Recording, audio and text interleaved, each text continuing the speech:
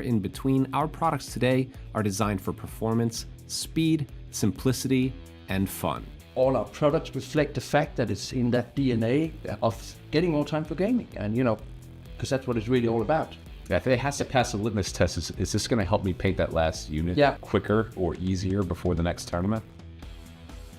When we set out to create the new Warpaints Fanatic range, it had to be easy to use for the beginners, it also had to perform for the best painters in the world, but to call it a success, it had to meet the demands of the top tournament gamers.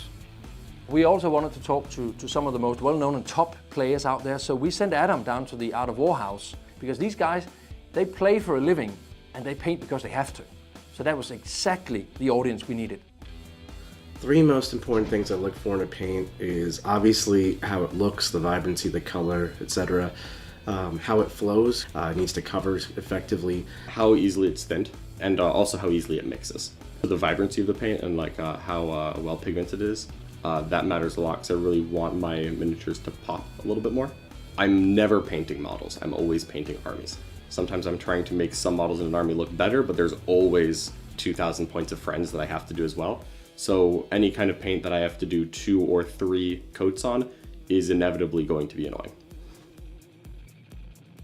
The competitive gamer, it's basically the painters that want an army done fast, but has to have contrast and effects on the table. So you need vibrancy in the color, you need some strong colors to stand out so you can see it from a distance. You also want a one-time coverage. You don't want to sit and make endless amounts of coverage because that takes time. You want to roll some dice, you want to get out there and get more time for gaming, right?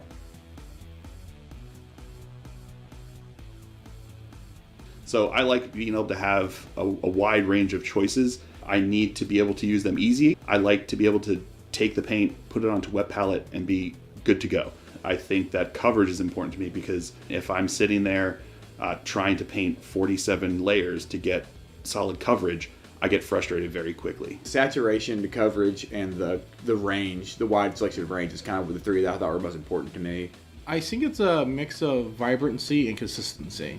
The range of colors, like your ranges can be amazing, but if your paint's just not consistent, that just it really just makes me not want to have to buy it. The gamer's experience, the competitive gamer's experience, is the fact that for me it worked a little bit like speed paint, especially for the base coating.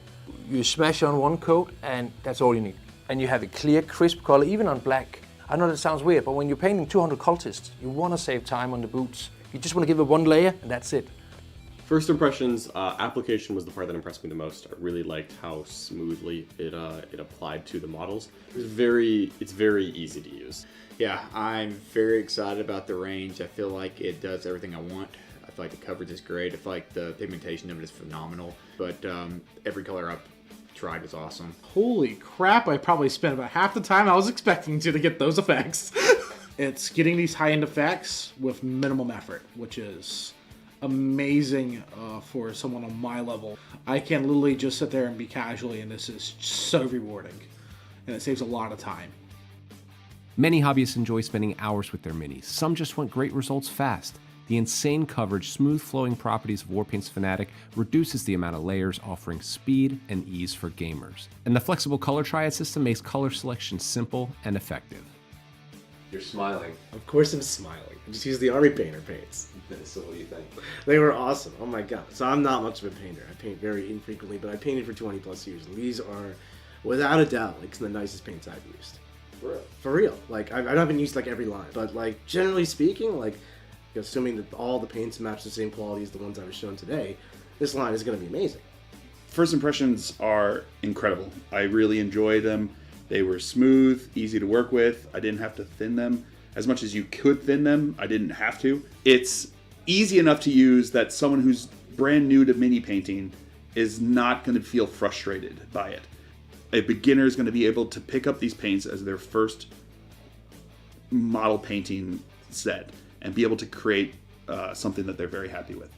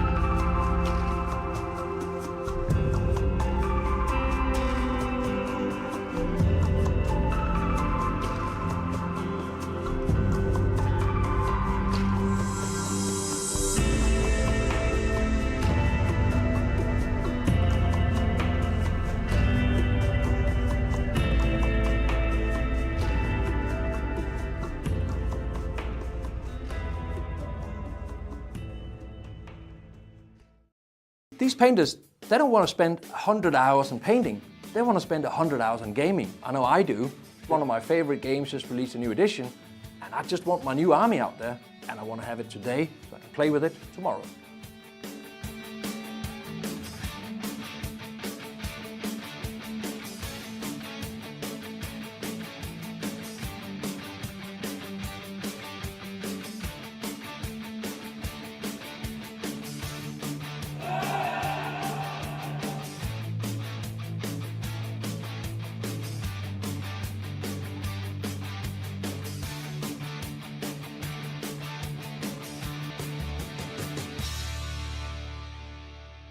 We know that tabletop gaming, painting events, that's where the community lives. Yeah. We live to play, we live to paint. The reality is tabletop gaming inspires literally every product we create. In 2007, the Army Painter was founded with one simple idea: to save time at the hobby desk and get more time for gaming. Whether you're a beginner in the hobby, showcase painter, tournament gamer, or somewhere in between, our products today are designed for performance, speed, simplicity, and fun. All our products reflect the fact that it's in that DNA of getting more time for gaming, and because that's what it's really all about. Yeah, if it has to pass a litmus test, is this going to help me paint that last unit quicker or easier before the next tournament? When we set out to create the new Warpaints Fanatic range, it had to be easy to use for the beginners. It also had to perform for the best painters in the world. But to call it a success, it had to meet the demands of the top tournament gamers. We also wanted to talk to some of the most well-known and top players out there, so we sent Adam down to the Art of War house, because these guys, they play for a living and they paint because they have to. So that was exactly the audience we needed. Three most important things I look for in a paint is obviously how it looks, the vibrancy, the color, etc. How it flows, it needs to cover effectively. How easily it's thinned, and also how easily it mixes. The vibrancy of the paint and how well pigmented it is. That matters a lot because I really want my miniatures to pop a little bit more. I'm never painting models, I'm always painting armies. Sometimes I'm trying to make some models in an army look better, but there's always 2,000 points of friends that I have to do as well. So any kind of paint that I have to do 2 or 3 coats on is inevitably going to be annoying. The competitive gamer, it's basically the painters that want an army done fast, but has to have contrast and effects on the table. So you need vibrancy in the color, you need some strong colors to stand out so you can see it from a distance. You also want a one-time coverage. You don't want to sit and make endless amounts of coverage because that takes time. You want to roll some dice, you want to get out there and get more time for gaming, right?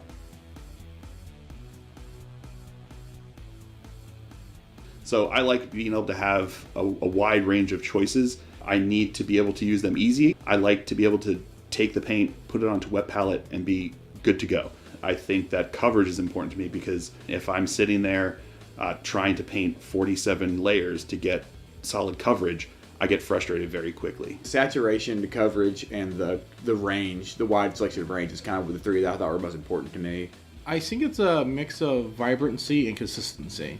The range of colors, like your ranges can be amazing, but if your paint's just not consistent, that just it really just makes me not want to have to buy it. The gamer's experience, the competitive gamer's experience, is the fact that for me it worked a little bit like speed paint, especially for the base coating. You smash on one coat and that's all you need.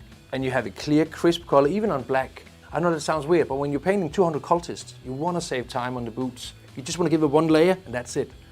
First impressions, application was the part that impressed me the most. I really liked how smoothly it applied to the models. It's very easy to use. Yeah, I'm very excited about the range. I feel like it does everything I want. I feel like the coverage is great. I feel like the pigmentation of it is phenomenal. But every color I've tried was awesome. Holy crap, I probably spent about half the time I was expecting to get those effects. It's getting these high-end effects with minimum effort, which is amazing for someone on my level. I can literally just sit there and be casually, and this is so rewarding. And it saves a lot of time. Many hobbyists enjoy spending hours with their minis. Some just want great results fast. The insane coverage, smooth flowing properties of Warpaints Fanatic reduces the amount of layers, offering speed and ease for gamers. And the flexible color triad system makes color selection simple and effective. You're smiling. Of course I'm smiling. I just use the Army Painter paints. So what do you think? They were awesome. Oh my god. So I'm not much of a painter. I paint very infrequently, but I painted for 20 plus years. And these are, without a doubt, like some of the nicest paints I've used. For real. Like, I haven't used like every line, but like generally speaking, like assuming that all the paints match the same quality as the ones I was shown today, this line is going to be amazing. First impressions are incredible. I really enjoyed them. They were smooth, easy to work with. I didn't have to thin them. As much as you could thin them, I didn't have to. It's easy enough to use that someone who's brand new to mini painting is not going to feel frustrated by it. A beginner is going to be able to pick up these paints as their first model painting set and be able to create something that they're very happy with.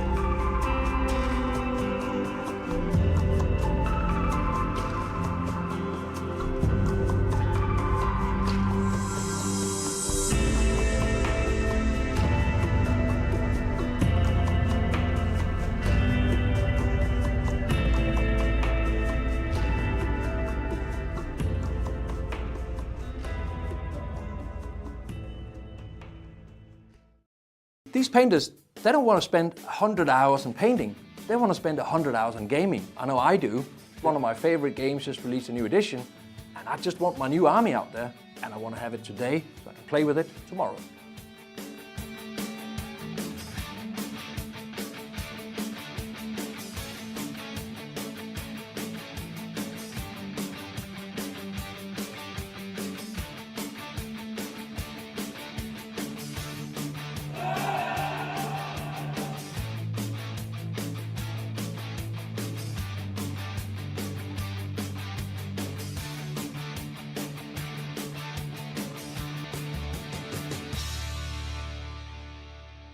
We know that tabletop gaming, painting events, that's where the community lives. Yeah. We live to play, we live to paint. The reality is tabletop gaming inspires literally every product we create. In 2007, the Army Painter was founded with one simple idea: to save time at the hobby desk and get more time for gaming.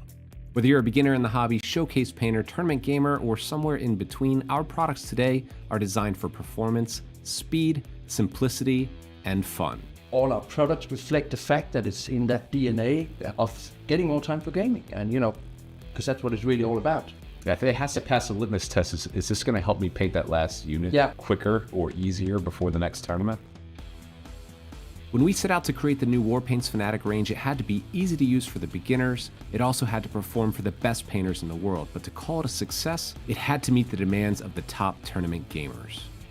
We also wanted to talk to some of the most well-known and top players out there, so we sent Adam down to the Art of War house, because these guys, they play for a living and they paint because they have to. So that was exactly the audience we needed. Three most important things I look for in a paint is obviously how it looks, the vibrancy, the color, etc. How it flows, it needs to cover effectively. How easily it's thinned, and also how easily it mixes. The vibrancy of the paint and like how well pigmented it is, that matters a lot because I really want my miniatures to pop a little bit more. I'm never painting models. I'm always painting armies. Sometimes I'm trying to make some models in an army look better, but there's always 2,000 points of friends that I have to do as well. So any kind of paint that I have to do 2 or 3 coats on is inevitably going to be annoying.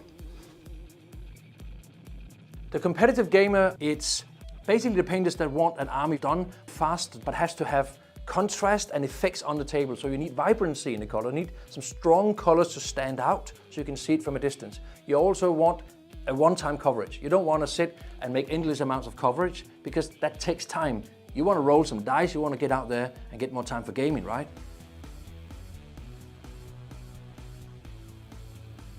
So I like being able to have a wide range of choices. I need to be able to use them easy. I like to be able to take the paint, put it onto wet palette, and be good to go. I think that coverage is important to me because if I'm sitting there trying to paint 47 layers to get solid coverage, I get frustrated very quickly. Saturation, the coverage, and the range, the wide selection of range is kind of the 3 that I thought were most important to me. I think it's a mix of vibrancy and consistency. The range of colors, like your ranges can be amazing, but if your paint's just not consistent, that just, it really just makes me... What's up, folks? Welcome to the stream. We're waiting on round 1 pairings for the 2024 Battle Against Breast Cancer GT. I want to thank everyone for coming and hanging out with me over in the chat here as we are awaiting our first round pairings. I did have the event going up at 9. First round pairings do go live at 10, so players are just checking in right now. But we should know what we're looking at in 25 minutes or so. First of all, I do want to give a huge shout out to our event sponsors, exclamation point sponsors in chat. Army Painter, you can also find them in the link down in the video description, for helping me get out to this event. They are also sponsoring the event as well because this is a huge charity and it is an amazing cause. So what we're going to try to do today, folks, and I might get some overlays on screen with this if I can integrate it correctly. But we're going to try to be pushing the Battle Against Breast Cancer donations. So there's 2 ways that you can donate to Battle Against Breast Cancer. For those who don't know, obviously this is a charity event series. There are, I believe, 24 events that are going to supporting Battle Against Breast Cancer. They've the event series has raised, I think, almost $20,000 in total to breast cancer research. And this weekend is the one of the final events in the circuit. What we're going to try to do today is push. They have 2 ways to donate. There is a direct donation link down in the video description, or they are also running a raffle. Now, if you wait on this pre-stream loop here, I do have a gallery of some of the raffle prizes, but I believe that there's more on the page as well that you can check out. Some of them are super cool. They have a couple of full-size, sort of 40k props and things here. Exclamation point raffle in chat, or you can find the link down in the video description. And if you use code TacticalTortoise, you actually get 15% off your raffle ticket purchases. That all goes to supporting breast cancer research. So huge shout out to the event. We're going to try to pump them up as big as we can for this week. Yeah, everybody jump in on that raffle. Get in on there. And thanks to everybody for coming and hanging out over here today. Hope everyone's having a good weekend, by the way. And I am excited for our round 1 pairings. I'm excited to see some interesting play in the new meta game with all the updated points values and things like that.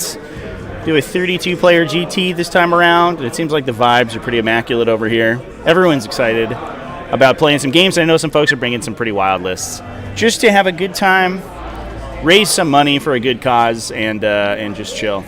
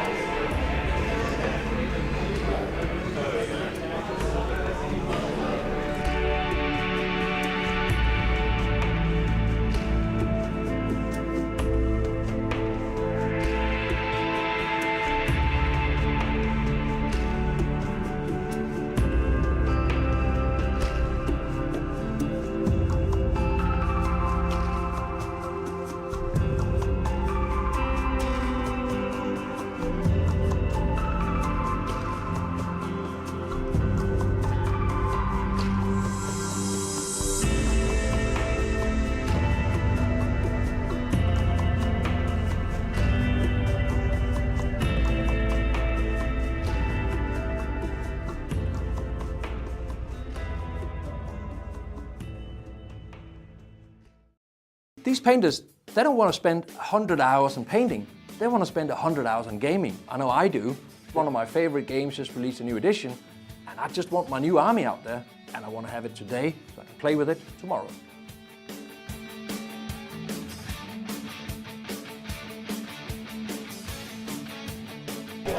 Chad, we're down here in Virginia. What's the name of the town we're at? I forget. We're down here in Fredericksburg, Virginia, at Your Hobby Place Games. YHP. If you've seen, it's just funny. It's kind of cool being here because having done so much event coverage or a sort of event review, I recognize a lot of GTs and other large events from YHP. They do YHP events pretty often, and so it's kind of cool being able to sort of bounce out and I don't know, actually get to the venue. Pretty nice store, very spacious local game store, which is pretty cool. And obviously, huge kudos to Your Hobby Place for running this event or for hosting the event, for giving a place for this amazing charity. Is this going to help me paint that last quicker, easier? Yeah, everybody get on that raffle, by the way, folks. It's being run through the Nova Open Charitable Foundation. There is a gallery of the miniatures that you can win. You can enter to win in the raffle.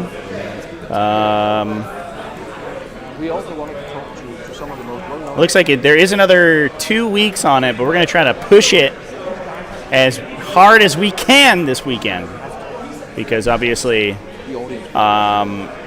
it's all for a good cause. And you can get some dollars off if you use code TacticalTortoise. Normal stuff. Covers effectively how easily it's thinned and also how easily it mixes. The vibrancy of the paint and how well pigmented it is, that matters a lot because I really want my miniatures to pop a little bit more. I'm never painting models. I'm always painting armies. Sometimes I'm trying to make some models in an army look better, but there's always 2,000 points of friends that I have to do as well. So any kind of paint that I have to do 2 or 3 coats on is inevitably going to be annoying. The competitive gamer, it's basically the painters that want an army done fast, but has to have contrast and effects on the table. So you need vibrancy in the color, you need some strong colors to stand out so you can see it from a distance. You also want a one-time coverage. You don't want to sit and make endless amounts of coverage because that takes time.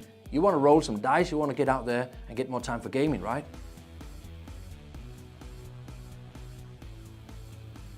So I like being able to have a wide range of choices. I need to be able to use them easy. I like to be able to take the paint, put it onto wet palette, and be good to go.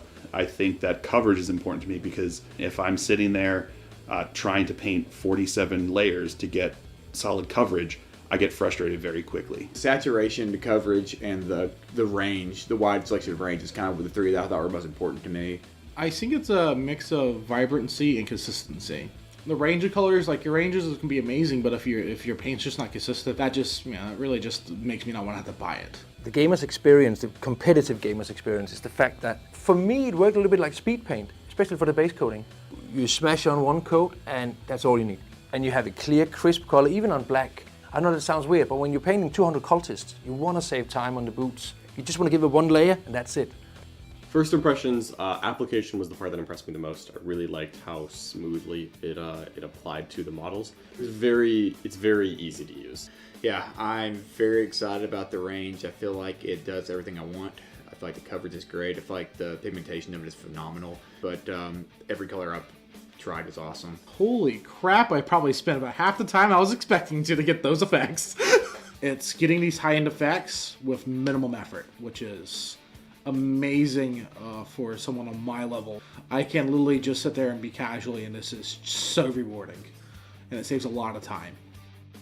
Many hobbyists enjoy spending hours with their minis. Some just want great results fast. The insane coverage, smooth flowing properties of Warpaint's Fanatic reduces the amount of layers, offering speed and ease for gamers. And the flexible color triad system makes color selection simple and effective. You're smiling. Of course I'm smiling. I just use the Army Painter paints. So what do you think? They were awesome. Oh my god. So I'm not much of a painter. I paint very infrequently, but I painted for 20 plus years. And these are, without a doubt, like some of the nicest paints I've used. For real. Like, I haven't used like every line, but like generally speaking, like assuming that all the paints match the same quality as the ones I was shown today, this line is going to be amazing. First impressions are incredible. I really enjoyed them. They were smooth, easy to work with. I didn't have to thin them. As much as you could thin them, I didn't have to. It's easy enough to... How's it going, everybody in chat? Had to talk some shop with all away games over here. Our event runners for the event. By the way, folks, not hashtag not sponsored, but if you want an event run smoothly, Away Games is your guy. Go check them out. Breast cancer sucks. Can confirm, although not personally. But you know what? I don't think this is a controversial take, chat. Fuck breast cancer. Get it out of here. We don't want any of that shit anymore. I mentioned this is 32 players. Oh, we did. Yeah, okay. We did get a couple drops here. Yeah, so I think we might actually have cracked 32 this week. Not everyone's checked in quite yet, but it looks like they did. They did have some additional tickets and some folks. Some stuff got sold. Let's talk about some cool lists, everybody. While we're here, I think that there is generally folks are generally kind of taking some cool stuff because they're interested in it. Brian Lane rocking some Space Wolves, a Space Wolf Vanguard Spearhead. Oh man, I think we're doing the Shadow War veteran meme, which is incredible. Bjorn the Fell-Handed, a combi weapon lieutenant with Shadow War veteran. Do we also have a Calidus assassin in this list? Oh no! All right, we're almost at the maximum possible.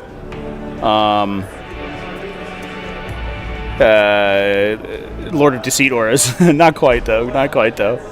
A Judiciary with Blade Driven Deep. Double Judiciary, in fact. Phobos Librarian.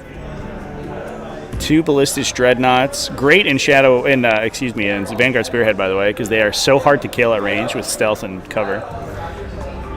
We also have double Blade Guard Veteran Squads for those Judiciaries. 2 Fenrisian Wolf Squads. Double Inceptors. 2 units of 3.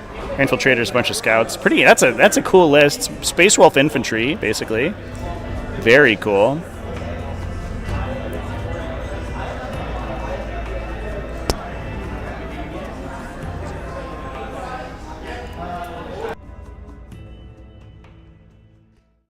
These painters, they don't want to spend 100 hours on painting. They want to spend 100 hours on gaming. I know I do. One of my favorite games just released a new edition. I just want my new army out there. What's up, chat? How goes this stream? So far, so good. We're just waiting for round 1 pairings. Should be about 10 minutes or so. They're bound to do, I think, starting announcements here. There is an unending swarm. Are you kidding me? What? There is an unending swarm at this event? That's insane. Double Broodlord, Death Leaper, Nero Tyrant, a Winged Hive Tyrant, a Winged Prime. You do get the +1 strength enhancement on the Winged Prime, which is actually kind of... Or the... I think it's additional advance... consolidate. Pile and consolidate. So they actually can go sort of fast, which is a little bit of combo. I think that's one of the few places you do see the Winged Prime outside of maybe Invasion Fleeter or Vanguard Onslaught. Gargoyles, Hormigons are the only endless swarm guys inside or teaming masses inside the detachment. That's interesting. Double Gene Stealers, a Bio4, double Neurogons. Oh, excuse me, there's also 44 Neurogons. Plus a 6-man melee bioweapon warrior unit, some Neurolictors, some Venom Thropes. That is a wild list. Quicker or easier. I'm telling you today, Chad, folks are bringing the spice. When we set out, they are rocking that spicy stuff. For the beginners, it also had to perform. There is a Black Templars as well. Jake Dabney, running Righteous Crusaders, a Captain Helbrecht, Judiciary, Triple Lieutenant, a Tannhauser's Bones, Storm Shield Lieutenant, another Storm Shield Lieutenant, and a Combi Weapon Lieutenant. I guess benefit there is that, especially once you're attached, you combo attach with High Marshal Helbrecht, you're able to unlock Sustain Lethal on 5s without having to bend over backwards on your oaths, your Templar vows. You can choose sustained hits, and then you already get lethal from your lieutenants, and then you don't have to do both of them. And then a bunch of vehicles. A Blade Guard, big Blade Guard Veteran Squad, a Land Raider Redeemer to carry it to the battlefield. 2 Predator Annihilators? No way, what? Actual Predator Annihilators. 2 units of Primaris Sword Brother in a 10 and a 5, 2 Scout Squads. He's inevitably good. Yeah, that's I think where the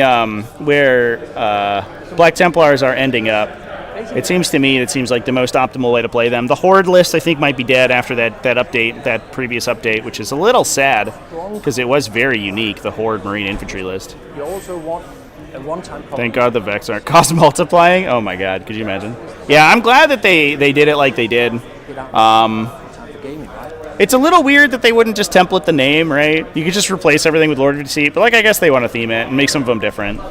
But I do appreciate that they all say that they're exclusive from other cost improving effects. It definitely Good to go. definitely helps quite a bit. Jacob Armstrong rocking some Adeptus Custodes. It is a shield host. 2 Blade Champions, 2 Custodian Guard Squads, 2 units of Alaris Custodians, cool. Plus a Caladius Grav Tank, 2 Warden units, Draxus, a Calidus Assassin, and a Subductor Squad. Pretty relatively standard stuff, although double Alaris Custodians is pretty cool. Jeffrey Kolodner's here, rocking some Adeptus Sororitas as well. Is he still on Bringers of Flame? Hallowed Martyrs is the play from old Kolodner. That's cool. And you have a clear. Hallowed Martyrs has so much play, by the way. Sounds weird, but when you I think it's shocking. I think every time you play against it, because you tend to forget all of the old tricks that they have. They have the reactive fire, they have the character resurrection, all that stuff is super strong, and it's easy to forget that it's there. There's also a Champions of Rust, another Space Wolf list with Assault Centurions, 6 Assault Centurions, and 10 Hounds of Mordecai. Excuse me? Hounds of Mordecai are 16 points a model now. That's an incredible points value for that unit, by the way. Just a billion devastating wound attacks with upside against Psychers. Downside is that they're a little slow, which is unfortunate. Do we have a hint about Black Templar Codex? Not as far as I know. Chad, there is a link to the event. Actually, I should make a command. Let me make a command real quick for the event link. The link is also in the video description. I always put the event link in the video description. Sometimes I mess it up and it's the wrong link, but it is always in there. I'm going to do exclamation point event is going to have the event link in it. Just for future reference. First impressions are incredible. I really enjoy it. So the Hounds are still, they're just devastating naturally. I know there's a couple players in the server, in the TacticalTortoise server, who swear by them. Like, they have a pretty high volume of attacks. You can do some funny stuff with the Phobos Lieutenants, because they can shoot and then shoot and scoot and then charge for whatever reason. At least they could, as long as that hasn't been nerfed, which I don't believe that it has been. And they just have like enough devastating attacks that they will contribute damage to kind of anything, but it's very short. It's like short range.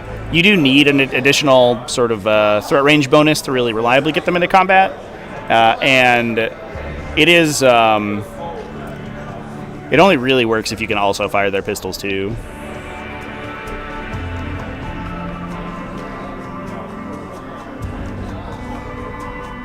Ben, originally signed up for the event, had to drop. Oh, that's unfortunate. They're also mass precision. Literally everything is precision. It is shocking though that that just Reavers in general are 0 AP on their melee attacks. It feels just so bad. I don't really understand why, but it is what it is. That is a spicy list though. This Champions of Rust list. 10 Hounds of Mordecai, 6 Assault Centurions. An Infiltrator Squad, a Repulsor, a Thunder Strike, man after my own heart, rocking some Storm Speeders, plus a 10-man Wolf Guard Squad. What? Cool. And 2 Assault Intercessor Squads, Logan Grimnar, Ragnar Blackmane, Ulrich the Slayer. I mentioned he's going in the Wolf Guard Squad. That's sick. Wolf Guard, or Ulrich the Slayer, by the way, criminally underplayed. 70 points, and he basically gives the Assault Intercessor ability to anything. You get full rerolls against something he chooses as long as it's a monster, vehicle, or character. But he chooses it at the start of each fight phase, so you can just constantly be doing it. It's crazy good.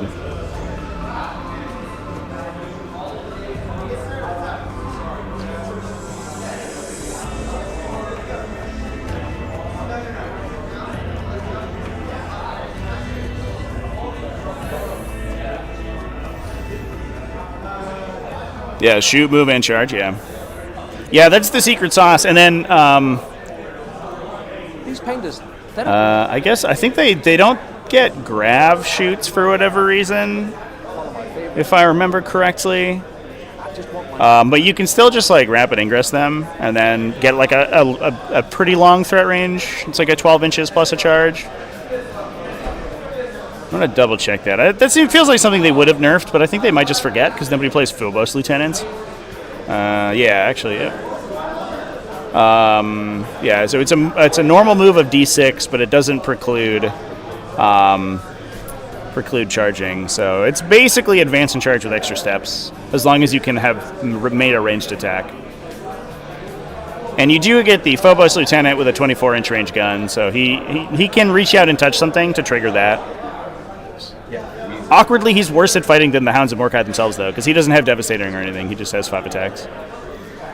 In 2007, with sustained hits, I guess. With one simple idea: to save time at the hobby desk. There is a mono Slanesh as well. Whether you're a beginner in the hobby, showcase painter, tournament gamer, oh yeah, Josh Robertson.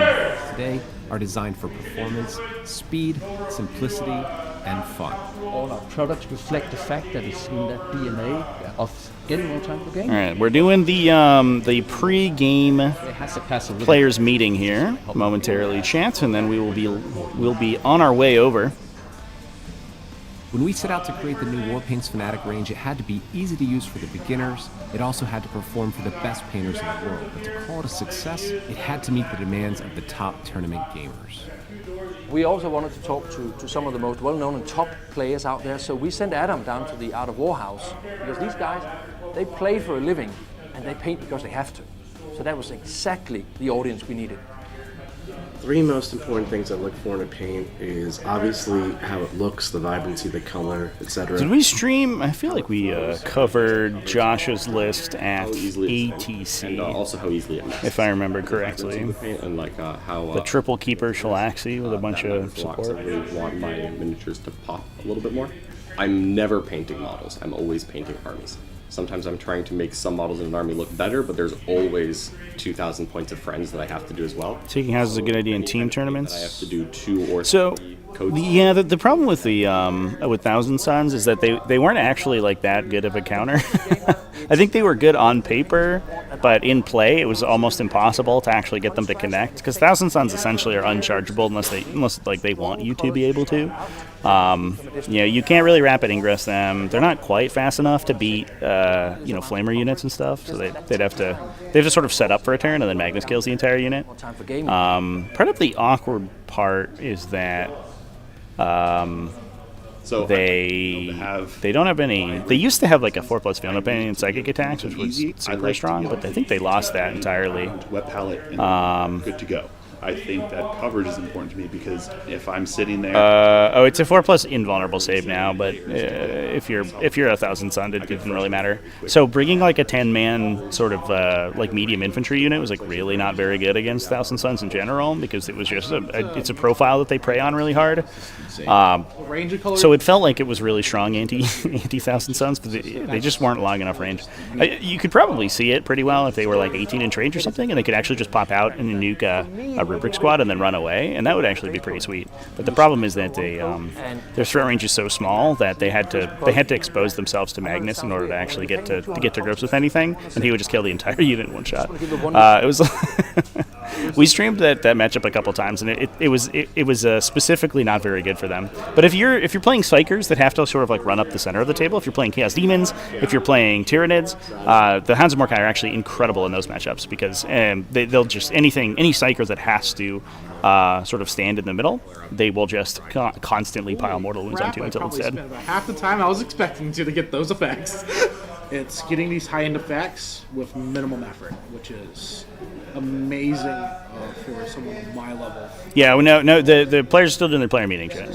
We have not yet been. That saves a lot. We don't yet have the round 1 pairings quite yet. Many hobbyists enjoy spending hours with their minis. They're talking about some terrain rules and event rules and stuff like that. Properties of Warpaint's Fanatic reduces the amount of. So we'll know the matchup momentarily here. And the flexible color triad system makes color selection simple and effective. Can we get Agents of the Imperium on stream? Of course, I'm smiling. Are there any Agents of the Imperium? They were awesome. Oh my god. So I'm not. There is. Justin Roscoe's playing Agents of the Imperium. I'm not sure about that. I don't know. Without a doubt, it's the nicest paint I've ever seen. For real. I'll definitely put in. We'll give a chance to Mono Slanesh. Larry Oliver's here, actually running Crusher Stampede. Are incredible. I really enjoyed them. They were smooth. Yeah, if anybody has any requests, actually go ahead and throw in the chat what you'd like to see. If you're looking at the event page and you see a list that you would like to see played, go ahead and throw them in there, and we'll get a poll going momentarily. Frustrating. And we'll try to. Beginner's going to be able to pick up these paints prioritize those tables. Set and be able to create. How many mortals can they pump into a unit? So I mean, potentially, it's actually kind of a lot. They shoot 10 devastating bolt pistol shots. So if you're hitting all of those, you're probably looking at like 8 mortal wounds or so. And they swing 40 devastating melee attacks. So if you are a Psyker unit, they average probably somewhere around 30 mortals. Maybe a little bit lower than that, maybe 25 or so. So like, it's a 200 and something point unit, and they only do that against Psykers. But if you're a Maleceptor or something, they'll straight up kill you.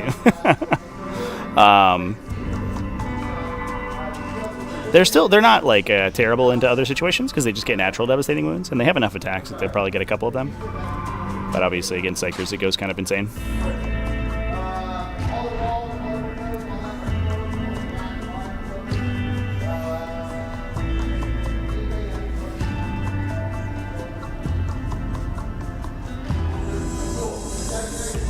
Alright. I'm putting a poll together, chat. If anybody has any last minute requests, go throw them in there. We're going to put in we asked for Orks. Saw some orc questions.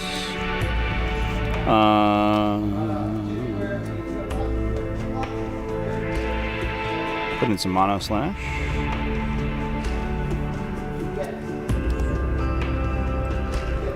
How about Crusher Stampede? Who's into Crusher Stampede?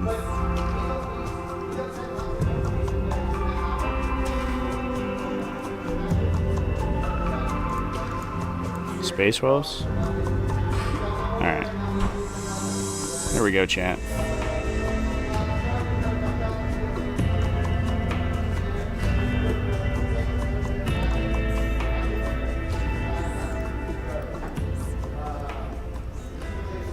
Cool. All right, folks. Get your votes in, folks. Painting. They want to spend 100 hours on gaming. I know I do. It's one of my favorite games. And if there is a matchup that you really want to see, don't forget to share the stream. Have it today. Get on in there with all those. Get all your friends to vote a bunch of times. Ooh, Space Wolf's Vanguard's blowing it up. Everybody's in on Space Wolf Vanguard. No love for Tyranids. That's fair. Not that surprising. Oh, just kidding. I spoke too soon.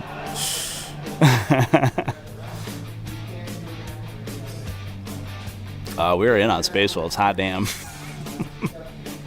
Hot diggity damn. Space Wolves killing it right now. Everyone's a Space Wolf stand today. It did just get nerfed. That's where the community lives. So I think people are excited about the fact that they still have so much play. It's crazy that faction's so deep. That in 2007, the Army Painter was found. They can get a pretty hefty nerf and still see some play there. More time for gaming. Can we get Space Wolf versus Demons? Well, I can't choose the matchup, chat.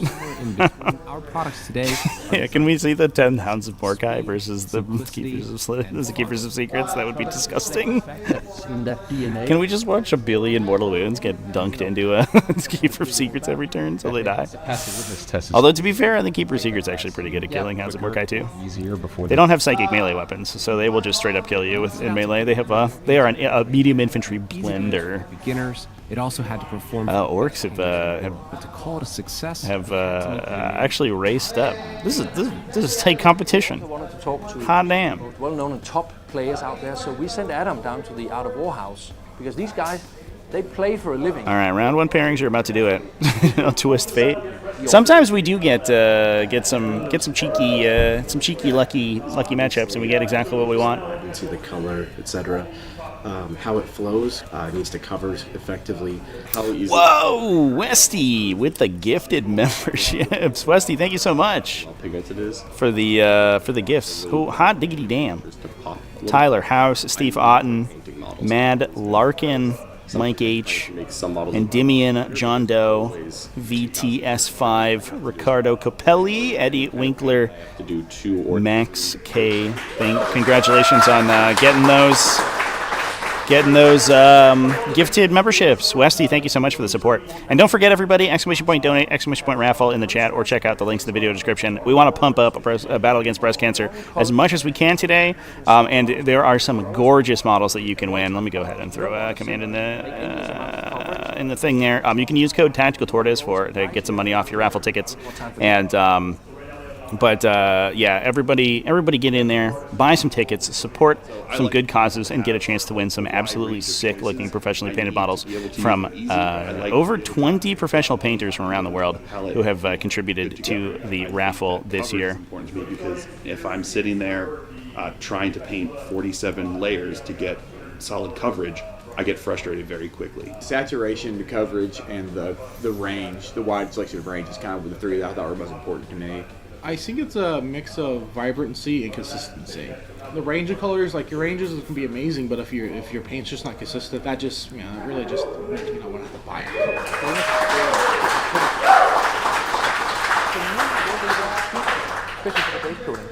it. You smash on one coat, and that's all you need. And you have a clear, crisp color, even on black.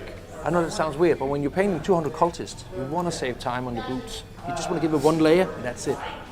First impressions, application was. All right, currently Orks in the lead, chat. Looks like round 1 pairings are about to go live. So if you don't want to see Orks on stream round 1, then get your votes in. Make a new YouTube account, subscribe to TacticalTortoise, like the video, and then vote again. And then also make all your friends do the same thing. Half the time I was expecting to get. And then leave the stream on both monitors simultaneously with both accounts.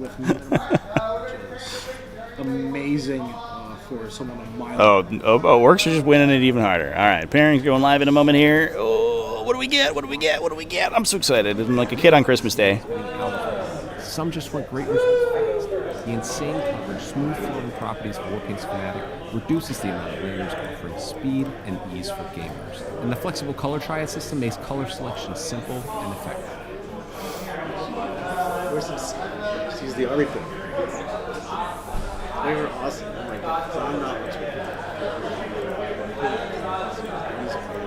without a doubt. Oh, Snack. I see a wild Prospero in the background over here, actually. Actually, did not know that he was registered. That's sick. If you enjoyed watching Zach Point's Towel and Battle for Salvation, First impressions are... he had to deal with a little bit of a tough situation in his game, but he was an absolute gentleman. But we might get him on stream later. As much as you could thin them, I didn't... Orks versus Space Wolves would be cool. GT's in Fredericksburg, Virginia.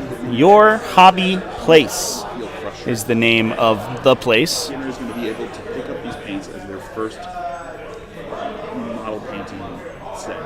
Be able to create...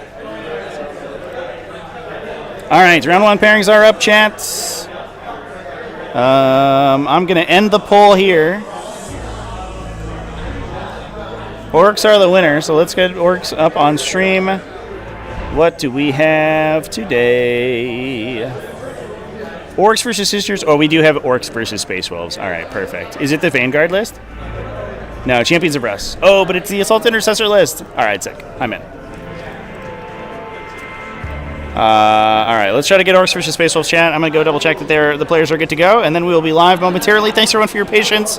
Don't forget to go buy some raffle tickets, and I'll see you in a bit.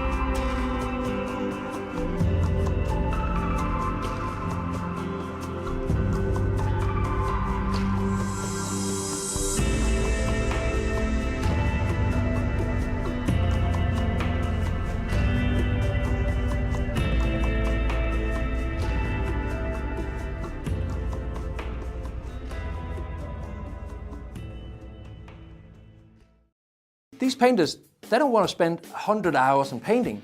They want to spend 100 hours in gaming. I know I do. One of my favorite games just released a new edition, and I just want my new army out there, and I want to have it today so I can play with it tomorrow.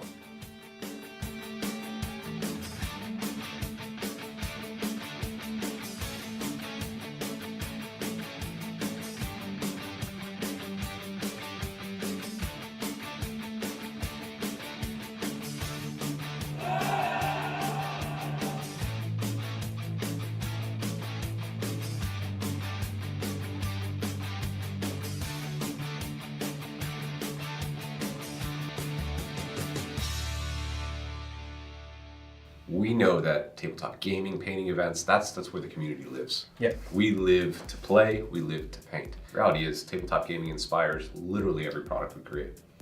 In 2007, the Army Painter was founded with one simple idea: to save time at the hobby desk and get more time for gaming. Whether you're a beginner in the hobby, showcase painter, tournament gamer, or somewhere in between, our products today are designed for performance, speed, simplicity, and fun. All our products reflect the fact that it's in that DNA of getting more time for gaming, and because that's what it's really all about. Yeah, if it has to pass a litmus test, is this going to help me paint that last unit quicker or easier before the next tournament? When we set out to create the new Warpaints Fanatic range, it had to be easy to use for the beginners, it also had to perform for the best painters in the world, but to call it a success, it had to meet the demands of the top tournament gamers. We also wanted to talk to some of the most well-known and top players out there, so we sent Adam down to the Art of War house, because these guys, they play for a living and they paint because they have to. So that was exactly the audience we needed. Three most important things I look for in a paint is obviously how it looks, the vibrancy, the color, etc. How it flows, it needs to cover effectively. How easily it's thinned, and also how easily it mixes. The vibrancy of the paint and how well pigmented it is. That matters a lot because I really want my miniatures to pop a little bit more. I'm never painting models, I'm always painting armies. Sometimes I'm trying to make some models in an army look better, but there's always 2,000 points of friends that I have to do as well. So any kind of paint that I have to do 2 or 3 coats on is inevitably going to be annoying. The competitive gamer, it's basically the painters that want an army done fast, but has to have contrast and effects on the table. So you need vibrancy in the color, you need some strong colors to stand out so you can see it from a distance. You also want a one-time coverage. You don't want to sit and make endless amounts of coverage because that takes time. You want to roll some dice, you want to get out there and get more time for gaming, right?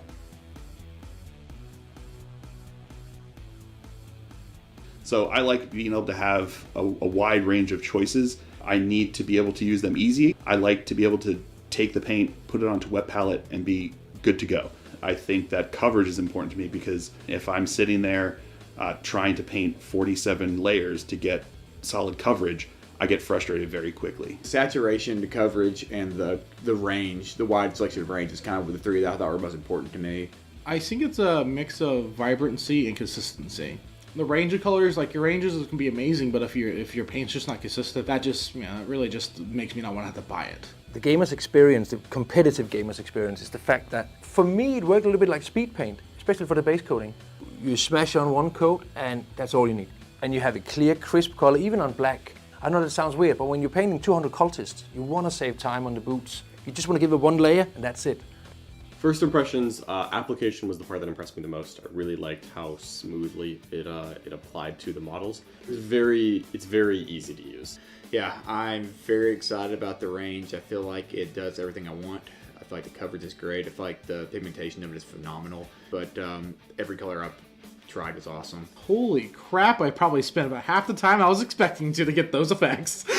It's getting these high-end effects with minimum effort, which is amazing for someone on my level. I can literally just sit there and be casually, and this is so rewarding. And it saves a lot of time. Many hobbyists enjoy spending hours with their minis. Some just want great results fast. The insane coverage, smooth flowing properties of Warpaint's Fanatic reduces the amount of layers, offering speed and ease for gamers. And the flexible color triad system makes color selection simple and effective. You're smiling. Of course I'm smiling. I just used the Army Painter paints. So what do you think? They were awesome. Oh my god. So I'm not much of a painter. I paint very infrequently, but I painted for 20 plus years. And these are, without a doubt, like some of the nicest paints I've used. For real? For real. Like, I haven't used like every line. But like, generally speaking, like, assuming that all the paints match the same quality as the ones I was shown today, this line is going to be amazing. First impressions are incredible. I really enjoyed them. They were smooth, easy to work with. I didn't have to thin them. As much as you could thin them, I didn't have to. It's easy enough to use that someone who's brand new to mini painting is not going to feel frustrated by it. A beginner is going to be able to pick up these paints as their first model painting set and be able to create something that they're very happy with.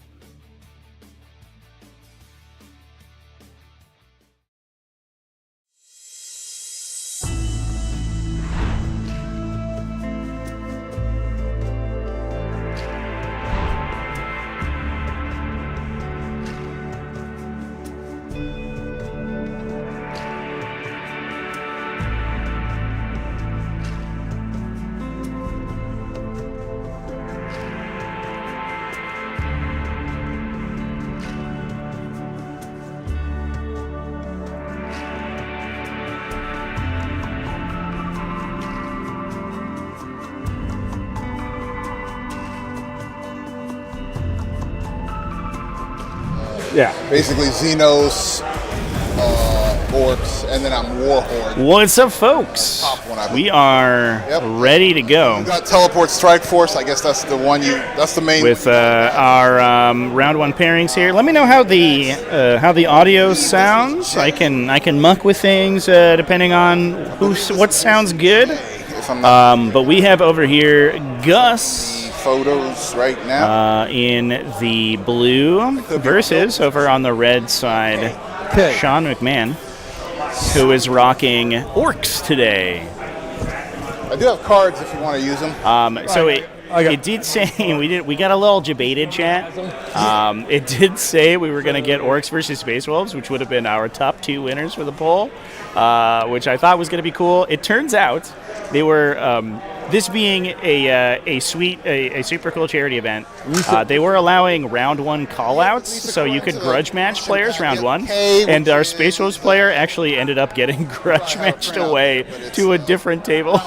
So we lost out on our Grey Knights. We ended up getting on our Space Wolves. We ended up getting Grey Knights instead. But I think that's good enough. That's okay. Players are going to be doing their pre-game selections and stuff. Search and destroy as we're moving in.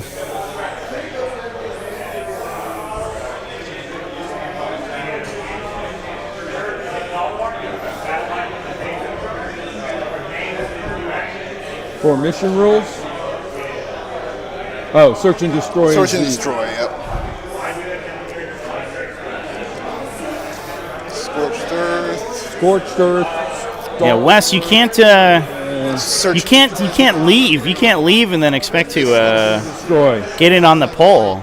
Yep. You both snossed and lost today. Yep. All right. Yep. And you already have secondary cards? Yes. Okay. All right. So that's in the middle. Okay. I'm guessing. Yep. And that looks like it's already set up. Yep. Sponsor commercial funding. Yeah, that's a Army Painter, our sponsor today, put that together. They're very proud of it. That's pretty good.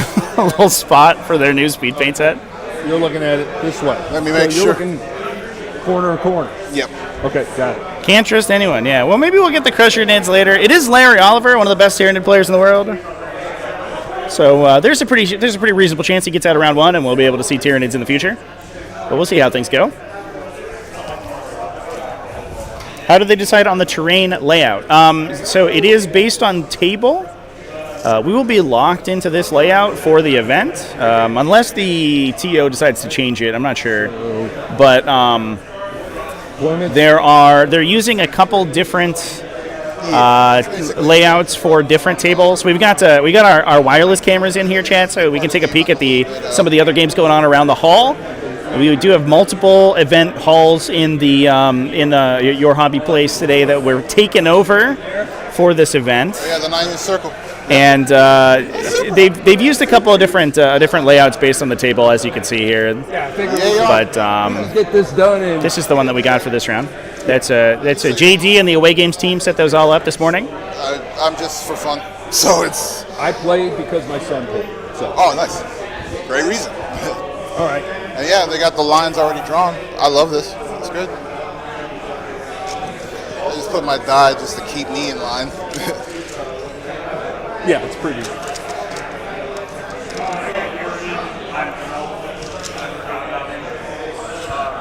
So, all right, I'm all set.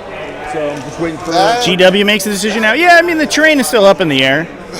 There is there are some terrain's there's some alternate formats that players tend to use. The GW ones are nice because it adds consistency, and I think that the Pariah Nexus terrain layouts are actually really nice. I guess I can... Did you want to go... Are there all 8 GW layouts? No, I believe that they're only using 2 for this event. 1 strike squad. I got Stern, Palladus Assassin, Drago, good. Inquisitor Draxus,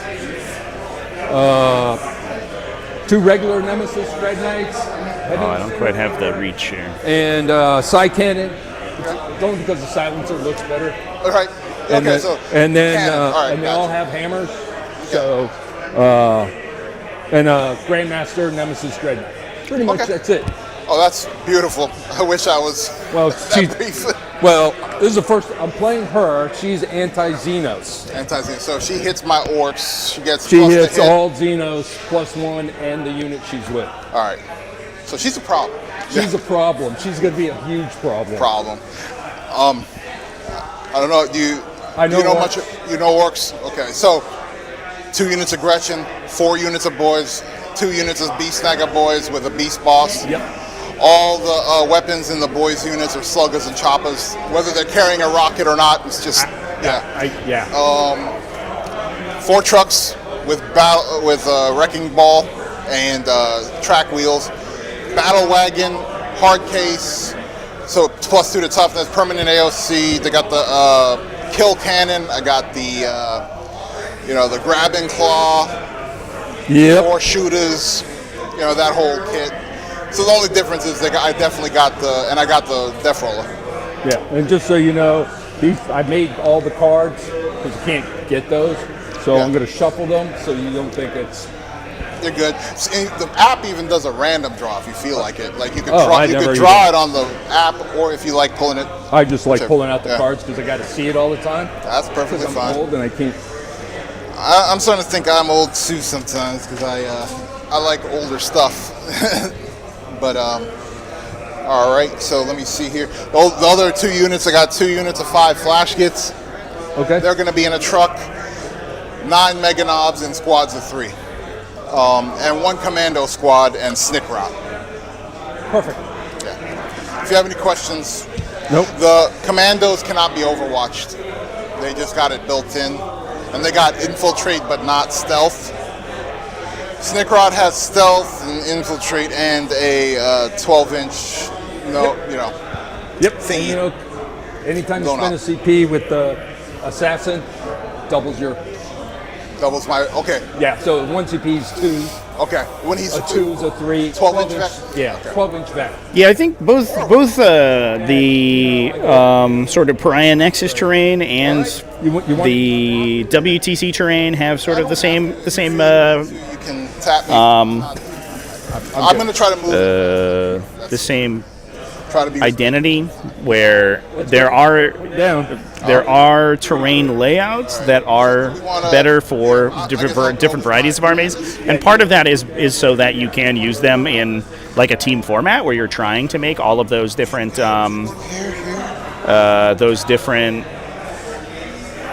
you give all those different factions different benefits and things, so that you use the terrain layout selection step as a little bit more of a 28-inch bases. What do you mean? A little bit more of sort of an interesting tool. So she can fit. So it's definitely the case that some GW maps are incredibly ranged focused. That's definitely true, but I think that's also true for WTC. If you play on light maps for WTC, there are enormous lines of fire.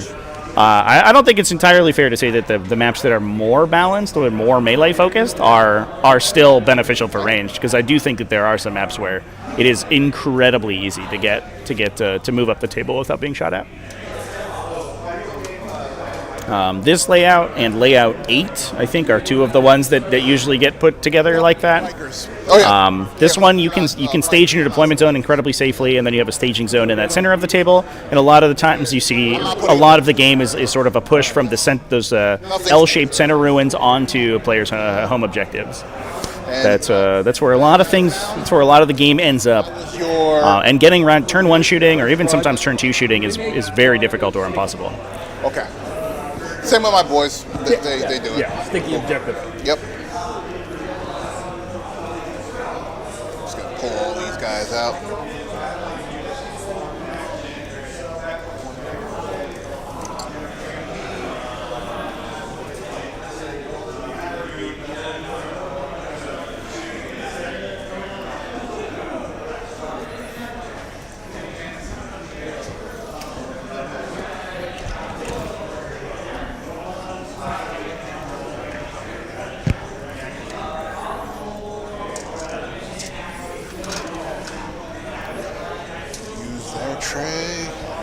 He's just behind this, not touching, but I can't. Sweet. I'm just gonna line these guys up a couple inches away from each other.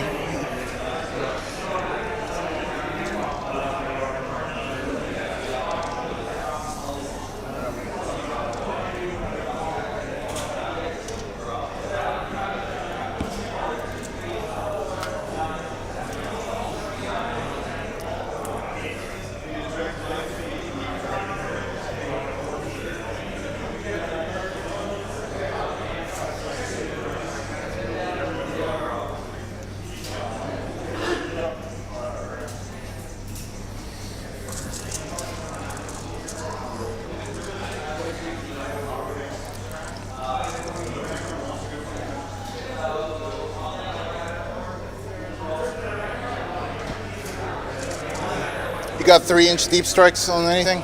Yeah. Okay. All of the units or just whatever unit I pick? Whatever you. Okay.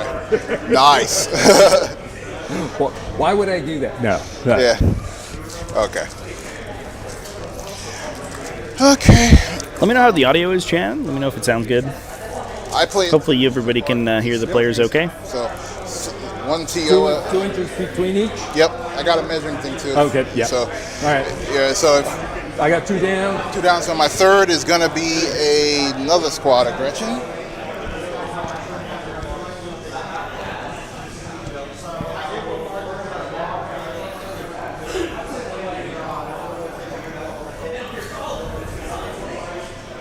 They can't go level 6. They can't go 27. Like it's all like 81, 80 0.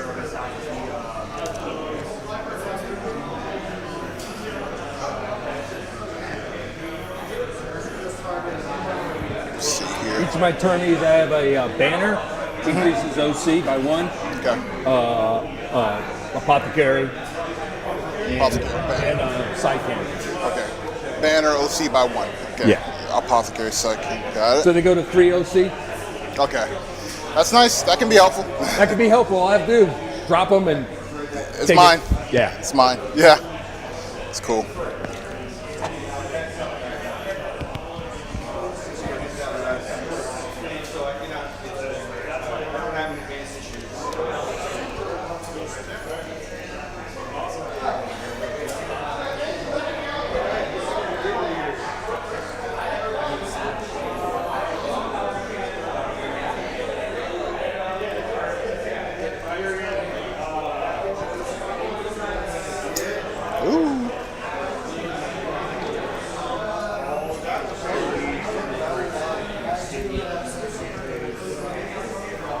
One other squad. Gretchen, you already dropped the third. Okay. So I guess it's mine again. All right. Let's see.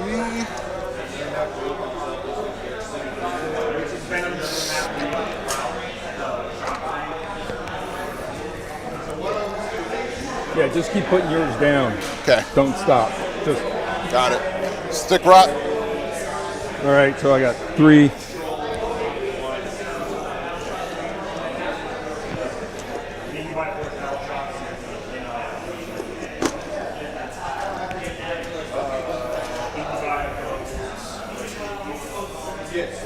So just, we are on Scorcher today, Chance? Go ahead and run through the primary mission all the players are deploying here. At a base level, each player can score up to 5 victory points for each objective marker they control, up to a maximum of 10 each round at the end of their command phase, but you can get additional victory points by destroying objectives, which is a full battle round action that you can complete starting in your shooting phase. At the end of your opponent's next turn or the end of the battle, you destroy the objective. If it's a no man's land objective, you get 5 points. If it's your opponent's home objective, you get 10. So usually has a big benefit for the second player because they're able to sort of get that additional points automatically by destroying objectives. If, for example, the second player holds all 3 objectives in the center, they can burn one of them and destroy it, and then or even just 2 objectives, I believe, because you will score the objective at the end of your turn, and then at the end of the game, you will burn an objective, so you can score up to 15 just holding center objectives, but you can potentially score up to 20 by destroying your opponent's home objective on that turn too.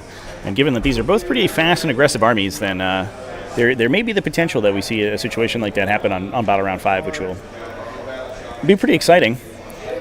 This tends to be a mission that is pretty heavily favored towards the second player. We can talk about the players' lists too, real quick. They did give a brief rundown, but we can discuss them momentarily here. Our Orks, Sean over here with the Orks in the red, is rocking. You got lines, I guess, all through there.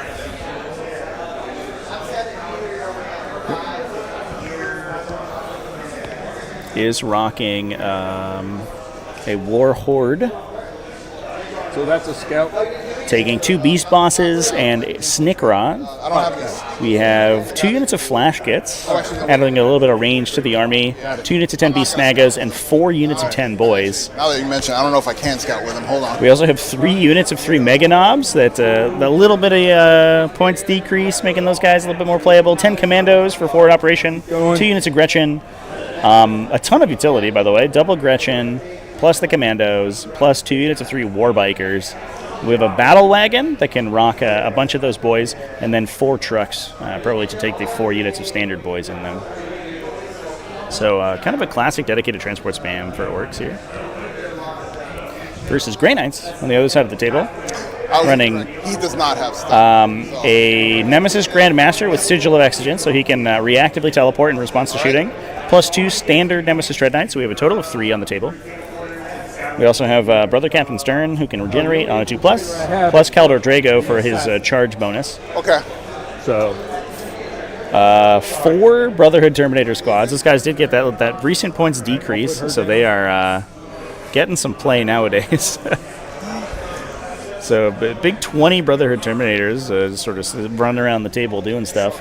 Plus a Strike Squad, a Calidus Assassin, and Inquisitor Draxus as well. I'm going to put another truck of boys. Another truck of boys. Inquisitor Draxus inside of a Terminator unit is fascinating. Get them that hit bonus, which can definitely improve their output a little bit. Those guys also get lethal hits on the charge against enemies too. So if they're able to rapid ingress and get a solid charge off, they can, with that +1 to hit there, they're okay at fighting at that point. No killer rigs today. Yeah, no killer rigs, unfortunately. Makes me sad. I need to put a talisman down on it. All right.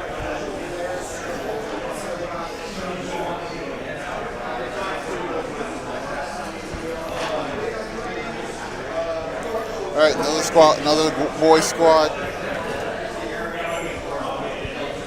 Sorry, this was wrong. Put him here. Him here. This is obstructing, right? Yep. So.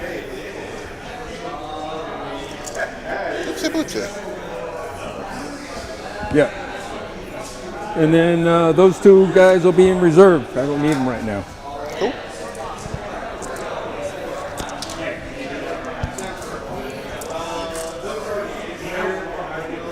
So keep putting them down. Yep.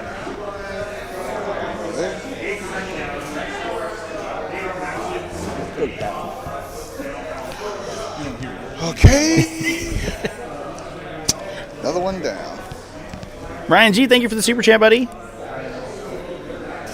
Yeah, it's so interesting. Like, I would love to see Dread Mob see some more play, but it's I hope the math is there. The one sort of danger I find with the Dread Mob archetype is that the weapon profiles are good, but not amazing, so you sort of have to spam them in order for them to be effective, and you start to run out of units in Orks that are capable of doing damage. Like, once you have the 3 loot up units with the 3 shock attack guns and maybe some of the knights and maybe a couple of Death Coptas or the Killicans, what else do you take, right? And so reducing the points value starts to make things just good in all situations, which I'm a little bit worried about. If you try to buff Dread Mob units, I think they could become good at not only Dread Mob, but then you start to just sort of make Orc unit lists exponentially bigger and bigger and bigger. But I would like to see some more Orc attachments see some play. Obviously War Horde's incredible, but Dread Mob's probably nipping at its heels. Yeah, no Grenade Librarians either. 20 Brotherhood Terminators, but no Librarians is pretty nuts. But Nemesis Dread Knights are pretty good.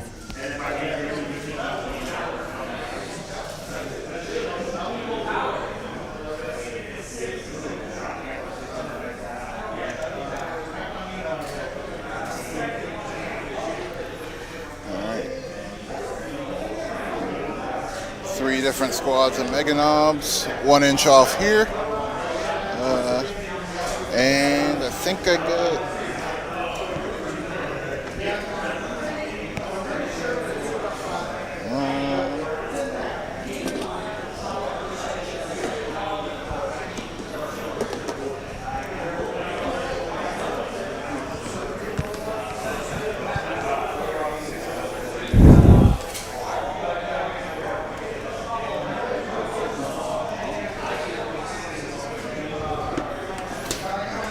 What's the cost difference between a Brotherhood Librarian and a Nemesis Dread Knight? I think 80 points. If I remember correctly, the Brotherhood Librarian comes in at 120. I'll verify here. 2 guys. Which is kind of wild when you think about it. A giant vehicle with a bunch of guns on it and a huge hammer is not even twice the points of a little man. but that little man is so useful. Every time your buddy plays Red Mob, he damages himself just as much as he damages you. But that's the fun of it.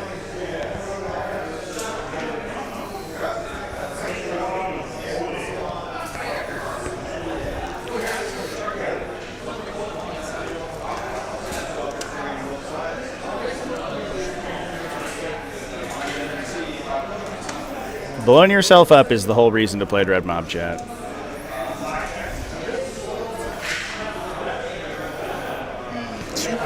Granite's the only army left? I'd say, listen, I'd say the only real psychic phase is Thousand Suns, all right? Brotherhood Librarians just have a weird ranged attack. Yeah, 120 points. A casual 120 for Brotherhood Librarian, chat. It's a lot. But you got a little man who can do actions and blow people up, which is sweet.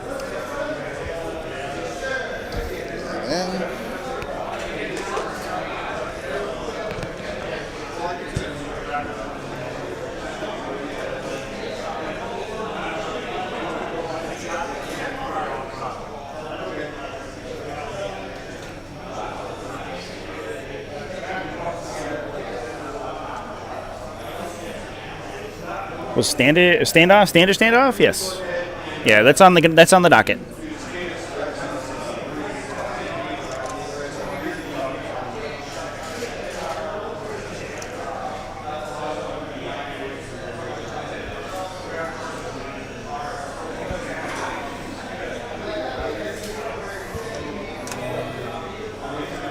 Almost set up here. So this is going to be such an interesting round one versus first versus second. This game is going to be maybe one of the most impactful roles, and I think Grey Knights are pushing pretty hard to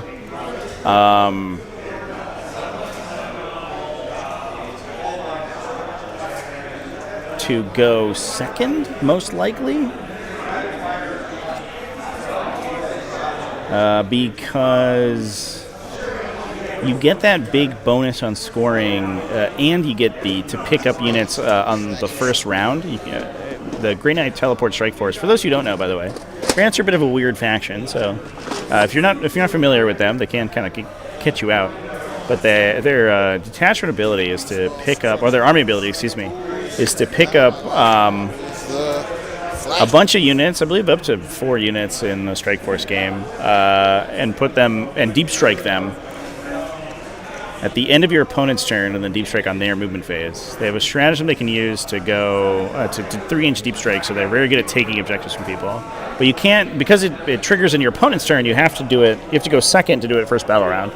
So Grey Knights usually appreciate going second.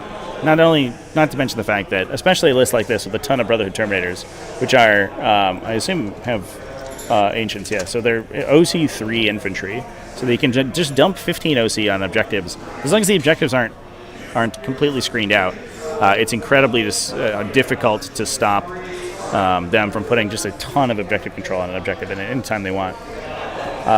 So they usually play this kind of scoring game. The downside, obviously, is that Orks love going first. Orks get more control over the use of their Wa if they're going first. They also get an opportunity to set up their turn 2 charges going first as well. All right. But I imagine Orks similarly, because the mission is strong for the second player. I'm sure that they're not too upset about going second, even if they would rather go first for their first thing. Fully done? Oh, it's only 3 for Strike Force? There you go, Chad. I don't think I've ever seen the maximum picked up. Usually it's 2 units. It's in reserve. Let's roll off for First turn. first turn. Where did I put my dice? Your lucky blue die. Looks kind of transparent like this one. Yeah, I'm looking for it. Might be that grayish blue one, I guess. But a lot of the dice look similar. Yeah. Take your time, dude. It's fine. All right. Sorry. Oh, you're good. I had it. Yeah. All right. Okay, ready? Got a 1, you got a 6. Looks like you go first. Guess I get Grey to go Knight's going All right. first. Scout move, right? Scout, yep. So I don't have any. You can go. So scout move.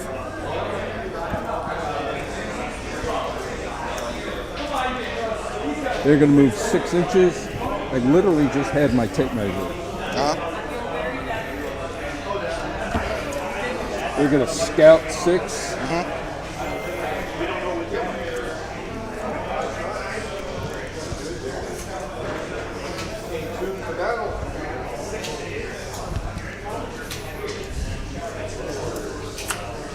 And then they're going to move 6.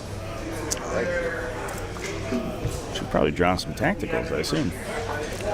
6.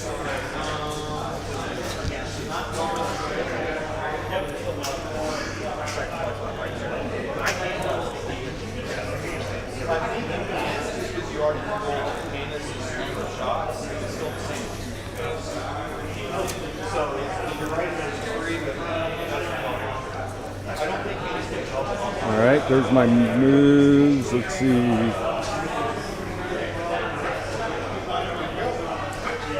Coming up 2, 6.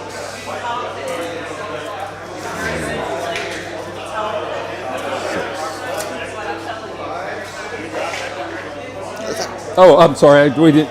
Sorry. I feel like we're just ripping it off right here. Yeah, no All right. worries. Yeah, my Our bad. storm hostile objective and sabotage.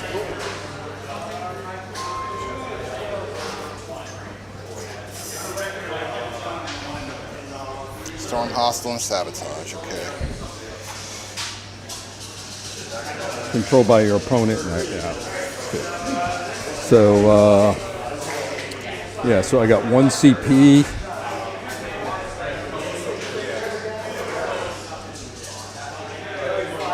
And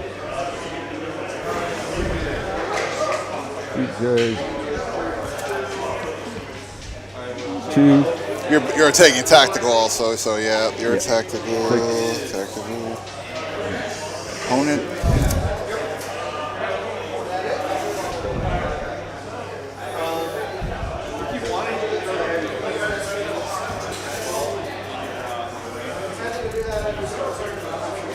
We're doing action. They're going to do an action.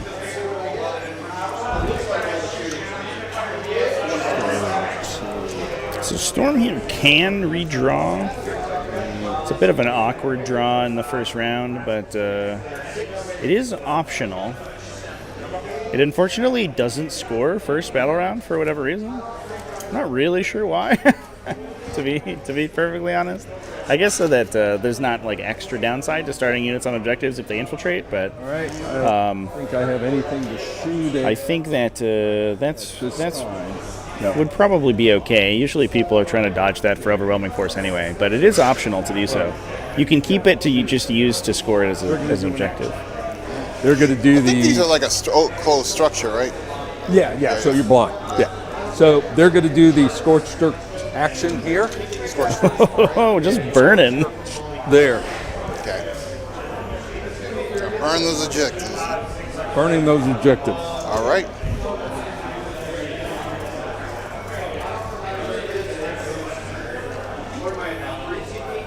That's it. I That's can't your turn? charge. Yeah. All right. Your turn. Okay. Very good. And it's not scored until, I believe, the end.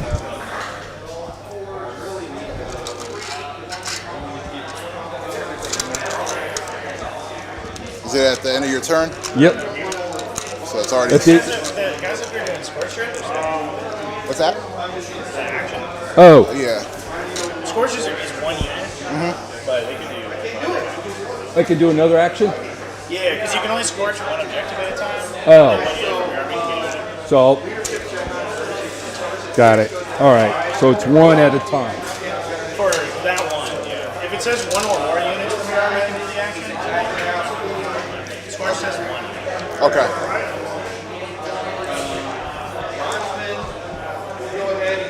Yeah, so I'll burn that one All right, so that and was burned. sabotage this one.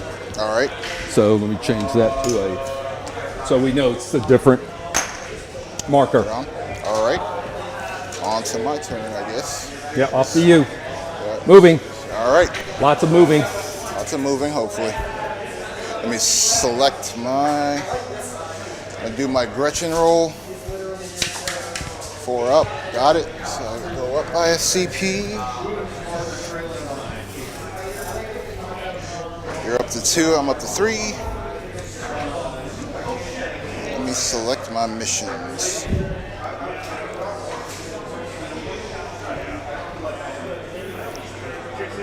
Behind enemy lines and bring it down. So I think I might ditch that one. Let me see if that's a ditchable thing. So go to 2 CP. I'm gonna draw a new secondary. Looks like I'm allowed to discard that.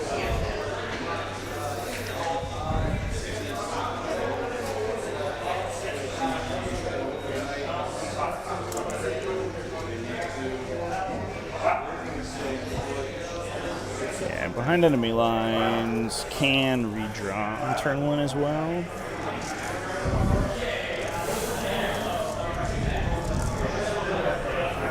Alright, bring it down. Monster or vehicle units. Vehicle, no monsters, right? Vehicle. Yep. And engage on all fronts.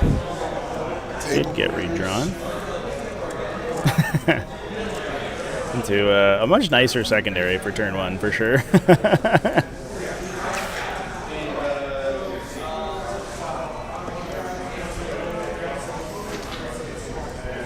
Very nice. Nice turn 1 engage there.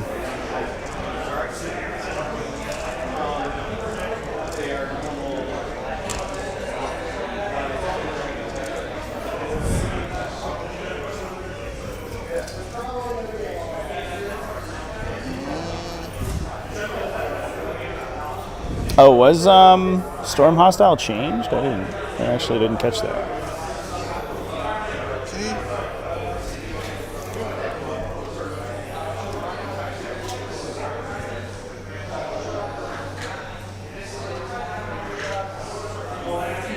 One or more units. More than 6 away from the corner. Alright, let's see what we can do. 6 inches away from center. Table quarter right here.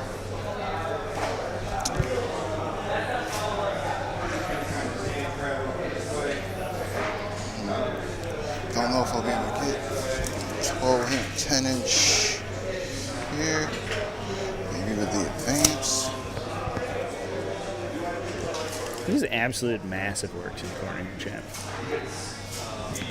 I guess I can do it with. There's so many. I guess this is 1/4, right? Master Skywalker. There are too many of them. What are we going to do? 1/4, so I could, 2 quarters, 3 quarters, 4 quarters. Yeah, I think I'll do it with these guys here. Let's see. So we got that taken care of. Come out a little bit. Might not reach that, but 6 inches from center. Can't be right there. All right.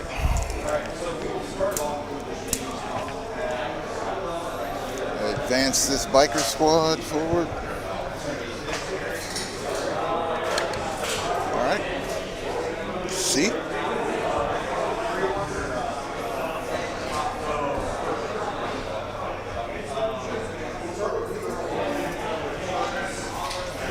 Oh yeah, they did update Storm Hostile. Actually, never didn't realize that. That's cool.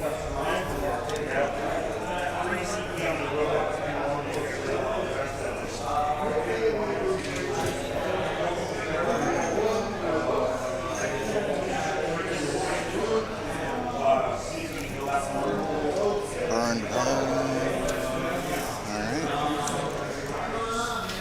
Let's see here. It is the unit that is actioning on the objective. Is the Custodes, I believe. Yeah, it's an OG Custodes assassin, chat.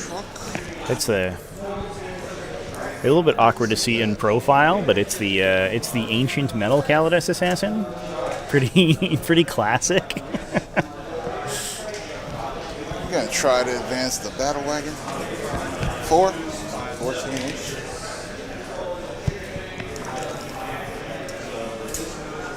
Which is really a 12 because I'm pivoting. It moves what, 8? 10. 10 plus 4 is 14. You lose it for a pivot. Yeah. So you lose another, what? 2 of them. 2 inches, I believe. So 12 inches. Yeah, 12 inches. Should put me right under on the army painter on the point. Since I advanced, cannot get out. That Custodes assassin is ancient, chat. When did that release? I don't get to take that back. That's just done. Right. All right. So is that. All right. Yeah. That's smart. I probably would do the same. 1995. That is a almost 30-year-old model, chat. 30 years. A venerable old veteran of many decades of 41st millennium warfare. Advancing it seems. Insane. Yeah, with the goblin green base and everything and the flock. Oh man. Yeah, the OG Custodes is pretty cool, for sure. Let's I'm sure we'll see here later on in the game. Some guys poking out. Debates. Yeah. Somebody watching Inky? Not this weekend. Inky's on her own this weekend because I'm gonna be back probably on Sunday night. So she's just got. I'm just gonna be away for basically like a day and a half, 2 days, I guess. Next week I'm gonna have to enlist some help though, because I'm gonna be gone for like a full week. She'll need some support.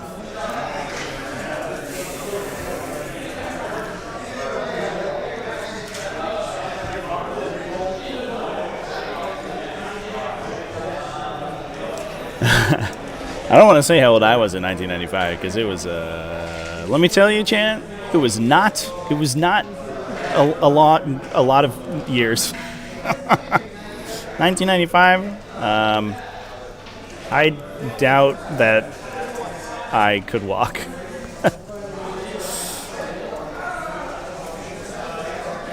All Harlequins are the ancient metal Harlequins, also classic. That's insane.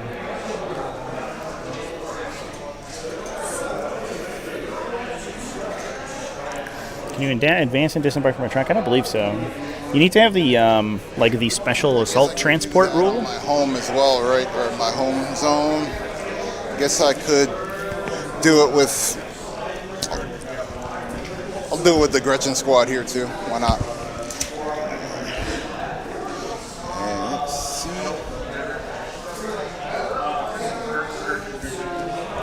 And then my turn. Okay, cool. All right. So Gretchen Commandos. Yep, you probably definitely got line on that guy. All right.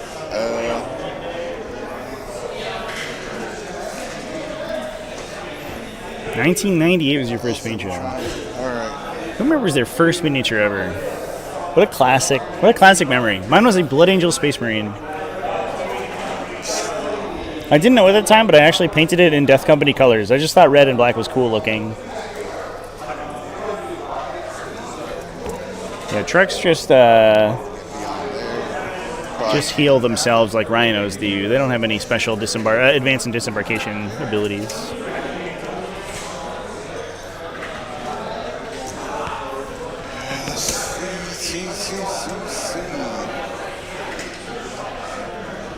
Let's advance the bikes. So on a 3-day workshop, when you got back, your cat was so meowy. I know. They think that you have died. Way up there, it looks like. All right. Big question here is whether we see a mists off of these the strike squad. I guess we didn't so there's no opportunity to advance and charge here for the orcs. Those strikes might actually complete their complete their mission. They sabotage the middle L, and then also lock in the center objective. That'd be wild. Regular move, boys. The OG Metal Abaddon, classic. Put that on the new like 80 mil base. Just have him be absolutely dwarfed by his base. There's a couple transports that allow you to advance and disembark. Impulsors can, I want to say, and Toroxes randomly. It's just like one of the abilities that they just give to transports sometimes. Sometimes they just staple abilities onto data sheets, and that's like one of the ones that they earmarked for transports.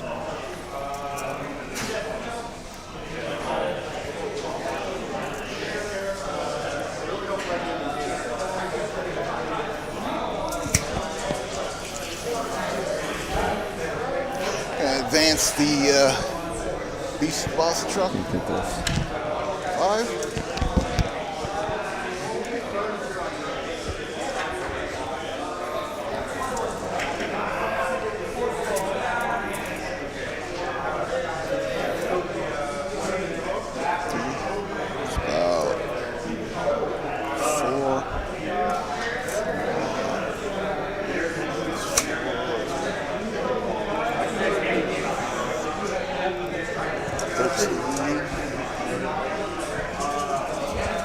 Make it 11 for the pivot. These new pivoting rules, chat, they make everything so much easier. Imagine in the OG rules having to like measure your rotational distance. You'd have to split that movement into like 5 independent movements, but now you just measure from a point and add 2. It's so easy. One of the best changes that we've seen in 10th edition for sure.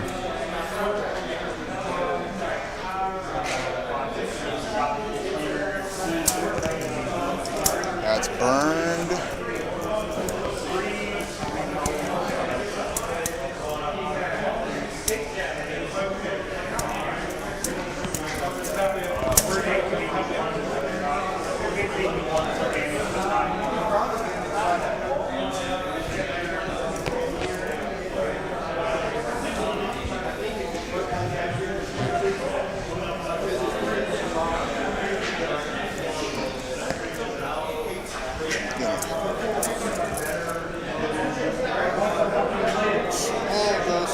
I think I got space here for my truck, right?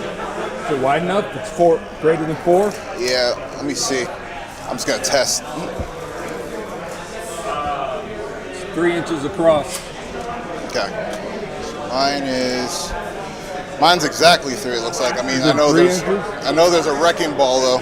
Yeah, that's what jacks you up. Yeah. It's kind of like the sponsor rule. Yeah. Yeah, I thought about ripping that off too before, but this guy doesn't have a wrecking ball. I mean, he has it in the sheet, but not on the model. Yeah. So he can probably fit through. So let's see. I'm gonna move.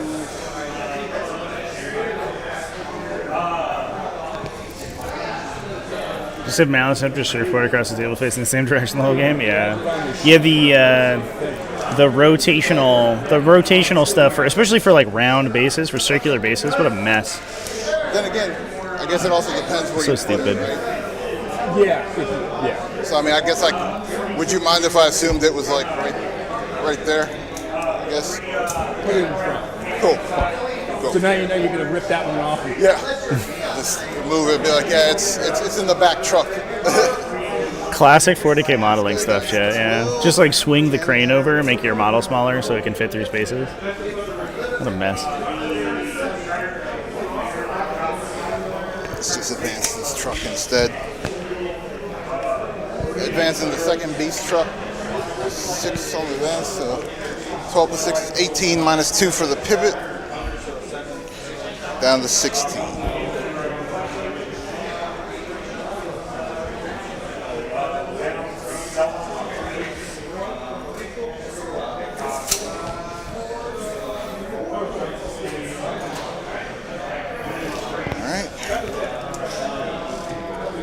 Get these boys out.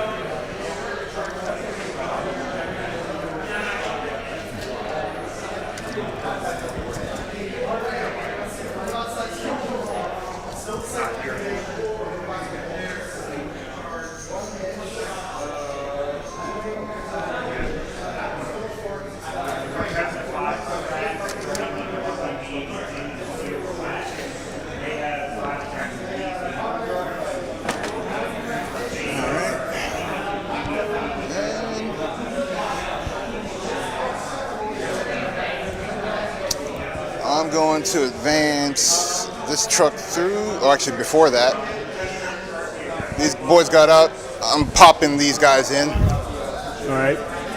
And can you drive through your own guys after they got out? As long as I don't end up on top of them.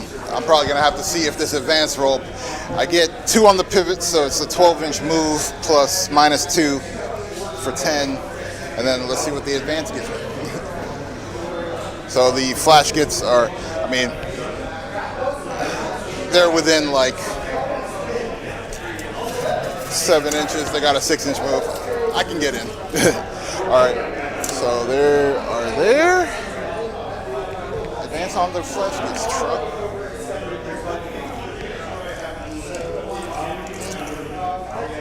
Actually, do I want to move that truck? That's the thing. It's probably not a good idea. It's a thing. You pop out, you kill it. They can't do anything after. These Nemesis Dread Knights, you can almost see them salivating from my vantage point over here. They're ready to shoot some trucks. Yeah. Okay.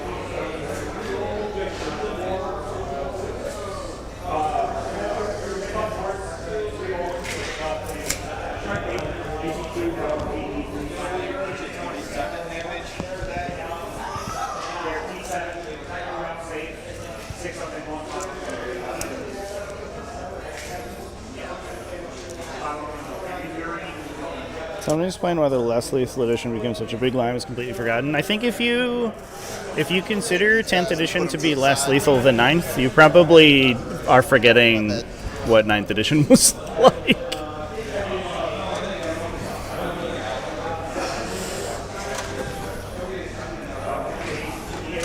So I decided to move the flash get truck there instead.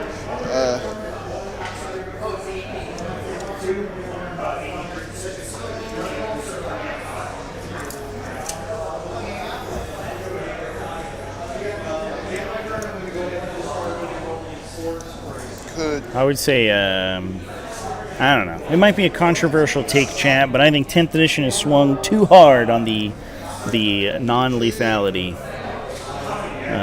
spectrum, but that might be a controversial take. I don't know. 18 -2 for 16. No chance they kill 2. I mean, it depends on how well that big the sign cannon goes, right? The tough part's going to be that battle wagon, though. The battle wagon's going to be a bit of a pain in the butt Can't get out for those kind of like medium AP shooting. It does have that baked-in armor of contempt, so it's pretty tough to punch through.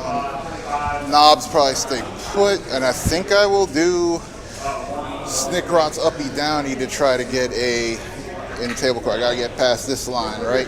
Yep. All right. Once per game. Hope it's worth it. One dude? This one dude is by himself. He gets once a game thingamajig. He's got lone up too. It's either there or there.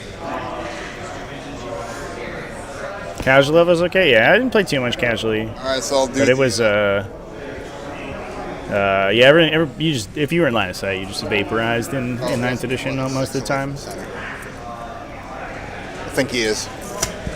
So, would you say I'm in this table quarter fully? Everyone and their grandma's a 2+ save and a 4. Well, it's a 2+ save with Armor of Contempt in cover, chat. It's like a 4+ invulnerable save without even adding a 4+ invulnerable save on top. Oh, well, 6 inches from the center. Let me see. Crazy. Okay, yeah. Had a time with 5 6s on advance rolls. Jesus. Was it Mon Ka too? You're like, I'll scout forward and then move all my dudes another 12 inches and then shoot you in your deployment zone, top of one. It seems like from the center, so as long as I'm right here. Okay. So I think he gets it. Yeah. He's outside the center. Not the center objective marker. I double checked it in case it was the battlefield edge. Then it's like, okay, I might have to figure something else out. Okay. Okay, cool. So engage. So I guess I can. I don't think I can take down anything. I can't charge. I can't shoot because I advanced. Yep. They can shoot, but they're behind a wall. So, all right. So All right. At the end of the round, I guess. So correct me if I'm wrong. I score with a primary of 5. Okay. Yep. You got your max on the Sabo. Sabo. Yep. Right. Okay. So sabotage, 1 unit. Right. 3 secondaries. Right. Yep. Storm hostile. You got that. Control on a bit that were controlled by your opponent at the start of your turn. Okay, so I didn't. Yeah, you didn't get that. I couldn't get that. Okay. So. But you got max on Sabo, and. Yep, and. Okay. Yeah, so that's 5, and that's 3. And then you scored your primary, I guess. Yep, primary and yeah. All right. Okay. Okay, cool. Will do. And So at the end of your turn, I can pick up and set down. Yep. As long as I'm 9 inches away. Yep. And I think on my turn I got the. That's 9. Practice partner plays Orks. Always takes at least 2 Nemesis Dreadnoughts to kill a truck. Yeah, I guess once they have the inbound saves, it gets tough. Vanishes. You need 4. We'll just leave the red on there. It's not there. It doesn't exist. All right. Cool. So you need like 4 conversions to kill it, right? Out of 6 attacks, which is like super unlikely, but not outside their own possibility. I guess like maybe if the Flamer gets in for a couple, but because they have 10 wounds. If the Flamer does 1, you just need 3. Maybe. All right.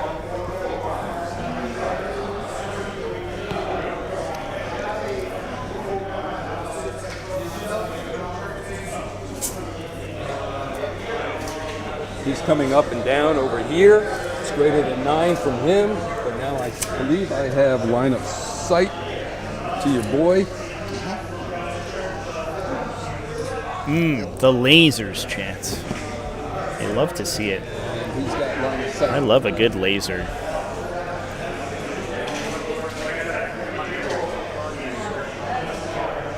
She's right there. He's dropping back.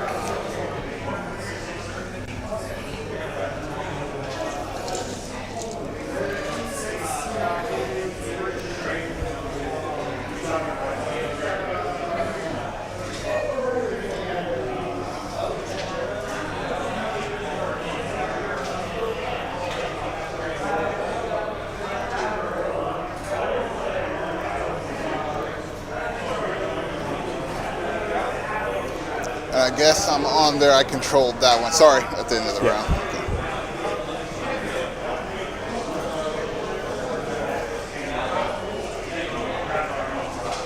And then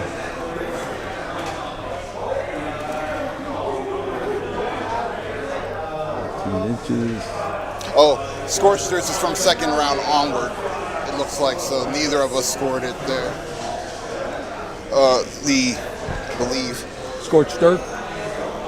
No, I mean the. Wait a minute. Never mind. I'm confused. Sorry. Yeah, the line lasers are pretty classic. You can actually get them kind of cheap. There's a mount for a table saw. It's a line projector. Battle round onward. That you can actually get the attachment. You'll still burn that and burn that. Yep, that makes them greater than 18. All right.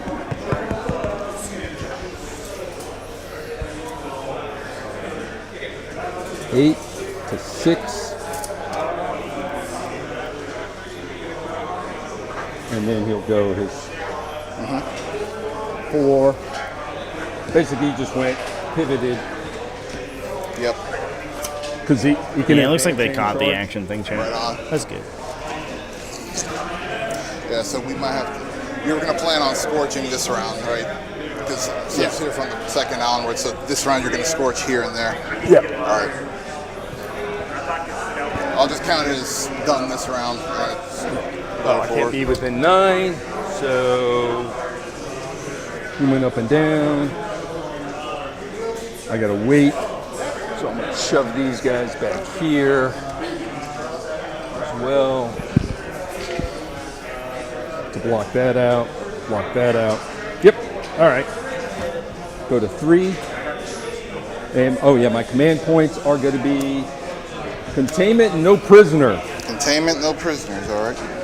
One or more units are within 9 inches of one or more battlefield edges and not within. You're going to select a different one of the battlefield edges immediately.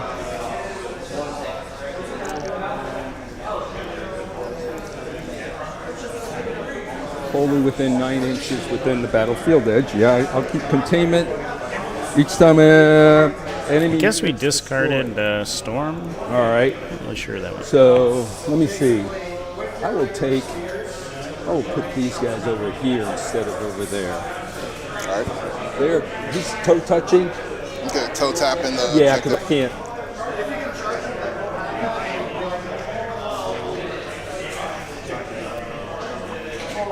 No prisoners is a nice pickup this round because we, not zero chance we get I got 3 units here. 9. If that truck goes down, we'll get 3 for sure.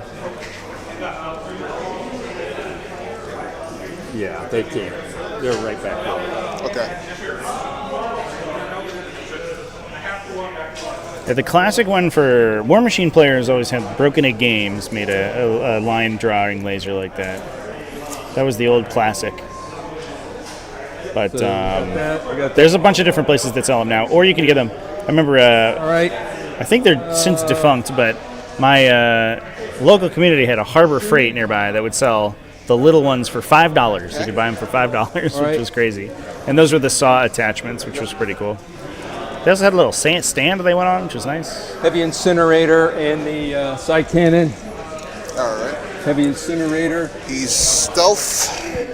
So 8 shots. All right. He is.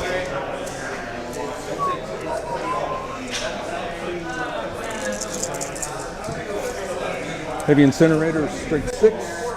And he is toughness T5. He is stealth. So -1 to hit, I guess. An incinerator, flamer, it hits. Okay. So I wound on 3s. 3s, okay.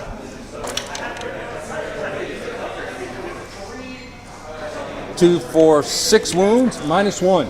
All right. So that would put me at a 6 up, but he's stealth, so +1 to save. All right. Oh, ignores cover and torrent. Ignores cover? Yeah. Okay. All right. Cool. All right, 6 ups, right? Yep.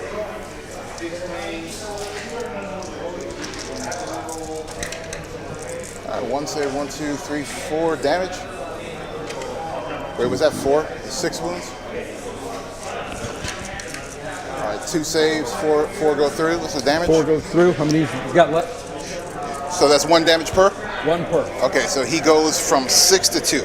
2, and here comes the heavy side cannon. All right.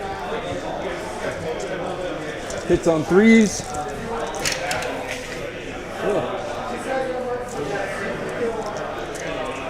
Strength.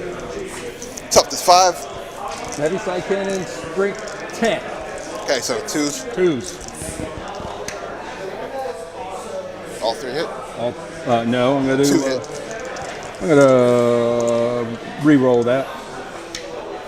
Nope, that's what I get. All right, so spent the CP down to 2. 2 at -1. All right, 2 6-ups. 3 damage apiece. He's dead. He's dead. All right. Goodbye, Snake Rod. Generator into him. All right, T8. Yeah. Do I get cover? Yeah. Nor's cover. Nor's. Just flamers, right? Or a Yep. torrent? Yeah. For 4. That's not bad. Strength 6. Woo! Got 1. All right. Toughness 8. All right. 1 -1. 1 at -1, so that goes to 1 5 up. Fails damage. 1. All right. He's down to 9. All right. Heavy side cannon is Grand Master, so he should be hitting on 2s. Still 3s, I think. I'm gonna get a Tech Marine in there to get them to hit on 2s.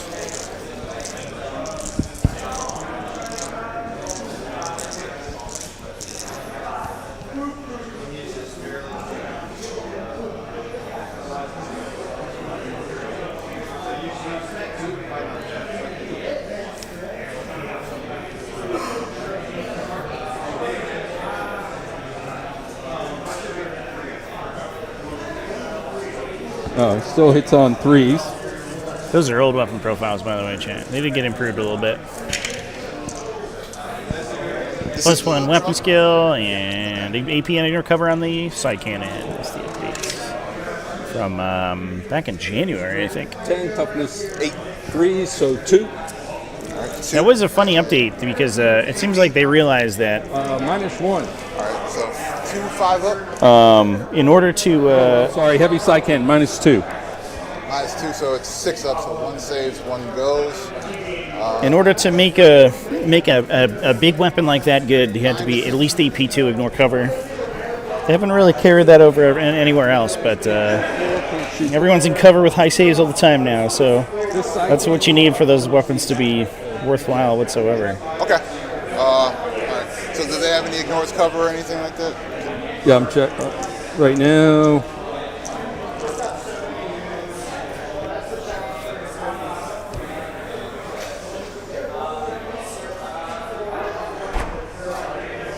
Side cannon, just nope. Just regular bolter. Yeah, side cannon. Yeah. All right. It was We're here from being behind. AP1 heavy weapons is like unacceptably bad for sure. Okay. Got it. So, side cannon, 3 shots, hits on 3s. All right. But Toughness 12. here's the thing: he's in Drax's unit, +1 against Xenos. Xenos. So that's the vehicles too. It goes to the dude. Okay. Right. Goes to the unit. So that's just my army wide. It's gonna be. Yeah. So. Okay. I trust you, dude. That's yeah. cool. I mean, it says she. That's her leadership ability. All right. Yeah. It is an orc unit, so yeah. Xenos. Yep. So, 2s. All hit. All right. So it's T12. So. Yeah. The side cannon is. Grav cannons are AP1, and there's a reason that you don't see them anywhere. Side cannon is strength 8. I guess you see the Votan ones sometimes, but those are a little different. It's a permanent AOC on that thing. Yeah. So yeah. So 1 goes through. AP. It's AP. Side cannon -1. Okay. So do I reduce? So it was -2 down to -1. No, it's -1. -1. So reduce 1 AP on that. So it's a 0. Okay. So my regular. So whatever you're 3 up. Yeah. So you just have 1. Yep. Double check. Grav cannons being EP1 is so weird too, because their whole identity in previous editions was like punching armor. They got bonuses when you were high armor, and their AP was really high. They were just kind of low strength. Yep. All right, and then but it was still good in most cases. Just weird now. Heavy into that, and then you'll, you know what? Heavy into this guy. I'm going to, yeah, I'm going to put it all into that unit. So the biker unit. Oh, so everything's going in the bikes. Everything into the All right, bikes. got so, it. Flamers, 10. All right, 3, 5, 8.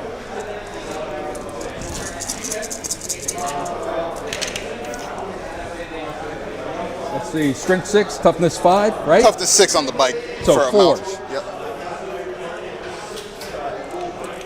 So 4 at -1. 4 at -1. I'm gonna get this demon hammer to play over here, chat. Make 1 fail, 3 damage. 3.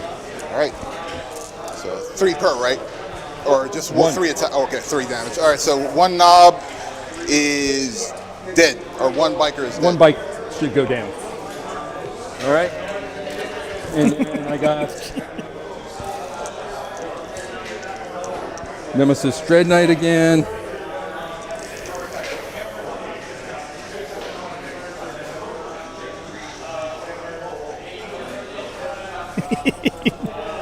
Yeah, it's the I'm you but better chat like meme, yeah. So strength 10, 6 shots, strength 10, hitting on 3s. To be fair, they're anti-vehicle 2 rather than anti-vehicle 4 devastating, but 4 hits. The devastating's so big. Strength 10. Toughness 6. 6 3s. Well, the new way you strip cover is you just use a hammer strike. But the weird thing is, like, you could use it on anything, right? 2. 2 at -2. You could hammer strike for any weapon. 2 at -2. 2 6 up to New Orleans. All right, fail both. Damage. Damage 3. All right, so one more biker goes. Failed 1? Yep. Or you failed 2? I failed 2. 6 damage. 6 damage. Okay. So 3. Each failed is a 3. All right, so 1 through 3. War Boss Knob is down to 1. Oh, he's got an extra 1? Yeah, he's got 4. The other 2 have 3. Yep. All right. All right. Shot. Something. Scorching. Scorching, yeah. So you get those points this round. And then... Yep. And then charges. Charges. It's a 2. Dreadnoughts going so fast is like such a cool thing. It's weird. It's a weird anti-synergy with their army ability, but base. it's so sick. 10. Oh. This is using the field manual, chat. Yeah, we are all current rules today. Within an inch of both units. Yep. So I'm engaging. I'm going to spend a command point and do tank shock. All right. So. Yeah, I think the storm speeders are really good now, for sure. The hammer strike, especially. Tank shot. I think thunder strike deserves an honorable mention, but hammer strike is insane. 3, 6, 8. Tank shock on the battle wagon. Yeah. All right, T12. But well, you just get the mortals. So. 6 is up. 2, 3. I need 5s. 5. So 3. 3. All right, 3 mortals into the truck. Yep.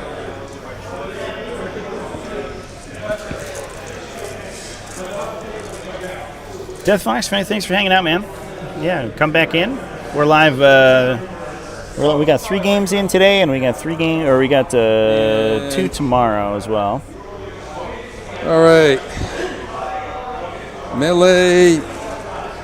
We're going to be here for 5 rounds today at the Battle Against Breast Cancer GT. Hail Strike great at killing cultists. It's very good at killing cultists. Can confirm. 3 Hail Strike will kill 70 cultists for sure. So toughness 12. So 14. So I got to hit first. 5 hits. All right. And wait a minute. No, 4 hits because I rolled 6 dice instead of 5. Yep. All right. So T12 with -1 AP reduction. Yep. So it's strength 14. So is Biker gonna live here? Yep. Oh man. 4. All right. At -3. 4 at -3. Goes right to my invuln. That's the not -4 is what they're normally No, doing. it's -3. Okay, so it'd be to -2. -2. Okay, so that means that puts me at the 5 up. All right. Oh, one goes through. So what's the damage? D6 plus 1. All right. Go ahead. 4. 4. Okay. Down from 13 to 9. Yep. Those things are pretty helpful. Now you get the strike back. It's a do. It's a do. Your duty. Yeah. And then you get to take battle shot. Yeah. Yep. All right. Does he happen to induce battle shock every time he charges, or I guess no, that's he doesn't do anything. Okay, cool. It's just because you lost 2 out of 3. Yeah. Right on. See, I don't plan on using any stratagem.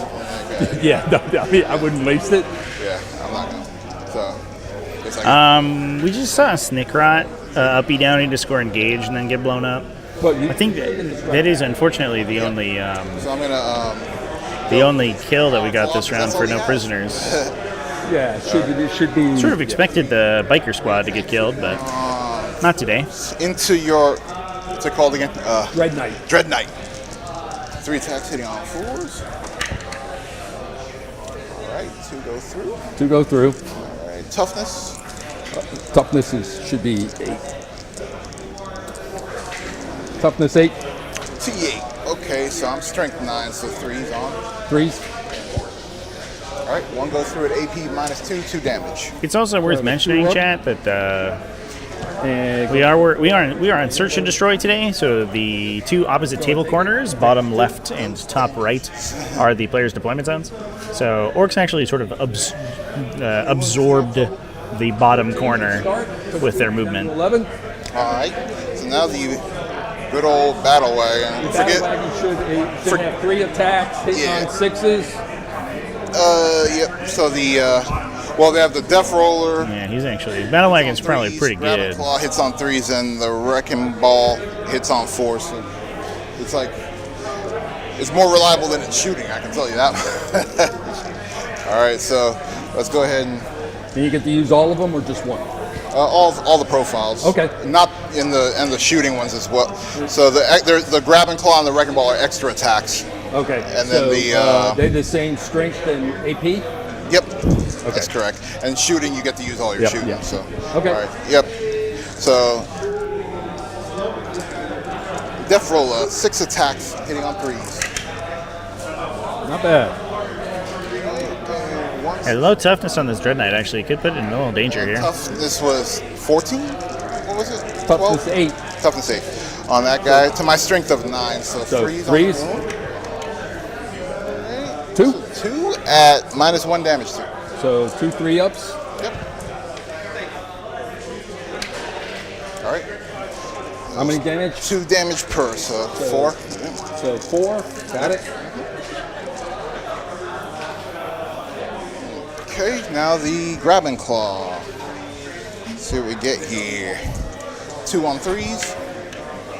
Plus sustain. 8 to your 8 as well, right? T8. Mm-hmm. So 4 is the room. All right, 1 at -2 damage to. So 1 4-up. Good to go. All right. Finally, the Wrecking Ball. 4-up makes strength 10 to your T8, so 3s. 1 at 0. So 2-up. Makes you're good. All right, so that resolves that, and that's the end of your turn. I guess we can ask like how we wanted to keep scoring. So you did score him the. Well, that's my turn. That's your turn. So I have to wait. Scorched Earth doesn't happen to the end of your turn. Doesn't? Oh, I thought it was. No, it says 1 unit at the end of your opponent's turn. Okay. If your unit is within range, the objective marker, you control the marker. If completed, that marker's turn. So at the end of your turn, I can deny the burning of the. Yeah. But you got a battle shock for this boy. Yeah, he's battle shocked already since I. Oh, he battle shocked. I rolled it. Earlier. He failed. Yeah, he failed. He needs a 7 or a 6, I think. Oh, he failed. Yeah, right. And I rolled like a 4 or something like that. So he's battle shocked and just hanging out, which is fine. What's good about it is I don't have a ton of like characters, so it's like, But yeah, it was a 7-up needed, so I didn't get it. All right. Cool. All right, so you're on to round 2. So I did get one or more. I did get 2 points because I killed a unit. Okay. Right. So you get that for your 1 secondary. So 2 secondaries. Yep. And then 1 or more units are wholly within 9 inches of the battlefield, not within your deployment zone. 1, 2, 3. Battlefield, select a different one of the battlefield edges and completes immediately. When selected, continue on the end of your turn for each battlefield edge contained within the army. So there's 6 inches 1, up?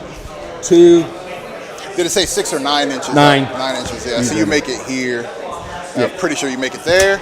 So that's 2. So that gives me 3 victory points up to 6. Okay. So 6. And I get a chance, hopefully, to deny the 5 on the. It is an action. Yeah. So I still. Yeah. I have.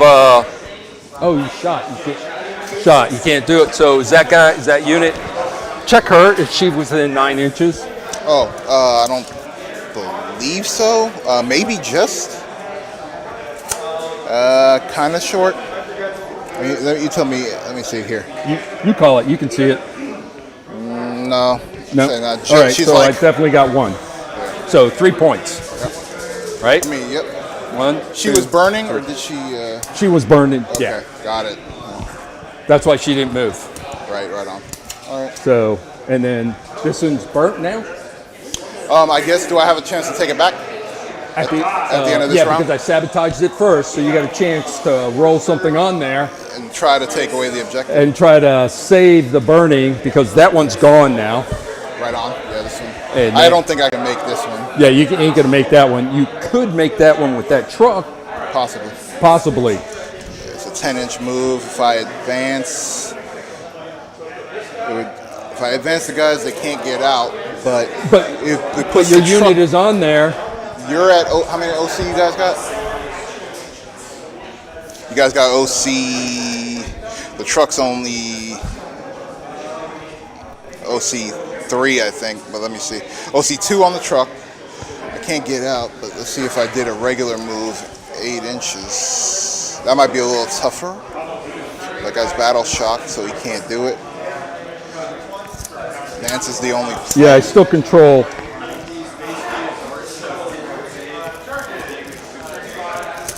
Yeah, I'll control it because of the OC. Yeah. Okay. OC there. Right on. Yeah, it's not worth. Yeah. Throwing them. You got one guy. How many OC are they again? No, are these guys? Yeah, these are 2 apiece. So he's got 2. We'd be even. So it'd be contested at that point. It may be worth it. Okay. So let's see. They would need a. The downside of going second where the Orks here is we don't just get to proactively wah I need a really and nice just push up in. It would be a very nice wah, but we got to wait till next round because it wasn't declared at the start of this round, which would have been a little aggressive. Those are OC3s. So it'll definitely be a top 3 wah. You have to be a The other thing to keep in mind too is that if you want to get closer, if the Grey Knights in the center aren't sort of threatened, they could Mists of Deimos forward. Yep. Alright.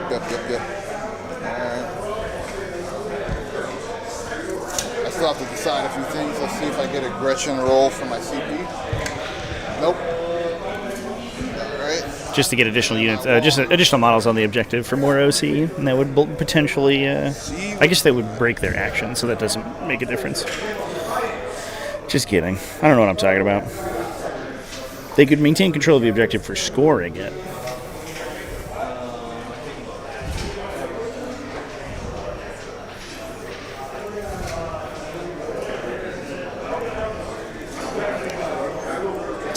How many points did you get primary? The last one I got, I haven't drawn for this round yet, but I did get 2 for the primary. I held that 1 point. So that's 5. Yeah. Thanks, appreciate you. And then I had the engage and bring it down. I wasn't able to bring anything down, but I engaged with 3/4, so that was 2 points. So, yeah. So I guess we can, whatever that was, move that.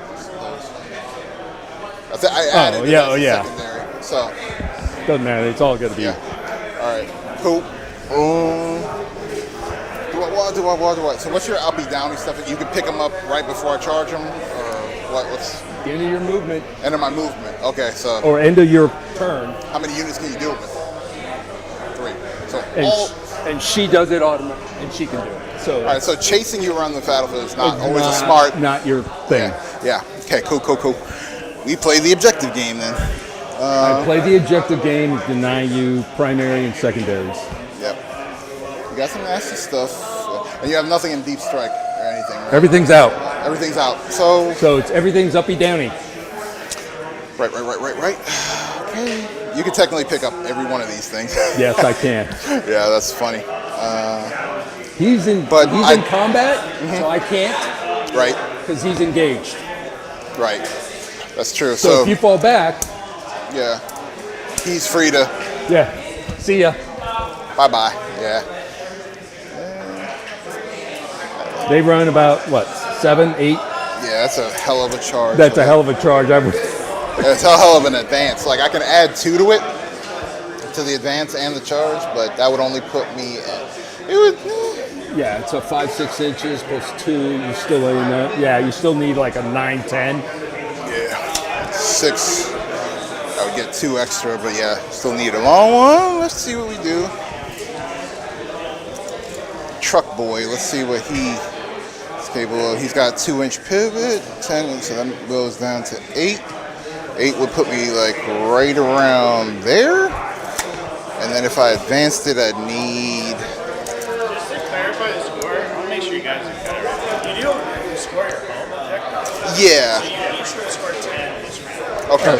Thank you. Sorry about that. At the very top of your second round, you would have scored 1 for each of those objectives, and then Sean, you would have scored 1 for each of those objectives. Okay. So should be both at 10. 10. Okay. Yeah. I apologize. I'm so bad. I'm bad at normal scoring. Yeah, no worries. I just want to make sure you guys aren't like just cutting yourself So we're points. Appreciate you, man. So it's Should be 10 and 10. 10 and 10. Because you both have 2 objectives. Much appreciated. Okay, so we both have 2 objectives? Yeah. And that's he's 10 got- points plus the 5 points we each have. So nobody has any. So you plus secondary, whatever you get for secondary. But nobody's burned any objectives yet. Not yet. He's attempting to do So it here and here. Yeah, it's in progress. So Yeah. At the end of this turn, if you still hold that objective, then Yeah. it will burn and you'll get 5 points. Got it. Yeah. And then when it comes back to your turn, you'll get 5 points up to 10 for each objective. Yeah. Got it. Right. Thank you, sir. All right. All right. So decision time. I was thinking about that. Why didn't we score for our own objective? Oh yeah. Sometimes you do, sometimes you don't have the mission, but yeah. Well, the mission didn't say anything. Well, this mission just says each objective you roll.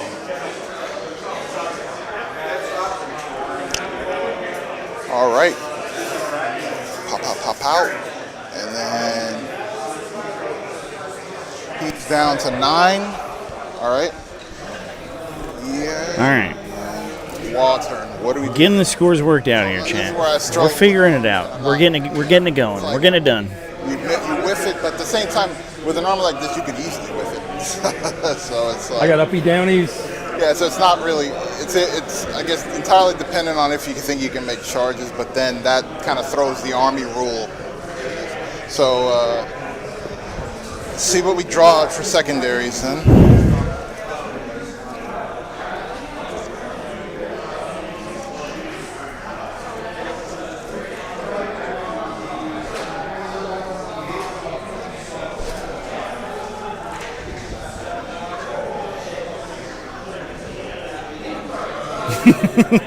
Yeah, since I The detective is here.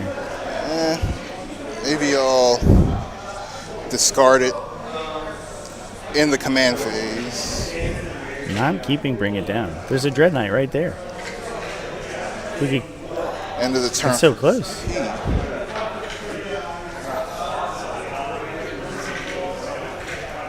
This Dread Knight is asking to be brought down right now.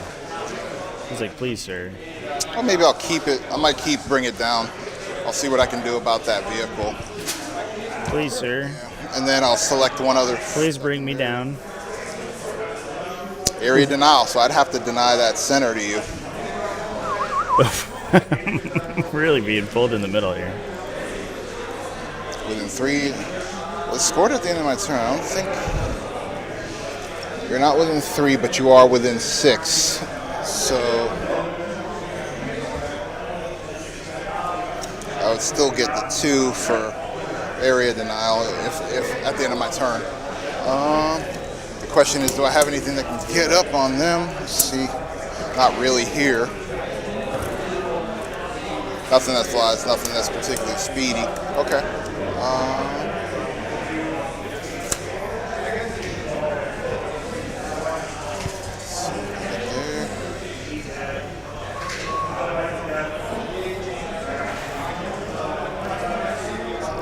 Long way to go from there.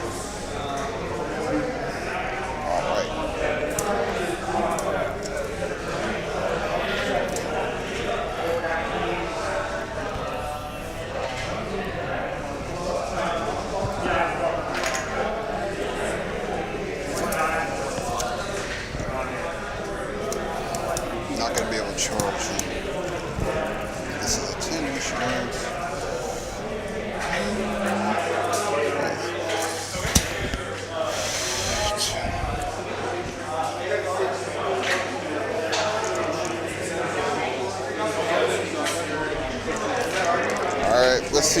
can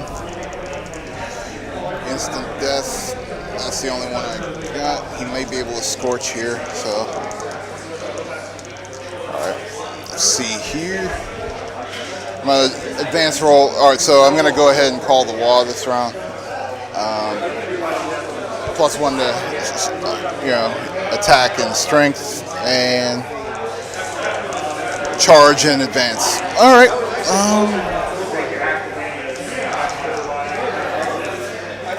We don't have anything moving fast enough for that. Alright. Yep, so while on this turn, I'm going to advance the truck. Alright, that's not bad. So that puts me at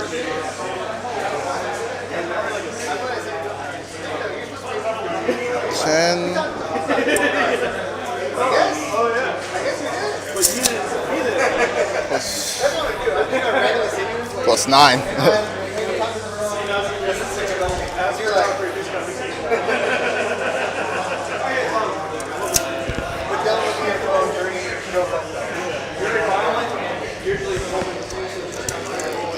So you moved from...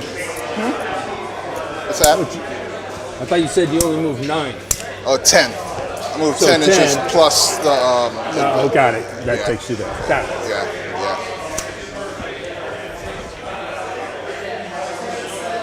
All right, he goes from 6 to 7 this round. Not much, but I'll take it. So he's on the point. It's contested. So if I deny it here, you can still try to burn it by killing me. All right, cool. All right. See if we can pop out some boys. Start moving.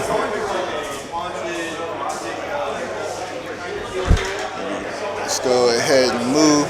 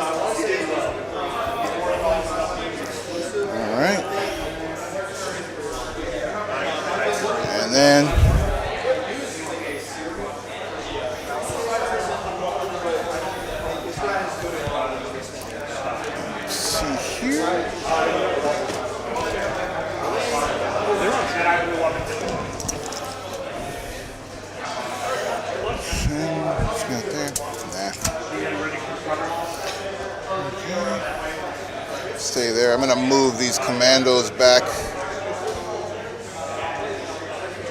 an inch.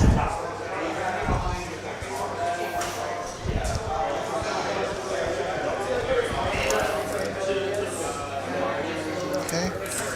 All the boys are out. For them, for one squad of boys out, there's still one left. I'm going to have to pull them out. I'm going to move these Gretchen upward. I'm going to probably advance them just to sit on the point on this side of the wall.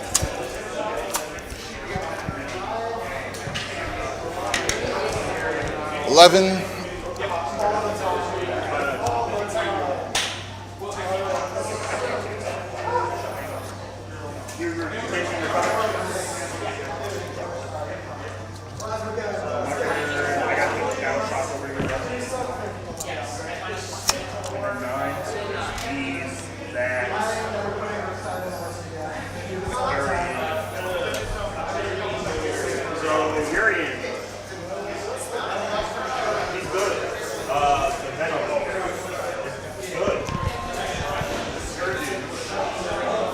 checking out my bomb squig rule.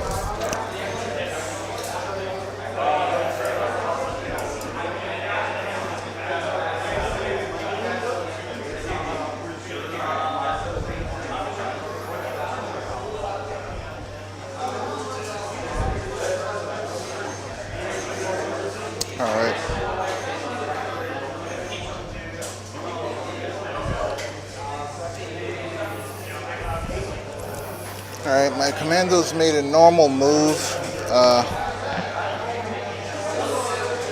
and it's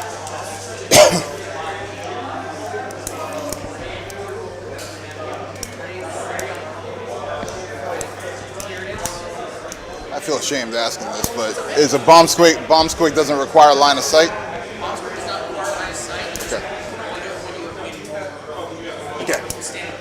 Okay, yeah, I just moved back 1 inch. Yeah, I wasn't in engagement, I just moved 1 inch, and then, yeah, cool, just making sure. All right, so I'm gonna activate the bomb squig for this unit into the Dread Knight. He is within 12. Within 12? It's an ability, not a... It's a war gear ability, yeah. Yep. But need a 2-up to make it possible. So let's see if it's possible. Goes off on a 2? Well, I can roll for it on a 2-up. So now I can roll. It's not. That just says whether it's a dud or not. Oh, got it. Yeah. And then ballistic and I roll a D6, D3 mortals. And that was my fault. Sorry. Okay. All right. So 2. 2 mortals? Thank you. Sorry about that. Yeah, 2 I mortals. still haven't found it. I might have rolled it. Oh shoot. Sorry about that, man. Got it. I'll promise to be more careful. Yeah, just 2 mortals onto him, so I guess that drops him to 7. 7, yep.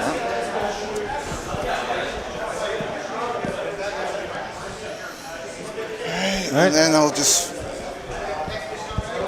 I guess, drop these other boys out of. Yeah, you gotta have to speed it up. Yeah, I'm gonna try. Sorry about that. Yeah, because. Will do. You literally have about 10 minutes. Oh my God. 3 hours that quick. Well, you figure the first 20 minutes are set up, and then you divide the other. And I'm slow to begin with. Like with.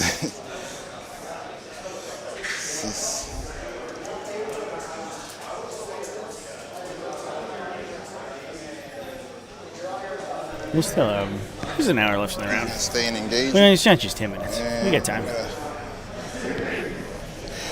In the interest of time, I'm going to eject out that Beast Snagger squad out 9 inches. Is that all right with if I do that instead of like pulling them out and then measuring them through?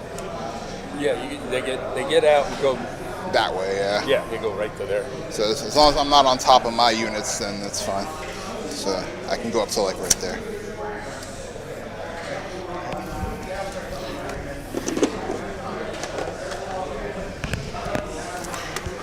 So I wanted to play a Horde unit.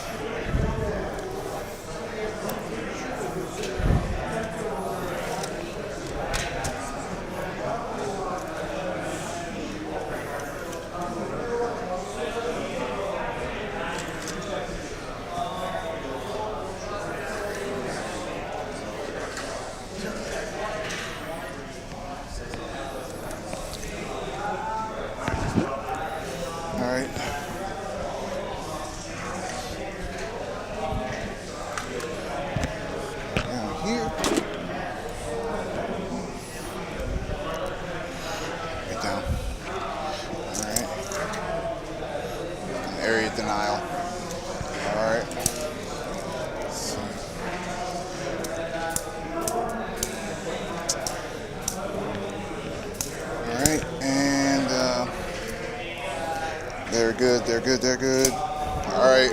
I'm gonna go ahead and charge the boys into this beast snagger boys. That is into him. But let me make sure I can move out of my own way. So I'm gonna. So these snagger boys are going into him. These guys are going into him. Yeah, but these guys popped out of the vehicle. I'm just gonna move them out of the way. Yeah. Go ahead. Yeah. You got to roll a 2. 2. Yeah. Let's see if we get it. Let's test Pretty our. sure you get it. Let's test our luck. So just put them in. Let's test our luck. This guy was part of those guys. All right. Charge. 5 gets him in. Yep. My man. All you're doing is pushing. Sorry about that. Push him over there. No, push him this way. Like this. Oh, yeah, give more. Because he's like, yeah. Yeah, so you can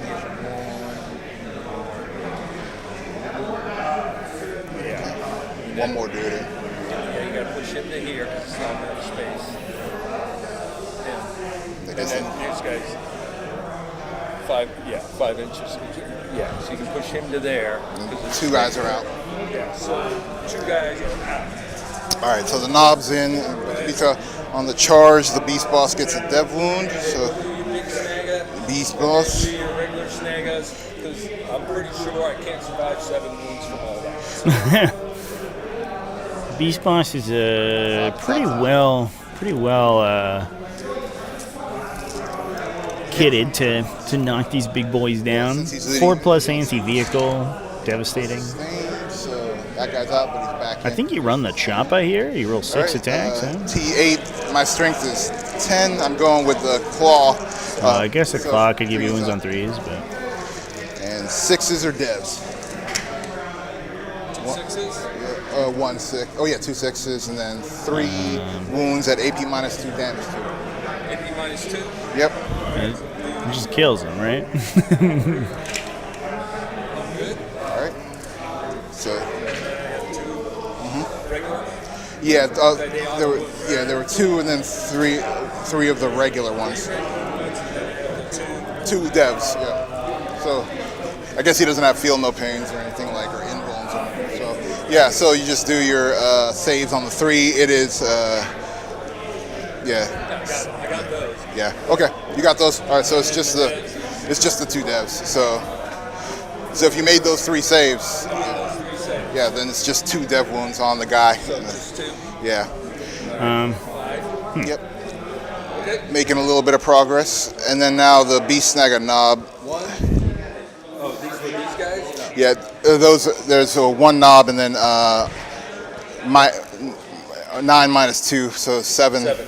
Yeah. All right, and then you got your big boy. Yeah, I'm gonna do the beast knob with his power snap of 5 attacks. Yep. Hits on 2s with the war boss. Yep. What? Yes, that was the beast boss that just swung there, right? Yeah. NC4 up, yeah.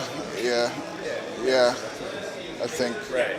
Yeah, I think those went through. There were 2 6s, so those were devs on the charge. When you open the profile, any roll of that result is a critical one, so they automatically hit this thing. Oh, okay. So that should have been 10 damage. Okay.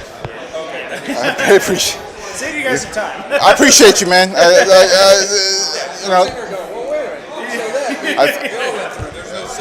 Yeah, appreciate you, man.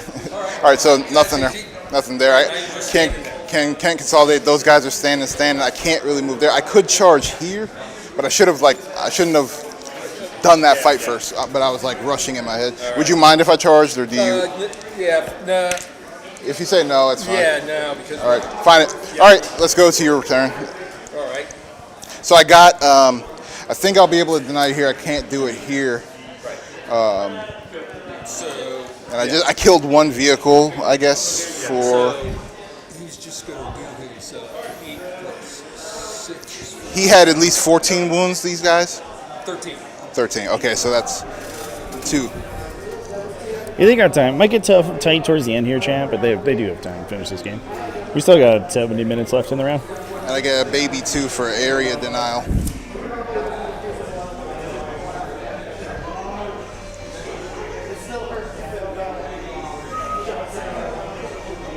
Yeah, we got there. if you haven't, if you're not like prepared for that interaction, that is kind of a weird one. It's easy to say like, oh, if I'm anti-monster, I always move monsters on 4s, but it combos with devastating is the idea. It's kind of the beast boss's whole point. That's why beast bosses get played so often.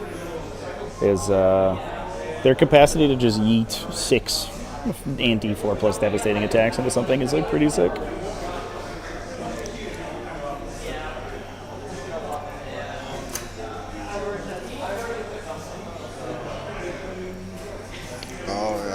Yeah, of course. I don't know if we drew cards. Okay.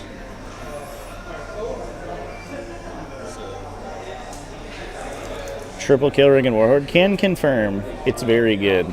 Stave Van Preen ran Kill Rigs back when they were really expensive. They were like 180 or 190, I think, started the edition, and he was rocking them.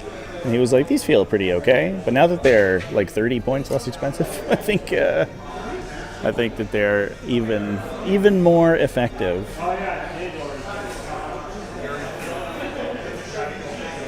Crit 5, sustain, and reroll. Yeah, I think specifically with the Beast Boss, I think that there's actually some anti-synergy there because you get strength and lethal hits, but the Beast Boss is trying to roll for devastating, which is less useful. Yeah, cool. Yeah. This is in process. Okay. All right. So, shooting. She has. It's 12. You're greater than 12. He has a Storm Bolter. So, Storm Bolter in the hit. It's the only thing he can. Oh, wait a minute. Yep. T8. Recover assets and defend stronghold. At the end of your turn, or your opponent's next turn, if you control one or more objectives in your own deployment zone, I own that. Because it's sticky. I own that one because I'm going to take that one. Recover assets, 2 or more units for holding within a different one of the following deployment zone, no man's land, your opponent's deployment zone. Yeah. We're about to get there.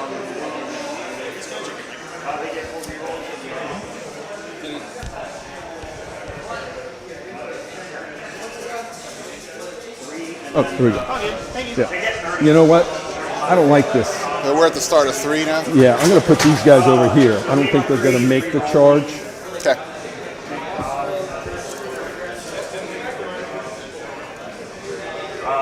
I don't think they're making that charge, but all right.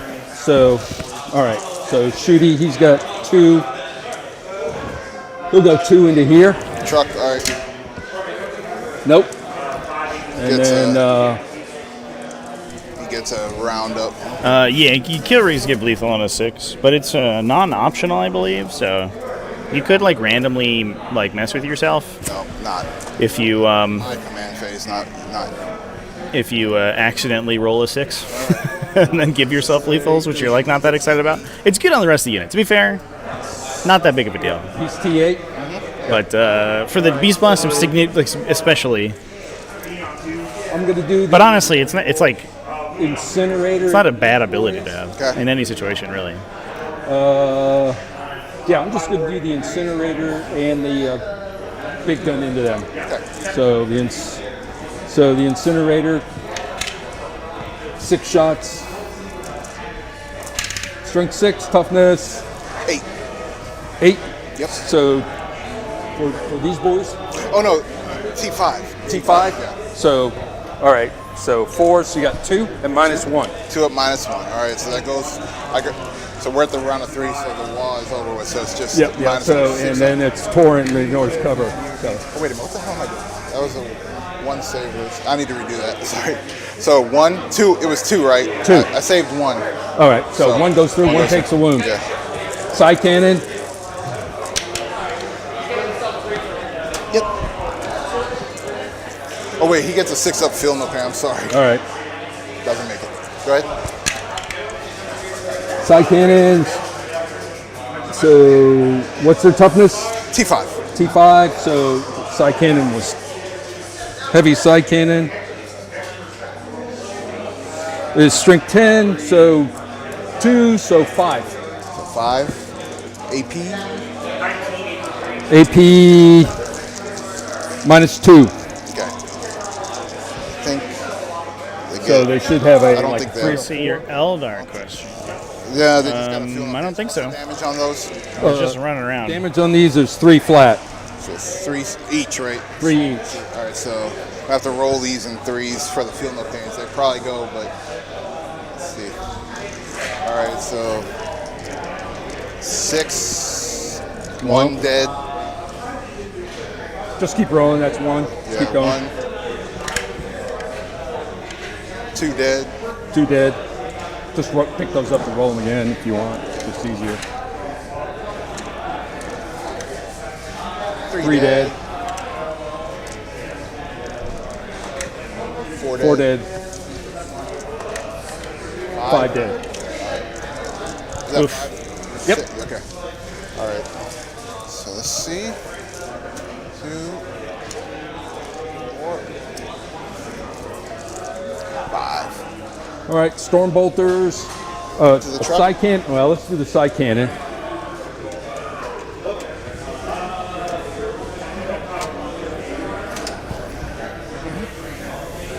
So I guess we did WA last battle round. I must have just straight up missed that.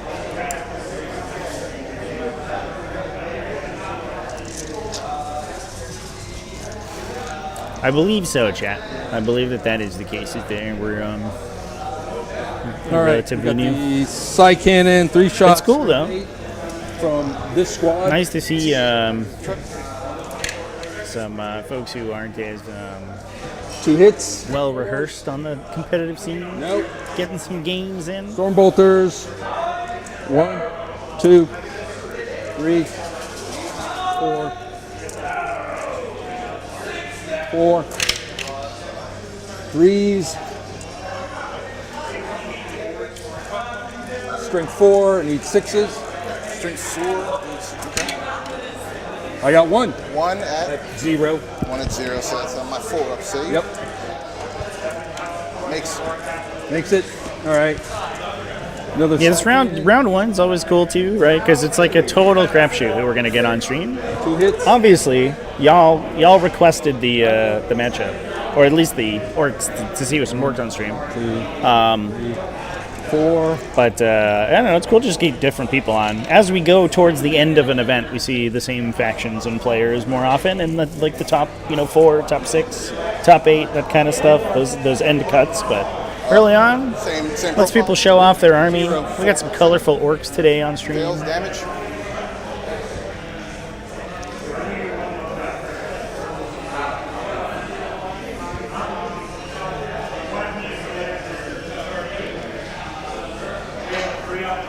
We get that OG Calidus assassin. He's got a storm bolter. Oh yeah, let's get Drago going. Drago's super cool storm bolter. Nothing. And he has scourging. 3 shots. Hits on 2s. Sorry. 3 shots. Hits on 2s. Strength 6. Yeah, toughness for the truck is T8. Yeah, so 1. 1 hour. 1. 1 hour.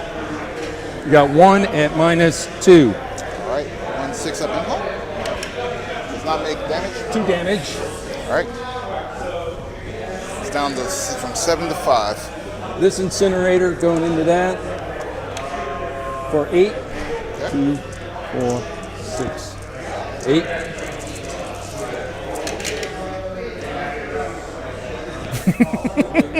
Two, 3, 6.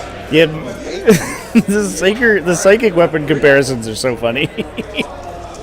You can compare almost any psychic attack to the Imperial Guard's Primaris Psyker, and it does not look quite as impressive, which is incredible. Space Marine librarians and champions of the Grey Knights, and they pale in the comparison to a little man with a stick.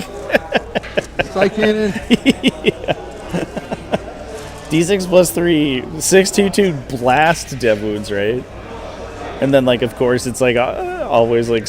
Also, it's lethal, right? As soon as he attaches to a unit, it becomes lethal too. Actually, I'm gonna fact check myself on that because that might be a model versus unit thing. All right, does it blow up?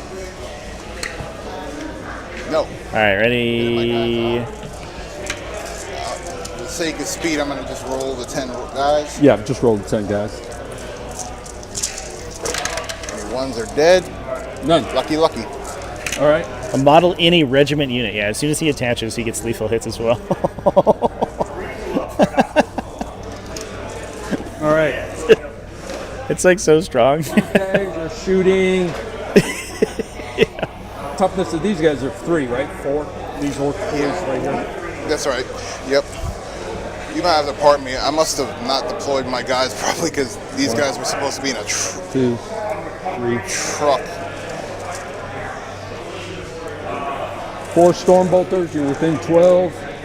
Yeah. By the way, folks, if you haven't, if you're just joining the stream, we are streaming the Battle Against Breast Cancer. So this is a charity event funding breast cancer research. Exclamation point raffle in the chat. You can also check out the video description. We do have a discount code as well, TacticalTortoise. We'll get you 15% off when you purchase raffle tickets from the Nova Open Charitable Foundation. There is a link down there, and you can see that there are an incredible array of professionally painted models up for grabs that you can get some raffle tickets to. Please go do that. 2 wounds. So it's 2 wounds. So you got 5 regular saves, no AP. 5 regular saves on the boys? Yep. 5 4-ups. That 6 plus feel no pain. That makes the difference on the primary psyker for sure. All right. Flawless. 3 fail. Damage. 1. All right, 3 boys die. And 2 on the side cannon, strength 8. So, strength 8. You have 2 at -1. Okay. 2 at -1.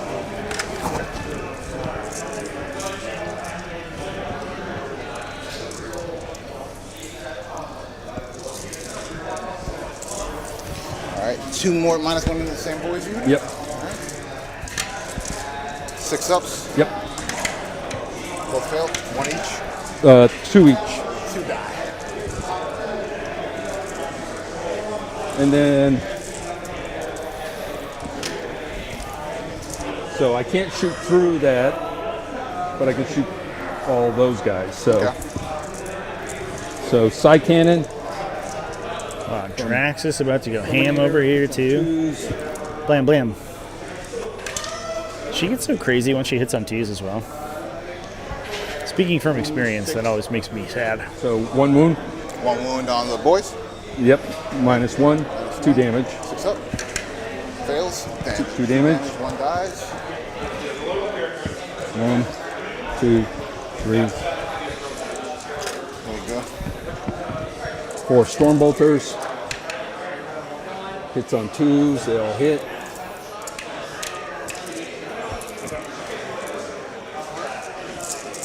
Fours. 4. No AP. 4, no AP. All right. 5 up. 3 die. Okay. And then Draxus is shooting. She has 4 attacks. Hits on 3s, anti-infantry 4, assault, devastating wounds. So.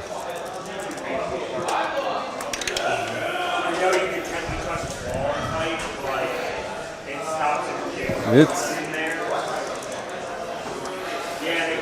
nothing. All right, and then she has 6 attacks with Tempest. 6 attacks.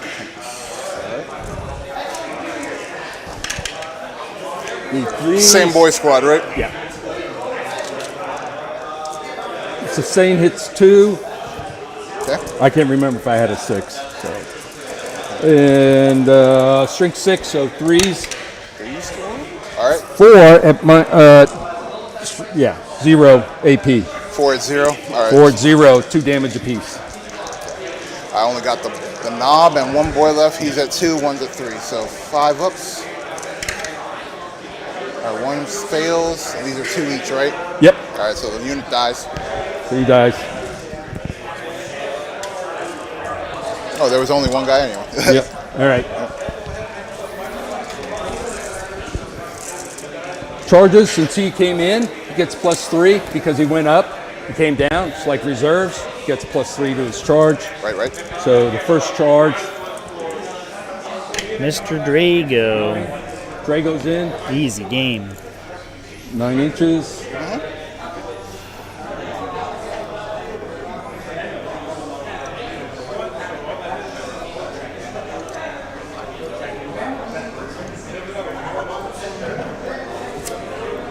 These guys are charging. All right. They're in.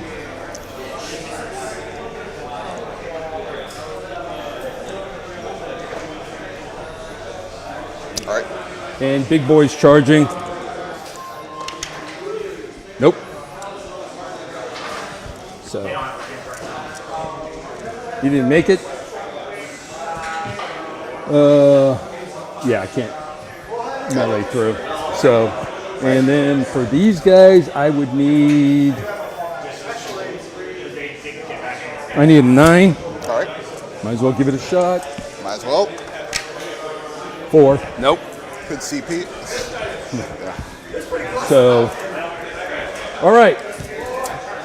Attacks. Right on. Start with Drago, because he's going to kill a lot.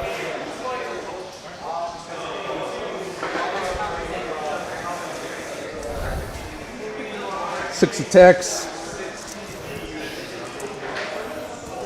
Hits on 2s.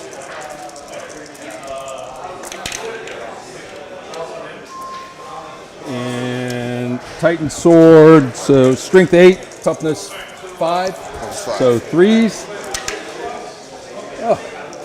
2 at -4. All right, so they just go through.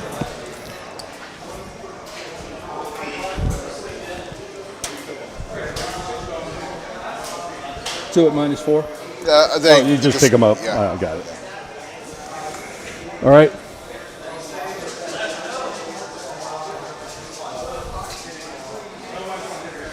All right, and the rest of the guys. So 1.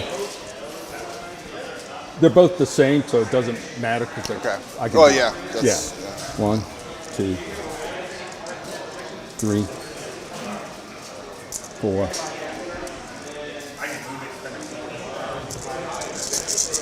5. This is the Drago squad.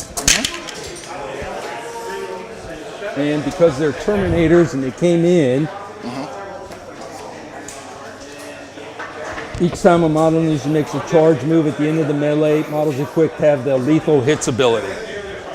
So,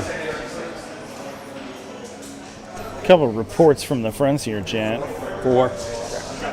Where we actually had a Just auto wounds. Yeah. Okay. Imperial Knights mirror match that's completed. Unfortunate. Imperial Knights fighting each other round 1. Eldar as well. William Hale did go down to World Eaters. We have an undefeated World Eaters. Yeah, 4. 4. Yes. So far as it's been done, and our Black Templars friend Jake Dabney actually got the bye this round. So unfortunate, we had 37 players. So an odd number, but that does mean that we get Black Templars in undefeated going into round 2. At -2. 8 at -2. Got it. Well, let's just going through because I don't have a 7. Unit's gone. Oh, unit's gone? Yep.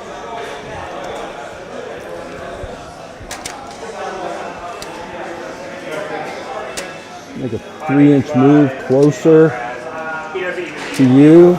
Yeah, we'll maybe have them on the poll for next round. Be cool to see all those Primaris Sword Brethren getting stuck in. Yep. All right.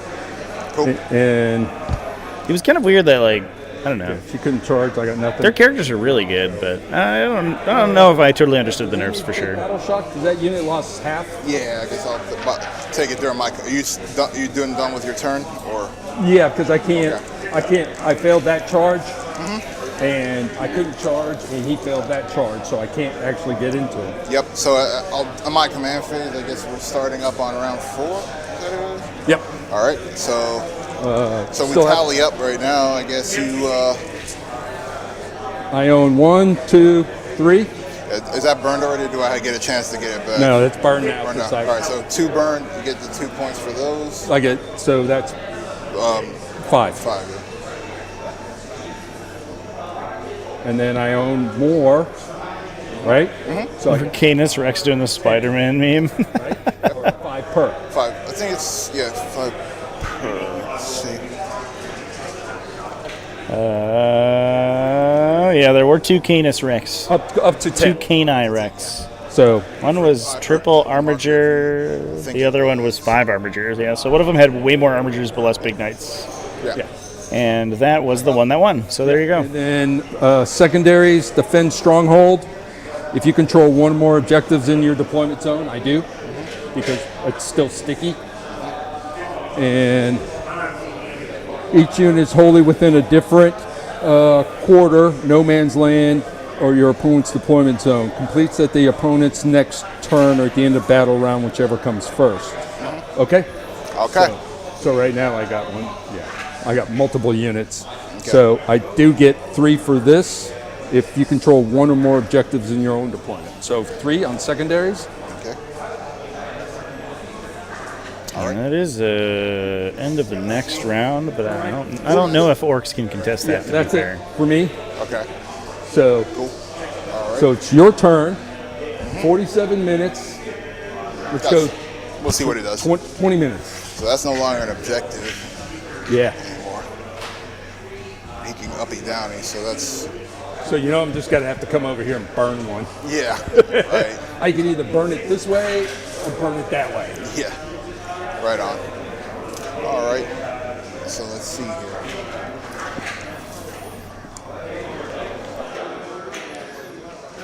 I'm on that objective with a battle wagon and a squad of Gretchen. Yeah, you have a battle wagon or half a and the little dinky guys. Yeah. And then you have this guy toe touching. Yeah, so 7 out of the 10 Gretchen, I guess, or 5 of them, 5-ish. All right, cool. Yeah. You're gonna make me go all the way over there. Yeah. All right. So let's see what we do. I move these guys 12. 5. Whoop.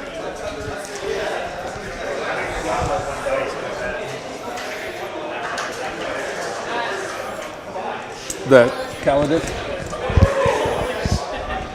can't do anything. And then I have a Terminator squad in the back.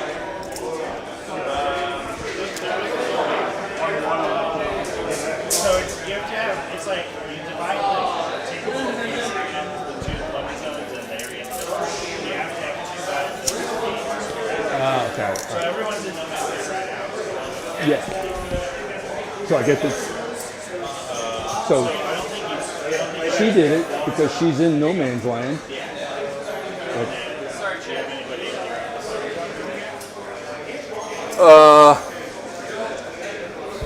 No, because I moved him to get into range of the. He's 2 inches too far outside the point. So I did not score that. So I take 3 off the secondary. Well, yeah, it takes a full round anyway, so it wouldn't be scored regardless. Yeah, so I'm going to take 3 points off the secondary. You can ditch them because you need to. Oh, so I'll do. At the end of your turn, you can just get rid of it. I'll just do that.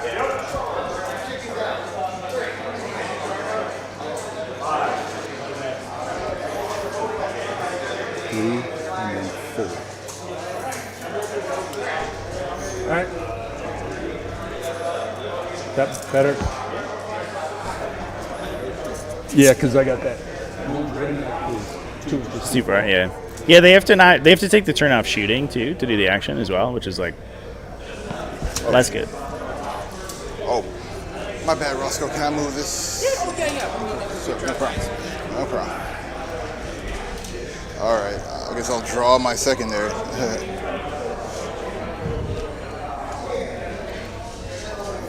You had what did you have for that round? Sorry. I had I got the defense stronghold. Okay.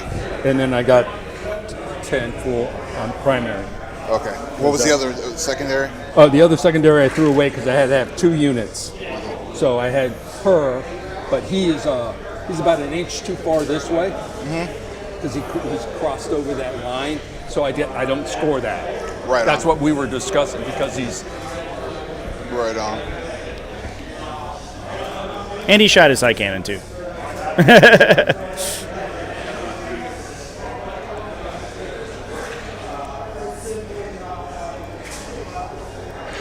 All right. Gotta do a Gretchen roll. Makes it. So I add a CP. I guess I'm up to like 4.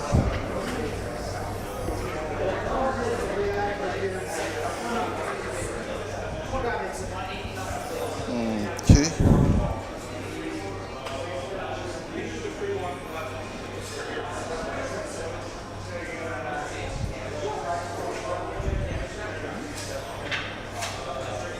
Okay. Picked Assassination and Extend.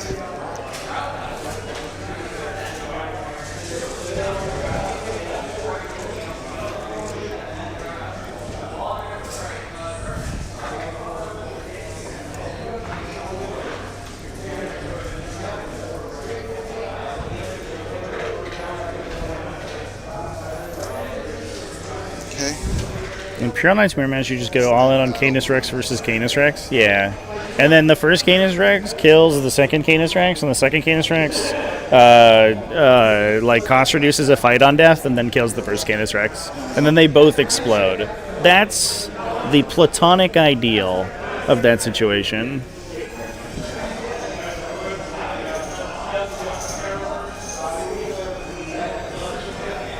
all right. You move these guys up. Yeah. All right. 12 inches. You're gonna jump? Yep. I'm gonna pay a point and missed. All right. I'm gonna miss back here.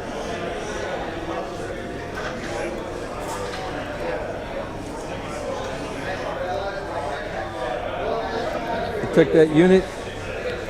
You can make a normal move up to 6 inches of a deep strike will be placed in the curve. So if I'm here, if I move back 6 inches, right on. That puts me into, yeah. I'll take cover. Yeah, then you get the Hector, the Sir Hector showdown. They also have that cool heavy bolter pistol. A Hector could legitimately kill another Hector in one turn. 6 inches back. All right. They have bad melee, but good luck. Yeah. They got that 2 damage gun. Blammo. Right on. We got some sweet tunes playing in the background here too, over here in the venue chat. I don't know if you can hear that through a microphone, but some like cool synth guitar in the background here. Wow.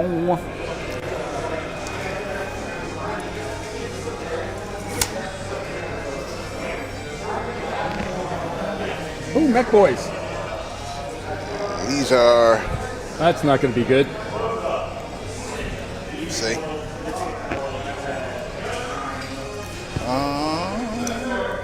Get some. Yeah. Let's move. Let's heroically kill this...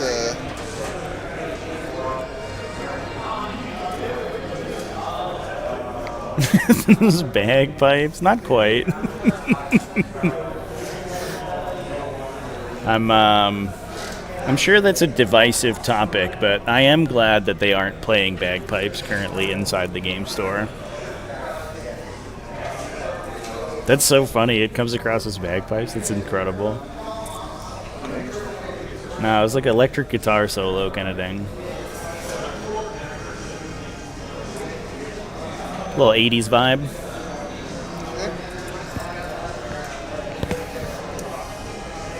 Wow, we're committing to the fight in the middle here, chat. This beast boss, he's got one Nemesis Dread Knight helmet on his belt. He's coming for a second one. Here he comes. Dune made bagpipes cool again. Did it? did it?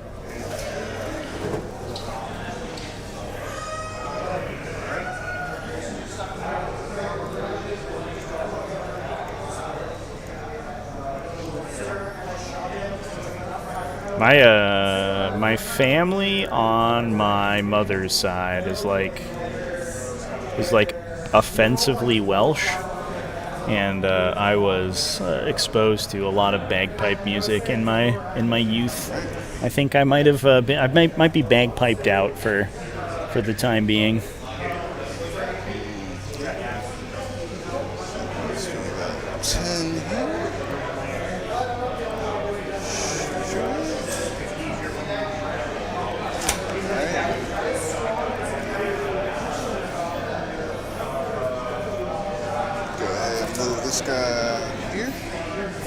Dream 40k match is a GT level tournament. 2 Tyranid players meet each other with 6 Tyrannocyte nesting dolls ending in a Sporocyst. Oh my god. Land Raider can leave the deployment, chat. They can't go through the center of the 2 walls. That's large enough for a Rhino, but just too small for a Land Raider. But they can get out of the sides. Usually, what you do is that you end up deploying them. That's at half. Like, get my little circle going. Where's my circle at? Got 4 out of the 10. 7 up. I don't know what happened to it. Alright, well. Fixes it. Their battle shock. Becoming blue, I guess. Alright. Where the little blue circle is. You deploy it somewhere around here. These guys? Maybe over here. And then you move it down, and you can move it between those 2 ruins. Like here. I don't know. No. I don't think you can get through You there. can't do it on a charge, right? Yeah, you can't. Yeah, you're battle shocked. Yep. So cool. Well, I didn't. It would have been. Yeah. Gotcha. Yep. So. Yeah. The Sorry. All right. Let's see. The. Over there. We're out. Okay. Let's see. The rectangles, the rectangular pieces, the little shipping crates. And I pulled. You can see like right in the center over here. These things are considered to be 2-inch tall ruin walls, so you can't land on top of them, but anything can move through them as long as it can complete its movement. So those are passable by large vehicles. That's gonna be hard with them battle shock, but let's see what we do. Extend. I just gotta be control in no man's land for 5. All right. No way you're going to control that. No, it's gone. Yeah. But I got that one. You got this one. Yeah. All right, so let's do the charge on the beast boss into that unit. These guys going this way? Yeah. All right, so if these guys are going this way, you get this is a unit and that's a unit. Oh, they're 2 separates. Okay, got it. 2 separate units. What do you say about a 7? Mega Knobs, let's see what we do. Let's go, Mega Knobs. I'm going to spend a CP on them to add 2 to the advance roll and charge. So 2 to the charge in this case. Sure. Add 2, so it makes it a 5. Yep. This is where you roll a 3. Go. 6. Hey. All right, they're into that unit. All right. That is the start of the movement phase. I think it's now the beast thing about it's actually just sort of worse for you. They got a Drago. So they got Dragos. Would have been a 5-inch charge if they had. I believe. I can heroically intervene. Oh yeah. You made earlier. Oh, I guess it's okay. So mistiming. That's okay. Right. So I'm going to spend a CP for heroic intervention. All right. Right. They didn't WA this turn, so they wouldn't get the +4 inches to threat. They would only get the +2.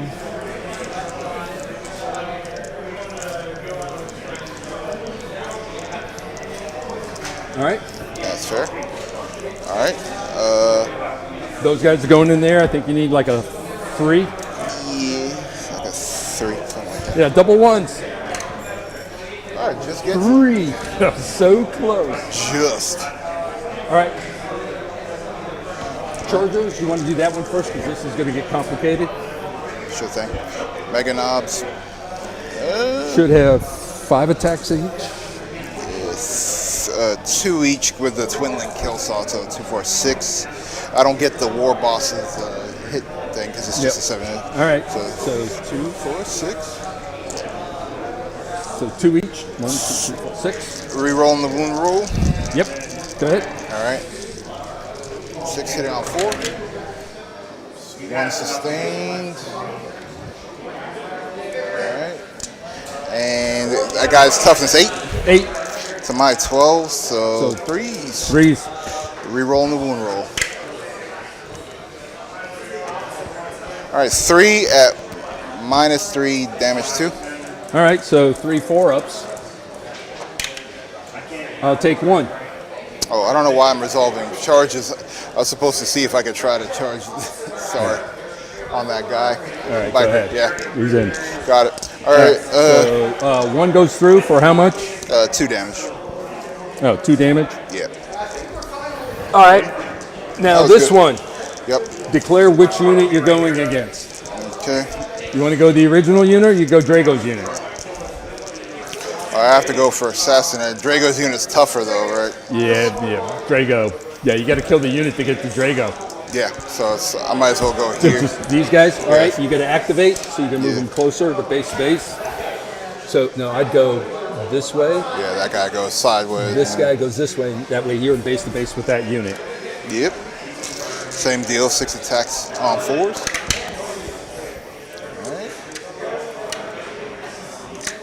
And T, toughness on them.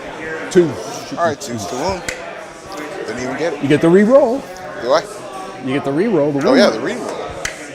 Makes it 1 at -2, damage 2. All right. -3, I'm sorry, damage 2. 4 up. He's good. Okay. This is where it gets hard, so... They don't die. Yeah. 2, 3, 4, 5. Hit you on 3s. Yep. They're just being their best Green Knight selves there for the champs. Just shaking over the middle of the table. Toughness on the knobs? Yeah. Oh, they are T6. T6? We run next. Triple Killrig, Warhorde, Biosanctuary Juicy, or Angelic Host, Blood Angels. I think Warhorde. Honestly, I think Orks are underplayed right now. Everyone's going to be on Blood Angels. Because they're going to be new. And GSE was already doing well and got buffed, so they're gonna get a month or 2 of seeing a lot of play. AP, I believe, is -1. Killrigs flying under the radar.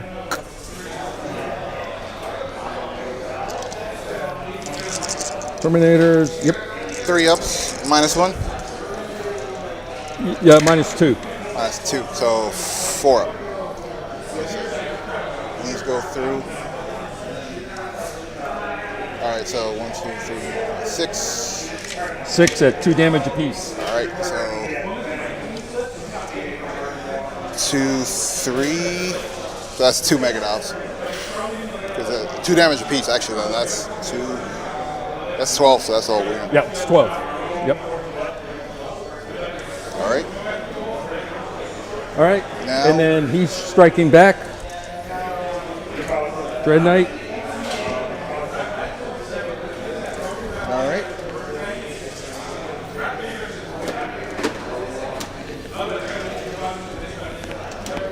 Five attacks. Hits on 3s.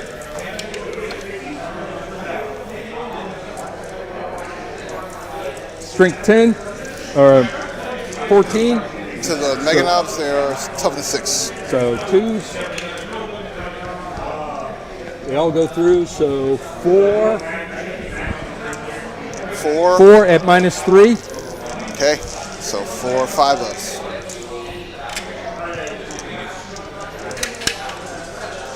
All right, 1 goes. 3 failed. Damage. D6 +1. All right. So 3 go through. 3 go 3. So first one. 3.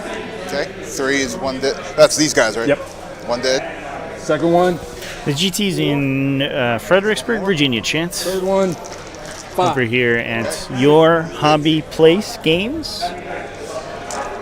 All right.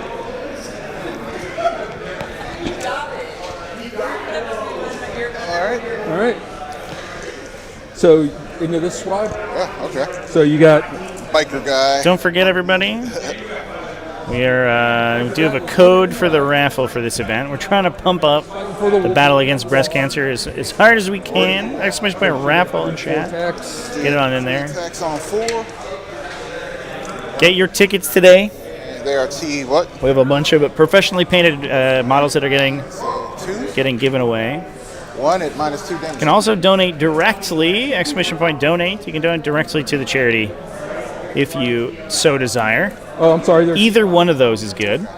So far, I think they're looking at having raised close to $20,000. That's a good, you can get probably an updated count, I guess. It's a 3. Yep. Sorry. Should we go to those little meters, those little like thermometers that like fills up as the strike back. Charity goes? 2, 3, 4.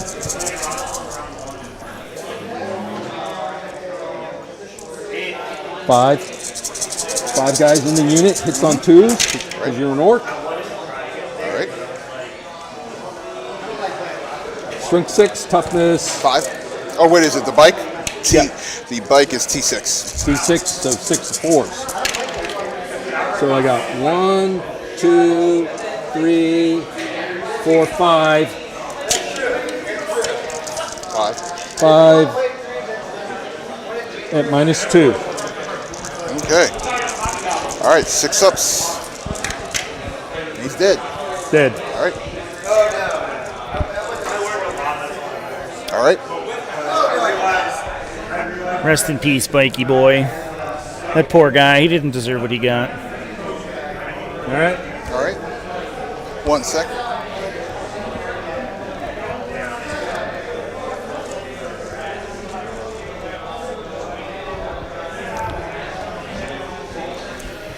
I think I can. So it's the end of your turn. Staying 9 inches away.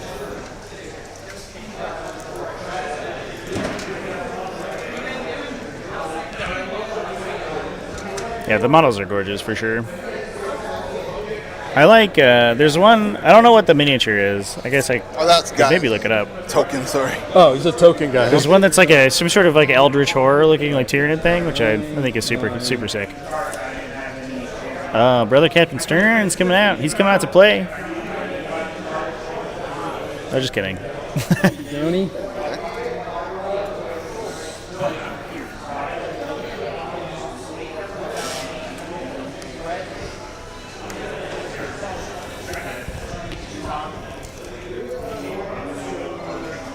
She's doing her uppy downy. Yeah. I'm gonna make sure I'm in this quarter. That is a. Could have just moved there, I think. You do uppy downy. Because I literally can't get anywhere closer. But I can go this way.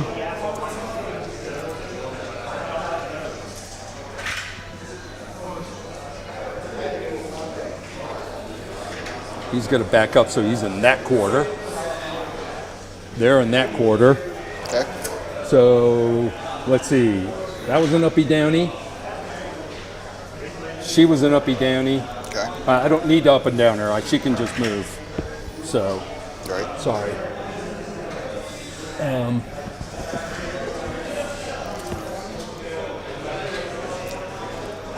He has to be 9 and 9. So 9 from here. 9 from there. He'll uppy downy.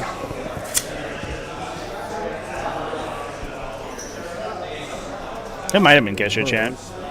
My headphones are noise canceling, so I don't get the background music quite as good as you do, I bet. These guys are all going to go this direction. But yeah, there are I hope it wasn't Kesha, because I'll get copyright struck. But there are speakers around the venue, and they're blaring some music for folks. Keep the vibe going. Oh yeah, he'll go instead of here, he'll come this way and advance. So he'll stay within his quarter. Yeah, Brother Captain Stern rules. That's another thing. I'm not sure if he's underrated, because he does see some play quite often. But Brother Captain Stern rules. I don't know where. Yeah, this else to schwack. Yep. The venue is pretty sweet. It's a pretty spacious game store. I think I have to move this camera. It's not quite. All right, and then she'll do her move. Getting the Wi-Fi. It's a little slow, but there's multiple sort of event rooms that we're taking up. 20 total tables for the event. 7. So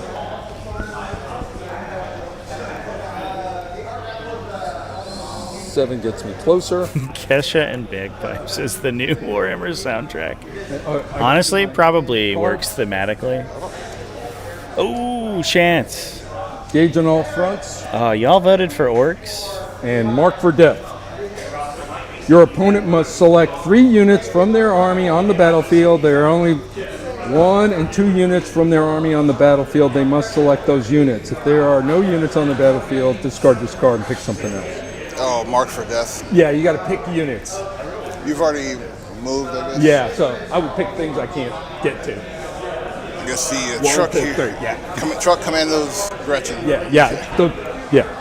No need to overthink it. And engage on all fronts. Classic. End of your turn. Yeah, I'm going to be engaged. I'm going to throw this away for a CP. So my turn, 3 goes to 4. All right. Shooting. Custodes is going to shoot.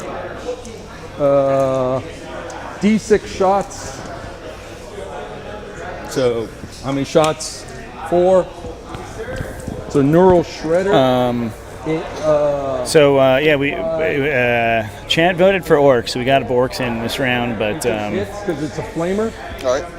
So strength 5. Crusher Stampede. Larry Oliver did go down to Space Wolves. So 1. To the it's a Stormlights list. Are they infantry? Unimpressed.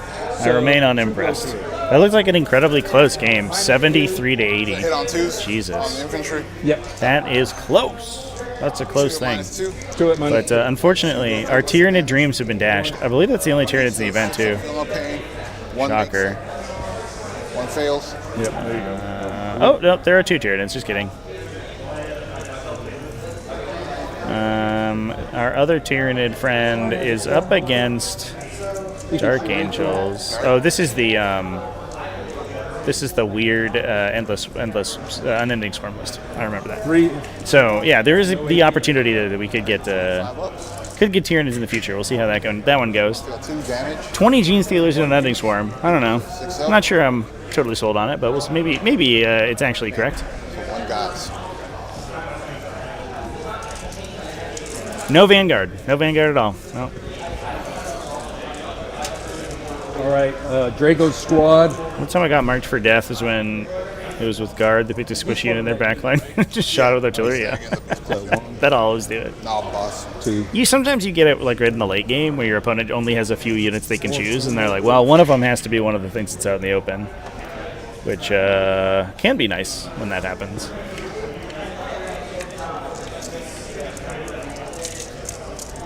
Hey, when you play Green Knights and your opponent's like, I'll keep marked for death so you can't uppy downy. I mean, you can uppy downy. It just gives them 5 points. Yeah, boy. So 5s. Yeah, that's the 5 brain play.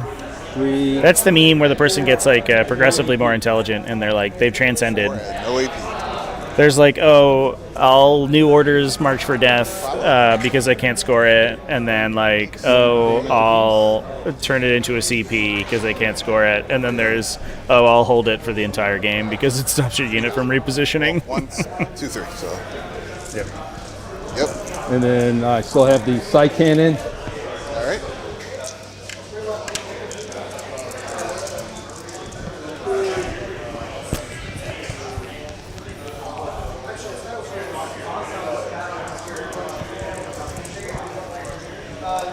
I think both of us have a die over here.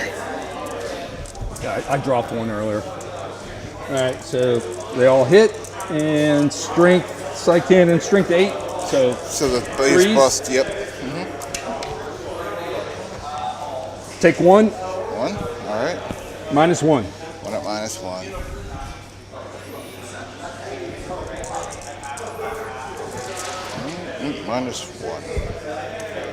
All right.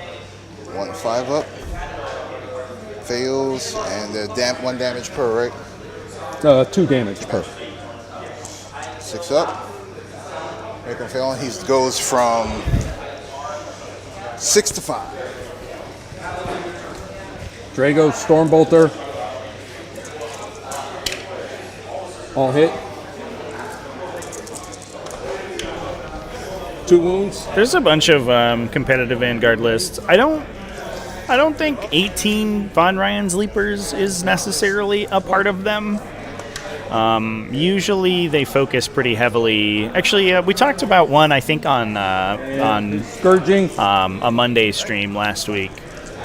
That was kind of a hybrid. Usually you see like 1 to 2 Gene Stealer units, 1 to 2 Melee Warrior units. Strength 6. A bunch of like Lictors and Neurolictors, the Infiltrator stuff. And then either you go harder into, and a Winged Hive Tyrant, obviously. And then either you go, from there you go harder into either more melee, and you just do like consecutive waves of melee attacks, or you take like Raveners and more Warriors and like extra Gene Stealers, and you just try to overwhelm your opponent, or you take like Exocrines and Tyrannofexes, and you play a little bit of backline shooting. I like the shooting lists. I think they're a little bit more well-rounded, but if you're trying to skew people out, just going like mass melee rush is the way to go. One fail, damage 1. 1. Fails, takes it. So down to 2. Side cannon, 2 hits. 1 wound, -1. I think like 2 Von Ryan's Leaper units feels like maybe the ideal, but they're done. All right. Unless you're trying to like move block your opponent, or you're up in all right. fighting like orcs or something, or you like armies that can't really deal with them with shooting. They 1 hit. You're almost always better off just taking lone operatives. 1 wound on the bike. Bikes. Okay. -1. I wouldn't sleep on the melee weapon warriors though. 4 up. I think Gene Stealers are worth a consideration. And yeah, that's mostly what I would say. Was it AP? But there's a couple different varieties of Vanguard that does well. 1 damage. So is it a one bike? of the bikes is at 2 or 1. One of the bikes is at 1. Okay. Yep. Thank you. And then Stormbolters.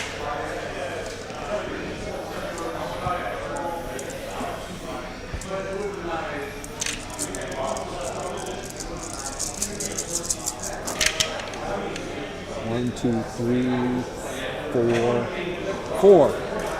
4 regular saves. Yeah, the melee warriors are incredible in that detachment.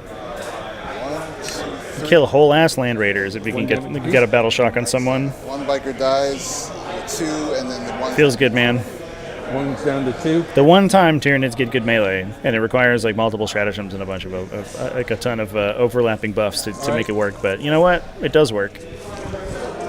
We'll do. I'm gonna start putting stuff away here. Yeah. Just let me know when I need to. About 15 minutes left in the round here, Chan. I'm going to So shoot Draxus. we may end up rolling out this round and then calling it. I'm going to shoot the side cannon into the bikes. The Stormbolters into the bikes. Right. Well, chat, if you scroll over to my channel and you go to the playlist section, you go to Datasheet Deep Dive, there is a whole video where I talk about how to execute the Tyranid melee warrior combo. 4 shots. And like blow knights up and stuff with Hits them. on 3s. 2 hits. 2 hits. All right. And strength 4 on toughness 6. Nope. So she has 6 attacks on Tempest. 1, 2, 3, 4, 5, 6. Hits on 3s. Psychic, sustain 2. Psychic, sustain 2. So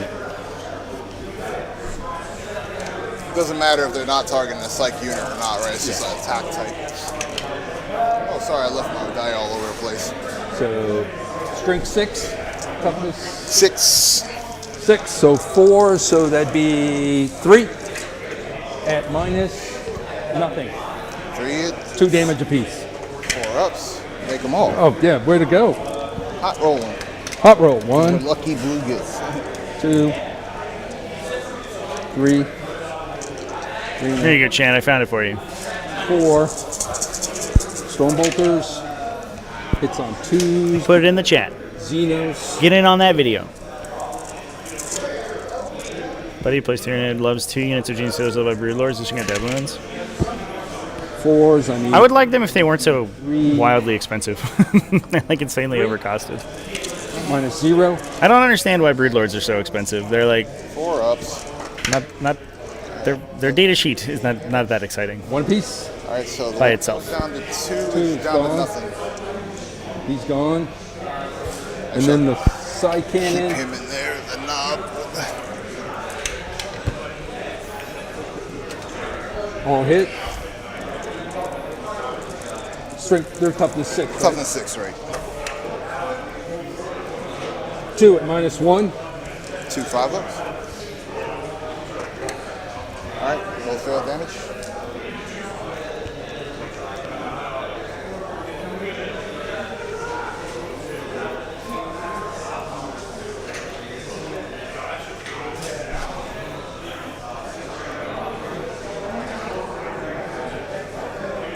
Damage is 2 per. Alright, so he goes from 4 to 2. Goes 4 to 2. All right. And then big boy. Everything into the battle wagon. Yeah. So 10 flamers. 6, 9, 10.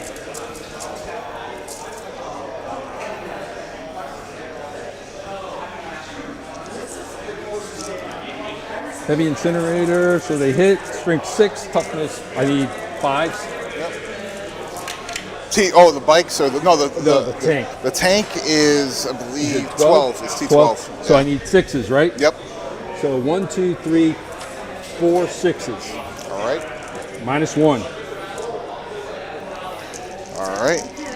4 saves at minus 1, so that gives me a 4 up. All right. 2 make, 2 fail. 1 damage apiece. 1 damage each. So he goes from Heavy side cannon. 9 to 7. 3 hits. Strength 10 on 12, so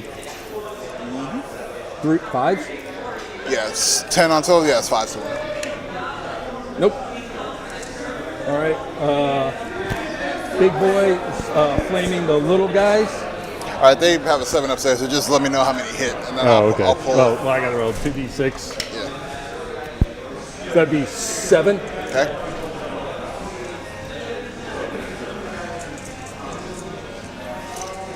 And then side cannon.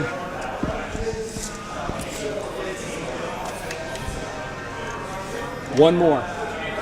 One more. All right. They live. They're too strong. Can't keep a good Gretchen down, chat. Yeah, all I got left is charges. Yep. So big boy into the Gretchen. Well, here. let's do Stern into. Yeah. Let's do. Yeah, he's 9. So him into there first. I need a 9. I got a 3. Big boy. 9. I got a 2. So Jeffrey Kolodner's here, Rockin' Sisters chats. I don't know. Thousand Suns has been entirely expunged. 9. I'm in. Just makes it. There are no Thousand Suns here today, but there is one Sisters player rocking Hallowed Martyrs. Pretty interesting. Is he part of the unit? Yeah. So. Cannon in on 120 Gretchen and Dread Bomb. It is good. Spend a command point. We're shocking these folks. Yeah, get rid of them. So It is a little bit sad that you have to dump so many CP into tank shocking with the Dread Knights, but their weapon profiles are so inconsistent with that hammer that it's like kind of whatever. No, probably not on that. Probably not an idea. No. So charge here into your back. These guys are going into your boy. Okay. 4/4. And short. These guys are going into him and here. Yeah, definitely going into him. And here. All right. 7. Yep.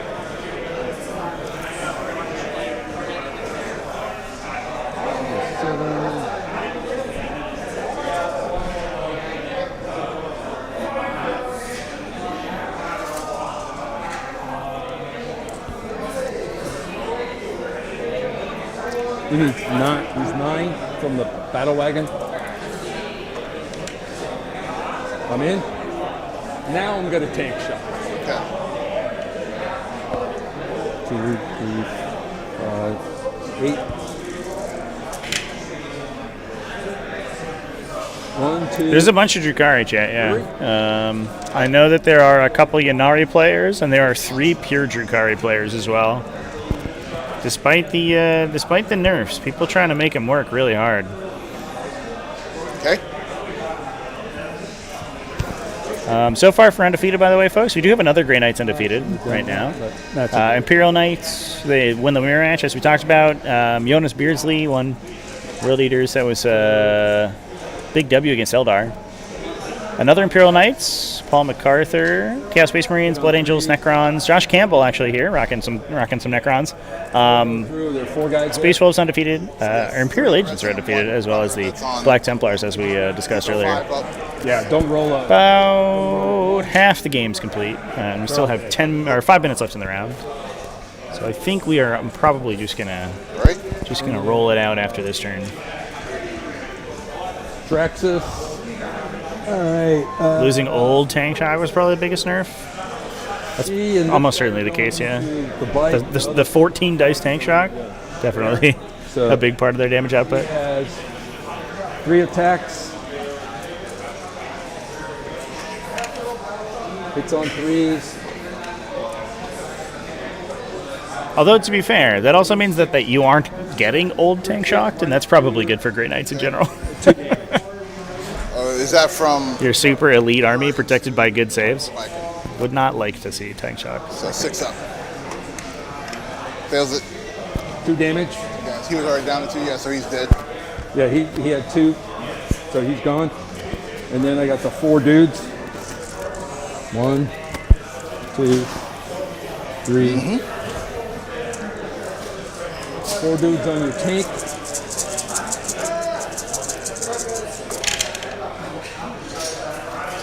You're still Xenos. Man, Draxus has been getting so much value today. 5? Yeah. 6 on 12. Yeah. Wait, 5. 6 on T12, yeah. Yeah. So, 5. 1, 2, 3, 4, 5, 6. It's double, or it's less than half, so I think it was 6s, maybe? 6 on 12, you said? Yeah. So it's double, so you needed 6s to wound. All right, 6s, so, all right, You had so you're 3. taking 4. 5. Okay, Yeah, I only had 2 5s. Or you're taking 5. 5 6s. Yep. 5 6s on my 3 up. No, they're minus. Minus. What are they?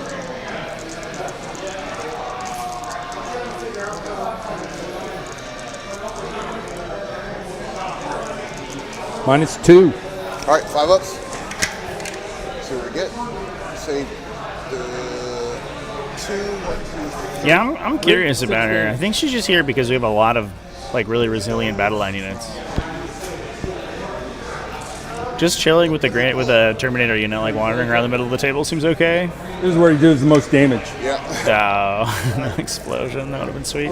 Yeah. They were all empty. Oh, they were all out. I'm sitting there thinking, yeah, damn it. Yep.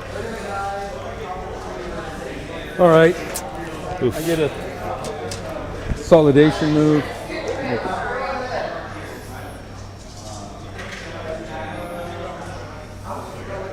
Yep. All right. All right. All right. I think you're boxed into this corner. Yep. So, gauge on all fronts. 1, 2, 3. One of your units, including battle shock units, are within 4 different table quarters. Is 4 VP. Nope. At the end of one or more units, it's not battle shock. Wholly within 3 different. I get 2 VPs for this. So 1, 2, and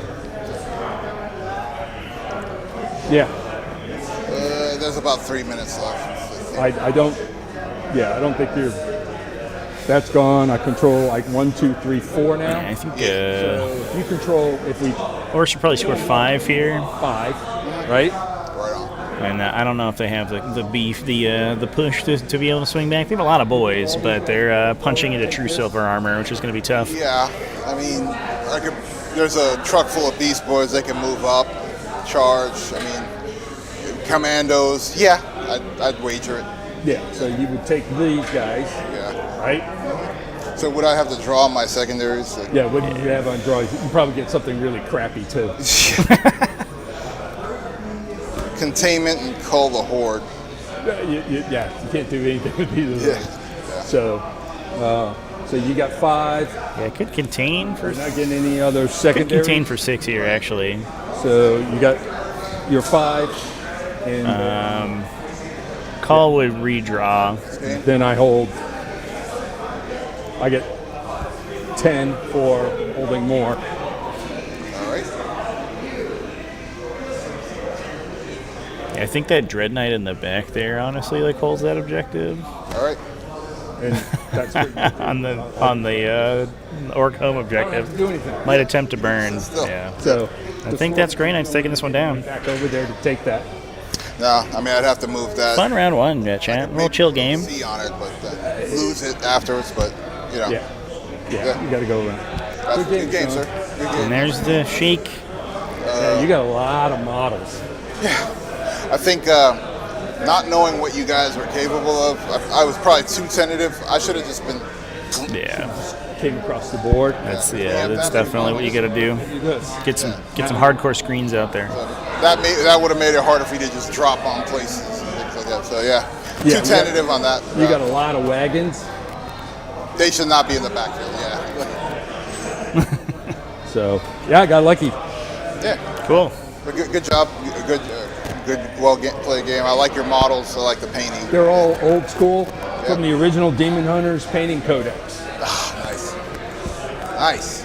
Good stuff. Good luck the rest of the way, man. All right, folks. Yep. Well, thanks for watching round 1 here, folks. Don't forget to jump in on that raffle, exclamation point raffle. And we'll be back for round 2 after the lunch break concludes, which is going to be 1 hour from now. So we'll be back in an hour. Don't go anywhere, though, because we are going to get a poll up for round 2 pairings once those go live. But until then, I'll see you then. Cheers, everybody.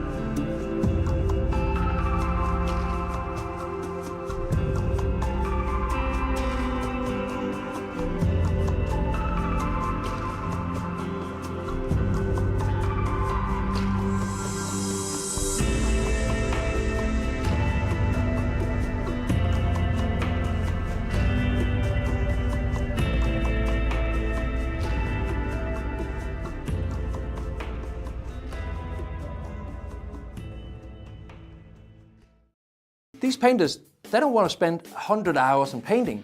They want to spend 100 hours on gaming. I know I do. One of my favorite games just released a new edition, and I just want my new army out there, and I want to have it today so I can play with it tomorrow.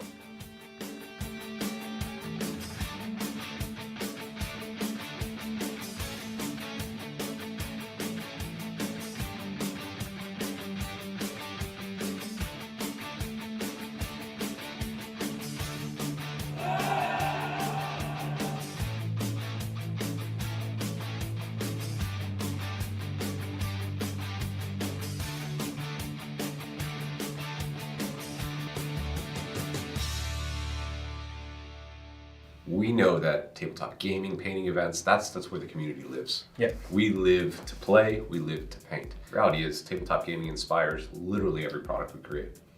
In 2007, the Army Painter was founded with one simple idea: to save time at the hobby desk and get more time for gaming.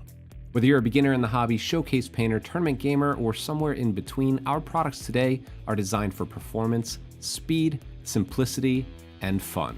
All our products reflect the fact that it's in that DNA of getting more time for gaming, and because that's what it's really all about.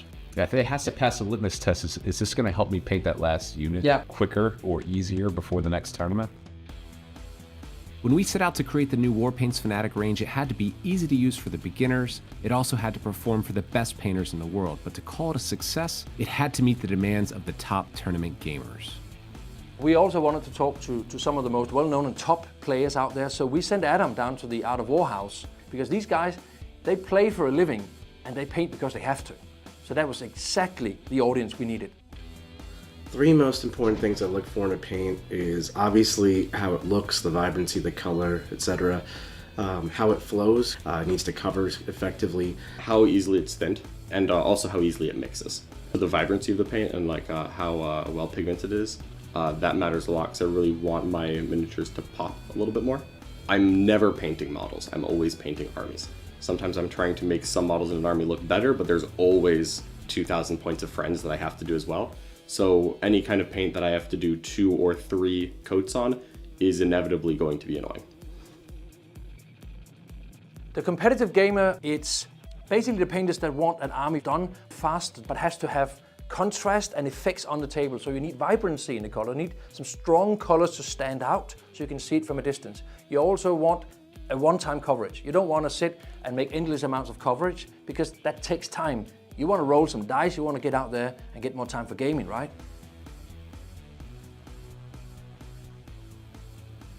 So I like being able to have a wide range of choices. I need to be able to use them easy. I like to be able to take the paint, put it onto wet palette, and be good to go.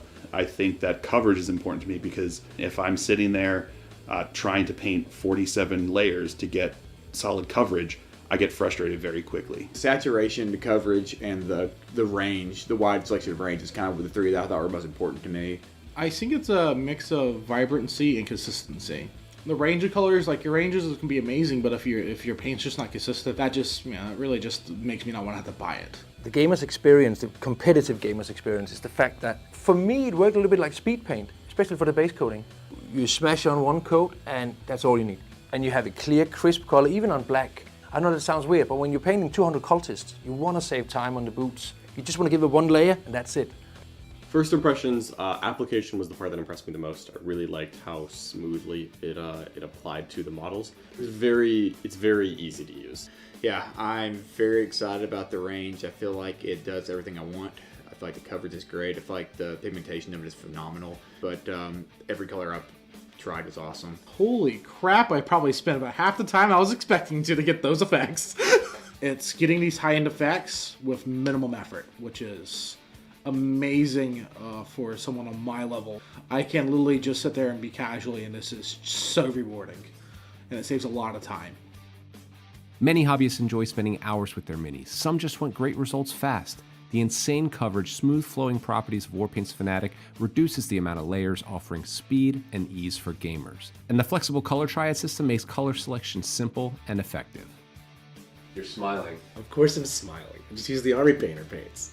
So what do you think? They were awesome. Oh my god. So I'm not much of a painter. I paint very infrequently, but I painted for 20 plus years. And these are, without a doubt, like some of the nicest paints I've used. For real. Like, I haven't used like every line, but like generally speaking, like assuming that all the paints match the same quality as the ones I was shown today, this line is going to be amazing.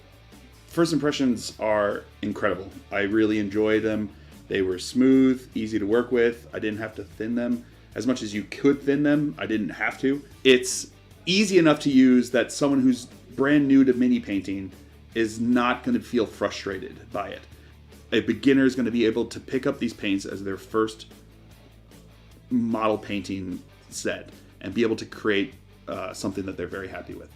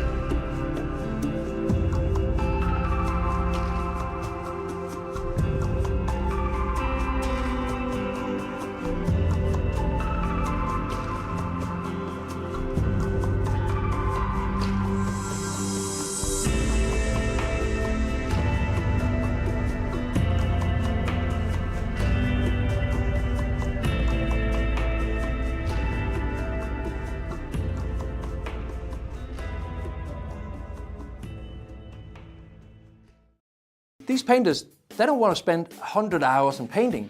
They want to spend 100 hours in gaming. I know I do. One of my favorite games just released a new edition, and I just want my new army out there, and I want to have it today so I can play with it tomorrow.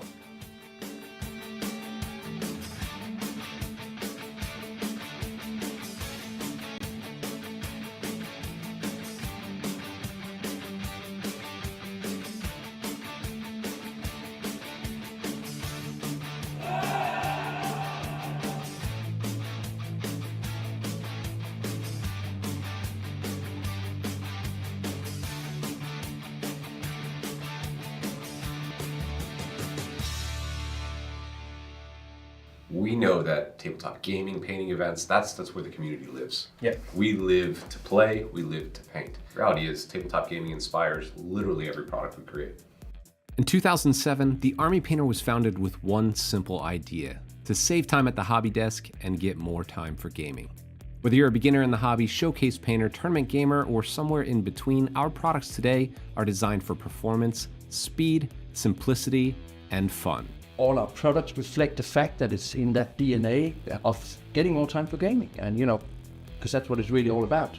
Yeah, if it has to pass a litmus test, is this going to help me paint that last unit quicker or easier before the next tournament? When we set out to create the new Warpaints Fanatic range, it had to be easy to use for the beginners. It also had to perform for the best painters in the world, but to call it a success, it had to meet the demands of the top tournament gamers. We also wanted to talk to some of the most well-known and top players out there, so we sent Adam down to the Art of War house, because these guys, they play for a living and they paint because they have to. So that was exactly the audience we needed. Three most important things I look for in a paint is obviously how it looks, the vibrancy, the color, etc. How it flows, it needs to cover effectively. How easily it's thinned, and also how easily it mixes. The vibrancy of the paint and like how well pigmented it is, that matters a lot because I really want my miniatures to pop a little bit more. I'm never painting models. I'm always painting armies. Sometimes I'm trying to make some models in an army look better, but there's always 2,000 points of friends that I have to do as well. So any kind of paint that I have to do 2 or 3 coats on is inevitably going to be annoying. The competitive gamer, it's basically the painters that want an army done fast, but has to have contrast and effects on the table. So you need vibrancy in the color, you need some strong colors to stand out so you can see it from a distance. You also want a one-time coverage. You don't want to sit and make endless amounts of coverage because that takes time. You want to roll some dice, you want to get out there and get more time for gaming, right?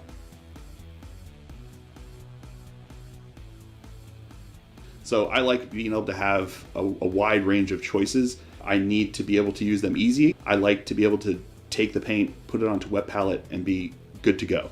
I think that coverage is important to me because if I'm sitting there trying to paint 47 layers to get solid coverage, I get frustrated very quickly. Saturation, the coverage, and the range, the wide selection of range is kind of the 3 that I thought were most important to me.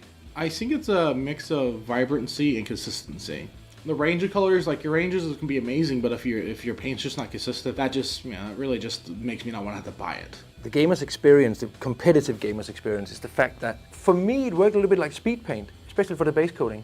You smash on one coat and that's all you need. And you have a clear, crisp color, even on black. I know that sounds weird, but when you're painting 200 cultists, you want to save time on the boots. You just want to give it one layer and that's it. First impressions, application was the part that impressed me the most. I really liked how smoothly it applied to the models. It's very easy to use. Yeah, I'm very excited about the range. I feel like it does everything I want. I feel like the coverage is great. I feel like the pigmentation of it is phenomenal. But every color I've tried was awesome. Holy crap, I probably spent about half the time I was expecting to get those effects. It's getting these high-end effects with minimum effort, which is amazing for someone on my level. I can literally just sit there and be casually, and this is so rewarding. And it saves a lot of time. Many hobbyists enjoy spending hours with their minis. Some just want great results fast. The insane coverage, smooth flowing properties of Warpaint's Fanatic reduces the amount of layers, offering speed and ease for gamers. And the flexible color triad system makes color selection simple and effective. You're smiling. Of course I'm smiling. I just use the Army Painter paints. So what do you think? They were awesome. Oh my god. So I'm not much of a painter. I paint very infrequently, but I painted for 20 plus years. And these are, without a doubt, like some of the nicest paints I've used. For real? For real. Like, I haven't used like every line. But like, generally speaking, like, assuming that all the paints match the same quality as the ones I was shown today, this line is going to be amazing. First impressions are incredible. I really enjoyed them. They were smooth, easy to work with. I didn't have to thin them. As much as you could thin them, I didn't have to. It's easy enough to use that someone who's brand new to mini painting is not going to feel frustrated by it. A beginner is going to be able to pick up these paints as their first model painting set and be able to create something that they're very happy with.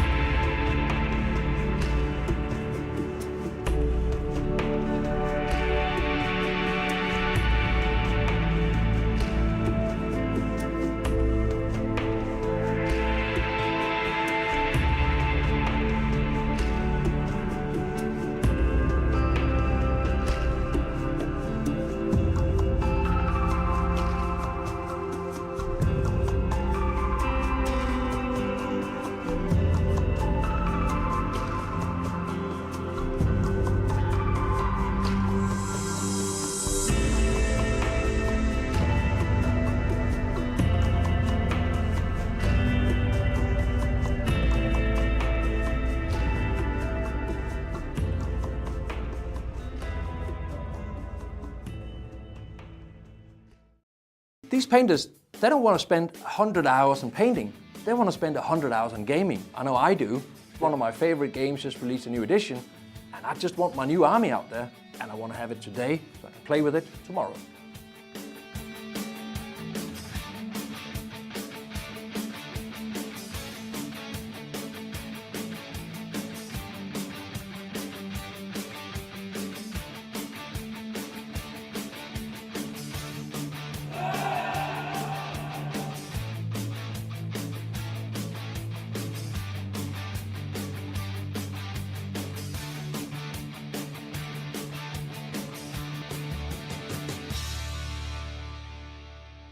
We know that tabletop gaming, painting events, that's where the community lives. Yeah. We live to play, we live to paint. The reality is tabletop gaming inspires literally every product we create. In 2007, the Army Painter was founded with one simple idea: to save time at the hobby desk and get more time for gaming. Whether you're a beginner in the hobby, showcase painter, tournament gamer, or somewhere in between, our products today are designed for performance, speed, simplicity, and fun. All our products reflect the fact that it's in that DNA of getting more time for gaming, and because that's what it's really all about. Yeah, if it has to pass a litmus test, is this going to help me paint that last unit quicker or easier before the next tournament? When we set out to create the new Warpaints Fanatic range, it had to be easy to use for the beginners, it also had to perform for the best painters in the world, but to call it a success, it had to meet the demands of the top tournament gamers. We also wanted to talk to some of the most well-known and top players out there, so we sent Adam down to the Art of War house, because these guys, they play for a living and they paint because they have to. So that was exactly the audience we needed. Three most important things I look for in a paint is obviously how it looks, the vibrancy, the color, etc. How it flows, it needs to cover effectively. How easily it's thinned, and also how easily it mixes. The vibrancy of the paint and how well pigmented it is. That matters a lot because I really want my miniatures to pop a little bit more. I'm never painting models, I'm always painting armies. Sometimes I'm trying to make some models in an army look better, but there's always 2,000 points of friends that I have to do as well. So any kind of paint that I have to do 2 or 3 coats on is inevitably going to be annoying. The competitive gamer, it's basically the painters that want an army done fast, but has to have contrast and effects on the table. So you need vibrancy in the color, you need some strong colors to stand out so you can see it from a distance. You also want a one-time coverage. You don't want to sit and make endless amounts of coverage because that takes time. You want to roll some dice, you want to get out there and get more time for gaming, right?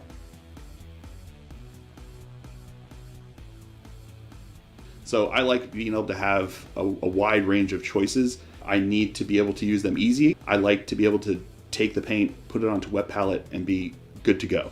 I think that coverage is important to me because if I'm sitting there trying to paint 47 layers to get solid coverage, I get frustrated very quickly. Saturation, the coverage, and the range, the wide selection of range is kind of the three that I thought were most important to me. I think it's a mix of vibrancy and consistency. The range of colors, like your ranges can be amazing, but if your paint's just not consistent, that just it really just makes me not want to have to buy it. The gamer's experience, the competitive gamer's experience, is the fact that for me it worked a little bit like speed paint, especially for the base coating. You smash on one coat and that's all you need. And you have a clear, crisp color, even on black. I know that sounds weird, but when you're painting 200 cultists, you want to save time on the boots. You just want to give it one layer and that's it. First impressions, application was the part that impressed me the most. I really liked how smoothly it applied to the models. It's very easy to use. Yeah, I'm very excited about the range. I feel like it does everything I want.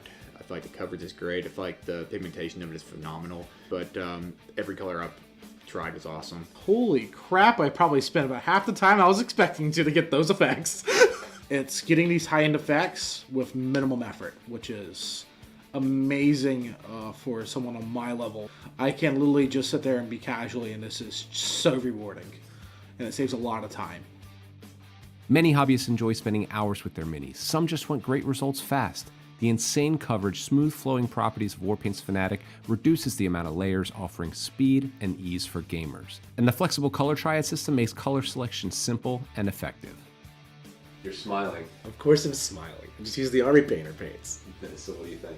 They were awesome. Oh my god. So I'm not much of a painter. I paint very infrequently, but I painted for 20 plus years. And these are, without a doubt, like some of the nicest paints I've used.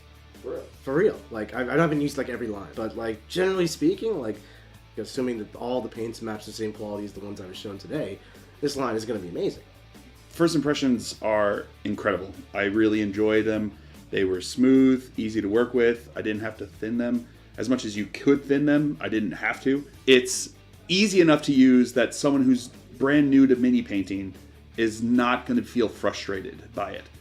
A beginner is going to be able to pick up these paints as their first model painting set and be able to create something that they're very happy with.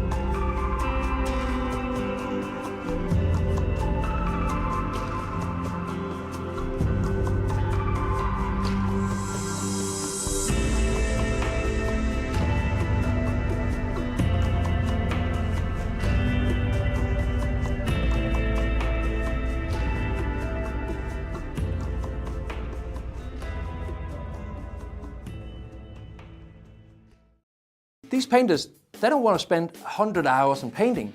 They want to spend 100 hours on gaming. I know I do. One of my favorite games just released a new edition, and I just want my new army out there, and I want to have it today so I can play with it tomorrow.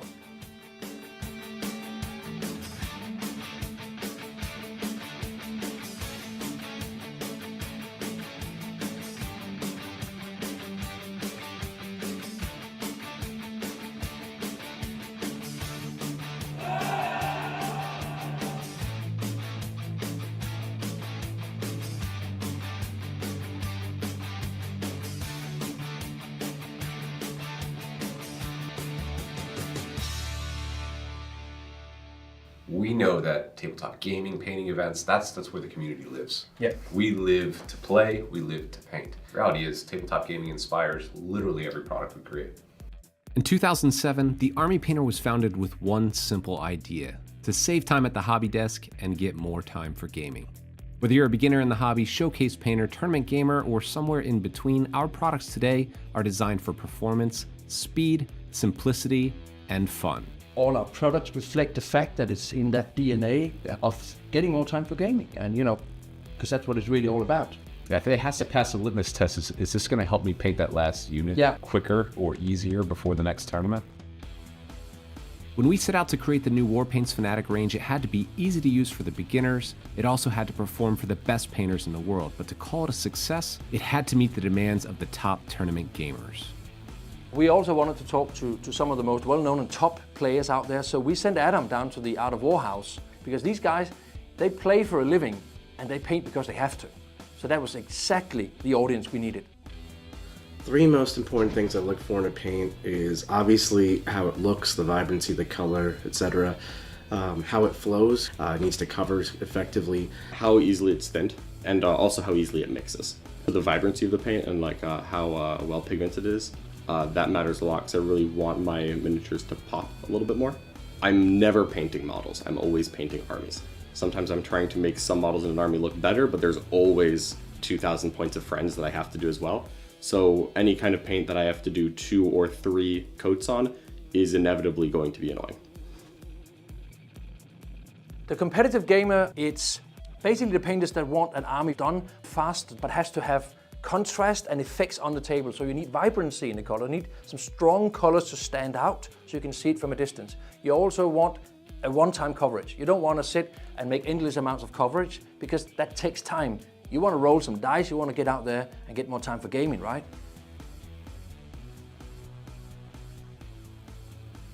So I like being able to have a wide range of choices. I need to be able to use them easy. I like to be able to take the paint, put it onto wet palette, and be good to go. I think that coverage is important to me because if I'm sitting there trying to paint 47 layers to get solid coverage, I get frustrated very quickly. Saturation, the coverage, and the range, the wide selection of range is kind of the three that I thought were most important to me. I think it's a mix of vibrancy and consistency. The range of colors, like your ranges can be amazing, but if your paint's just not consistent, that just, it really just makes me not want to have to buy it. The gamer's experience, the competitive gamer's experience, is the fact that for me it worked a little bit like speed paint, especially for the base coating. You smash on one coat and that's all you need. And you have a clear, crisp color, even on black. I know that sounds weird, but when you're painting 200 cultists, you want to save time on the boots. You just want to give it one layer and that's it. First impressions, application was the part that impressed me the most. I really liked how smoothly it applied to the models. It's very easy to use. Yeah, I'm very excited about the range. I feel like it does everything I want. I feel like the coverage is great. I feel like the pigmentation of it is phenomenal. But every color I've tried is awesome. Holy crap, I probably spent about half the time I was expecting to get those effects. It's getting these high-end effects with minimum effort, which is amazing for someone on my level. I can literally just sit there and be casually, and this is so rewarding. And it saves a lot of time. Many hobbyists enjoy spending hours with their minis. Some just want great results fast. The insane coverage, smooth flowing properties of Warpaint's Fanatic reduces the amount of layers, offering speed and ease for gamers. And the flexible color triad system makes color selection simple and effective. You're smiling. Of course I'm smiling. I just use the Army Painter paints. So what do you think? They were awesome. Oh my god. So I'm not much of a painter. I paint very infrequently, but I painted for 20 plus years. And these are, without a doubt, like some of the nicest paints I've used. For real? For real. Like, I haven't used like every line. But like, generally speaking, like, assuming that all the paints match the same quality as the ones I was shown today, this line is going to be amazing. First impressions are incredible. I really enjoyed them. They were smooth, easy to work with. I didn't have to thin them. As much as you could thin them, I didn't have to. It's easy enough to use that someone who's brand new to mini painting is not going to feel frustrated by it. A beginner is going to be able to pick up these paints as their first model painting set and be able to create something that they're very happy with.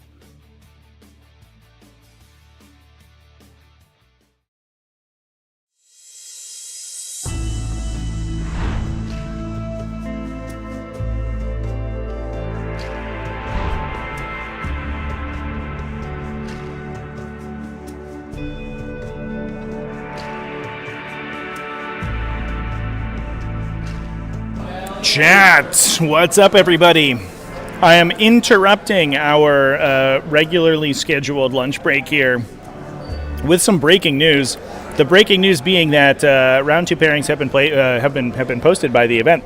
So we get to take a peek at what we can see on table in round 2, and it looks like we have 10 tables to choose from. And there's a couple spicy ones in here as well. Is that right? 10?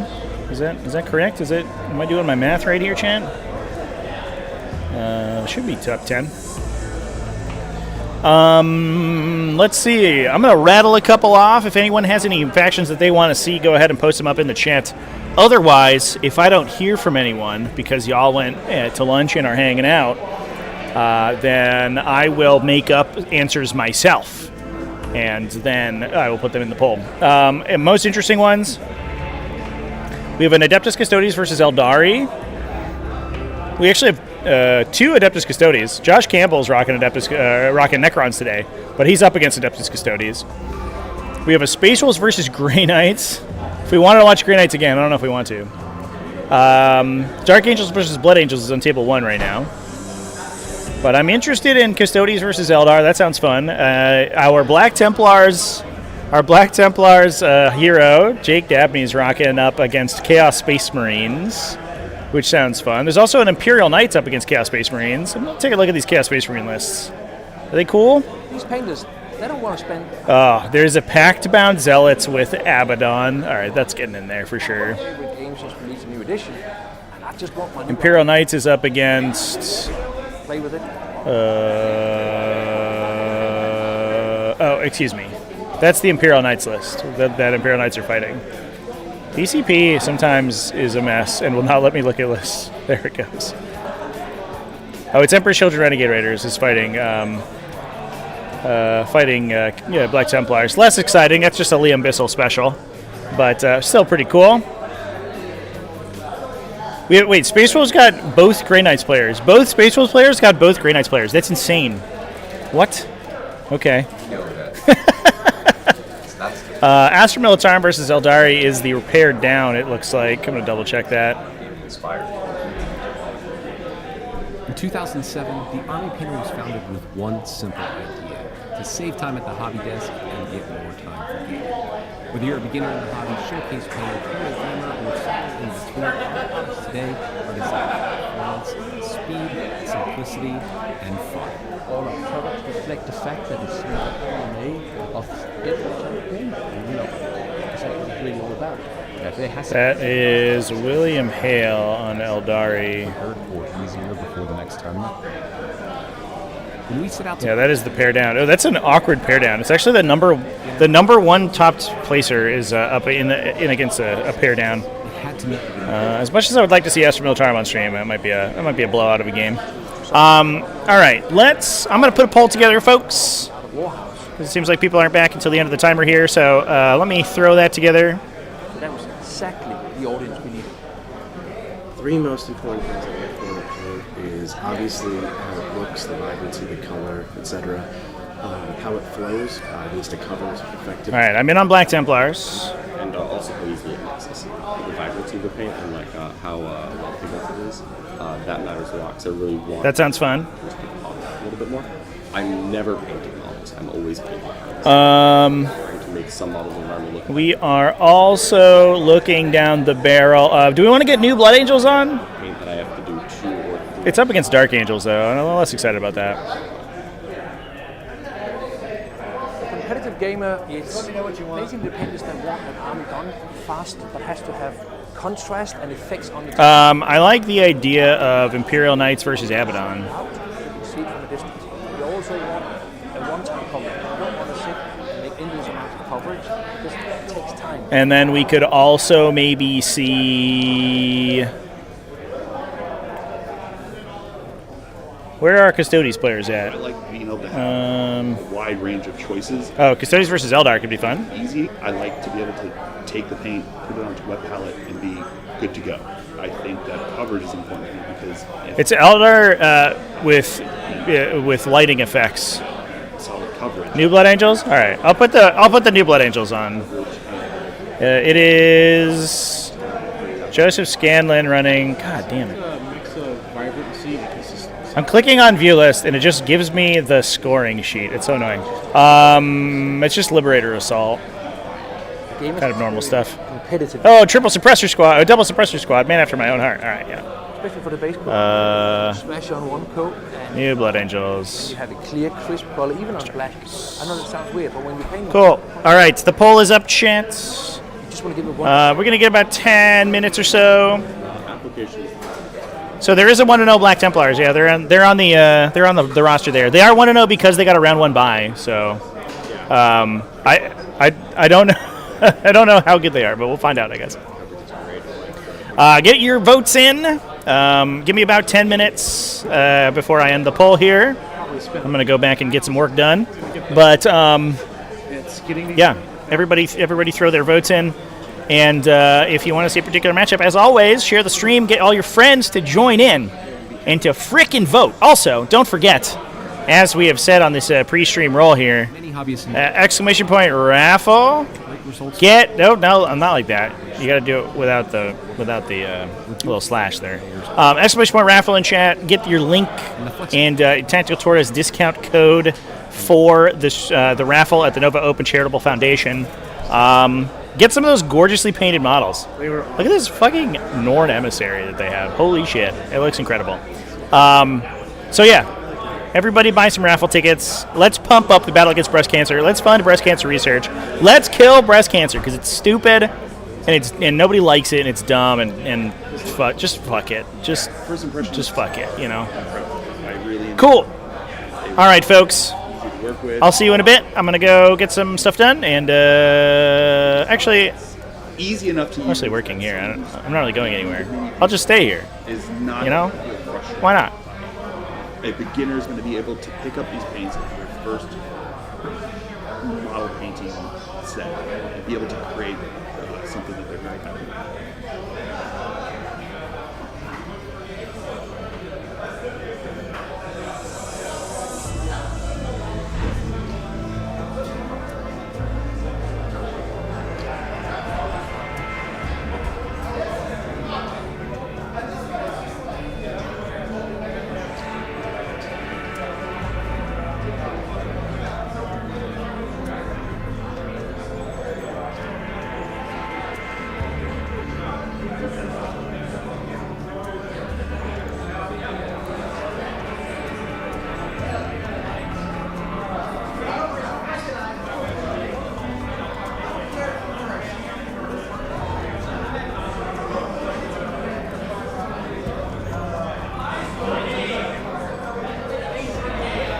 Blood Angels is currently in the lead. 35% of the vote. Can Black Templars defeat them? Nobody wants to see Chaos Space Marines on? I guess the first one's Dark Angels, so that is kind of Chaos Space Marine-y.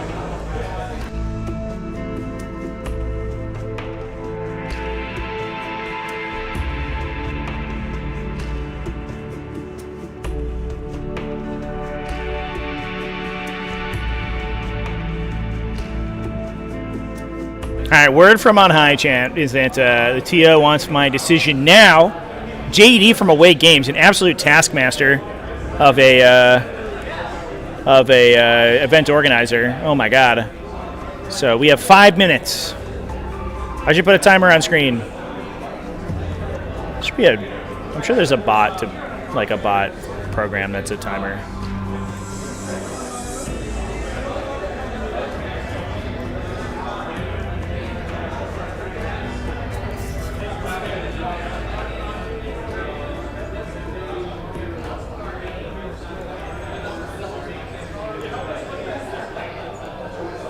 These painters, they don't want to spend 100 hours in painting. They want to spend 100 hours in gaming. I know I do. One of my favorite games is released in edition. I just want my new army on it. I want to play with it.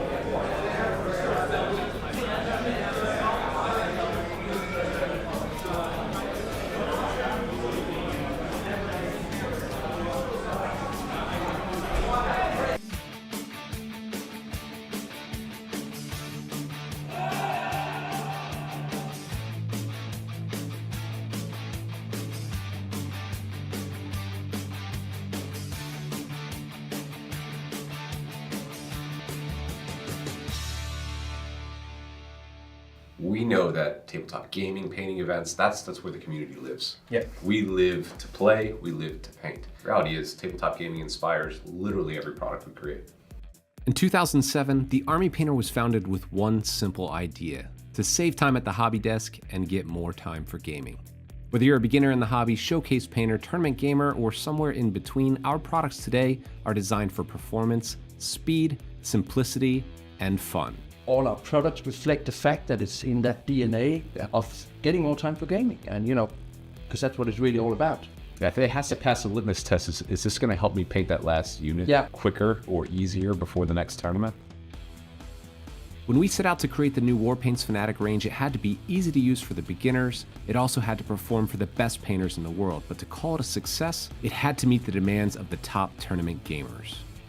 We also wanted to talk to some of the most well-known and top players out there, so we sent Adam down to the Art of War house, because these guys, they play for a living and they paint because they have to. So that was exactly the audience we needed. Three most important things I look for in a paint is obviously how it looks, the vibrancy, the color, etc. How it flows, it needs to cover effectively. How easily it's thinned, and also how easily it mixes. The vibrancy of the paint and like how well pigmented it is, that matters a lot. You want Black Templar chat? You better get those votes in, everybody. If you want a matchup, it's up to you to make it happen. Better, but there's always. So I have faith. I think that you could induct many of your friends into indentured servitude and force them at gunpoint to create YouTube accounts, subscribe to Tactical Tortoise, and vote for the matchup that you want in this poll. I believe in you. I'm putting my faith in you to do that. So, and I think it's important, you know? I think that's important enough that you enslave your friends over it. Or something, I don't know. So I like being able to have a wide range of choices. I need to be able to use them easy. I like to be able to take the paint, put it onto a palette, and be good to go. I think that coverage is important because if I'm sitting there trying to paint 47 layers to get solid coverage, I get frustrated. Saturation and coverage and the range, the wide source of range is kind of the three levels. I see it's a mix of vibrancy and consistency. The range of colors, like ranges are pretty amazing. Seems like New Blood Angels is winning, chat. We're going to give it another 30 seconds. I think I'm already past the point of no return here, so another 30 seconds, folks. Get in there. And you have clear, crisp color, black. I know it's not clear. When you paint with 200 contrast, just want to give it one layer. That's it. First impressions.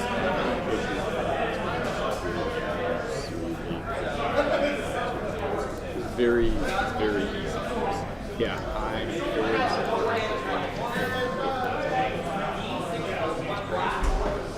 All right, folks. But every color I've tried is awesome. We'll just stick with one. I probably spent about half the time I was expecting to get those effects. It's getting these high-end effects with minimum effort, which is amazing. All right, folks. That's going to be looking like that table one's going to be our matchup here. New Blood Angels versus Dark Angels. Oh, unfortunately, I still don't have chapter-specific tiles for each chapter, so everybody is used to being an Adeptus Astartes today. Everyone gets to be a Space Marine. Technically correct. The best kind of correct. Where's some They were awesome. Oh my god. So I'm not much of a painter. I paint very infrequently, but I painted for 20 plus years, and these are, without a doubt, like some of the nicest paints I've used. For real? For real. Like I haven't used like every line, but like generally speaking, like assuming that all the paints match the same quality as the ones I was shown today, this line is going to be amazing. First impressions are incredible. I really enjoyed them. They were smooth, easy to work with. I didn't have to thin them. As much as you could thin them, I didn't have to. It's easy enough to use that someone who's brand new to mini painting is not going to feel frustrated by it. A beginner is going to be able to pick up these paints as their first model painting set and be able to create something that they're very happy with.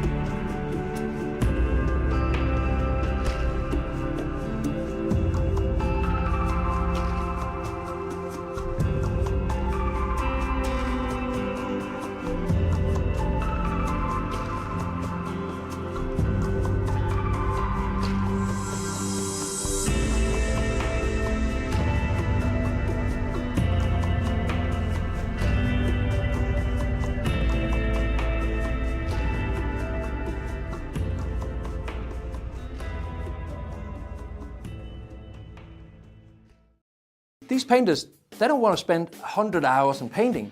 They want to spend 100 hours in gaming. I know I do. One of my favorite games just released a new edition, and I just want my new army out there, and I want to have it today so I can play with it tomorrow.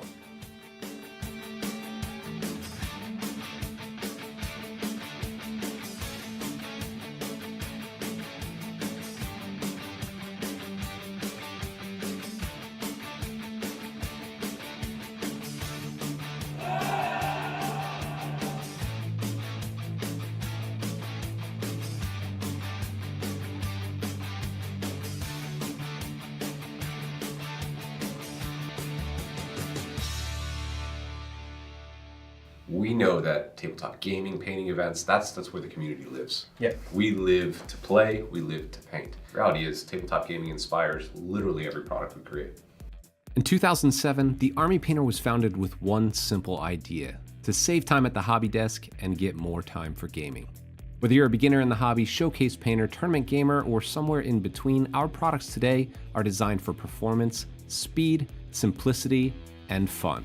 All our products reflect the fact that it's in that DNA of getting more time for gaming, and because that's what it's really all about. Yeah, if it has to pass a litmus test, is this going to help me paint that last unit quicker or easier before the next tournament?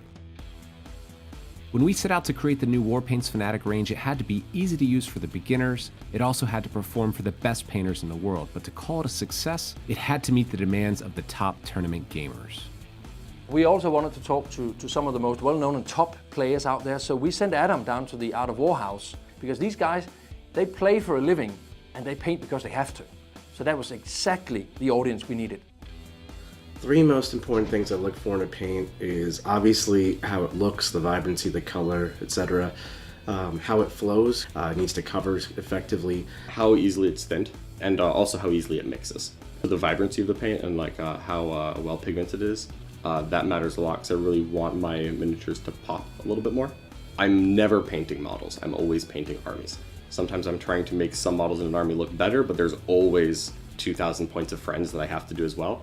So any kind of paint that I have to do 2 or 3 coats on is inevitably going to be annoying. The competitive gamer, it's basically the painters that want an army done fast, but has to have contrast and effects on the table. So you need vibrancy in the color, you need some strong colors to stand out so you can see it from a distance. You also want a one-time coverage. You don't want to sit and make endless amounts of coverage because that takes time. You want to roll some dice, you want to get out there and get more time for gaming, right?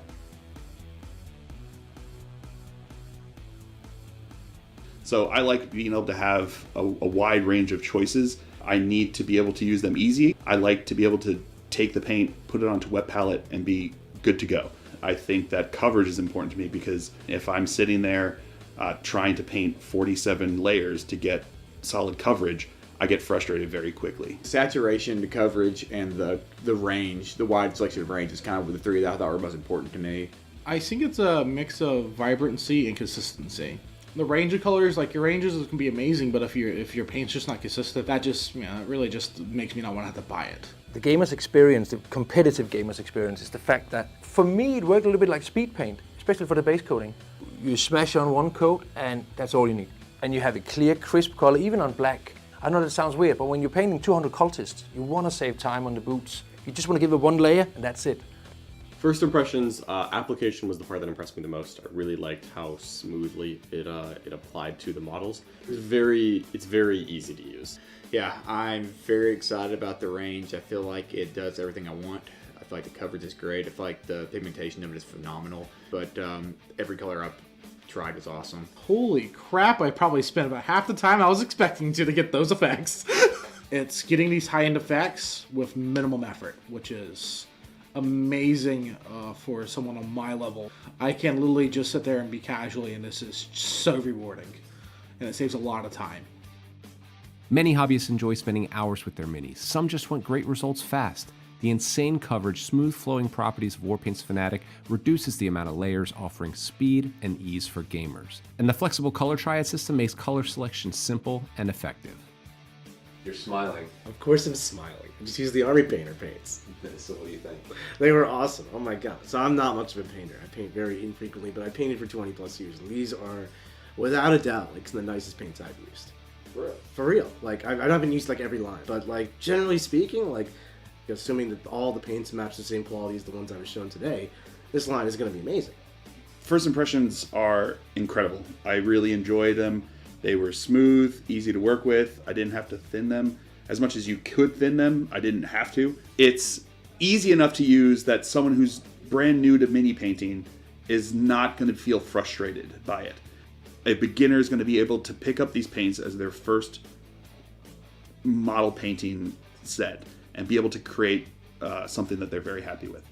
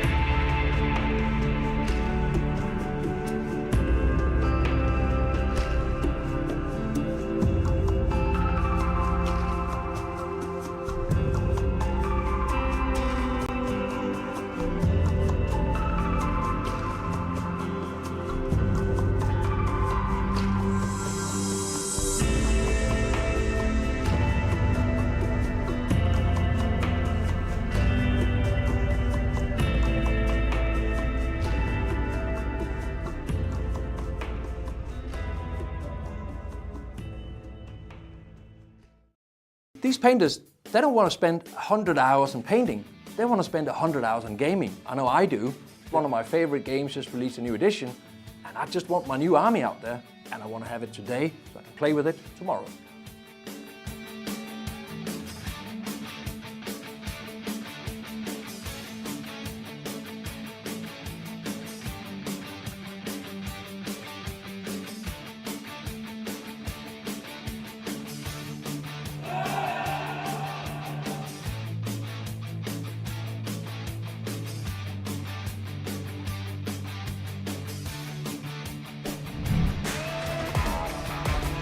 Hitting melee? Yep. And you only get 2 Inferno pistols in the squad now? Yep, so it's 2 Inferno pistols, 2 plasma pistols. Yeah, and then 6 bolt pistols. Yeah. And then there's 3 power fists, 2 eviscerators. 2 eviscerators, and then the rest are chain swords now? Cool. All right, let's do it. Okay, chat. Welcome back. We are here with round 2 of the Battle Against Breast Cancer GT. Yeah, it's going to be a spicy game today, chat, because we have 2 competing Astartes chapters. Yeah, me too. Just to keep things real simple, we've got over here, these are both say Adeptus Astartes. The red is Blood Angels. The blue is Dark Angels. Just to make sure that things are separated out. Hopefully, we are. It should be the angle. Looking pretty. Looking pretty easy. Well, pretty color coordinated. Cool. Very thematically appropriate. Yeah, so we have Joseph down here playing Blood Angels versus James on Dark Angels. Lists are in the chat and the video description and in the robot. What do you want? I'll be defender. Okay. The players should just do a little pregame discussion with each other, but we will do so ourselves. Dark Angels on a Gladius task force. They're rocking some pretty spicy picks. This includes Azrael, pretty normal. We have a Terminator Chaplain, which is pretty cool, who can hang out with a couple Deathwing Knights, keep them safe against mortal wounds, and give them +1 to wound. Purge the foe. We are rocking Samael Lionel Johnson, a Tech Marine, as well as a Blade Guard Ancient. Now, apparently the Blade Guard Ancient is just in there as a utility unit because he only costs 45 points. So he is, I think, the cheapest unit in the Space Marine Codex. Servitors might be cheaper. I'm actually not sure. Although I think they got legended, so I think we're just looking at that dude. He doesn't have a weapon, so that's probably why. I think he's a pistol, and that's about it. But just a little guy to run in and do some actions. We have a unit of 5 Deathwing Knights, a Gladiator Lancer, an Infiltrator Squad, a Land Raider Redeemer, a big unit of 6 Ravenwing Black Knights, that's for Samael to jump into, Stern Guard Veteran Squad, and a Storm Speeder Thunderstrike. So that is the +1 to wound against monsters and vehicles that you shoot at. A little friendly guy, and again, that is Dark Angels being in the blue at the top of the screen here, or I guess sort of the right end of the right side of the screen. Versus the Blood Angels that are going to be on the left. We are on Crucible of Battle deployment today, folks. Moving over to Blood Angels. Blood Angels running the Liberation Assault Group. This is the new version of the Sons of Sanguinius. Has the same detachment ability, but a bunch of these stratagems have been flipped around.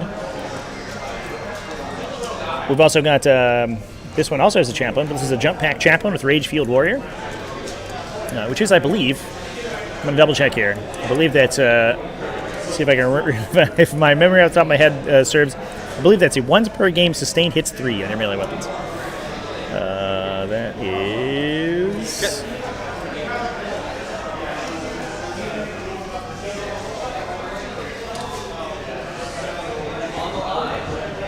Indeed, once per game, start of the fight phase, you can choose to beat your melee weapon sustained hits 3. Pretty good if you're hitting your Oath target and you just fish for 6s and you roll some 6s and that guy goes absolutely insane. It is only a Crotes Arcanum though, so it's maybe not the most exciting hit in the world, but it is pretty good. Oh, he's got a Power Fist, so he'll actually probably swing with a Power Fist. We've got Mephiston, a lone operative Mephiston over there, Commander Dante and Lamartes. 1 Intercessor Squad for some objective holding. I'll get the rest of them out, but they're 2 units of 10 Jump Pack Assault Intercessors. Big ol' Assault Intercessor units. One of them is most likely for what you got? For the Chaplain. The other one, I believe, is for Dante to jump into and give them +1 to advance and charge. So once you're, if you're advancing and charging with the stratagem, you actually go pretty fast with those guys. And then their kind of mediocre melee attacks get buoyed up pretty significantly by the detachment ability. They can get up to strength 6 with 5 attacks each, which is pretty solid. We then also have a Death Company Dreadnought. That's the new exciting Death Company Dreadnought. Full hit wound rerolls on that guy with his melee weapons because they're twin linked, and the Death Company give themselves rerolls all the time. There are 2 chaplains in the army to let him retain his objective control characteristic as well. So hopefully he'll be able to stay around for a bit. And then he's got that cool Blood Surge move, D6 + 2 inches. Sorry, this has the Death... Alongside a Feel No Pain over top of what a normal Brutalis Dreadnought would have. We have a Jump Pack Death Company Squad for Lamartes to hop into. Significantly less damage than that unit used to be, but they do get... they are way cheaper. I think they're 50 points cheaper than they were in the previous edition when they could all take Power Fists. 2 Gladiator Lancers versus the 1 Gladiator Lancer on the other side. 1 Inceptor Squad, 2 Scout Squads, and 2 Suppressor Squads for utility as well. That double Scout, double Suppressor is, I think, going to be pretty common moving into the future of the Space Marine metagame here, because gives you a good combination of uppy downies and infiltrates and deep strikes. So I think the Adeptus Mechanicus Engines here is worth it at 55 points. The regular engines here? I don't know. Next unit of suppressors. The thing is, like, Adeptus Mechanicus have so many good models at that points cost. Like, I could give this this one dude, or I could like these are the 3 of them. Get most of a Vanguard unit. I don't know.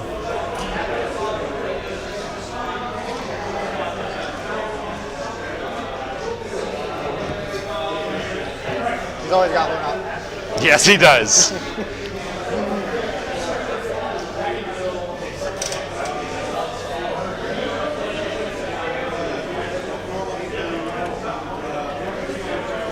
How are people feeling about this matchup, Chad? Let's get a poll going.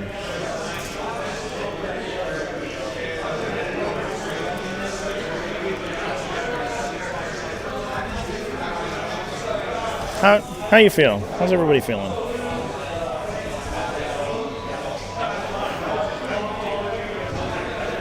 I'm so interested to see these if it hits kind you, of off +1 to meta picks play out. Oh, there's also a Lionel Johnson. I guess I should mention. I think I might have run over that guy. Yeah, we have all of the named characters. I guess we're missing Belial in this list, but like he sucks, so I don't know. might be the worst epic hero in 40k. Is that true? I am. Do I want to make that statement? I think I will. I think Belial might be the worst epic hero in 40k. Man is just trash. But he's not in play today. I'm sure somebody's going to remind me of like a really terrible data sheet from like buried in the Imperial Agents Codex or something. But he sucks so hard. Gives you critical precision. Okay, thank you. Thank you, Belial.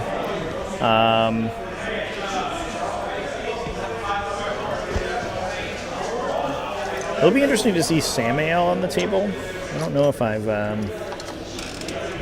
had the opportunity to see him play recently. I also want to shout out Joe's gorgeous army here, by the way. Yeah, we've got some Flesh Tearers theme going on. Technically, still Blood Angels, but we're rocking Flesh Tearer color scheme today, and it looks amazing.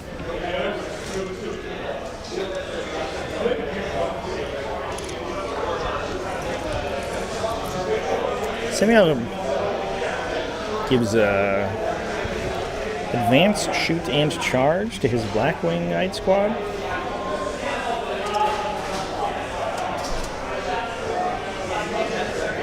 And the Blackwing Knights being, or the Black Knights, excuse me, being pretty good both in shooting and melee. They can pound in a bunch of overcharged plasma damage if they're in range to, and they also have anti-monster, anti-vehicle melee weapons. You also get anti-monster, anti-vehicle on Samael himself as well. And he hits for 8b32 damage, which is pretty solid. All right, let's do it.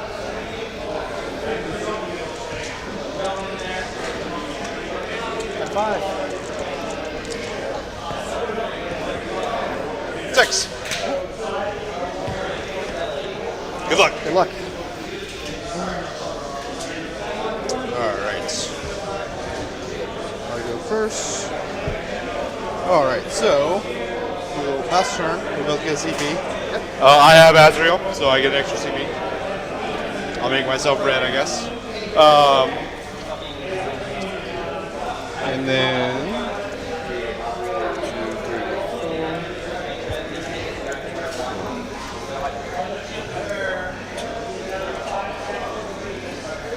18. Okay. Some up some. So you cut him. Okay. So we will flip over, extend, and recover assets.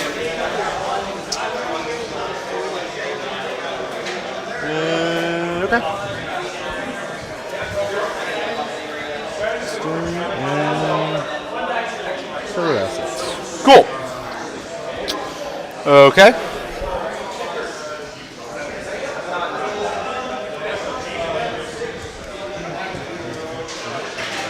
Alright, so the Lion will do his, he has a 6-inch aura where he gets a 4+ feel no pain against mortal wounds, and everything in my army can also get it within 6 inches. Okay.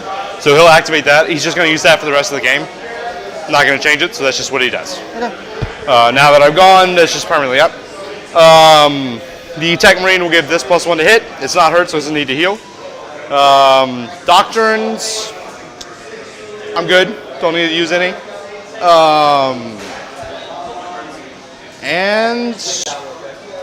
Did you have any scout moves? No. So you go ahead and do your scouts and your scouts. They're just gonna shift back.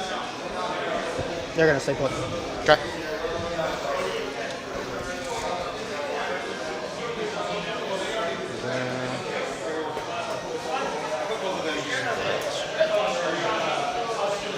So it'd be like an 8-inch charge. Tempting, but no, I don't think we will. We will oath.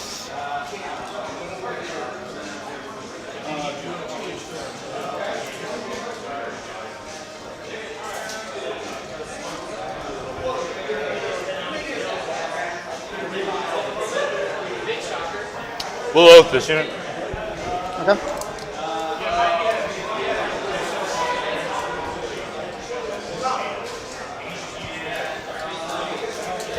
Okay.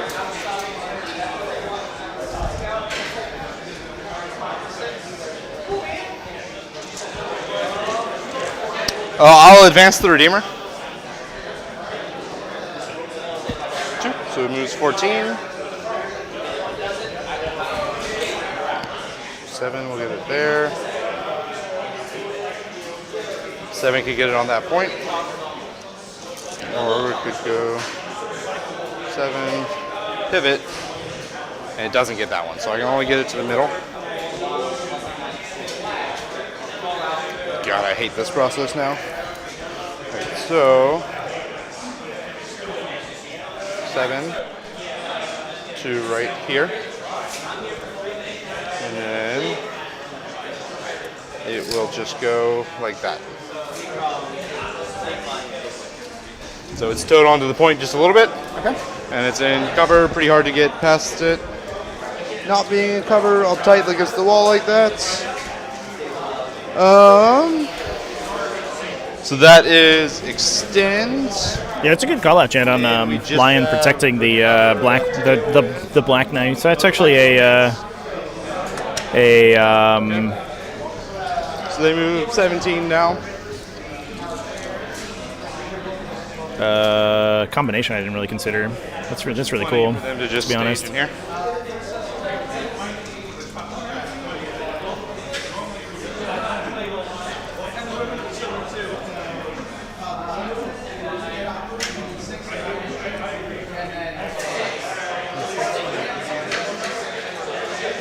So the Lion will move to there. He'll recover assets in the middle. Okay.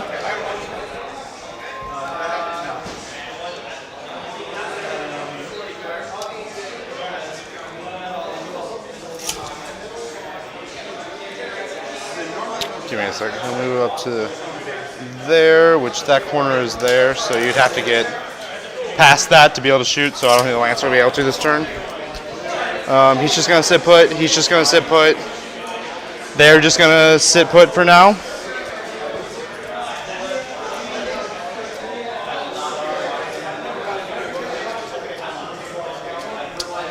Yeah, that was our very exciting turn 1. All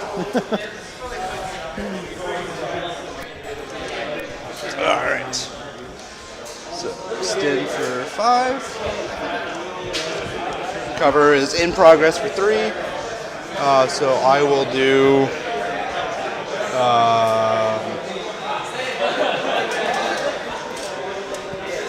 Okay. Just keep yourself on your side. So you be blue, and then Joe be red. Just so it's on the right side. That's all you have to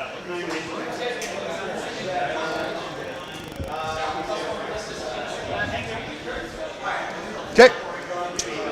That will be. All right, we're to that, Chad. Yeah, they just swapped side.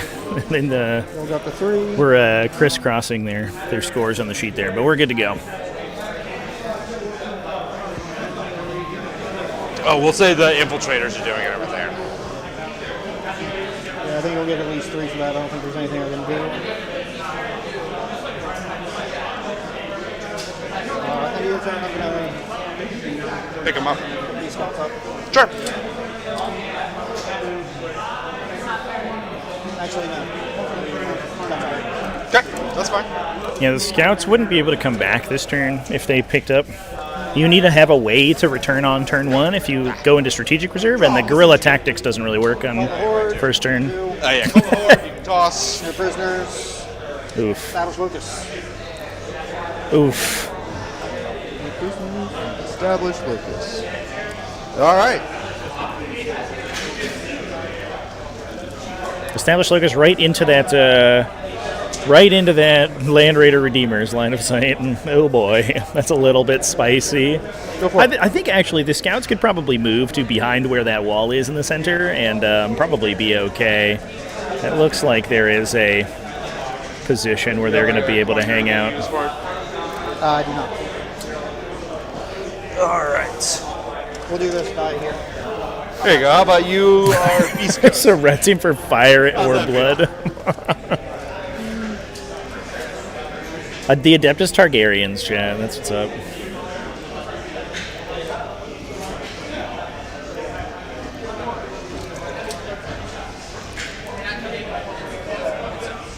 From reserves.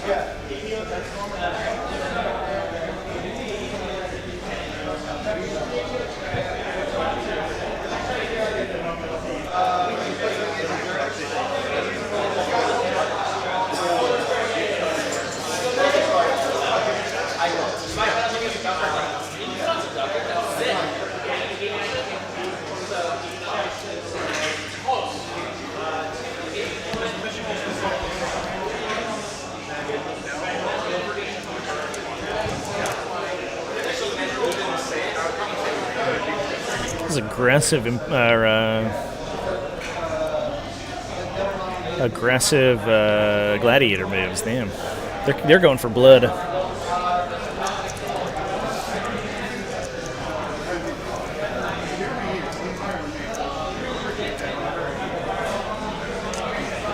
We'll advance to death when we dreadnought. Okay. Yeah, it's a little spicy to just absorb the attacks, especially with Oath in there, but with Azrael, you have so many CP to spend that you could AOC smoke and then just like try to windmill slam the a survival here. And having a Land Raider in the middle and forcing your opponent into the fight might be a big deal. I don't know.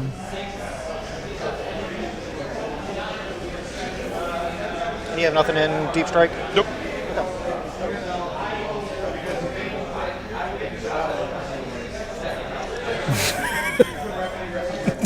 We're watching season 2 of House of the Dragon confirmed. Don't spoil for me, Chad. I haven't watched any more than season 1. I did cancel my HBO Max account though, so I don't know how I'm going to watch it. They pissed me off, and now I don't want to give them any more money.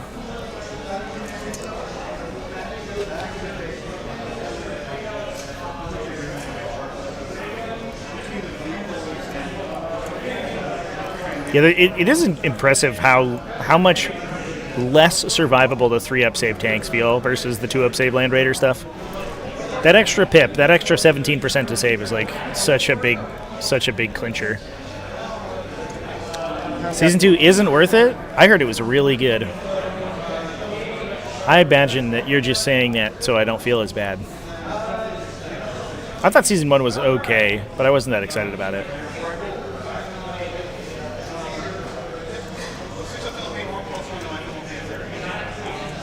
You would think that salamanders would have something to do with House of the Dragon, though. You'd think it would be salamanders versus Blood Angels. Watch the Penguin? Wait, is that a real show? There's a show about the Penguin? Or is it like the sequel to March of the Penguins?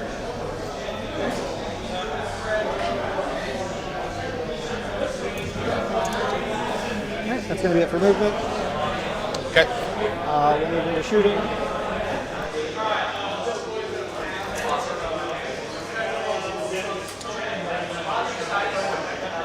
Just within 24 with this Lancer here, so everything from him there. I will do Arm of Contempt and Smoke.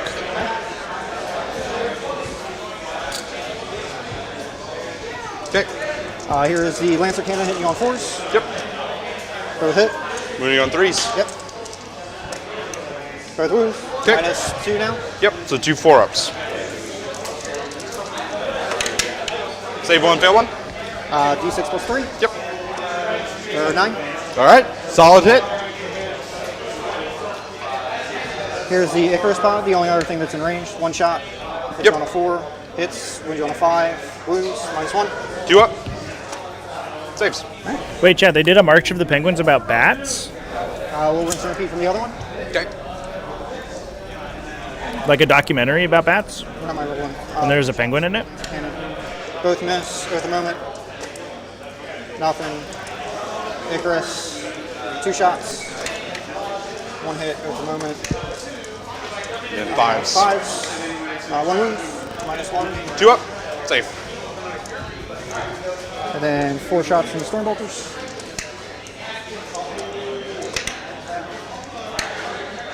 And 6s. Nothing.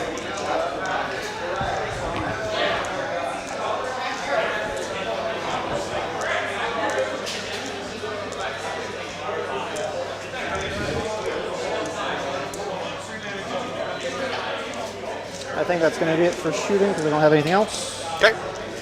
Charges. The scouts will charge the Land Raider. Okay. Clever. So I think that makes it. I'm going to ditch established locus for the CP, but use the scouts to block off the disembarkation in the front of the Land Raider. Very heads-up play here. The bat one is called the Happy Wings, and they sing. Next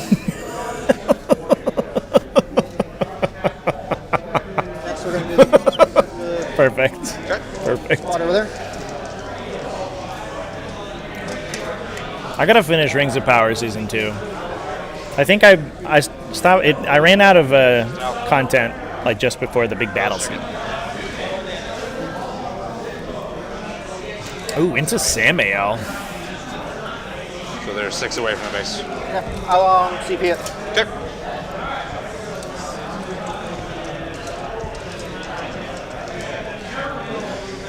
Nope.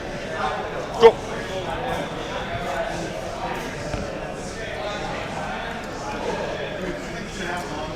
That is unfortunate. Uh-oh. Uh-oh. That might be a dead jump pack assault intercessor squad there, Chad. Uh-oh. Fire attack from the sergeant with a chainsword. Okay. Wait a moment. Yep. Would you on 6s? Yep. About 1 and -1. I did watch Vox Machina. 3 up. Saves it. That show was interesting. I don't know. It's I basically like despise anime, but every once in a while something's like pretty cool, and I liked that one. Good thing you got oats there. Their scouts are like, what are we doing? This is too early. We just woke up. We just showed up on the board. What's going on? No one told me it was going to be this way. 2. 2. All right. Same bow. Land Raider, hold you back.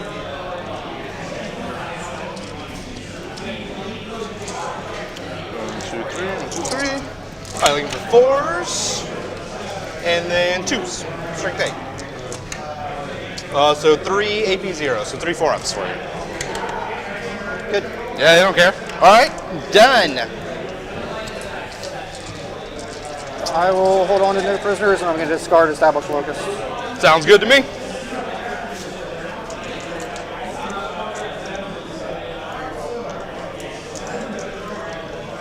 Yep. Okay. Man, we are ripping through this game. Hot damn. So let's see. So I will then score 3 for cover. Yep. You don't score anything yet, right? Nope. Neither of us get anything for primary. We didn't kill any units. So that's it. We're just going to the next turn. Okay, let's see. You discarded established locus. You kept no prisoners. Yep. And I scored that. All right, so round 2. Okay. Control 1. Don't control more. And I will Have one. Yeah, I just control 1, not control more, so I'll get, was it 4? Avasarala. Are we talking about Expanse? Yeah, you got one for discarding. My favorite show of all time, the greatest show ever made, The Expanse. What? And then I get 2 new cards.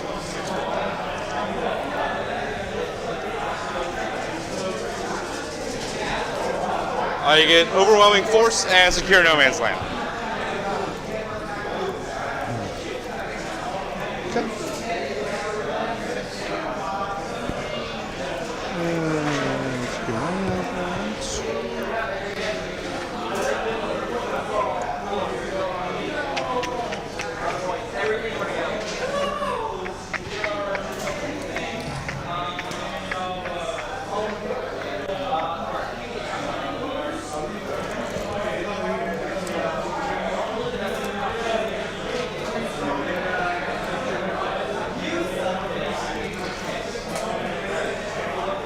That does get angle into him.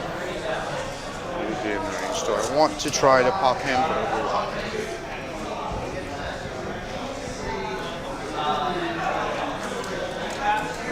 Nah. I appreciate how well color coordinated these armies are. Everybody's in the right color scheme. He'll get +1 to hit from the Tech Marine. Sounds good. Did you have Battle Shock on your... Oh yeah, I need to tip Battle Shock him. Expanse is the GOAT? Hell yeah. Yeah, it was a little unfortunate that that show fell apart. I imagine it was tough to keep going because it was like so high budget. Wow. The bikes are going to advance because there's no reason not to. I'll treasure what we have of it. They have 17 inches to get exactly where they want. Worried Henry Cavill is leading the Warhammer series because they wanted to tell their own story. And these are Assault Intercessors, right? So I mean, you won't be able to quite get past that. I don't think it's always a bad thing. They have plenty of movement to do this. The problem is when like they take an existing universe and then they Ninja way. they like totally rewrite it for their own thing. But sometimes you like a lot of times telling a new story inside a preset universe is actually the way to go, and it's like objectively the correct move when you're introducing a new IP, when you're adapting a new IP, and that's a mistake that everyone makes. There, obviously I didn't do any doctrines. There's that and that. Drummer, yeah, no, for sure. She's so badass. 14. So if he's here, yeah, he's. Yeah, this is all the greats over here in Dark Angels today. All the characters, which is pretty cool. It's nice to see them. We got Lion being able to go through walls over here too now. Incredible. He's just going to sit there. He doesn't care. The Tech Marine will advance.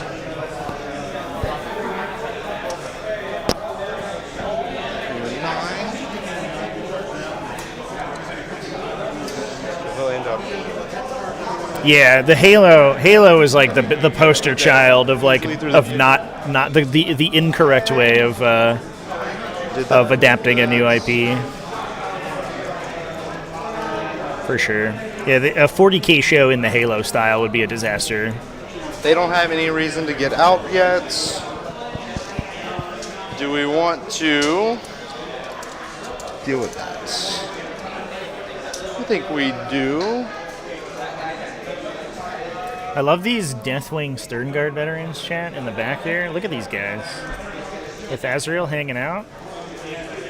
Get sustained hit, devastating wound on this unit. Let's go. Yep. Are they fire disciplined? Is that what's going on?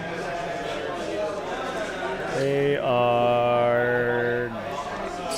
The rest like that. There's not a single enhancement in this list. Movement. Absolute Chad energy. I love it. Cool. Come right on through. Nobody behind. Okay. Got another guy over there. Oh god, yeah. So he'll just be in the back. Further behind.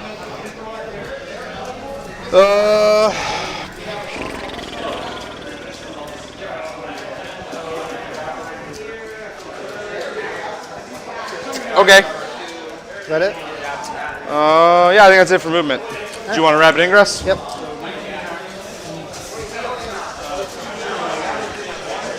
Yeah, I got such whiplash from the Halo series. I thought after the first episode made it seem like it was going to be Mandalorian, but it just changed the helmet that the helmet guy was wearing. And then they didn't do that. That would have been a good show. The yellow lines essentially is the 9-inch. You started those. Yep.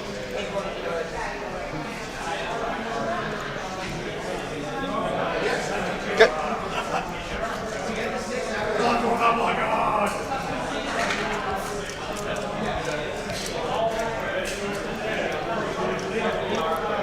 Wow, is this Dante coming out in the back here? Okay. Hot damn. That's what you got? Yep. That is a big old spot for those guys to hop into. Right. Yeah, there's Dante in the middle there. Look at that big axe. Speeder will shoot into that Lancer with everything. All right, what do you got? So it's got 2 last few cells, a Thunderstrike missile, and twin-linked Icarus. So here are the last few cells. They hit on 2, the strength 9, so hit on 2, wound on 5s. Okay. Both hit. Looking for 5s. Box. 1 at AP3. 2 is cover, yeah. Good. Okay. Here's the Thunderstrike missile hitting on 2s. Nope. And then the Icarus gets 2 shots. Both miss. So he did hit you. So any other shooting into you is +1 to wound right now. Okay. So we'll go ahead and go to the bikes.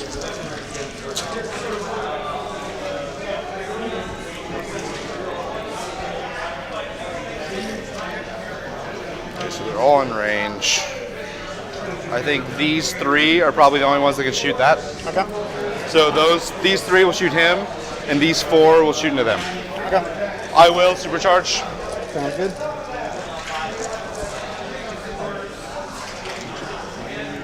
I did like Roll hazardous for him now. Altered Carbon. They pass all their hazardous. I'll throw in a. Okay. I'll throw in a good word about Altered Carbon. Normal bikes into the Lancer. All hit. Strength 8, so they'll be 4s to wound because the +1 to wound. So 3 at AP3. 5 ups. So 6 damage. And then Sammy gets D3 shots.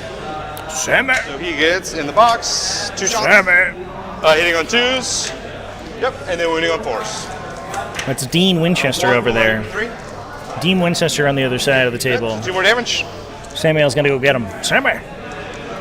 And then we've got 3 bikes into the other guys. You are in rapid fire range for that, so there'll be 3 shots each. Here's the remaining bikes. Hitting on 3s, wounding on 2s.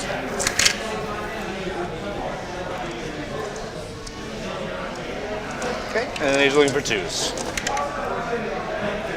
So that is 5 or 6 at AP3. Ah, that failed charge is so disastrous, Chad. Fail 4. 2 damage each. I feel like this might not be a very long game after that. I don't know. We'll see if we can come back from losing an entire jump pack assault intercessor unit to Samuel right off the bat, but we'll see. We will go over to the Land Raider now. I did bring models to paint with me. Will they be ready for the Angled Roshi stream? Then 24, you did the Icarus, okay. So we'll do No comment. Assault Cannon, Stormbolter, Multi-Melta, Hunter Killer, Flamers. Okay. So I'll just start with the Flamers and see what happens to those poor scouts. Number of shots, 8 + 6 is 14. 8, I need 2 more. All right, these are looking for 3s. Did I watch Space Above and Beyond? I've never heard of that. So no. What is that? Great roll. It's a cool name. Probably still enough. That is 6 6-up saves. AP2 ignores cover. Yep, kills the unit. Okay. Here you go. All right. Here is the assault cannon into the guy over there. Hitting on 4s because he started the shot in engagement range. It doesn't clear up automatically. So that's 4 hits. He's looking for 5s to wound, 6s are dev, and his twin links. Alright, so one 3-up save and 1 dev wound. Alright, so 2 damage, he's down to 2. Here's the Stormbolter shots. No hits. Here's the multi-melter shots into that one. 1 hit. Looking for a 5. Nope.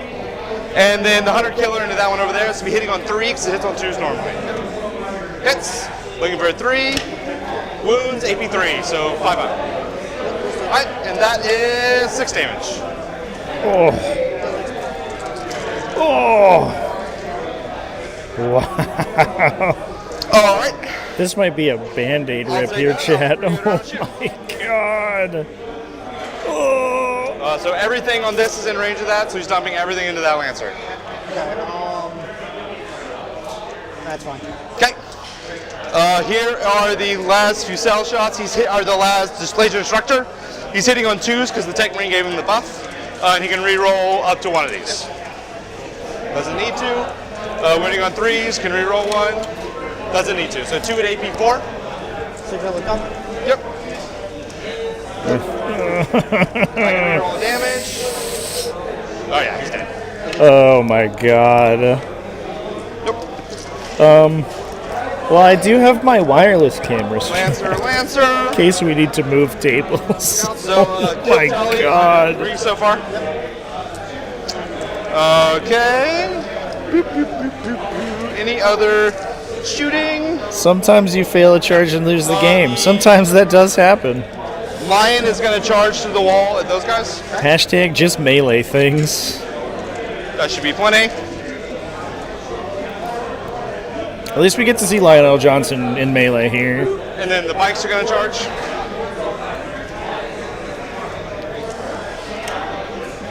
Also plenty. Squad is dead.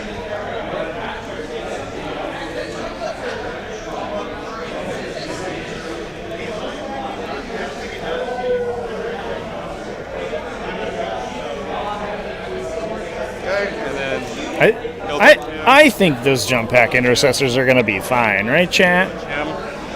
I think everything's okay here. All be all time. The Deathwing Knights are going to charge your Dreadnought. All right. 4's plenty.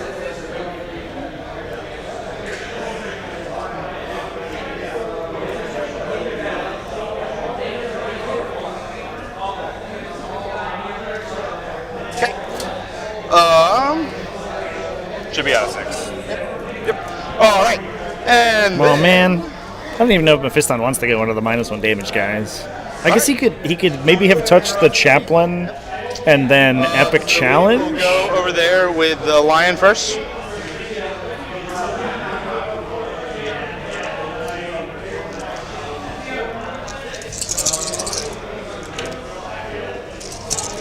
Hitting on 2s, rerolling because of outs. Good. The outs of moment. First time. Alright, so 2 are dead because those are lethals. And he's looking for 2s. Alright, so 5 die. Oh my god.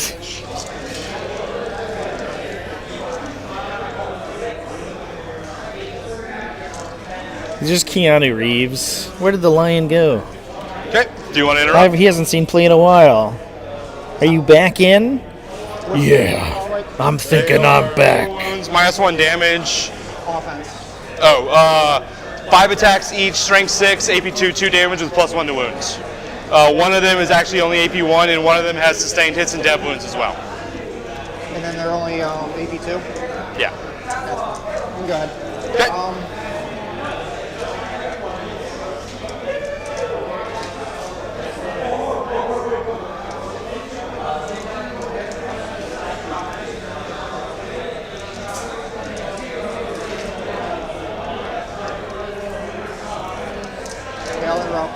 Okay. I assume he's popping his once per game? Yeah. So he'll have to go into the Lion, he'll go into that unit. There was a little mistiming there, but I think the decision was obvious. How are the vibes? Excellent. This event feels super laid back. Is you in charge? Everyone's just having a good time. Yes, of course. Two. All right, 3 ups. He's good. All right. And then 5 attacks from the chaplain. Okay. 6 of 6 sustain 3. Okay. And of course I don't roll any. And winning on 2s. Yeah, T5, your strength 6, so yeah, 2s. Oh, 8. Yeah. So that's 3 minus 2. Okay. So you kill 1 bike. 2 damage each, right? Yep.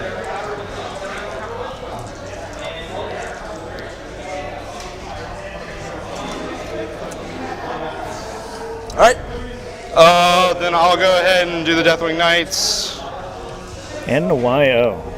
They'll come in. I'll get to hit. I don't know what NYO is, chat. Not your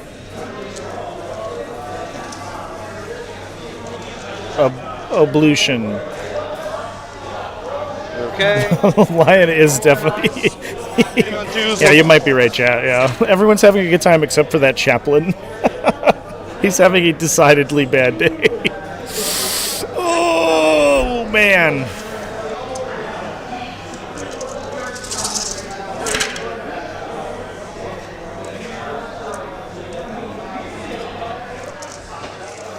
So 8 AP2s. All right, 4 ups. Yep. Failed 3. So you're taking 6 damage so far. I have 6 up feeling pains. Oh yeah. And that's something. Take 6 so far. How much health does he have? 6 left. Okay. Here is the chaplain. Hits with everything. Winning on 4s. 2 at AP1, so 2 3-ups. 2 more damage. Takes 1, so he's down to 5. Yep. And here's the Nightmaster. He drops 2, but he has sustained hits, so he goes back up to 4 hits. Okay. He's looking for 4 6s or devs. So 4 damage worth of dev wounds and 1 AP2. Good. Okay, so 4 damage worth of dev wounds. So you feel no pain? Down to 1. Okay. Just barely squeaked by. We'll swing with the little guys first. Yeah. I just want to keep the 1 on the point still. Nah, actually, I don't care. I've got the speeder there. So yeah, we're good. So probably. This guy here, I don't think. Yeah, that's what I'll say. Just 1 doesn't fight. There you go. You got all of them. Cool. 2,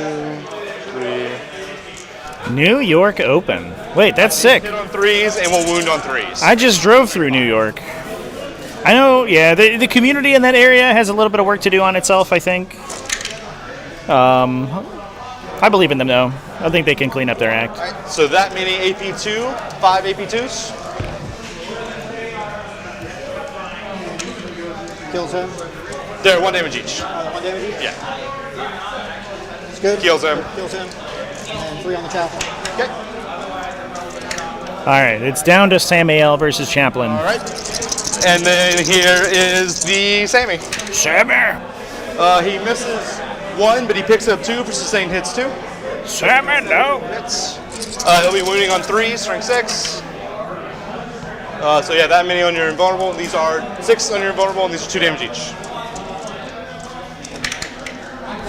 Yep. Oh, too bad. Sag. I was hoping, chat. All right. All right, I got my Deathwing Dreadnought back into you. Yep. He's bracketed. Yep. Hitting you on 4s, reroll and everything. Yep.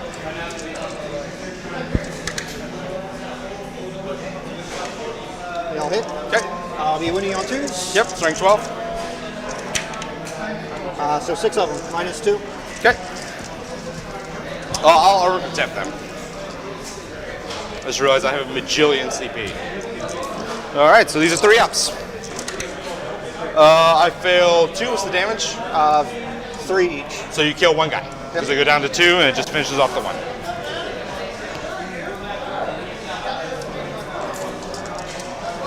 Okay.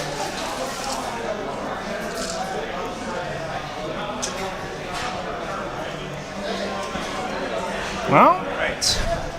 So I have our friend, the Death Company Dreadnought, barely survived, so not score that's something, I guess. So I think I will toss it.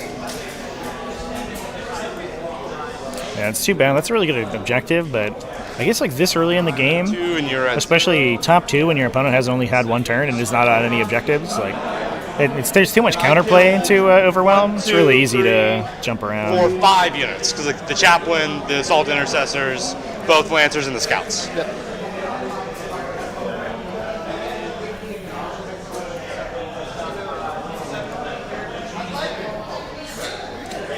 I did get at least 1 enemy unit destroyed.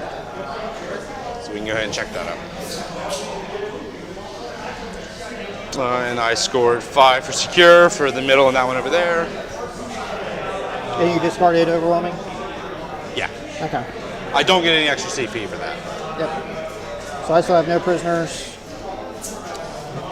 And my next one is engage on all fronts. Okay. I should have picked my scouts up. Do you want to pick them up? Is that what I do? It's fine. Aw.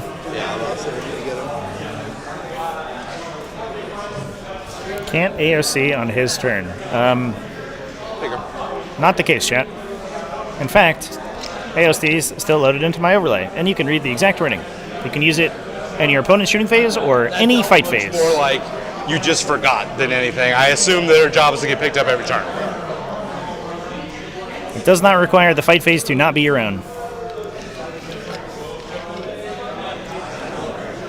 At least Mephiston can do some Mephistoning.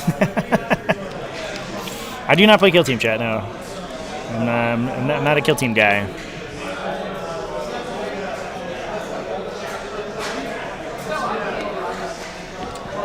I get 4 for primary.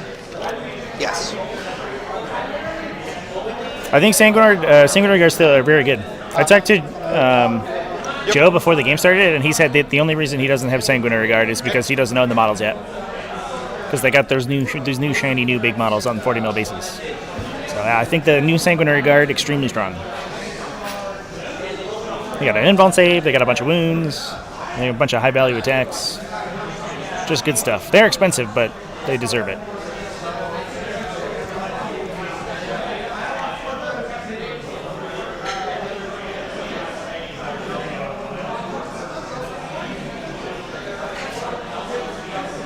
Yeah, I think Dante would probably be with a Sanguinary Guard unit instead of another a big jump pack unit, I imagine. They're like sort of purpose built to hang out with each other.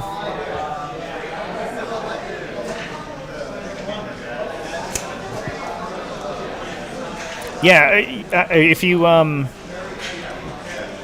if you look through almost every defensive stratagem in the game, Chad, it has that timing. Your opponent's shooting phase or any fight phase. Some stuff is like one either only melee or only shooting, right? And then it doesn't have those issues, but that is the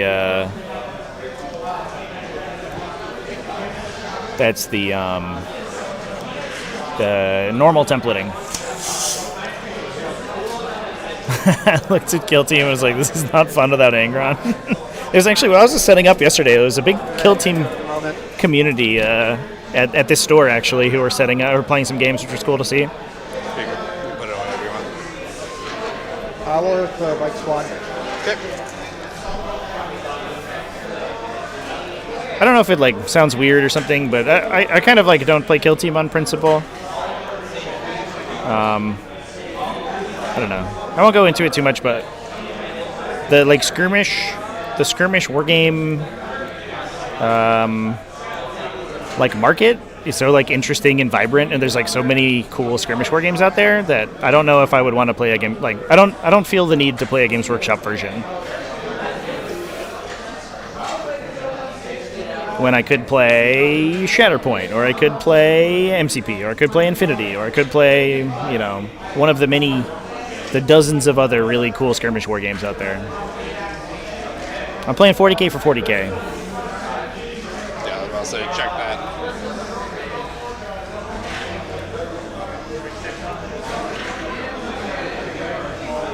Yeah, the fight phase means any fight phase. I just don't think I do anything to align with him. Otherwise, it would have to specify one or the other player's fight phases. If it doesn't specify, it means either of them.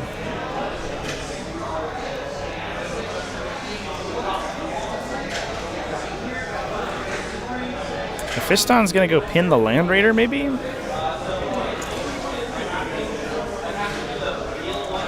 A little worried about his capacity to fight the Deathwing Terminator unit, because I don't know if he really has the punching power to get through that. Honestly,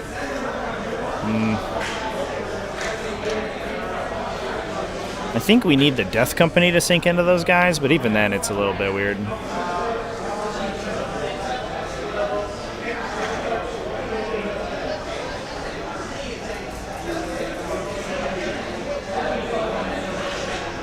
Alright, let me come look at something over here, and then... So that's a 6-inch. Alright, when they move up, I'll do squad tactics with them, so they're going to move D6 inches. Okay. I said to double check that it was infantry and mounted. Oop. Well, that dice is lost forever. So a whole inch, so it goes through 7-inch charge. I get +1 to charge. So we'll go back to 6. Oof. The old 1-inch squad tactics.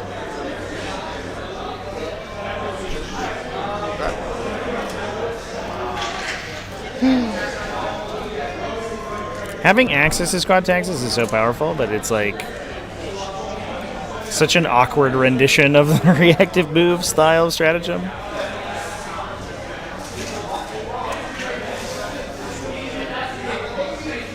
Alright, Death Company. Do your thing. You gotta pick these boys up. Unfortunately, part of the problem getting through this unit of Deathwing Knights is that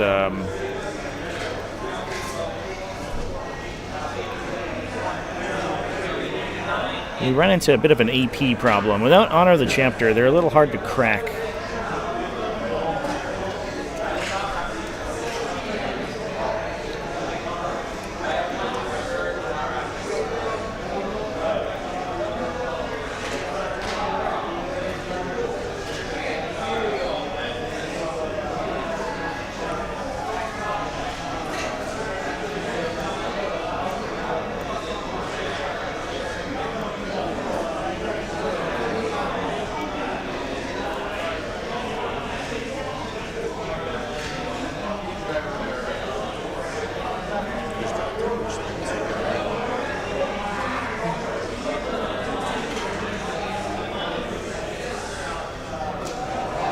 Oh, that's such a great target for that unit too. Oof. We're gonna lose some Deathwing Knights here.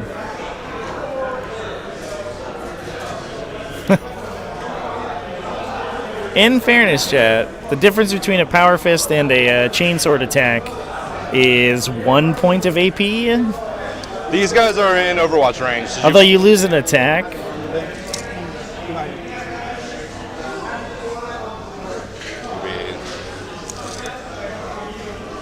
Yeah, that's good. So actually, it's like probably not that big of a difference. The Chainsword might literally be superior in this fight. It's gonna be it for movement. Okay. Probably not. I guess the AP is like too big of a deal. But So we're gonna start with the things I can't control. it is funny that how Dreadnought. different -1 damage Yep, -1 hit. makes you. Here's the multi-multis. Yep. 1 hit. And 3s re-rolling. Wounds. Okay. 4 up. Fails it. Roll damage. 2. Minimum 3, right? So 2. So yeah, you need at least a 3 to kill one. Happy comes 4. Goes down to 3. Yep. So he takes 3. So one's alive on 1. Here's the Icarus.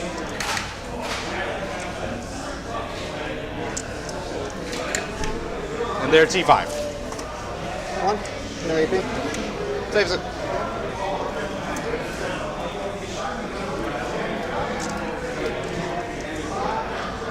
We'll do 9 shots from the suppressors into the Land Raider. Okay.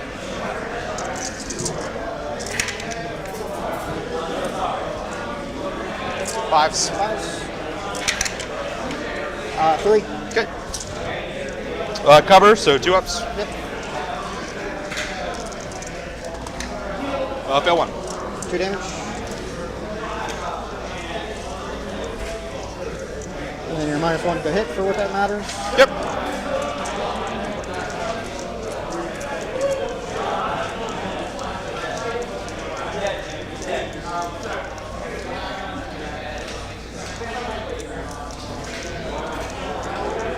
Suppressors here. They'll go into the lion. Okay. So same thing.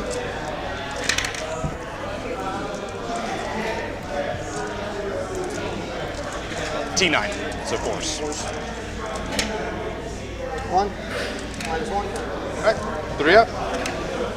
Fails it, takes 3. Damage. 2 damage. 2 damage, yeah. Okay, so he's at 8. There it is.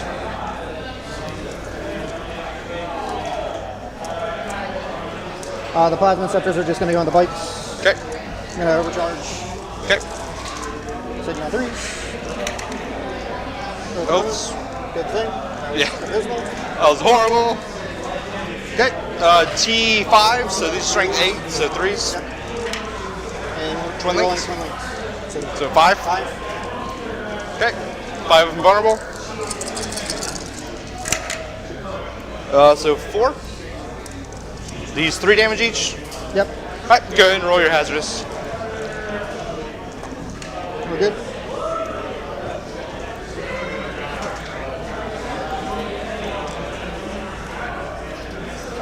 Okay.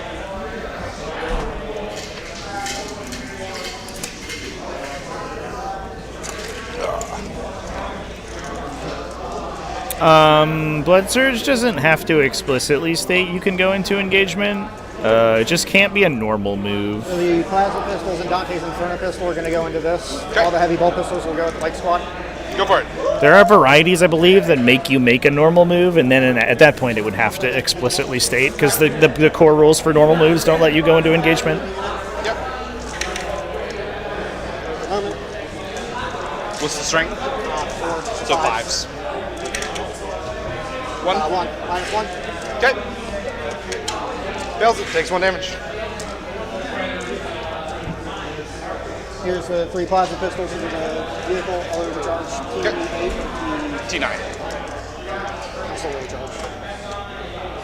2 hits. 5s. Nothing. Hazardous. Good. Okay. Dante's Inferno pistol. Yep.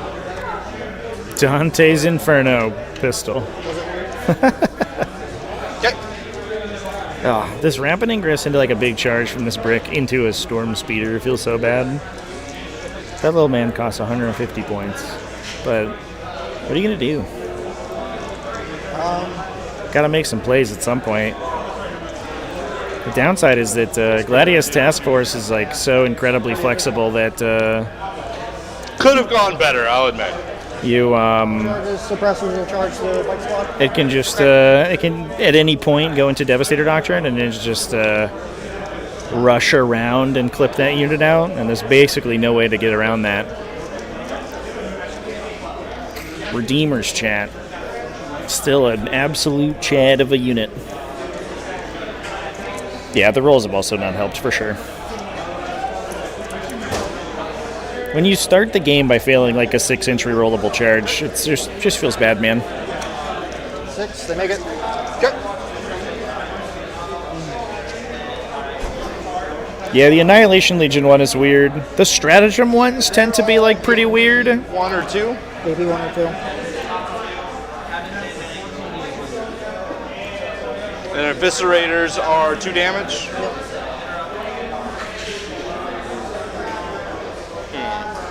That's a tough decision. I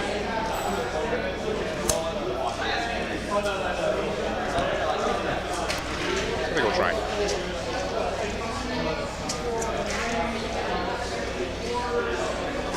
Nine and a half inches. It's an 8-inch charge. Yep. Ooh. I'm gonna charge what's in front of me. I bet. Just gonna charge the speeder. I bet they can get into Samael with a really spicy charge move here.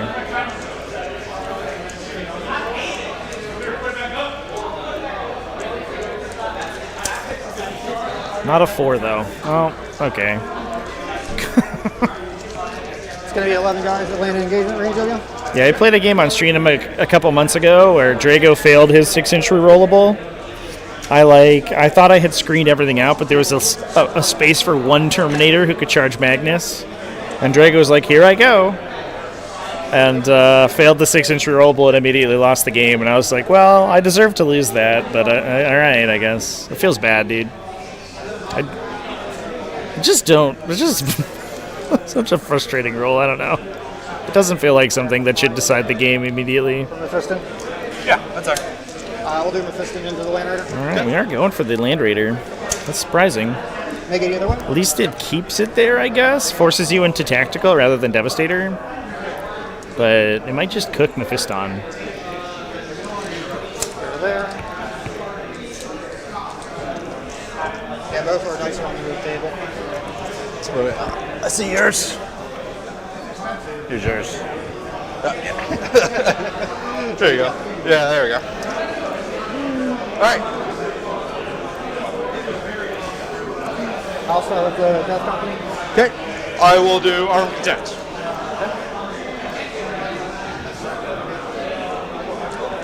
Share down to 1 CP. Yep.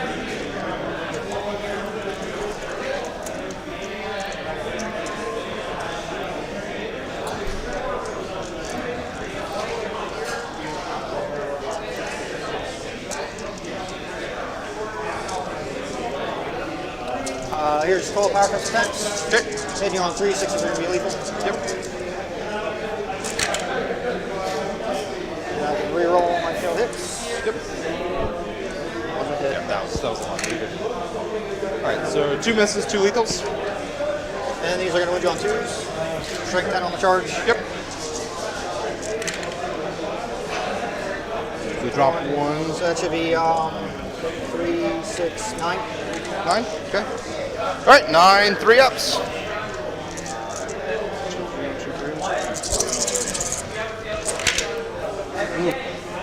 So you finish off the hurt one. Wow, that was a horrible roll. Yeah. You killed 1 more and 1's on 3.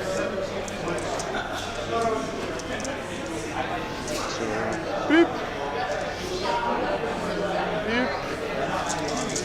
Here's the Eviscerators. Okay. Hitting you on 4, 6s are sustained and lethal. Okay.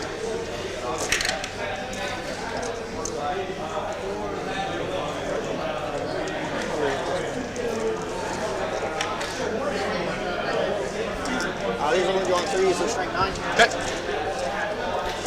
Alright, let's go, boys. 7. I want to see a bunch of dead Terminators right here. Okay, yeah. Alright, these are 3-ups. So you finish off the hurt one. Actually, I guess I had to put it on. Yeah. For coherence. No extra damage spilled over, though. 6 attacks from Azeroth, or not Azeroth, Lamarcus. Okay. I'm just going to fish. Momentarily transported to Get 1 lethal. Okay. These will go on. World of Warcraft. Okay. So it's 3 more at -2. Okay. What's the damage? 2? 2. Right, so he takes 2 total. Then you got chainswords.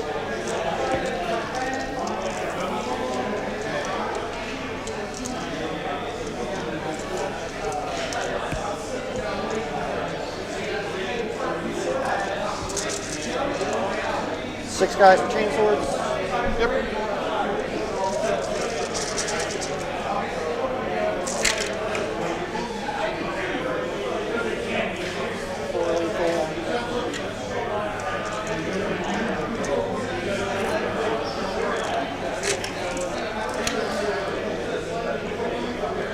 Drop 1. Okay. And then winning on 3s. Yep, strength 6.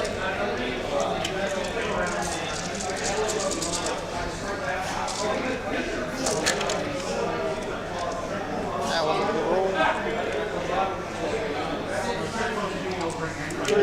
6, 9, plus 15. 15? Yep. Okay.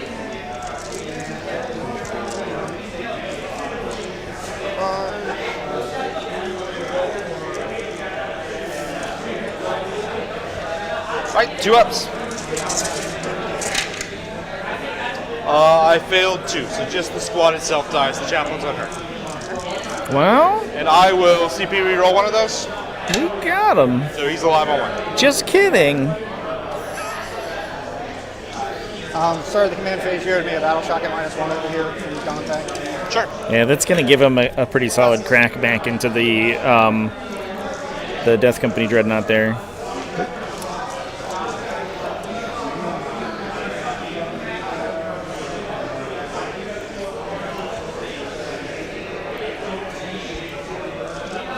Just gotta double check what the suppressors do in melee. Should just be Primaris Marines, 3 attacks each. 4 attack is a charge. Yep. Hitting you on 3s reroll. Yep. Should be 3s and 3s, right? Your strength 6.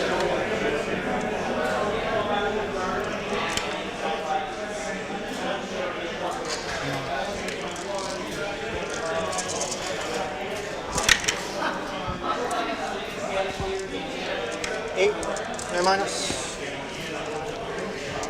Okay. Alright, 3 ups. You kill the bike squad. So Sammy is unhurt.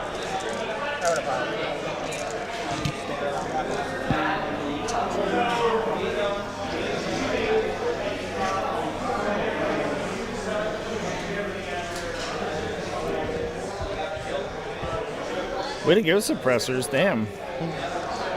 Ah, damn. I guess that is the benefit of the Liberation Assault. You get that +2 strength on the charge, so even your crappy dudes can force some saves on people. Okay. So 7 attacks hit me on 2, 6s are already lethal. Okay. So we got 2 lethal. Okay. We need on 4s. Okay. So that's 4 wounds at -3. Okay. So these are 5 ups. Fail 2. What's the damage? 2d3. 4. So he's alive on 1. Okay. And then you got that over there. I got 9 attacks from Dante on charge. Hit me on 2s. 6 are lethal. Yep. Oh, sorry. Good, you're good.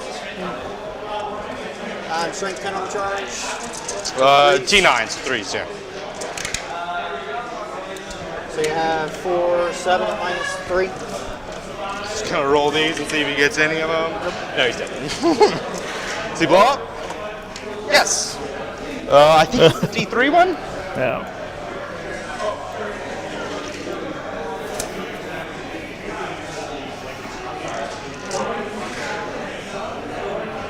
Deadly Demise D3. All right. We'll do Dante's squad first. 2. Who else is in range? The Inceptors. Yep. They get 2.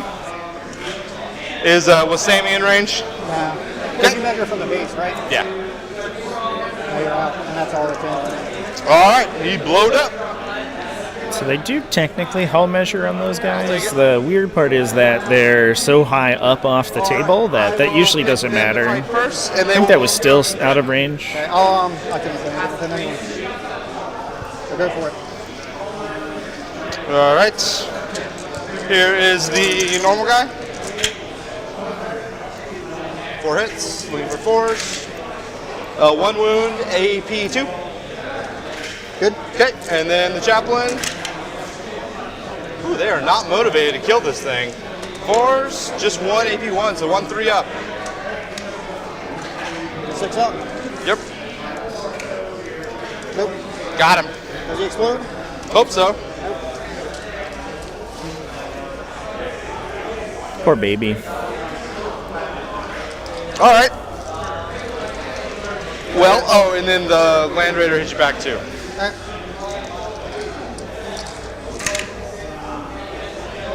5s. And then T5? Yep. So 2 AP zeros. Good. Okay. You get 4 more for kill more. Yep. I get 4 for killing something. Yep. I get 2 for no prisoners. I killed 2 units. Yep. And then I have baby engage. Yes. So 2 more for that.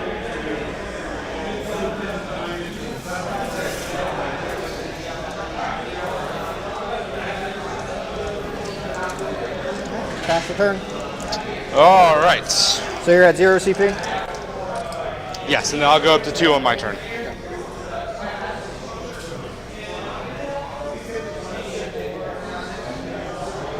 And you're down to 0, go up to 1? Yep.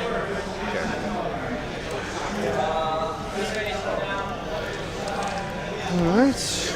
I get 2 new cards. Call the Horde, which I don't think you give up, do you? Nope. All right. An area denial. Bring it down. Which Can't do anymore? See how many cards we can go through. Oh. Yeah, if there are none on the battlefield, do it. And then I got to engage on all fronts. I will do Tactical Doctrine. I will auto pass his morale. Okay. The Lancer will get +1 to hit because he's what's by the Tech Marine. We will oath this unit.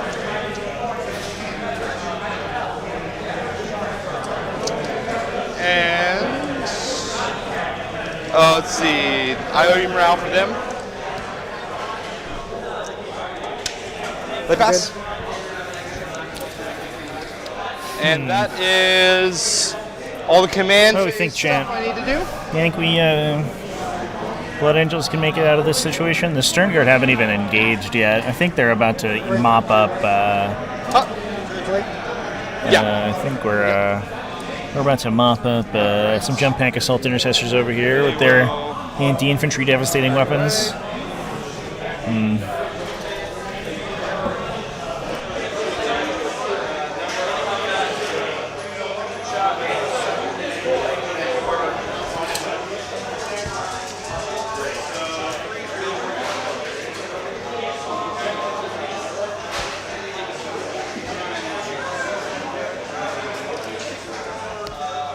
Yeah, I think failing that 6-inch charge turn 1 cost me the game. It was not ideal for you, No, I will not agree. Not ideal at all. He's going to move on to the point. Okay. He's just going to rotate away from you. Like so. So he can still see you, and he's in range of them. Let's go in.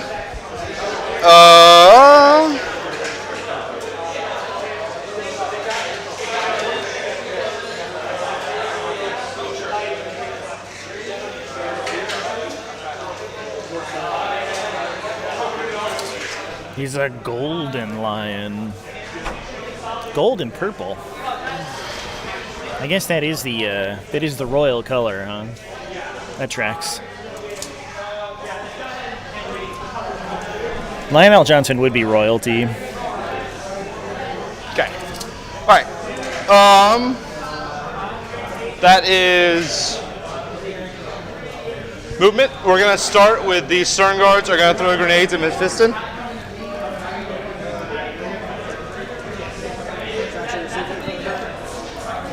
Yep.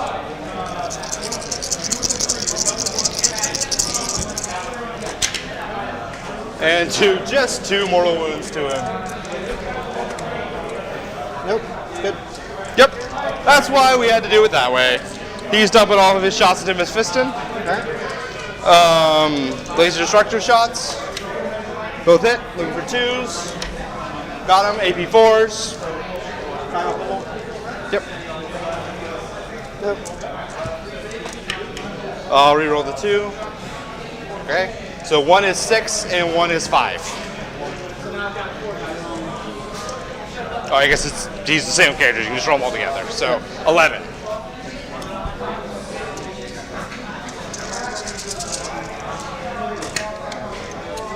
Take 5 down to 1. Okay. Icarus number of shots, 1. We'll hit on 2s because Tech Marine. Wound on 3s. Nope. I'll use my wound reroll. I didn't use it. You can only do it on the laser cannon. You can't do it on the other guns. You sure? It failed anyways.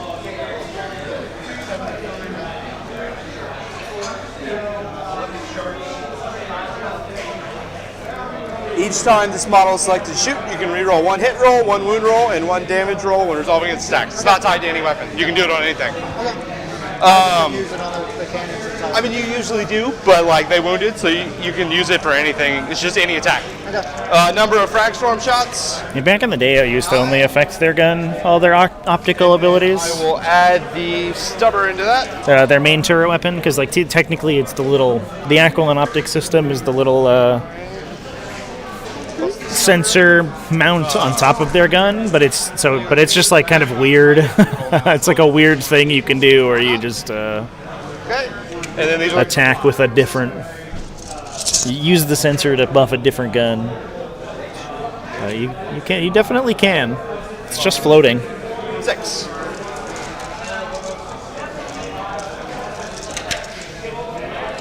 We love it. Okay. The Tech Marine will shoot him.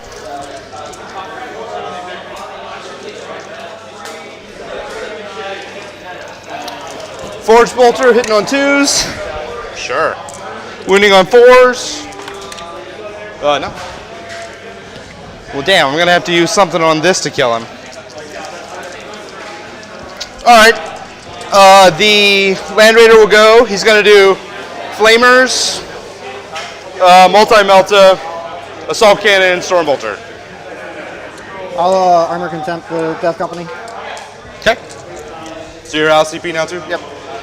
Alright. We'll go ahead and do Assault Cannon into Mephiston, see what happens. Oh yeah, no, you're Yeah, he's hitting on force, yeah, I got it. And then 3 6s are dev. We're gonna fish for devs. No, we got 1 dev and 1 wound. We're good on the wound.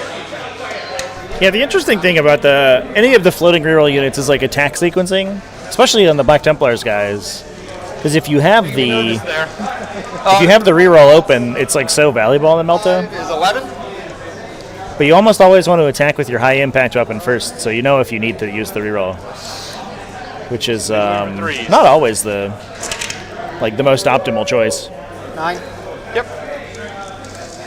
So it'll be 4 ups now because you did Arm Contempt. Failed 3. 4.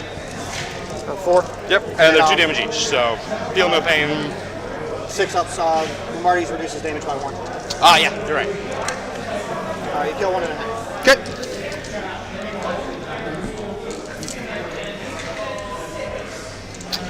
Multi-Melta into them. 1 hit, 1 miss. Oh, they're oaths. Hold again. Yep, still 1 hit, 1 miss. Looking for 2. 1 AP 4. I've got a 6 up. Nope. Damage. 5. Oof. I'm ready for it. Nah. Okay, that's his shooting. Oh yeah, he's spent his Hunter Killer last turn. Alright, now the Stern Guard, I gotta dump everything into them. Okay. Alright, so I think Dante might. I guess Dante probably just eats Azrael to the face, or the Lionel Johnson to the face. Rapid fire, he's in rapid fire. So just 2 of them are in rapid fire, the rest are out. Scared for Bright Lance platforms? Like scared of them? The Heavy Bolter. Or scared that they'll go away? Hitting on 4s, rerolling for oaths, and sustains. So 2 hits so far, 2 sustains. Alright, so we ended up with 7 hits total with sustains. Wounding on 3s, and 6s are dev, and rerolling 1s because you're the oath target. So that is 5 AP 1s and 2 devs. So here's the AP 1s turning to AP nuns. Fail 2. So yeah, 4 feel no pains. They go down to 1 damage, obviously. So 1's dead, 1's on 1. Yep. Oh yeah. Alright, here are the combi weapons. They are out of rapid fire, so just 2 shots. Oaths. Okay, so 3 hits because sustains. 4 pluses are dev wounds and reroll 1s. So 1 dev wound. So he's dead. And then we have bolt guns.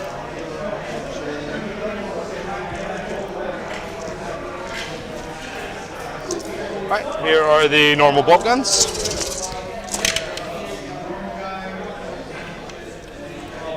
Alright, so we have 1 sustained so far. These are all hits. Oaths. Okay, so we drop 1, but we pick up 2. Okay, these are looking for 4, 6 of devs, rerolling 1s. Wow, what a horrible roll.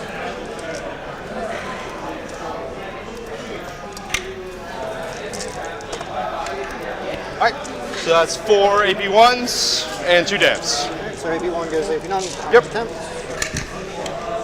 Alright, so then 4 feel no pains. 2 and 1. Kill 1.5. Yep. I'll let you pick.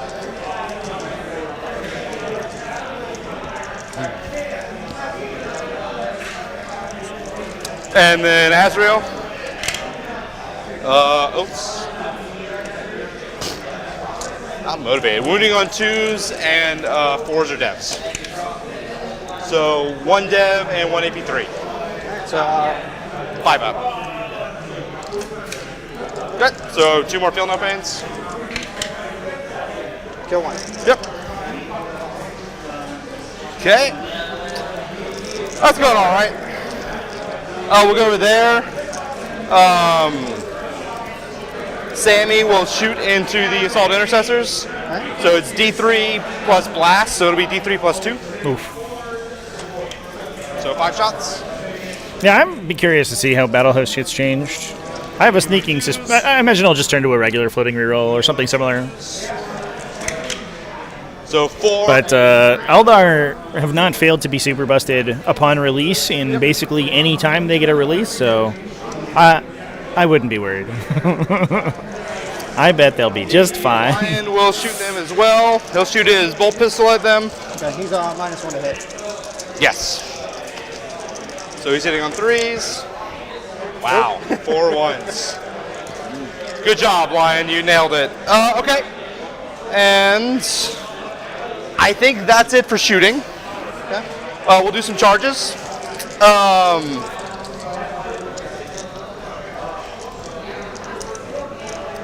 Do I want to charge you back in, or do I want to make you have to charge me?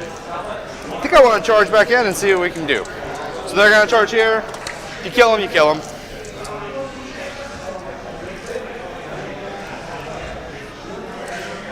We'll go there. The Lion's going to charge Dante's unit. Okay. Yep, he's good. And then Sammy will also charge it. He's good. He got 4, but that's plenty.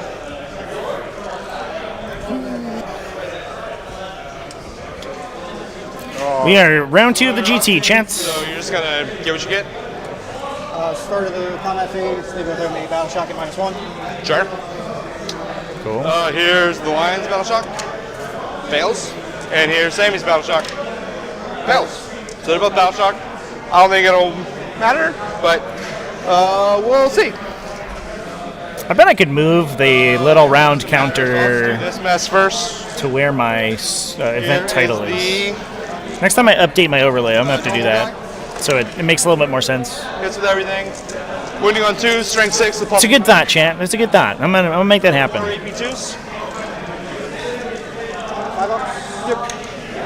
I'll go through. Yep. 6 ups. You kill 1. Yep. And here is the chaplain. Hits with everything. 2s again. Wounds with everything, so 5 AP1s.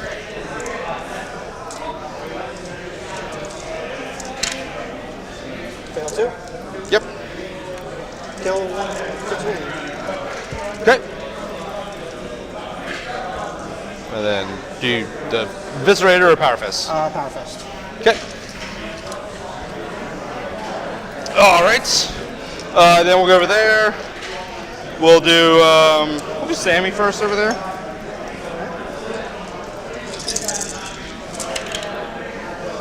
Hits with everything and picks up 2 additional for sustain. 2 for 3s. So that is 4 at AP3. Yep.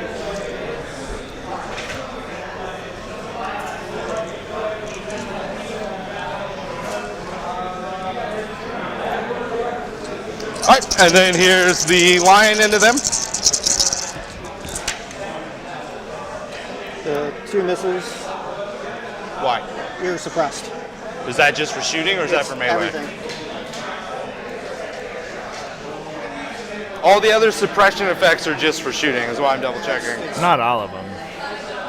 Suppressive fire is a roll attacks, but it has the rider that suppressors need to have units on the table, so.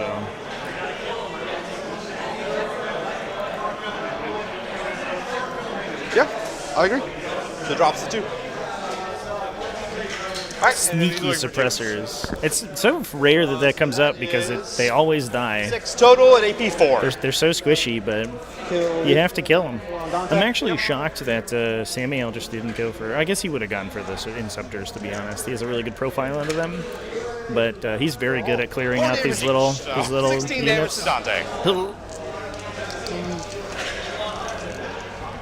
Imperium Nihilus, more like Imperium. You got annihilated. Got him. Yep. Yeah. This might be a bit of a blowout here, chat. We're down to 5 intercessors, some inceptors, some Your suppressor at some point. suppressors, some scouts, and 1 death company for the Blood Angels. Sorry about that. Sorry. 3 minus 2. Okay, 3 4-ups. Takes 2, so he's dead and he's down to 5. 3 attacks on the Eviscerator, hitting on 4, 6 for decoy and sustain. Okay. Hits. 2 hits. 3s. 1 wound, minus 2. As a reminder, chat, don't forget to check out the raffle, exclamation point raffle in the chat. We got 5 attacks. Oop, that's not what I wanted. Marty's. Okay. I'm posting in the wrong chat right now. Exclamation point raffle in the chat. 2 lethals. Brandon on a team with James? Hell yeah. Seems like an awesome player, to be honest. Okay, minus 2. But definitely All of them goes down to 1. go visit that link over at the Nova Open Foundation. They're helping the BABC run their charity raffle. They've interfaced with over 20 professional painters. Yeah. You can see examples of all of the ridiculously nice-looking units that they submitted, and all of those are available to win via raffle. All right, so that's turn, right? You get 4 more for... I get small engage and I get full area. 1, 2, 3.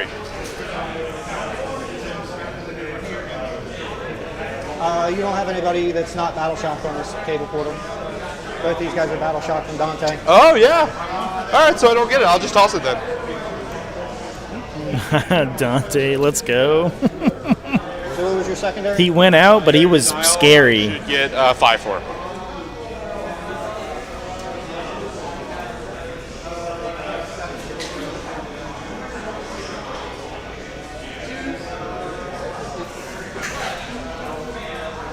Let's see, and I controlled 2. Just those 2. I have more OC over here, depending if I pass the battle shock. And then this guy's on the objective for an OC. And how many units did I destroy? 1, 2, 3, 4? Dante, the Assault Intercessors, and Mephisto. When did I kill the Dreadnought? That was last turn. That was last turn. Yeah, okay. So you got 3 units? Yeah. And you're at 1 right now. Yep. So I get 4 for that.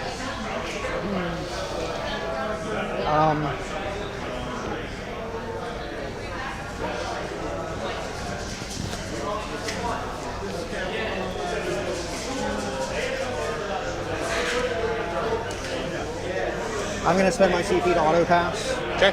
With Lamarty's. That way I have hold more.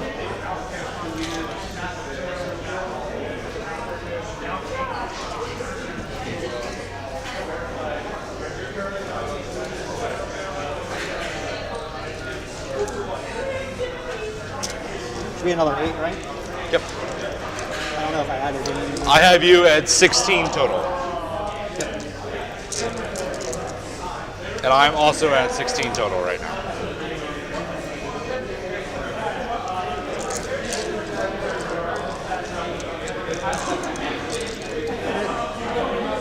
So I need to add. So last round you gained. I got Marked for Death and Sabotage. I have the score off. Oh, does this include painted? No? Okay. So let's see, I've got you at 22 and me at I have 30. 28. I didn't add my area denial yet. There we go. That looks right. And then I should be at 28. I have you at 22.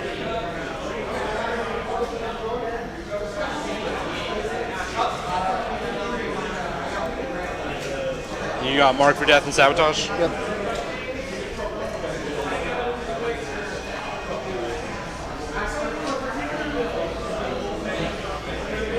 I'll mark the Infiltrators, the Deck Marine, no, the Infiltrators, the Stern Guard, and the Lion.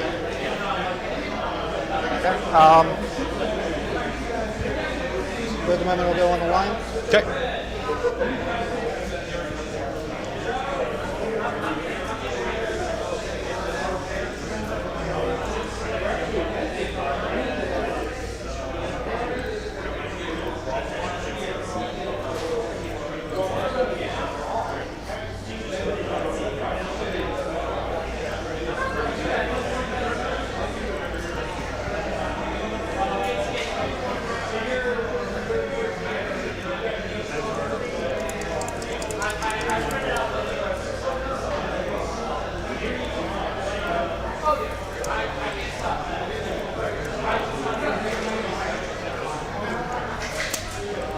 Going to advance for the assault or for the intercessors over here. Okay. 10.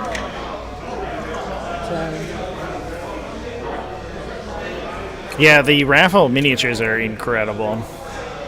How does the line? To be honest, Chant. If he's within 3 of mounted infantry, so he's low up right now. They're not even going to do anything there.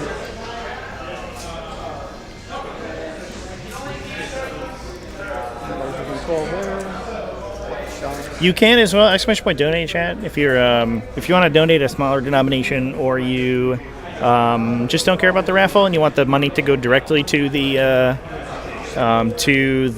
Battle Against Breast Cancer Fund. There is a donate link as well. Doesn't have to be through a raffle. You can't just donate to help out the event. I think Aaron, the Battle Against Breast Cancer organizer, was telling me that they've raised almost $20,000 so far, which is awesome. Obviously, we want to beat that total. Here's the Inferno pistol. Misses. Here's the heavy bolt pistol. Misses. Here's the Absolver bolt pistol. Hits. Wound you on the 4.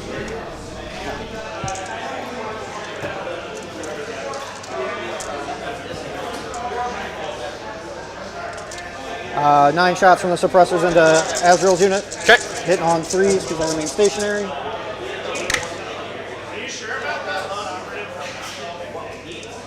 No, I'm not. I'll double check it. What is it?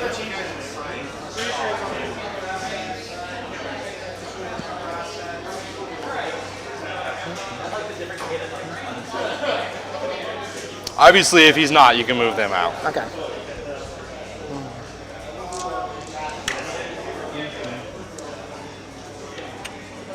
It is just infantry. Yeah, so they can move out if they want. Okay. You had like a 5-inch advance or something. So. Give me 3 saves on them at -1 from the suppressors over there.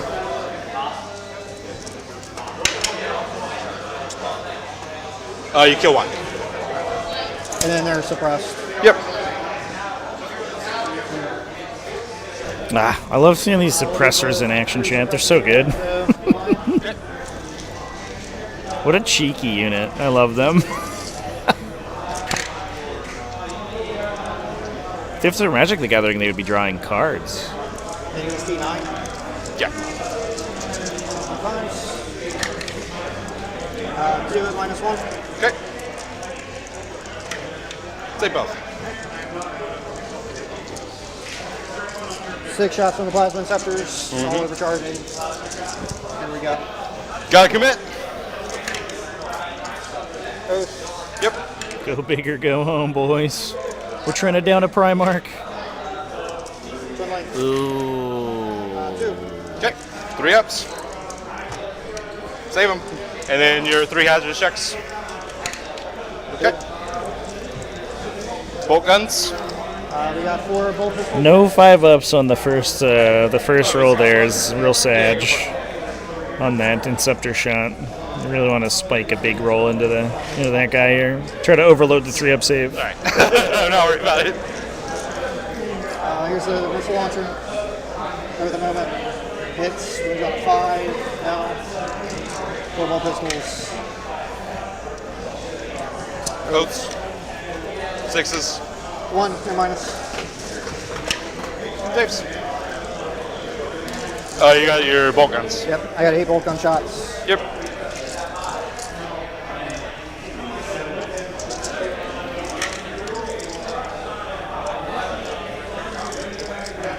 It's all falling apart. It happens sometimes. 1. AB 1, so 3 up. Now you get covered. Okay, well then he's good. Oh, right, the corner of the thing. Yeah. All right. So he took no damage. Charging makes no sense into him. No, he'll just kill you. I'll do the suppressors into the chaplain. They shot into this. They're going to charge. Oh, charging. Yeah, go for it. You need like a 7?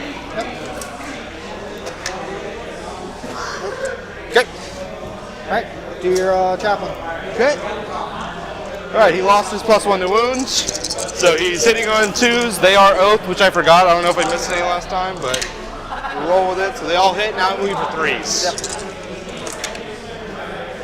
So 3 at AP1. Fail all 3.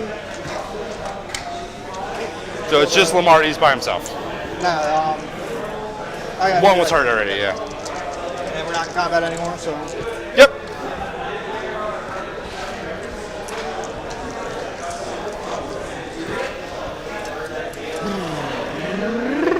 I didn't do either of my secondaries. Stupid of me. Okay. Discard both. And you killed nothing. Yep. So. Yeah. I killed them. Yeah, so you got 1. Yeah. So I'm already ahead on Killmore. Yep. So I'll get Killmore, so add 4 to me. Yep. And that's the end of that, and it goes back to me? Yep. Okay.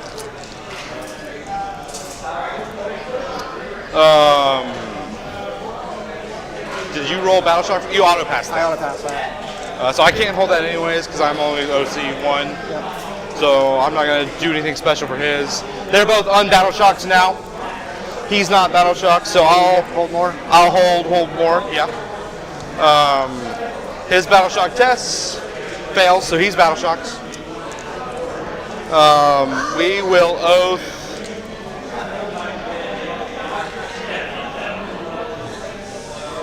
I don't know. We'll oath them, I guess. Yeah. Sure.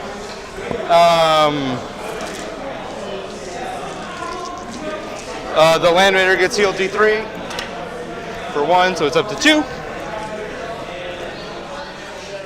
And it is +1 to hit now, so it's just back to hitting normal. It owes you Battle Shock. It's fine. Where was the other battle shock? Chaplain. Okay. What'd you roll for that? 4. Oh. He needed a 5. He just failed it. Okay, so then movement. Brutal. The old Battle Shock, Champlin Battle Shock failure. You hate to see it. So he'll move. Oh, he's got fly, so he'll just come over here. Sit right there. He'll be able to touch what he needs to touch. Actually, are you good if I open the intercessors instead of them? That's fine.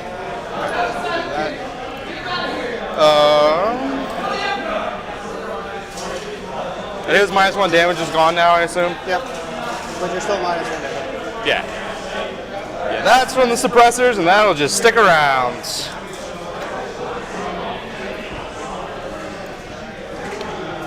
All right. Unless you kill him. Then it goes away. Oh, yeah, let me draw cards. You don't need them. I get that. Establish locus and containment. Okay.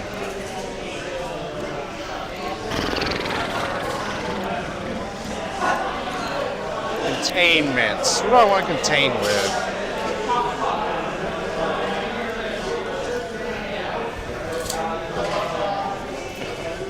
All right. He'll contain. Is that the edge outside of your deployment zone? So he's out of the deployment zone and is within 9 of the edge. Okay. I don't know if it's wholly within or not. Let me read. Definitely wholly within. Wholly within. So he can't do it. So he'll end there. I'm not going to worry about containment. Established locus will be easy, though. Man, imagine being in a position in a game where you can just sack containment. Just like straight up the best secondary. You're like, nah, I don't need it. The lion. That's how you know you're winning. That's how you know you're winning a game right there. What's going on? Lion shooting the scout squad? Yeah. Okay. He doesn't have any minuses. He does. He got shot by the suppressors. So he's hitting on 3s. Yep. Suppressors doing their job. 1 AP 1. So cover. So 4 up. Good. Good. Okay. Sammy will shoot the intercessor squad. Sammy. So it'll be D3 plus 1 for blast. Sammy, shoot the intercessor squad. Sammy. All hit. Move for 2s. All wound. AP 3. So it's 4. So 1's in cover. So roll 1 first, which will be a 5 up, and then roll 3 more 6 ups. So 4 of them die.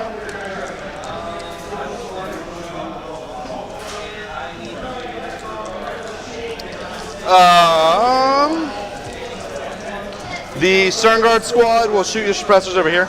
Alright. I don't think any of them are in rapid fire range. Nope. Makes that easier. Here is the heavy bolter. So hitting on 4s. 2 hits. They're just T4, right? Yep. So 3s, 6s are devs. So 2 AP 1s, no cover. 2 damage each. You can kill the 2 closest. You can swap one of the. There you go. There you go. And then we'll just go ahead and shoot Azzy and see if we need to worry about the rest. 2 hits, 2 damage dev wound, so he's just dead. There's that. We want to charge him to get that point. He'll shoot the Frag Storm and the Stubber, and then everything else into them. Okay. So Frag Storm number of shots, 11, 6, 5, and then the Stubber's the same profile, so I'll put it in. Insane volume of like anti-infantry chaff killers that the Gladiator Lancer has on it is pretty nutty. This is into the intercessor? Yeah, so he's looking for 4s. Aren't you didn't you oath them? Oh, yeah. Yes, I did. And then he's looking for 4. Nice reminder. It's been a pretty chill game. So 5, 10. 10 3-up saves. You ready for 10 3-ups? I'm ready for it. Nah. Yep, he's out. Here is the laser destructor into the suppressors there. Both hit. Looking for 2s. 2 dead. Got a guy in cover. Okay. Sure. Yeah, the far guy. It has not been a particularly close game, chat. Through no fault of Joe's, Joseph, I think, has played a great game and got line of sight to that guy, so insanely unlucky early. And through the barrel. So yeah, 2 6-up. That's sort of how things ended up. Made one. One's super dead. And then Icarus, number of shots. 1. Misses, and I didn't have to use the reroll before, so we'll use it. Hits, and looking for a 2. Got it, AP 1. AP Cover, so 3. Kills 1 more. Okay. He's doing the action in the middle. We're gonna charge him. Okay. Charge phase. The lion will charge the intercessors, or the guys from the sky. Sky guys. Yep. That's fine. And then Sammy's going to charge that 1 suppressor. Yeah, he gets in. It's fine. They're going to charge Lamarty's. They get an 8, so they are definitely in. Ugh. The Stern Guard veteran unit gets in too. Hot damn.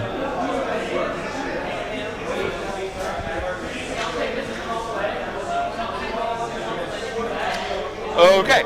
Yeah, I mean, unfortunately, it started with a failed charge that donated an entire jump pack, 10-man jump pack brick.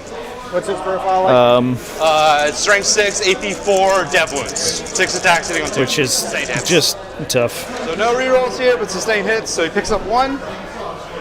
Oh, -1 to hit. So these 2 miss, and he picks up 1 for sustained. Because the suppressors. 3 at AP 4. Suppressor's still around. 4 ups. Oh, man. Not quite tabled, chat. Not quite tabled. Okay. There are some scouts in the bottom corner. Yep. They are... Here is the power fist in the squad. Down here. Sustained, so 3. Looking for 2s. There's some scouts. 2 AP 2s.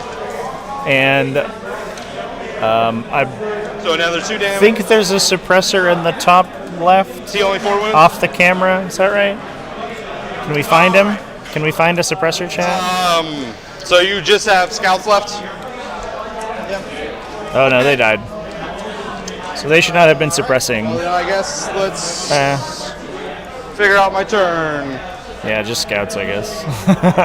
She hadn't battle shocked. Heroes. The heroes that so I got we need right now. Small. That's 2 points. Yeah.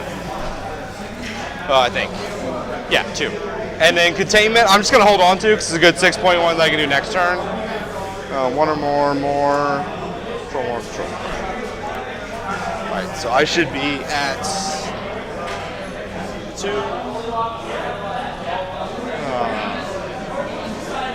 got establish and containments. Establish for 2. Alright, so you do hold 1 still because you sticky that one with your intercessors.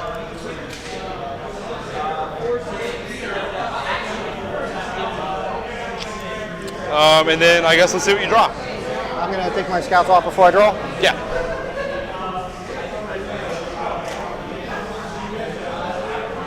Yeah, literally no reason to keep him around at that point. Storm hostile objective. Containment. Well, that's 3 points, I guess.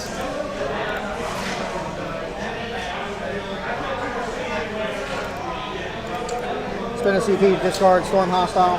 Yeah, I think we just cycle around until we can get a couple good ones. Okay. And then if there is a position where the scouts can come in it's gonna contain and live, yeah. Okay. Which I think there probably is. then you just get another turn of scoring and call it a day.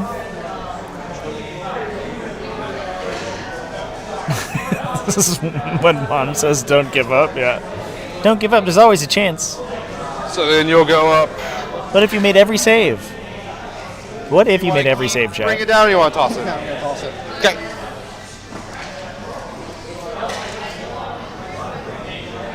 All right, so start of my turn, I'll do Assault Doctrine.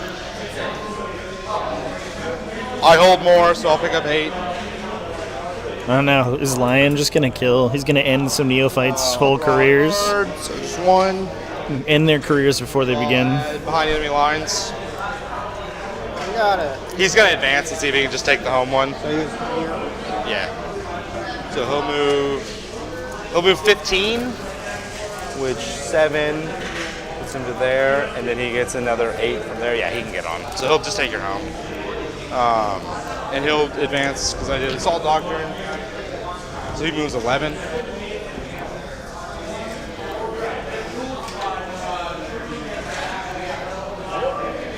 So he actually can't fit through the wall all the way because his base is too fat. So he'll be right there, which is a 10-inch charge.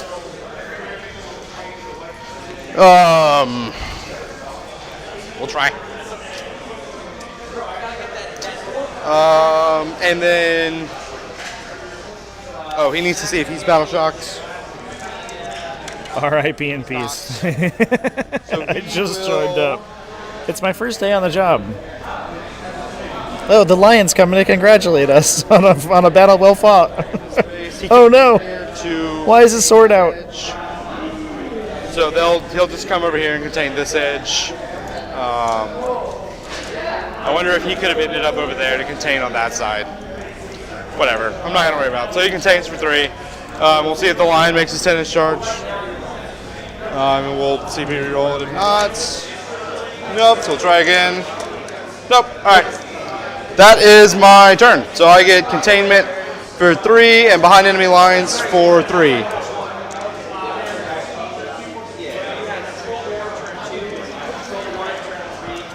I get one from there. You pull the scouts off?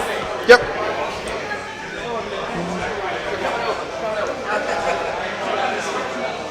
Overwhelming force. Assassination. I'm going to spend a CP, discard overwhelming force. Defend stronghold. Not much better.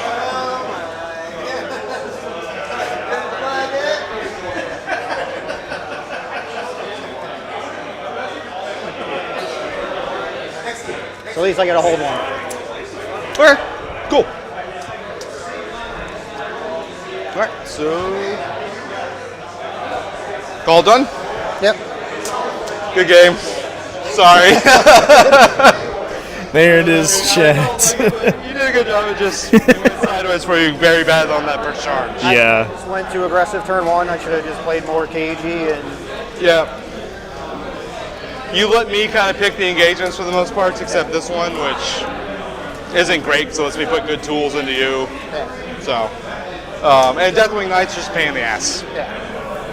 Them surviving an extra round really messed you up over there. Right, yep. I guess we'll get it submitted. So, 43 to 76. Yep. Well, there you go, chat. That is round 2, ramped up. Still about an hour in the round. Let's take a peek at what our other cameras are looking at here.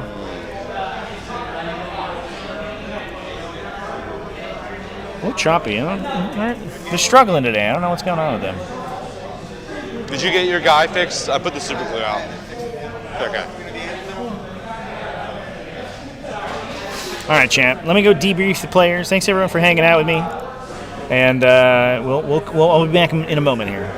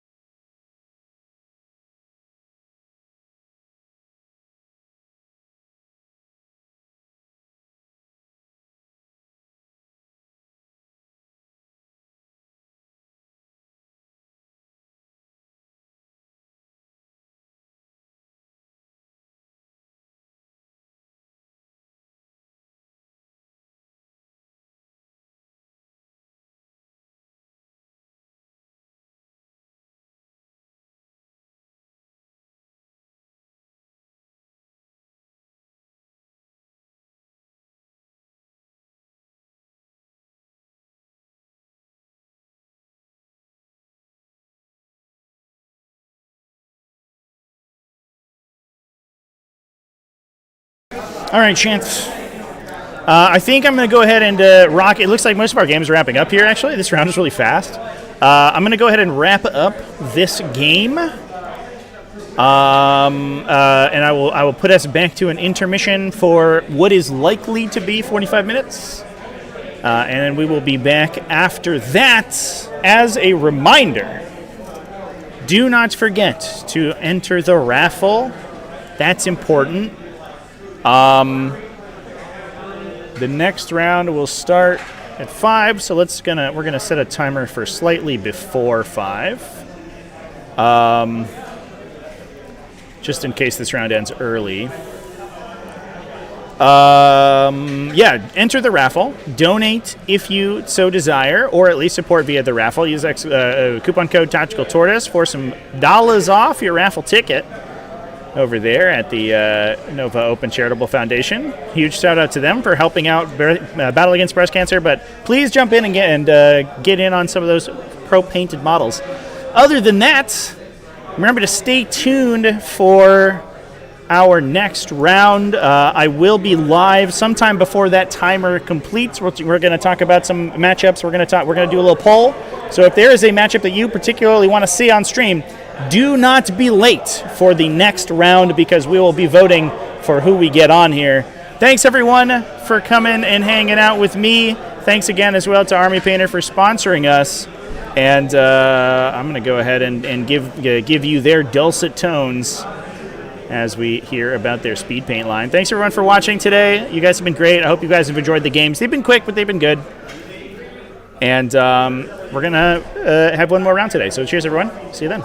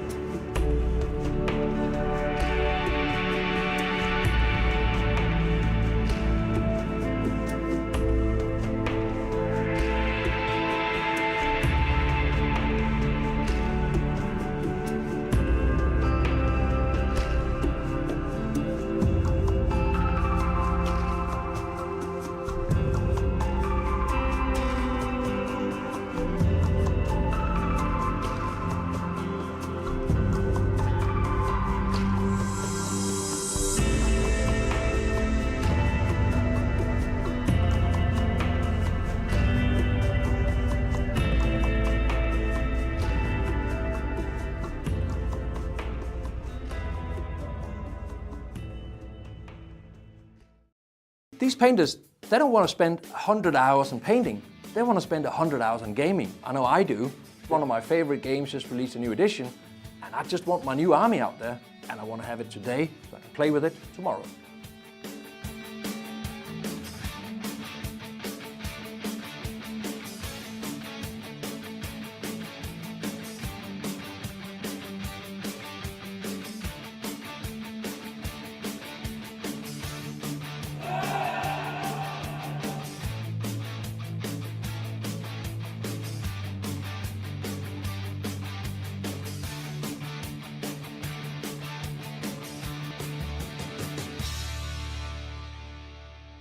We know that tabletop gaming, painting events, that's where the community lives. Yeah. We live to play, we live to paint. The reality is tabletop gaming inspires literally every product we create. In 2007, the Army Painter was founded with one simple idea: to save time at the hobby desk and get more time for gaming. Whether you're a beginner in the hobby, showcase painter, tournament gamer, or somewhere in between, our products today are designed for performance, speed, simplicity, and fun. All our products reflect the fact that it's in that DNA of getting more time for gaming, and because that's what it's really all about. Yeah, if it has to pass a litmus test, is this going to help me paint that last unit quicker or easier before the next tournament?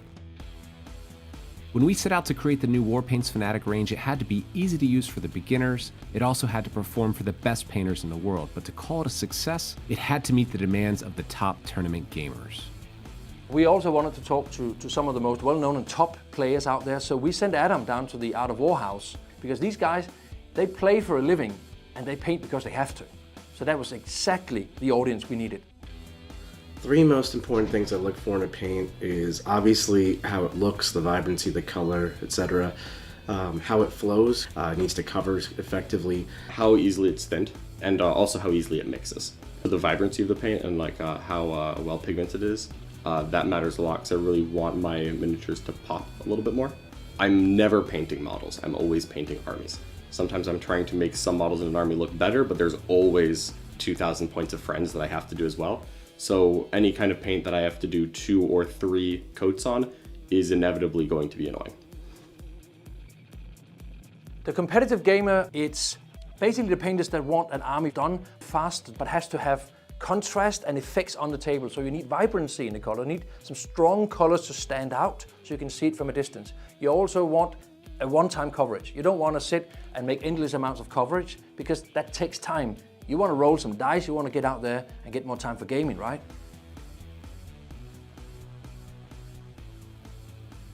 So I like being able to have a wide range of choices. I need to be able to use them easy. I like to be able to take the paint, put it onto wet palette, and be good to go. I think that coverage is important to me because if I'm sitting there trying to paint 47 layers to get solid coverage, I get frustrated very quickly. Saturation, the coverage, and the range, the wide selection of range is kind of the three that I thought were most important to me. I think it's a mix of vibrancy and consistency. The range of colors, like your ranges can be amazing, but if your paint's just not consistent, that just it really just makes me not want to have to buy it. The gamer's experience, the competitive gamer's experience, is the fact that for me it worked a little bit like speed paint, especially for the base coating. You smash on one coat and that's all you need. And you have a clear, crisp color, even on black. I know that sounds weird, but when you're painting 200 cultists, you want to save time on the boots. You just want to give it one layer and that's it. First impressions, application was the part that impressed me the most. I really liked how smoothly it applied to the models. It's very easy to use. Yeah, I'm very excited about the range. I feel like it does everything I want. I feel like the coverage is great. I feel like the pigmentation of it is phenomenal. But every color I've tried was awesome. Holy crap, I probably spent about half the time I was expecting to get those effects. It's getting these high-end effects with minimum effort, which is amazing for someone on my level. I can literally just sit there and be casually, and this is so rewarding. And it saves a lot of time. Many hobbyists enjoy spending hours with their minis. Some just want great results fast. The insane coverage, smooth flowing properties of Warpaints Fanatic reduces the amount of layers, offering speed and ease for gamers. And the flexible color triad system makes color selection simple and effective. You're smiling. Of course I'm smiling. I just use the Army Painter paints. So what do you think? They were awesome. Oh my god. So I'm not much of a painter. I paint very infrequently, but I painted for 20 plus years. And these are, without a doubt, like some of the nicest paints I've used. For real? For real. Like, I haven't used like every line. But like, generally speaking, like, assuming that all the paints match the same quality as the ones I was shown today, this line is going to be amazing. First impressions are incredible. I really enjoyed them. They were smooth, easy to work with. I didn't have to thin them. As much as you could thin them, I didn't have to. It's easy enough to use that someone who's brand new to mini painting is not going to feel frustrated by it. A beginner is going to be able to pick up these paints as their first model painting set and be able to create something that they're very happy with.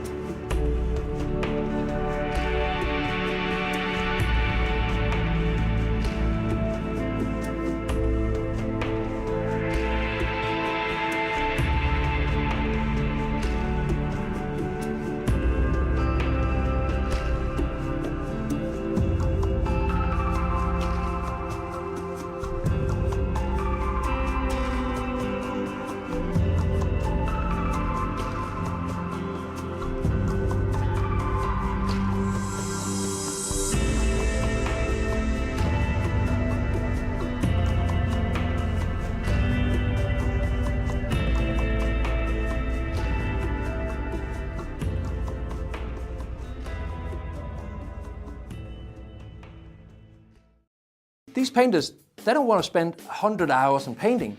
They want to spend 100 hours on gaming. I know I do. One of my favorite games just released a new edition, and I just want my new army out there, and I want to have it today so I can play with it tomorrow.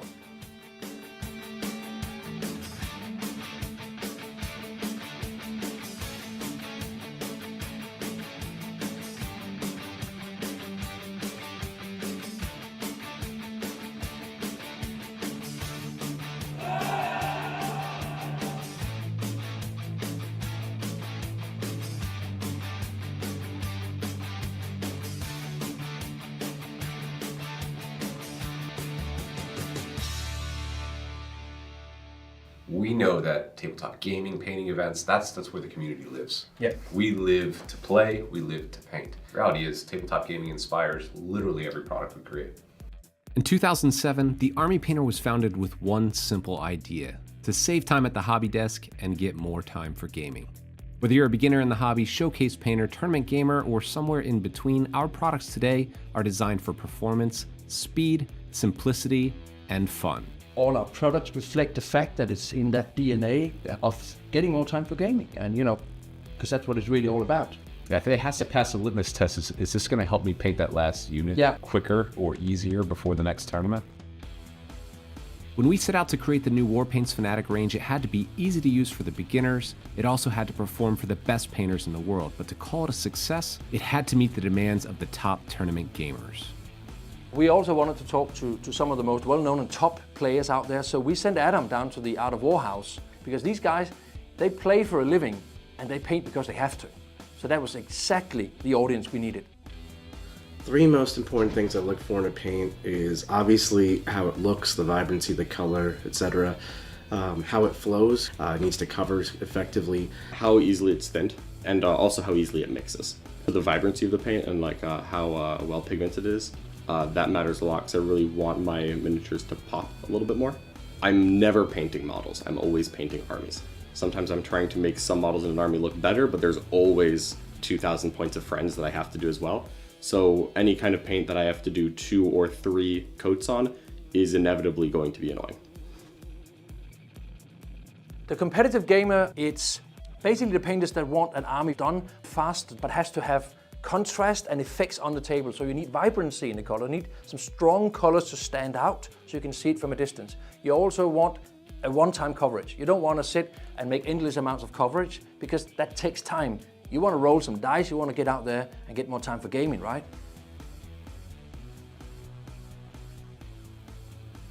So I like being able to have a wide range of choices. I need to be able to use them easy. I like to be able to take the paint, put it onto wet palette, and be good to go. I think that coverage is important to me because if I'm sitting there trying to paint 47 layers to get solid coverage, I get frustrated very quickly. Saturation, the coverage, and the range, the wide selection of range is kind of the three that I thought were most important to me. I think it's a mix of vibrancy and consistency. The range of colors, like your ranges can be amazing, but if your paint's just not consistent, that just it really just makes me not want to have to buy it. The gamer's experience, the competitive gamer's experience, is the fact that for me it worked a little bit like speed paint, especially for the base coating. You smash on one coat and that's all you need. And you have a clear, crisp color, even on black. I know that sounds weird, but when you're painting 200 cultists, you want to save time on the boots. You just want to give it one layer and that's it.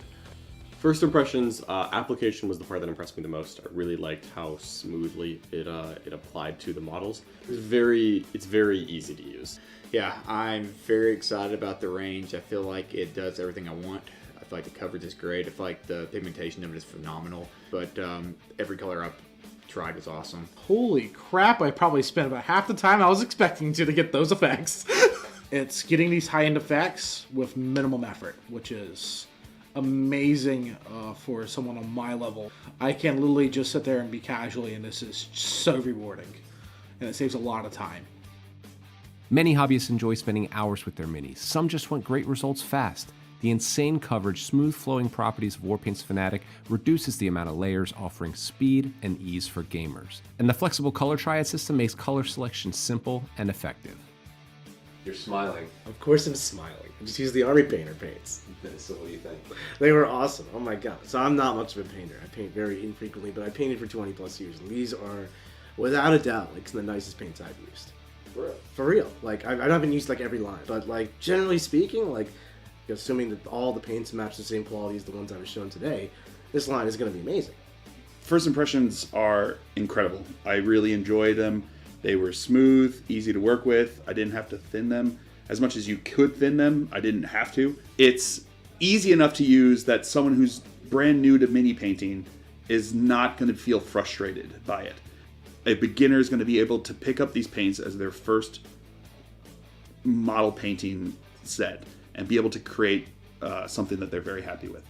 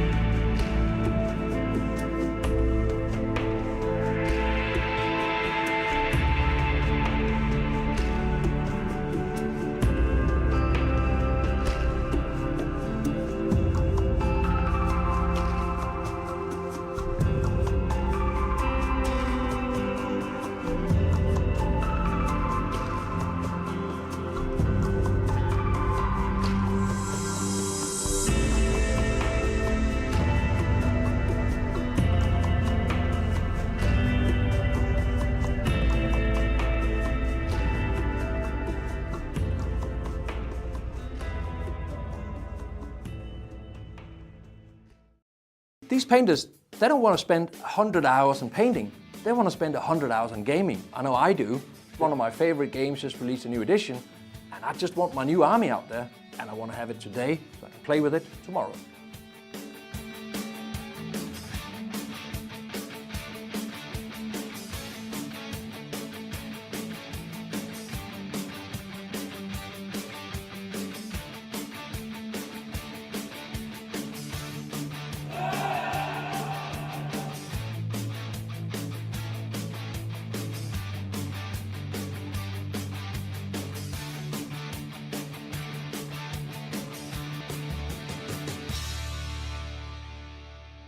We know that tabletop gaming, painting events, that's where the community lives. Yeah. We live to play, we live to paint. The reality is tabletop gaming inspires literally every product we create. In 2007, the Army Painter was founded with one simple idea: to save time at the hobby desk and get more time for gaming. Whether you're a beginner in the hobby, showcase painter, tournament gamer, or somewhere in between, our products today are designed for performance, speed, simplicity, and fun. All our products reflect the fact that it's in that DNA of getting more time for gaming, and because that's what it's really all about. Yeah, if it has to pass a litmus test, is this going to help me paint that last unit quicker or easier before the next tournament? When we set out to create the new Warpaints Fanatic range, it had to be easy to use for the beginners. It also had to perform for the best painters in the world, but to call it a success, it had to meet the demands of the top tournament gamers. We also wanted to talk to some of the most well-known and top players out there, so we sent Adam down to the Art of War house, because these guys, they play for a living and they paint because they have to. So that was exactly the audience we needed. Three most important things I look for in a paint is obviously how it looks, the vibrancy, the color, etc. How it flows, it needs to cover effectively. How easily it's thinned, and also how easily it mixes. The vibrancy of the paint and like how well pigmented it is, that matters a lot because I really want my miniatures to pop a little bit more. I'm never painting models. I'm always painting armies. Sometimes I'm trying to make some models in an army look better, but there's always 2,000 points of friends that I have to do as well. So any kind of paint that I have to do 2 or 3 coats on is inevitably going to be annoying. The competitive gamer, it's basically the painters that want an army done fast, but has to have contrast and effects on the table. So you need vibrancy in the color, you need some strong colors to stand out so you can see it from a distance. You also want a one-time coverage. You don't want to sit and make endless amounts of coverage because that takes time. You want to roll some dice, you want to get out there and get more time for gaming, right?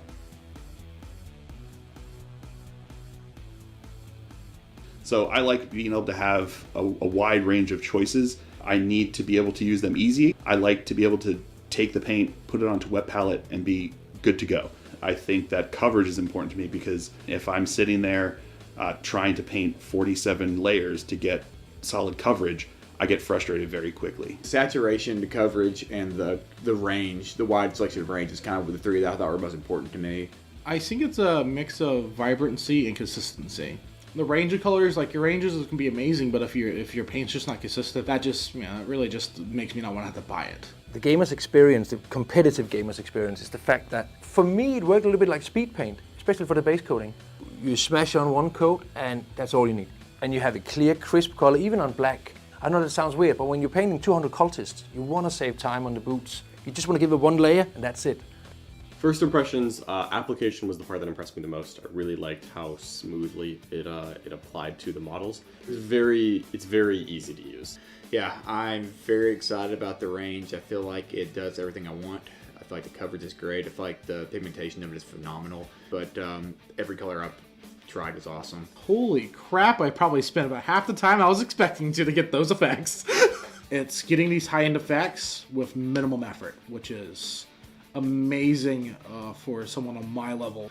I can literally just sit there and be casually, and this is so rewarding. And it saves a lot of time. Many hobbyists enjoy spending hours with their minis. Some just want great results fast. The insane coverage, smooth flowing properties of Warpaint's Fanatic reduces the amount of layers, offering speed and ease for gamers. And the flexible color triad system makes color selection simple and effective. You're smiling. Of course I'm smiling. I just use the Army Painter paints. So what do you think? They were awesome. Oh my god. So I'm not much of a painter. I paint very infrequently, but I painted for 20 plus years. And these are, without a doubt, like some of the nicest paints I've used. For real? For real. Like, I haven't used like every line. But like, generally speaking, like, assuming that all the paints match the same quality as the ones I was shown today, this line is going to be amazing. First impressions are incredible. I really enjoyed them. They were smooth, easy to work with. I didn't have to thin them. As much as you could thin them, I didn't have to. It's easy enough to use that someone who's brand new to mini painting is not going to feel frustrated by it. A beginner is going to be able to pick up these paints as their first model painting set and be able to create something that they're very happy with.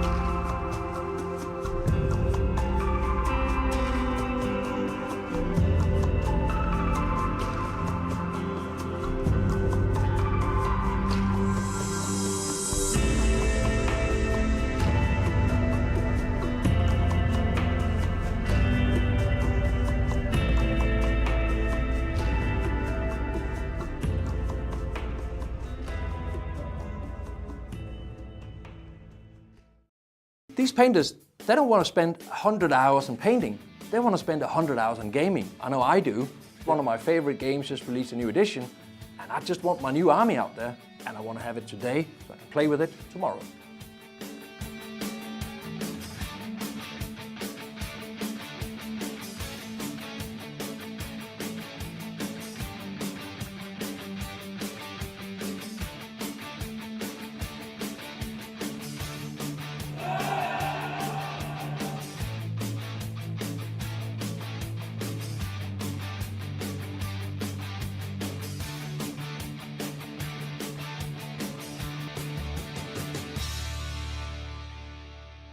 We know that tabletop gaming, painting events, that's where the community lives. Yeah. We live to play, we live to paint. The reality is tabletop gaming inspires literally every product we create. In 2007, the Army Painter was founded with one simple idea: to save time at the hobby desk and get more time for gaming. Whether you're a beginner in the hobby, showcase painter, tournament gamer, or somewhere in between, our products today are designed for performance, speed, simplicity, and fun. All our products reflect the fact that it's in that DNA of getting more time for gaming, and because that's what it's really all about. Yeah, if it has to pass a litmus test, is this going to help me paint that last unit quicker or easier before the next tournament? When we set out to create the new Warpaints Fanatic range, it had to be easy to use for the beginners, it also had to perform for the best painters in the world, but to call it a success, it had to meet the demands of the top tournament gamers. We also wanted to talk to some of the most well-known and top players out there, so we sent Adam down to the Art of War house, because these guys, they play for a living and they paint because they have to. So that was exactly the audience we needed. Three most important things I look for in a paint is obviously how it looks, the vibrancy, the color, etc. How it flows, it needs to cover effectively. How easily it's thinned, and also how easily it mixes. The vibrancy of the paint and how well pigmented it is. That matters a lot because I really want my miniatures to pop a little bit more. I'm never painting models, I'm always painting armies. Sometimes I'm trying to make some models in an army look better, but there's always 2,000 points of friends that I have to do as well. So any kind of paint that I have to do 2 or 3 coats on is inevitably going to be annoying. The competitive gamer, it's basically the painters that want an army done fast, but has to have contrast and effects on the table. So you need vibrancy in the color, you need some strong colors to stand out so you can see it from a distance. You also want a one-time coverage. You don't want to sit and make endless amounts of coverage because that takes time. You want to roll some dice, you want to get out there and get more time for gaming, right?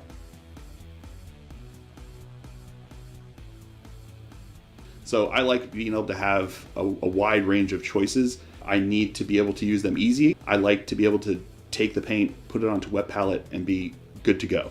I think that coverage is important to me because if I'm sitting there trying to paint 47 layers to get solid coverage, I get frustrated very quickly. Saturation, the coverage, and the range, the wide selection of range is kind of the three that I thought were most important to me. I think it's a mix of vibrancy and consistency.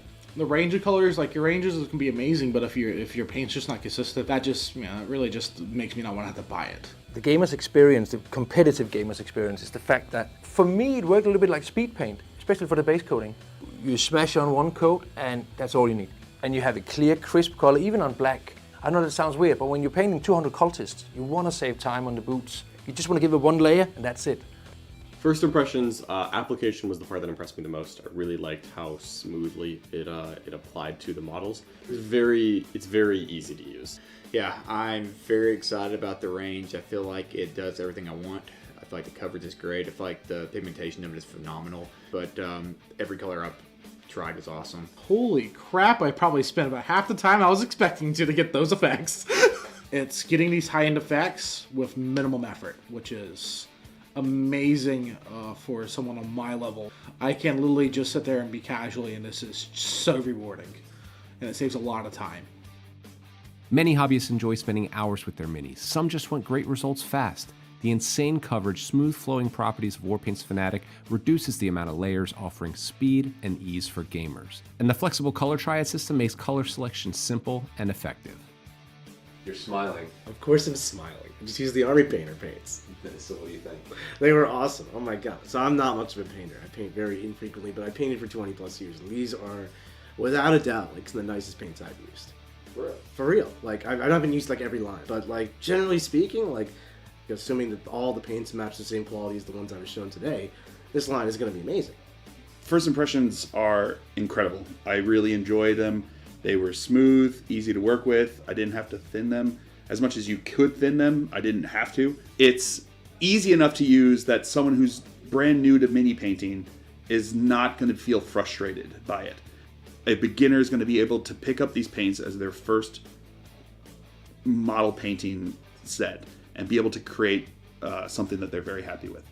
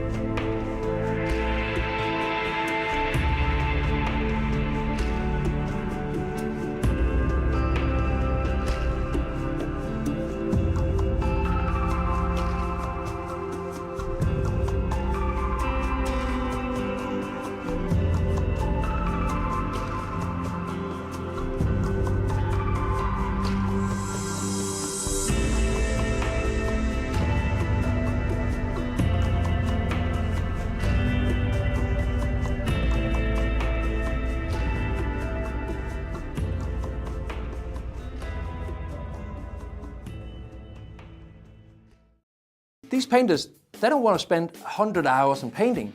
They want to spend 100 hours on gaming. I know I do. One of my favorite games just released a new edition, and I just want my new army out there, and I want to have it today so I can play with it tomorrow.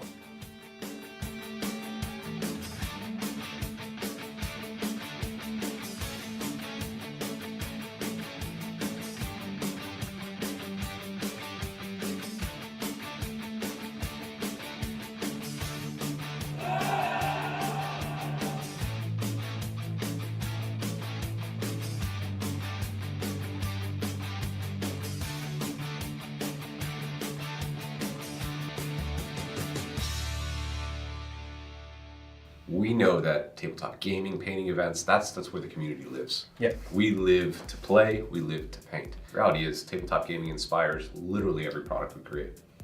In 2007, the Army Painter was founded with one simple idea: to save time at the hobby desk and get more time for gaming.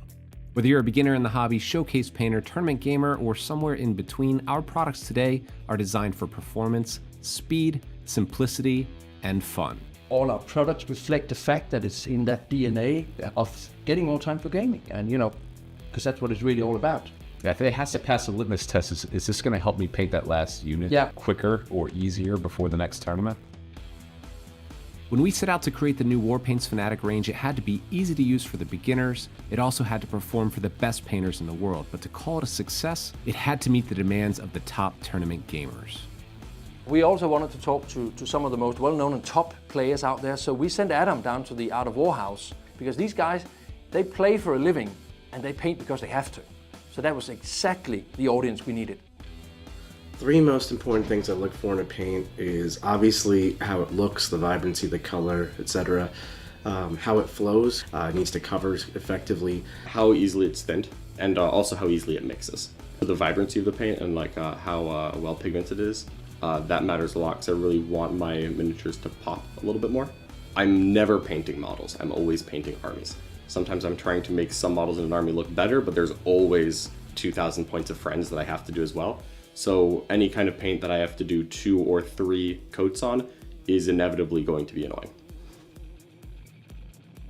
The competitive gamer, it's basically the painters that want an army done fast, but has to have contrast and effects on the table. So you need vibrancy in the color, you need some strong colors to stand out so you can see it from a distance. You also want a one-time coverage. You don't want to sit and make endless amounts of coverage because that takes time. You want to roll some dice, you want to get out there and get more time for gaming, right?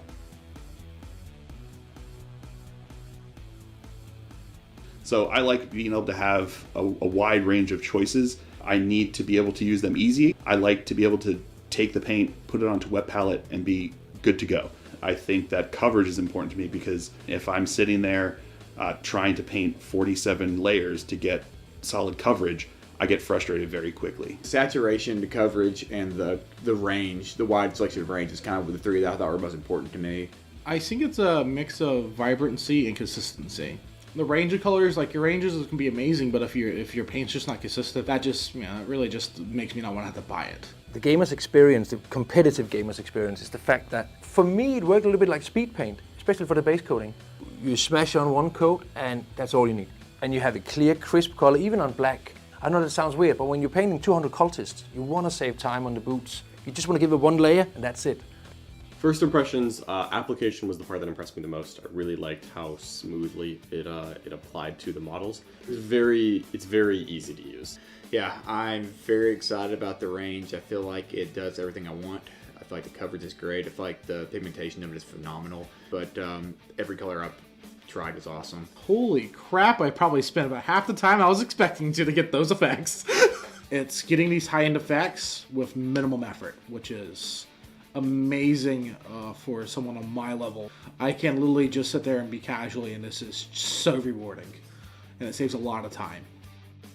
Many hobbyists enjoy spending hours with their minis. Some just want great results fast. The insane coverage, smooth flowing properties of Warpaint's Fanatic reduces the amount of layers, offering speed and ease for gamers. And the flexible color triad system makes color selection simple and effective. You're smiling. Of course I'm smiling. I just use the Army Painter paints. So what do you think? They were awesome. Oh my god. So I'm not much of a painter. I paint very infrequently, but I painted for 20 plus years. And these are, without a doubt, like some of the nicest paints I've used. For real? For real. Like, I haven't used like every line. But like, generally speaking, like, assuming that all the paints match the same quality as the ones I was shown today, this line is going to be amazing. First impressions are incredible. I really enjoyed them. They were smooth, easy to work with. I didn't have to thin them. As much as you could thin them, I didn't have to. It's easy enough to use that someone who's brand new to mini painting is not going to feel frustrated by it. A beginner is going to be able to pick up these paints as their first model painting set and be able to create something that they're very happy with.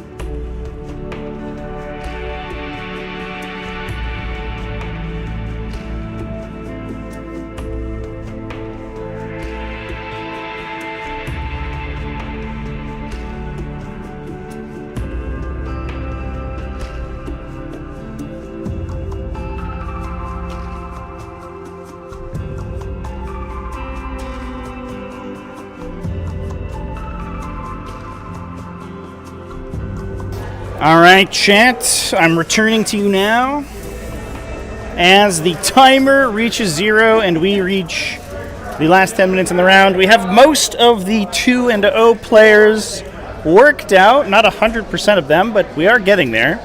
So we're still about 5 to 10 minutes away from round 3 pairings, excuse me. But we can get a head start and talk about some factions that we want to see on the stream. Currently undefeated, we've got Adeptus Sororitas, Space Wolves. We may have 2 Space Wolves, but I'm not sure yet. 1 Space Wolf has defeated their Grey Knight opponents.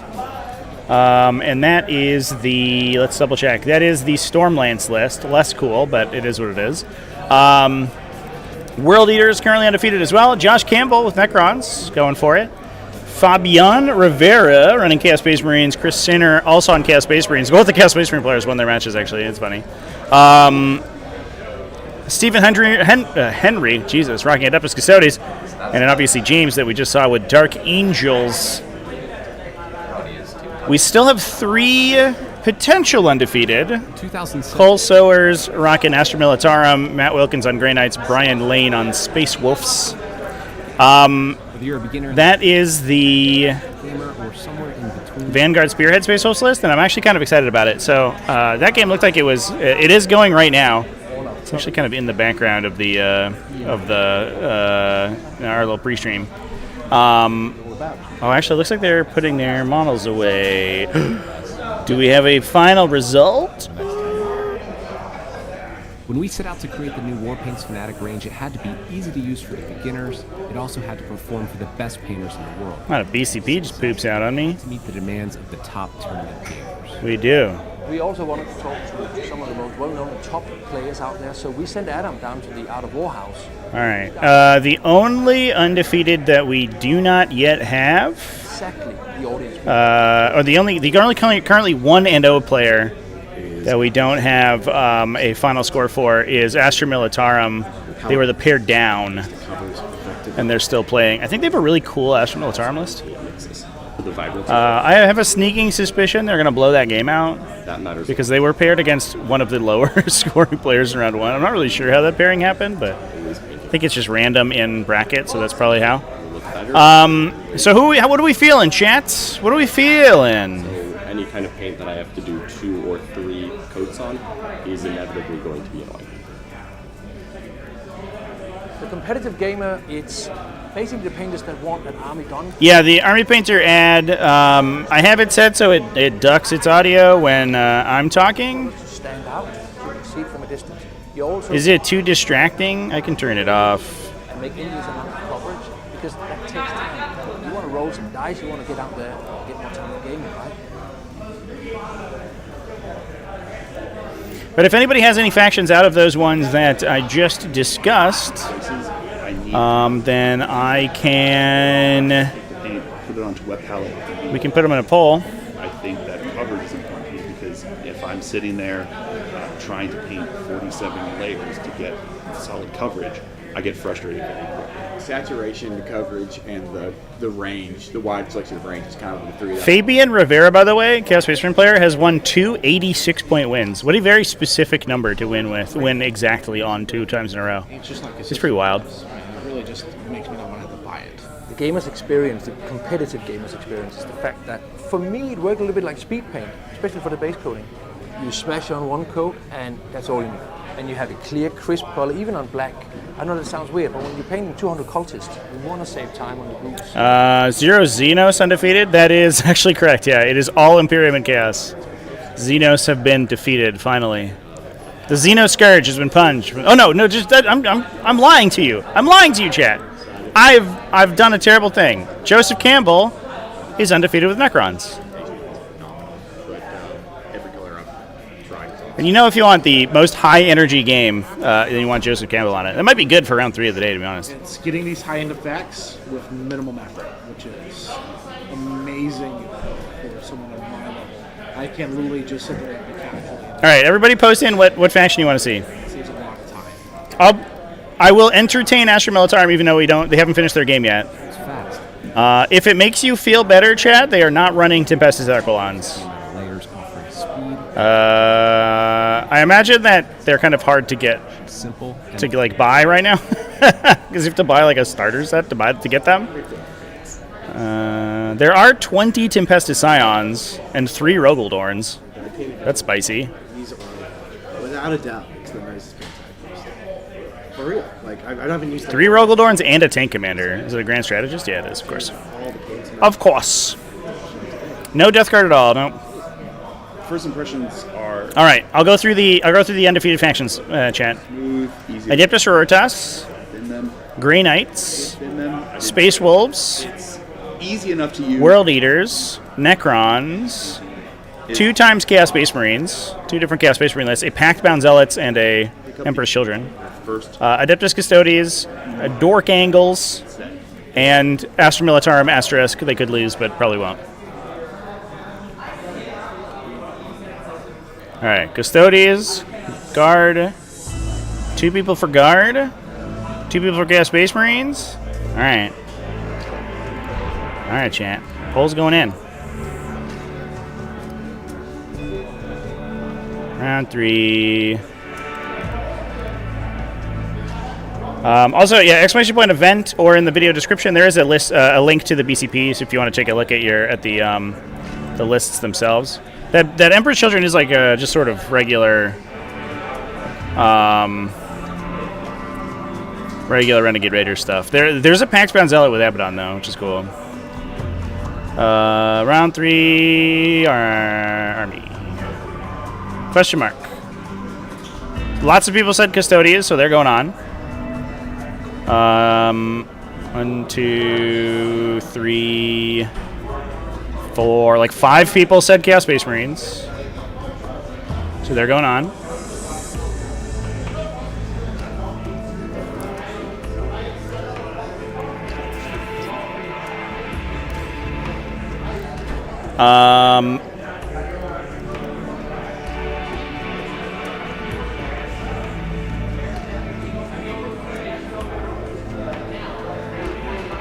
Two people said Sisters.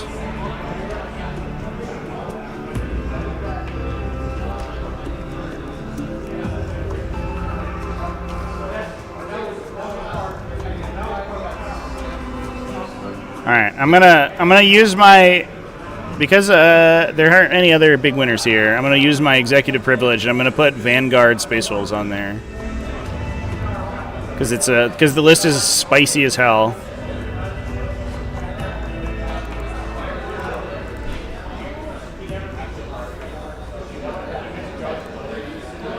All right, folks, poll is up. Get those votes in. Get those votes in. And if you really want to see a particular matchup, don't forget to share it with all your friends and make them vote too. Like, go to their homes, threaten their lives, and say, threaten that you'll break their kneecaps. All right, nobody wanted Vanguard Space Wolves, but everyone voted for it? Okay. All right, I see how it is, chat. I see how it is. Oh, shit. Shit, I think I lied to you. It might be Stormland Space Wolves. Oh no, the Vanguard Space Wolves died. Nope. All right. This poll doesn't count. I'm gonna do it again. I lied to you. I lied directly to your face. It wasn't Vanguard Space Wolves. It's regular Space Wolves. I'm sorry. I forgot. All right. In 2007, the Army painted. It's not gonna be Vanguard Space Wolves. To save time at the hobby desk.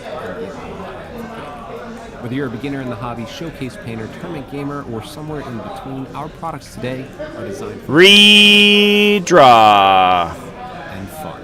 All our products reflect the fact that it's in that. All right, I'm gonna put Space Wolves in there again anyway. You know, because that's what it's really all about. Yeah, it has to pass a litmus test. It's an executive power because I execute the people who disagree with me. That's why it's called executive. This isn't a democracy.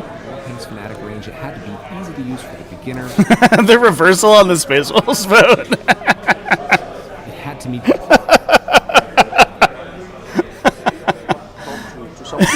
Immediately, nobody votes for them. Like, hold up. I'm not gonna see a Phobos lieutenant in this game. Fuck it. I'm out. Scoop. 3 most important things I look for in a paint is obviously how it looks, the vibrancy, the color. Oh, we're hard in on Custodes here, folks. All right, round is now officially over, I believe. Oh no, it's got 30 seconds left. To the paint and like how well pigmented it is, that matters a lot because I really want my miniatures to pop a little bit more. I'm never painting models. I'm always painting models. Sometimes I'm trying to make some models of armor look better, but there's always 2,000 points of friends that I have to do as well. So any kind of paint that I have to do 2 or 3 coats on is inevitably going to be. Now the round is officially over. Competitive gamer, it's... Astra Militarum did win. They have 197 out of a possible 200 points. They are destroying it today. Vibrancy in the color. Strong colors to stand out. You can see it from a distance. You also want a one-time cover. You can only see Spaceful Stormlight so many times. I know. It's even like, it's been nerfed so many times too, but it still exists. It still persists. The wolves will not be kept down. There's a whole pack of them. But yeah, it is basically the most straightforward, boring stuff. I need to be able to use them easily. Probably not to play. I bet it's really fun. But you're just running at your opponent. I think that coverage is important to me because if I'm sitting there... Seems like Custodes is doing it right now. 47 layers to get... Is it Noah? Coverage. No one at the top named Noah, so I guess not. The range, the wide selection of range is kind of the three that are most important. I think it's a mix of vibrancy and consistency. The range of colors, like your ranges can be amazing, but if your paint's just not consistent, that just it really just makes me not want to have to buy it. The gamer's experience, the competitive gamer's experience, is the fact that for me it worked a little bit like speed paint, especially for the base coating.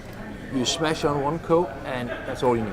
And you have a clear, crisp color, even on black. Still a couple results to jump in before we're time on the boots. You just want to give it one layer. That's looking for our round 2 pairings. We missed, unfortunately, the X1 bracket. Man, round 1 was like such an upset. So many good players lost in the first round. Zach Point went down, and Larry Oliver went down. Hot damn. Zach Point went down 72 to 77. Jesus. Get those effects. That is a hell of a game. But he played the Slanesh Demons round 2, which actually looked like a sick game. Amazing. It was really cool. It was really interesting. I went and paid them a visit while they were finishing things up, and it was just a... Many hobbyists enjoy spending hours with them. Demons trying teleporting all over the place. Tau just absolutely dominating the middle of the table. Demons in like every corner. The amount of layers. It looked like they were fighting off like an encroaching horde. Flexible color triad system makes color selection simple and effective. Of course, it's the everything. They were awesome. Oh my god! So I'm not much of a without a doubt, it's the most for real. Like I haven't used them anyway. Like generally speaking, like all the games. First impressions are incredible. I really enjoyed them. They were smooth, easy to work with. I didn't have to thin them. As much as you could thin them, I didn't have to. It's easy enough to use that someone who's brand new to mini painting is not going to feel frustrated. Tracking down the last couple of players here, Chance. Did we get them all? I think we got them all. I think, like Ash, we've caught them all. I think, like myself and varieties of the common cold, gotta catch them all. And I did.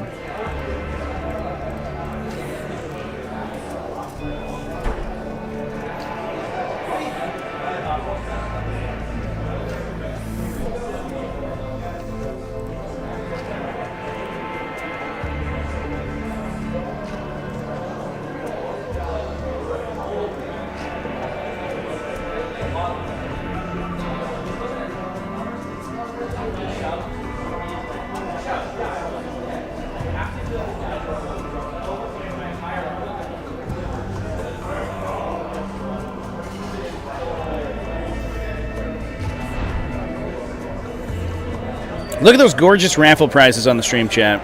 You know you could win those by putting exclamation point raffle in the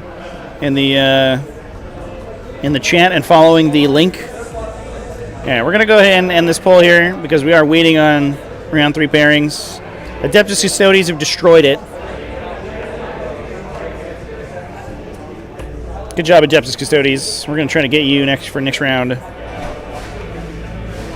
Big shout out to the Battle Against Breast Cancer, by the way. Don't forget to go give them some love. Jump in on that raffle. Drawing is in 2 weeks. But obviously all of your contributions go directly towards breast cancer research. You can also donate directly to them. ! Donate in the chat as well. Please support the fight, support the battle. Buy war bonds.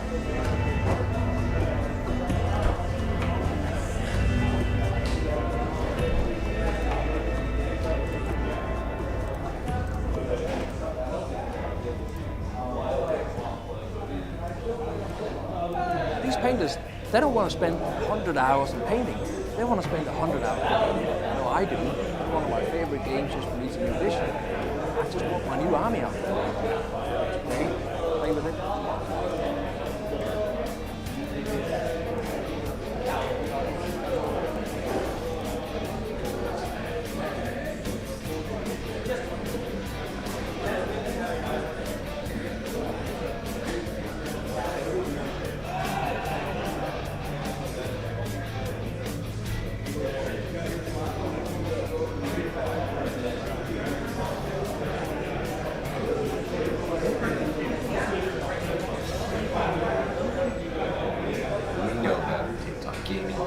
That's what it works. Yeah, we live to play, we live to paint. The reality is tabletop gaming inspires really every product we create. In 2007, the Army Painter was founded with one simple idea: to save time at the hobby desk and get more time for gaming. Whether you're a beginner in the hobby, showcase painter, tournament gamer, or somewhere in between, our products today are designed for performance, speed, simplicity, and fun.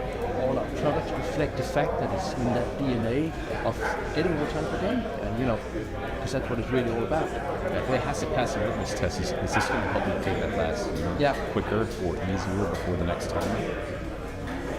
When we set out to create the new Warpaints Fanatic range, it had to be easy to use for the beginners. It also had to perform for the best painters in the world. And to call it a success, it had to meet the demands of the top tournament gamers. We also wanted to talk to some of the most well-known top players out there, so we sent Adam down to the Art of War house, because these guys, they play for a living. They paint because they have to. That was exactly the audience we needed. Three most important things I look for in a paint is obviously how it looks, the vibrancy, the color, etc. How it flows, it needs to cover effectively.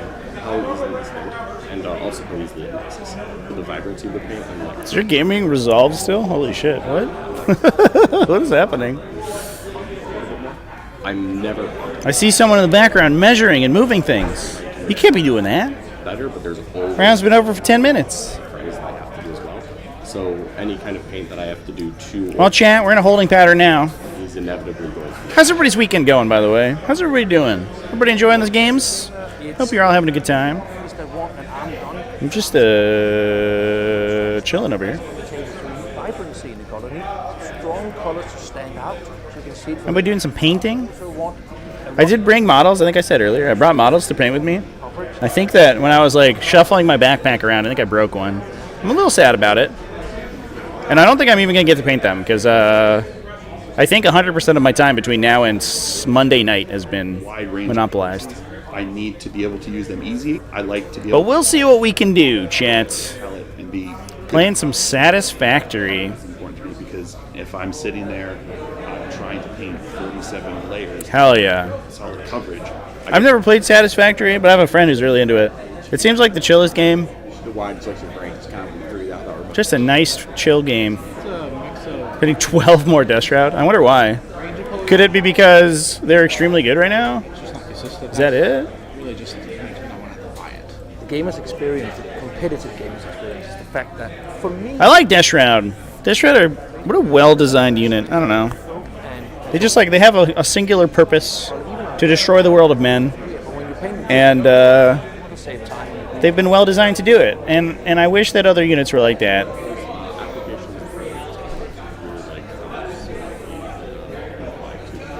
Painting some Shroud Runners. Underplayed unit.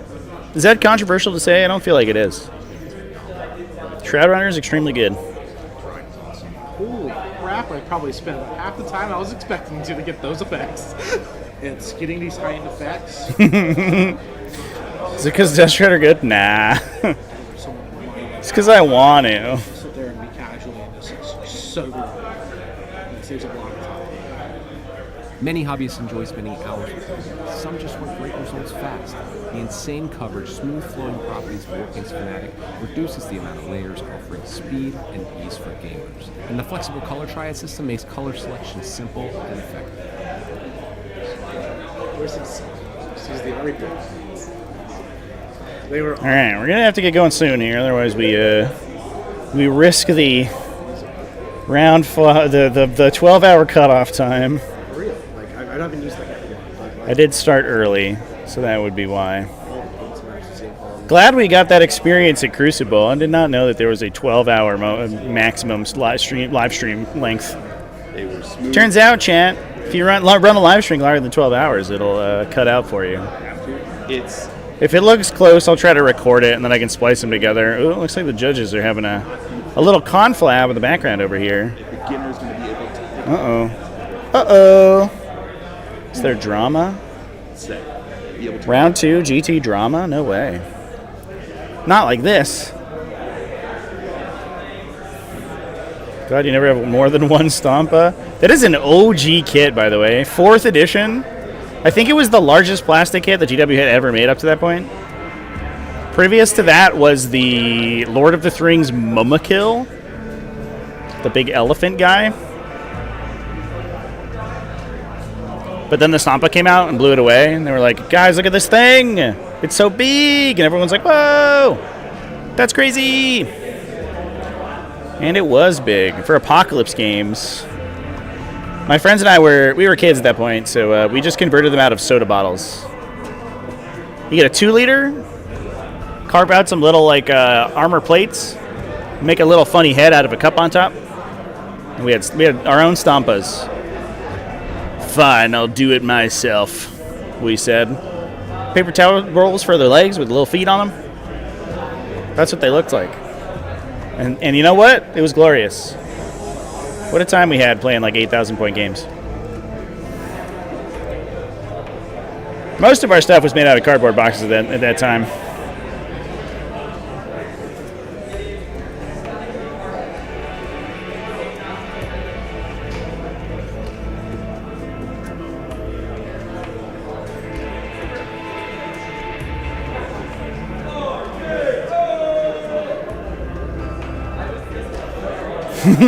Orks would have been proud, yeah.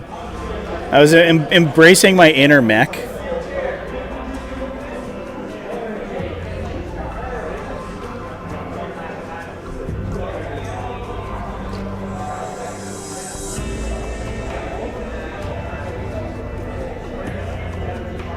Grid spinning off Excel to represent fantasy armies. We did that too, dude. Fantasy was good that way. You could literally play with rectangles on the ground.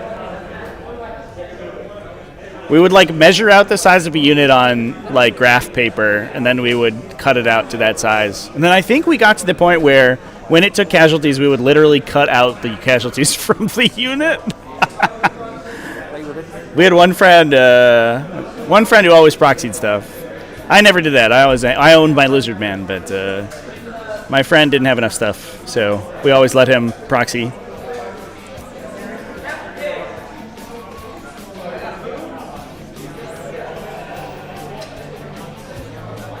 Yeah, old Poor Hammer.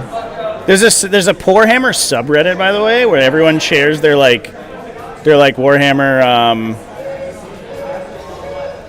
Warhammer stuff. Oh, cool. I posted a link to the stream on Reddit, and it got downvoted. I love Reddit. What a community. In 2007. How wonderful. Thanks for downvoting. Appreciate you, everyone. Whether you're a beginner in the hobby, showcase painter, permanent. Jesus Christ. Products today. Nuke that site from Orbit, please. Holy shit. Speed, simplicity, and fun. Products reflect the fact that it's in the DNA of getting more time for gaming, and because that's what it's really all about. If it has to pass a litmus test, is this going to help me paint that last unit quicker or easier before the next tournament? When we set out to create the new Warpaints Fanatic range, it had to be easy to use for the beginners, it also had to perform for the best painters in the world, but to call it a success, it had to meet the demands of the top tournament gamers. All right, Chance, we are getting it going. Looks like we're going to get Grey Knights again, but we got it up as Custodes on here for everyone. It is a different Grey Knights. Three most important things I love is obviously how it looks, the vibrancy, the color, etc. How it flows needs to all right, give me a moment to get the players ready to go. We got the pairings. We're good to go. Hopefully we don't overrun our time here. Let's get it going real fast. Thanks, everyone, for your patience, and we'll be back in a moment. Cheers. Armies. Sometimes I'm trying to make some models in an army look better, but there's always 2,000 points of friends that I have to do as well. So any kind of paint that I have to do 2 or 3 coats on is inevitably going to be annoying.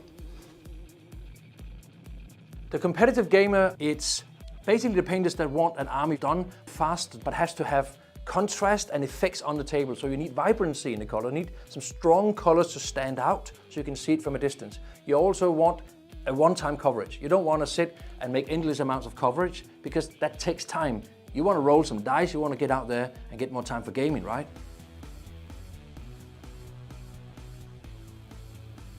So I like being able to have a wide range of choices. I need to be able to use them easy. I like to be able to take the paint, put it onto wet palette, and be good to go. I think that coverage is important to me because if I'm sitting there trying to paint 47 layers to get solid coverage, I get frustrated very quickly. Saturation, the coverage, and the range, the wide selection of range is kind of the three that I thought were most important to me. I think it's a mix of vibrancy and consistency. The range of colors, like your ranges can be amazing, but if your paint's just not consistent, that just, it really just makes me not want to have to buy it. The gamer's experience, the competitive gamer's experience, is the fact that for me it worked a little bit like speed paint, especially for the base coating. You smash on one coat and that's all you need. And you have a clear, crisp color, even on black. I know that sounds weird, but when you're painting 200 cultists, you want to save time on the boots. You just want to give it one layer and that's it. First impressions, application was the part that impressed me the most. I really liked how smoothly it applied to the models. It's very easy to use. Yeah, I'm very excited about the range. I feel like it does everything I want. I feel like the coverage is great. I feel like the pigmentation of it is phenomenal. But every color I've tried is awesome. Holy crap, I probably spent about half the time I was expecting to get those effects. It's getting these high-end effects with minimum effort, which is amazing for someone on my level. I can literally just sit there and be casually, and this is so rewarding. And it saves a lot of time. Many hobbyists enjoy spending hours with their minis. Some just want great results fast. The insane coverage, smooth flowing properties of Warpaints Fanatic reduces the amount of layers, offering speed and ease for gamers. And the flexible color triad system makes color selection simple and effective. You're smiling. Of course I'm smiling. I just used the Army Painter paints. So what do you think? They were awesome. Oh my god. So I'm not much of a painter. I paint very infrequently, but I painted for 20 plus years. And these are, without a doubt, like some of the nicest paints I've used. For real? For real. Like, I haven't used like every line, but like generally speaking, like assuming that all the paints match the same quality as the ones I was shown today, this line is going to be amazing. First impressions are incredible. I really enjoyed them. They were smooth, easy to work with. I didn't have to thin them. As much as you could thin them, I didn't have to. It's easy enough to use that someone who's brand new to mini painting is not going to feel frustrated by it. A beginner is going to be able to pick up these paints as their first model painting set and be able to create something that they're very happy with.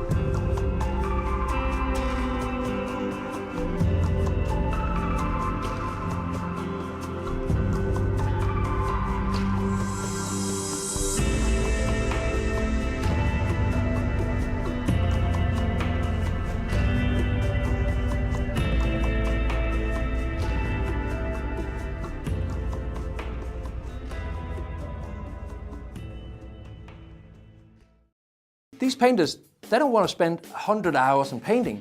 They want to spend 100 hours in gaming. I know I do. One of my favorite games just released a new edition, and I just want my new army out there, and I want to have it today so I can play with it tomorrow. Alright, chat. Two groups of Players are talking through their lists right now. Two Blade champions.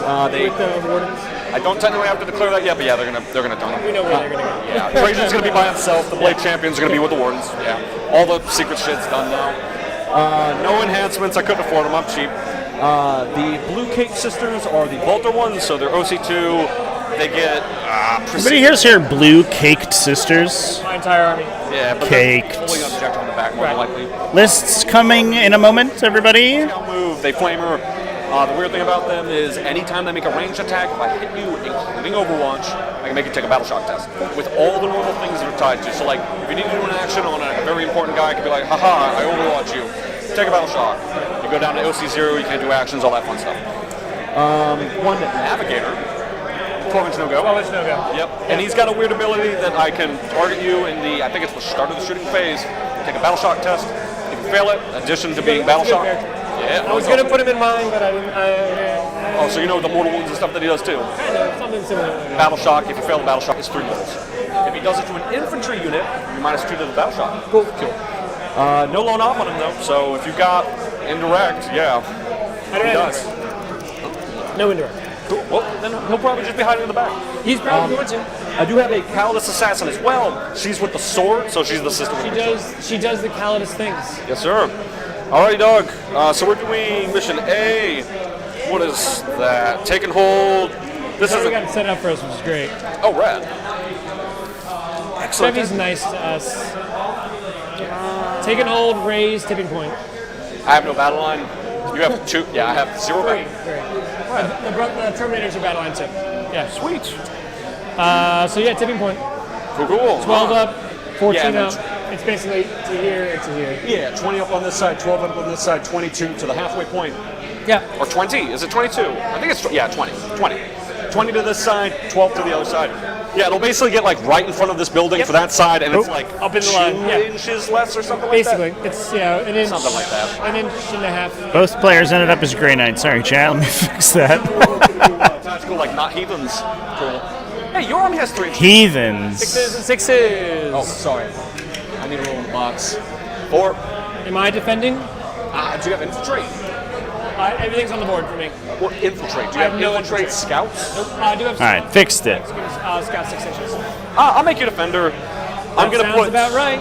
I'm gonna put both Venet. Yeah, it's not a Grey Knight Mirror Mesh yet. Sorry, that's my bad. I put the wrong factions in. It is Adeptus Custodes over on the They're also in on the top side here. Yeah. I'm wondering if I want to put Trajan off the board or not. Yeah, fuck it. We ball. He's gonna be deep strike too. Deep strike, yeah. Yeah, he has deep strike, so he's gonna be deep strike. So 2 units of deep strike, and you know that the Venator rapid ingress for free, right? Rapid ingress for free, yeah. Yeah, so it's not gonna affect the one that's starting on the board, but I can rapid ingress 2 units. For sure. A Venator unit on the table. Good stuff. I haven't seen them turn the clock on, but we will as soon as they do. Have they started yet? No, they haven't yet. Well, we can start setting up beforehand. Like, that's what I'm saying. Like, absolutely, and as soon as they hit it, we'll go. Absolutely. Works for me, man. We did dodge the game with the 12 Dread Knights, indeed. Let's start off with fire weapons, correct? No indirect fire? No. Now I can be all over the place at any given time, you know me. Hey, outside of 12. Outside of 12. Crazy to see a Grey Knight army with no purgation squads in it. Isn't that wild, chat? None of the indirect fire Grey Knights? Are you kidding me? Strikes over here. Gotcha. Let's actually start figuring out. Do you have anything that's like really small? Like base-wise? And he's what? 32? 32. We're going to do a Navigator. Ah, the Navigators. Navigator there. Intention is, I mean, I'll have a turn to do it. You should not be able to get a beat from him from this direction at all. Navigator at Dur. He's navigating. Take wing. How many more drops do you got? We're starting to see those agents, Imperial agents, 3, making their ingress into the game. 7? Yeah, because they're walking. Yeah, so about 7. JD, did you start the clock or no? What? Oh. So are we on that clock or PCT clock? Cool. Play champion. So I think it can become a problem that Imperial armies have the easiest access to deep strike denies. I think a little bit. Over here. Having access to agents of the Imperium is like already such a buff. Current time, I just don't know. Please, I can't see it on the PCT. Play champion. I'll just wait, I guess. Got it. Champion. I've got my little tokens for the ones used. You know how the wardens. 56. You know how the wardens work with the 4 feel the pain, -1 if they have the character with them and all that? Cool. Do you need me to go over anything with Custodes stratagems? Or You're going to run at me with the Warden Squad, you're going to get infiltrated with other stuff. But when it comes to it, I'll ask you. Cool. Works for me. I don't like the gotcha, folks. No, you're good.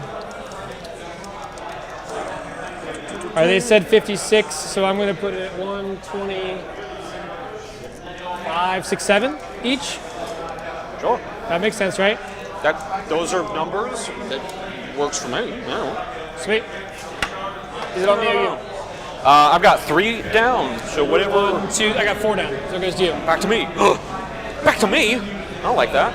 I don't like having to make decisions. I want to just go forward and die a bunch. The Custodes way. Custodes seem crushed when GK say they have no interacts. No, it's an important question for the navigators. Are we going to do another? I don't have their datasheet available in my setup here yet, chat, because they're new. But we can talk about the navigator real quick and why it's like such an important piece. It's incredible in this matchup. That's not the corner. It's a little guy. He's just a T3 guy with 3 wounds and a 4+ invuln, so he's really easy to kill for like mortars and light indirects to fire, stuff like that. But he's very important because you can't set up reinforcements within 12 inches of him, so he has essentially the Omni Scrambler ability. So it's not when that what I shoot, and then when I go to that infiltrators have.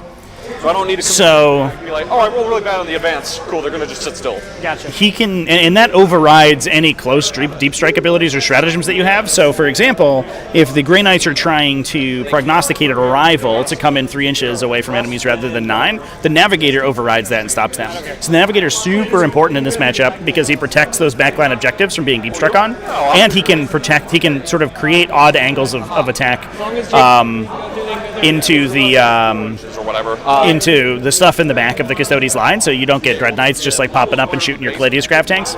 So he's really important, but if you have any light indirect fire, he'll just get picked up instantly. She can be a corner over here, 3 inches away, or 1 inch away from walls and all that fun stuff. Yeah, not running a Draxus, just the Calidus Assassin and the Navigator. We should talk about the list momentarily, I guess, chat, as the players are deploying. Double Blade Champion and Trajan Valoris are the characters for Custodes.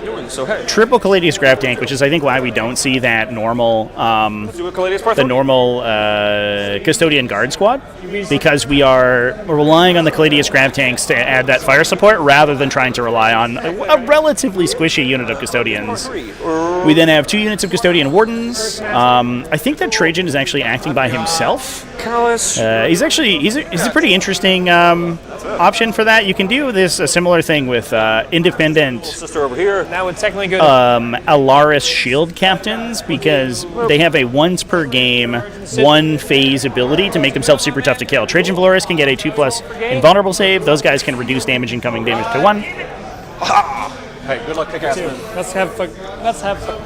I don't come to these things for fun, sir. Don't you ever say that I have fun. Looks like we are going first. Let's do it. Let's get that going, yeah. You said you're doing tactical. Grey Knights would certainly like to go second here, so they get the first opportunity to redeploy. That's it. We are on take and hold, by the way, chat. Active player. Cool. I'll go ahead and pull up the mission card real quick so we can read through it. It is the simplest one. 6 plus. I can threaten you at 6. 24 inches. It's just 5 points for objective to a maximum of 15. They're going to move their 6 and that's what's up. Move straight up. And you can score bottom round 5. I'm not threatened there. Ta-da! A little bit more protected, like. These ones are going to be right there, an inch off the wall, and I'm fine. So the Green Knights would get the opportunity to score the 15 points in the bottom of round 5, and also get the first opportunity to deep strike if they go second. Going first, they get to push their Dread Knights into an aggressive position, but whether or not that's going to be super relevant for them is really up to their opponent. Random cuts. We'll get rid of capture and That one, thank God. Yes. The one that you needed to win the game. And area denial. Go into the center. Hate that. Go into the center. Area denial. What was your other one?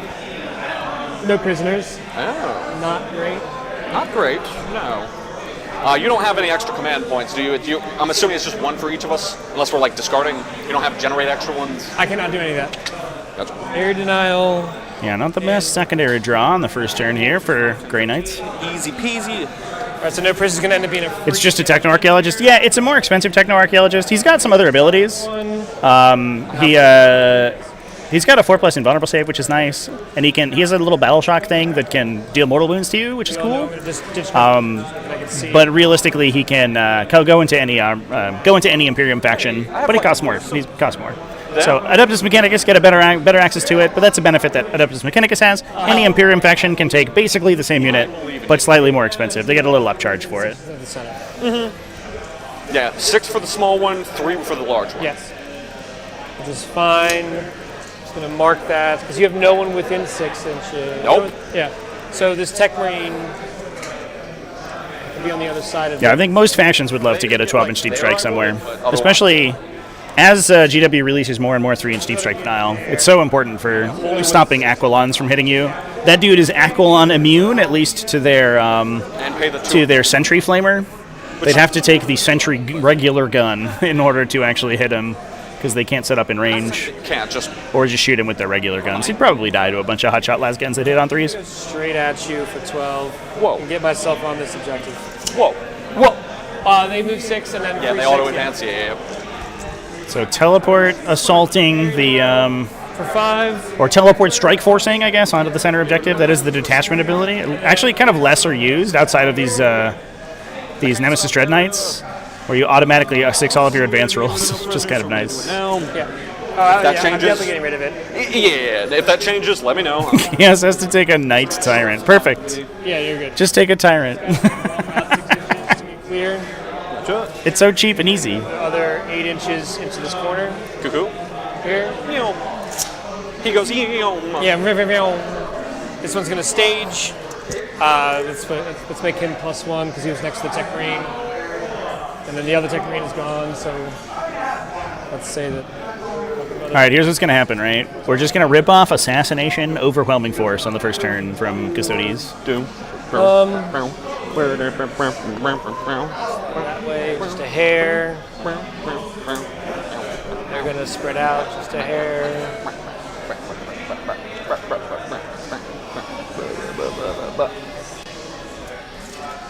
Can you wrap? You can't wrap it turn 1 though, right? No, the Catalyst Assassin cannot be downy, but it's 9 normal, boring. Get that nice little Knight Tyrant. You know what I think, chat? I can rapid, but that's turn 2 or onwards. Eldar should be able to take Knight Tyrants. I got nothing else. There's no reason to mess around with things. Catalyst is going to uppy downy. Also, yeah. assume for Shield Host, I'm always going to crit on 5s because you have invos basically on everything, right? 2-up save across the board, 4-up invulns on everything else. Except for like the small infantry. The small infantry has no invuln. Yep. No invuln. But if you end within 9 of me... Yeah, you can miss. No, I understand that. Just assume that I'm going to do crits on 5s for the entire game. I'll let you know if I swap it around. Love that. Can I raise on my own? Can I raise on my own objective? Yeah. Okay, I raised here. Whatever. Yeah, I think you can't do it on 2, but you're not even on 2 anyways for it, so... but you can, I believe you can do it on your own. Check it real quick. I'll look. Pretty sure you can. I'm gonna pretend that you I can. got 1 point on raise. Well, that's more than I'm gonna get in this game. I have no battle line. Battle line is okay-ish. So I'm +1 on you. Damn it! Well, you're +6 on me now. Right. Alrighty, man. Assume that Callous Assassin's also going to up you down unless I otherwise say so. Correct. Boop, boop. So mine are going to be establish loci and extend battle lines. So that'll be easy enough. How do we do the thingy here? I'll do this, and if you want to start, Cool. So you're going to go to 3 CP. I will go to 2. Cool. We may as well advance with a bunch of stuff. I mean, we probably actually just make you do something with Misting here anyways. Trevi. He doesn't have, like, crazy good Overwatch on the Tech Marine. He's got, like, a Flamer and a Plasma. Flamer and a pistol. Cool. What's his OC looking like? 2, maybe? Something like that? Not great. He ran up to do an action. Cool. Not an action. He ran up to establish some space. Area denial. I denied area. Ah, damn it. You did it so expertly, too. I need to take a page out of his book. Gotcha. So as long as I don't die, have literally every single one. Any AP? Yeah. Cool. So as long as they don't all literally die. Correct. Extend battle lines and establish locus. So they may as well be the things that go and do that. So let's go and do that. We're going to go forward. We're going to go here. We're going to go here and here. Would you like to mist? Or Overwatch or do...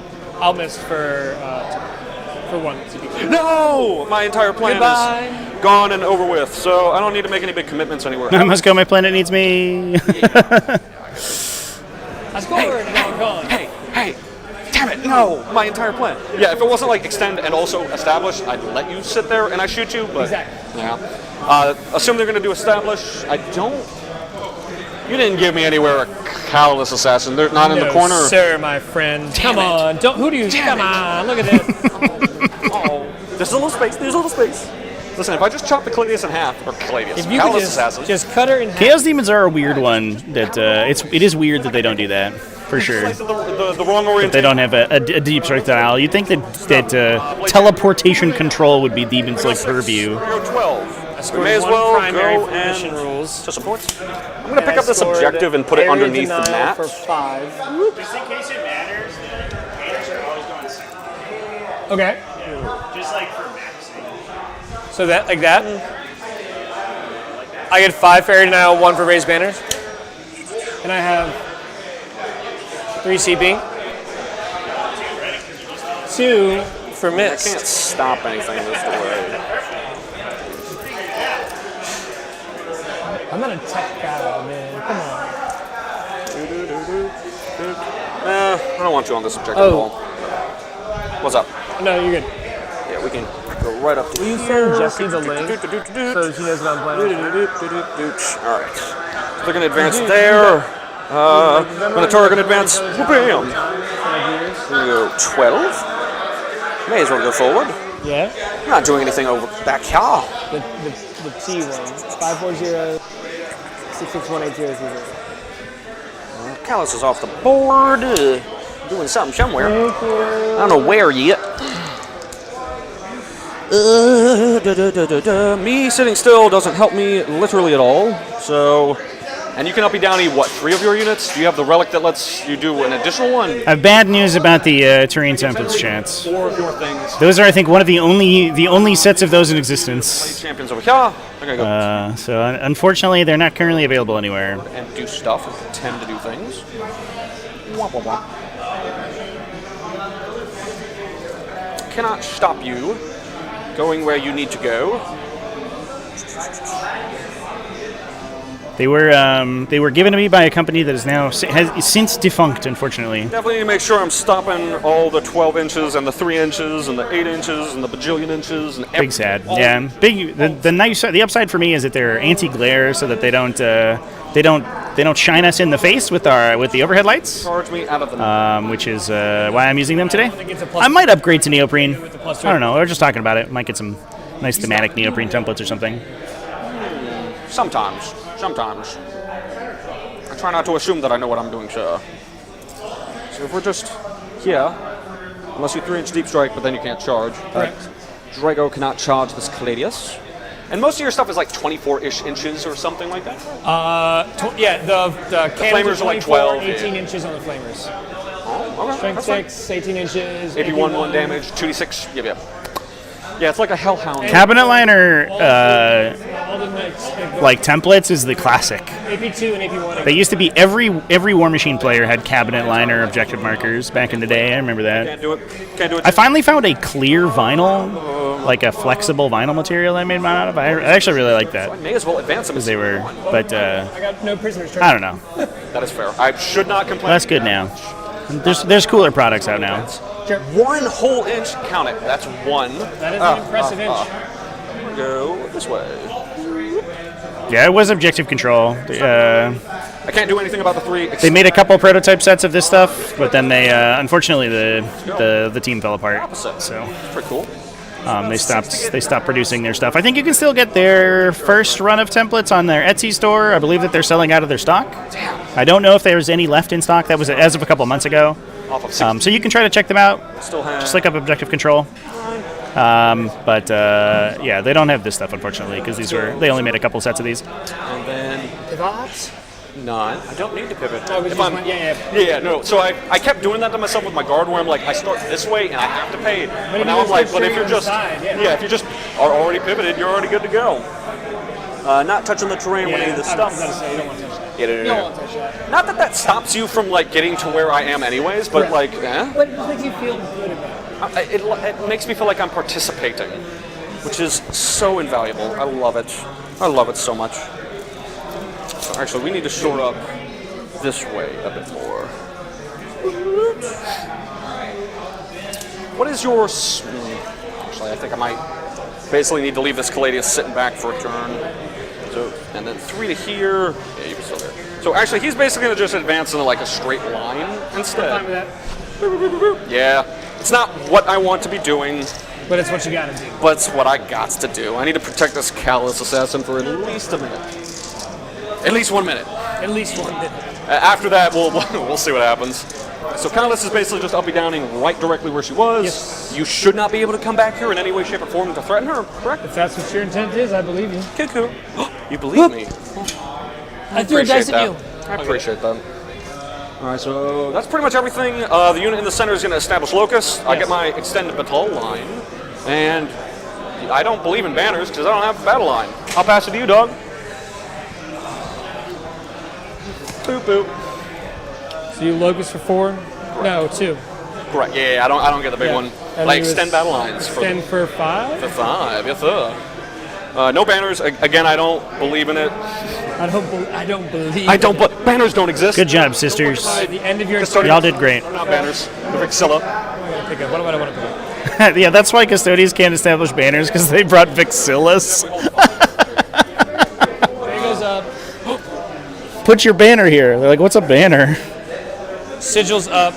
Never had one of those in my life. Charges up. Gotcha. And then Tech Marine is still up. Gotcha. So that gives me 4 units to bring down, and I'm going to choose select. Choose. Choose. Choose. I take and hold. I hold one objective. Yes. Yes. Okay. Extend and assassinate. I don't look at that. Are you red? I'm blue, I guess. So we're gonna both be up to 3 I'm CP. red, yes. Cool. Extend and assassinate. Extend and assassinate. Excellent. Assassination and extend the battle lines. So kill them and hold this. Pretty much. Okay. And characters, there's 2 back there. Trajan's off the board. There's a blade champion in each. Black cape, red cape. Those are the characters specifically in each unit. Oh, these guys are an inch away from the wall. Yeah, I figured. Can't get back here. Nope. You discussed that. Correct. Yeah, you could 3-inch like in here, which is I can't shoot no. the one that I want. Correct. And I would have to clear an entire unit's award and then some. It's unlikely. I believe it. So that looks like that looks could prime happen. for a CP for me right there, bud. That's fair. All right, so we're gonna extend. We just have to take it from you, right? No. Well, you have to control it. So Yeah. if you come up and take this one or that one, you'll I get don't it. even have to deal with this one as well. That's Yeah. right. That's right. Yeah. No. You might be thinking of area denial, which you already got. Yeah. Yeah. No. I would recommend killing. Oh, actually, I guess we're not doing purge. So Let me come around. dealer's choice. Let me come around over here. How dare you? How dare you? So I come to here, I can get line. I've got 8 inches of movement. It's more than enough to get me anywhere I want to go. I'm just going to poke out. I have a laser. Yeah, I don't have one. Army Painter doesn't sell the mat. That's just got Army Painter branding. I believe that it is. So I can see with just the tippy tip of my hair right there. And KRB Studio that makes this one. I'm in 24. I will give them a shout out. Here you go. Army Painter actually, I think, It's like the best weapon. commissions their mats from KRB Studio. Does auto hit. But shout out to Army Painter because they sponsor the stream, which is why we're using their objective markers and mats. He's within 3 inches. He's on the center itself. I'm no not 3 going inch on deep that shot. one, yeah. I know. I forgot to announce it. I appreciate you. He's going to go 14. Oh, that declaration of intent, chat. Will be 9 to get across here. Good, cool. 9, 10, 11, 12, 13, 14. Gives me 5 more inches to fuck around and find out. So I'm going to come as far up as I can without an inch right there. Swag. I think all that all the Dread Knights have to do is point an incinerator at them. If I remember correctly, that's their non-psychic weapon. So here? Yes. But we can double check. We have the technology.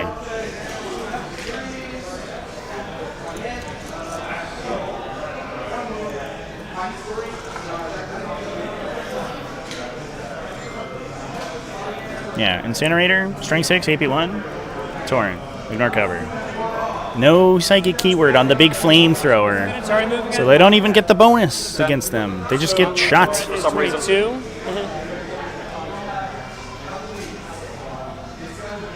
Praise Malkador. The Mechanicum. The Mechanicum has found a way to make a heavy flamer that's not has psychic. Warden's a 24 threat or 20? No, 24, because 6 plus 6 plus 12. Yeah. I mean, technically, it's not at the 24 because you're not within. So it's like 23 point infinite number of 9s, I guess, technically. Because I can't end within It is 1 sticky. inch. It is sticky from the strikes. Don't you sticky mine. Don't you sticky. All of Don't it. you sticky everything. So it gets a little dangerous because of all of the Vexillus or the outside of Venatari in. I have no desire to be near you. In reserve. You can steal that objective pretty quickly. And then 22 was the threat here? Yeah, 10 and 12, yeah. Yeah, so I'm out of that. Again, as well. technically it's like 21 point, whatever you want to Grey say. Knights to the Ignore Cover army. I mean, the Nemesis Grey Knight army is for sure. I was stupid enough. All their ranged weapons ignore. The guy that was here gets +1 to hit from that tech green. Sure. So out of range here, hoping to tie them up there. I'm going to pop down. Put my sigil outside of 9 of you here. But again, as far back as I can. Sure.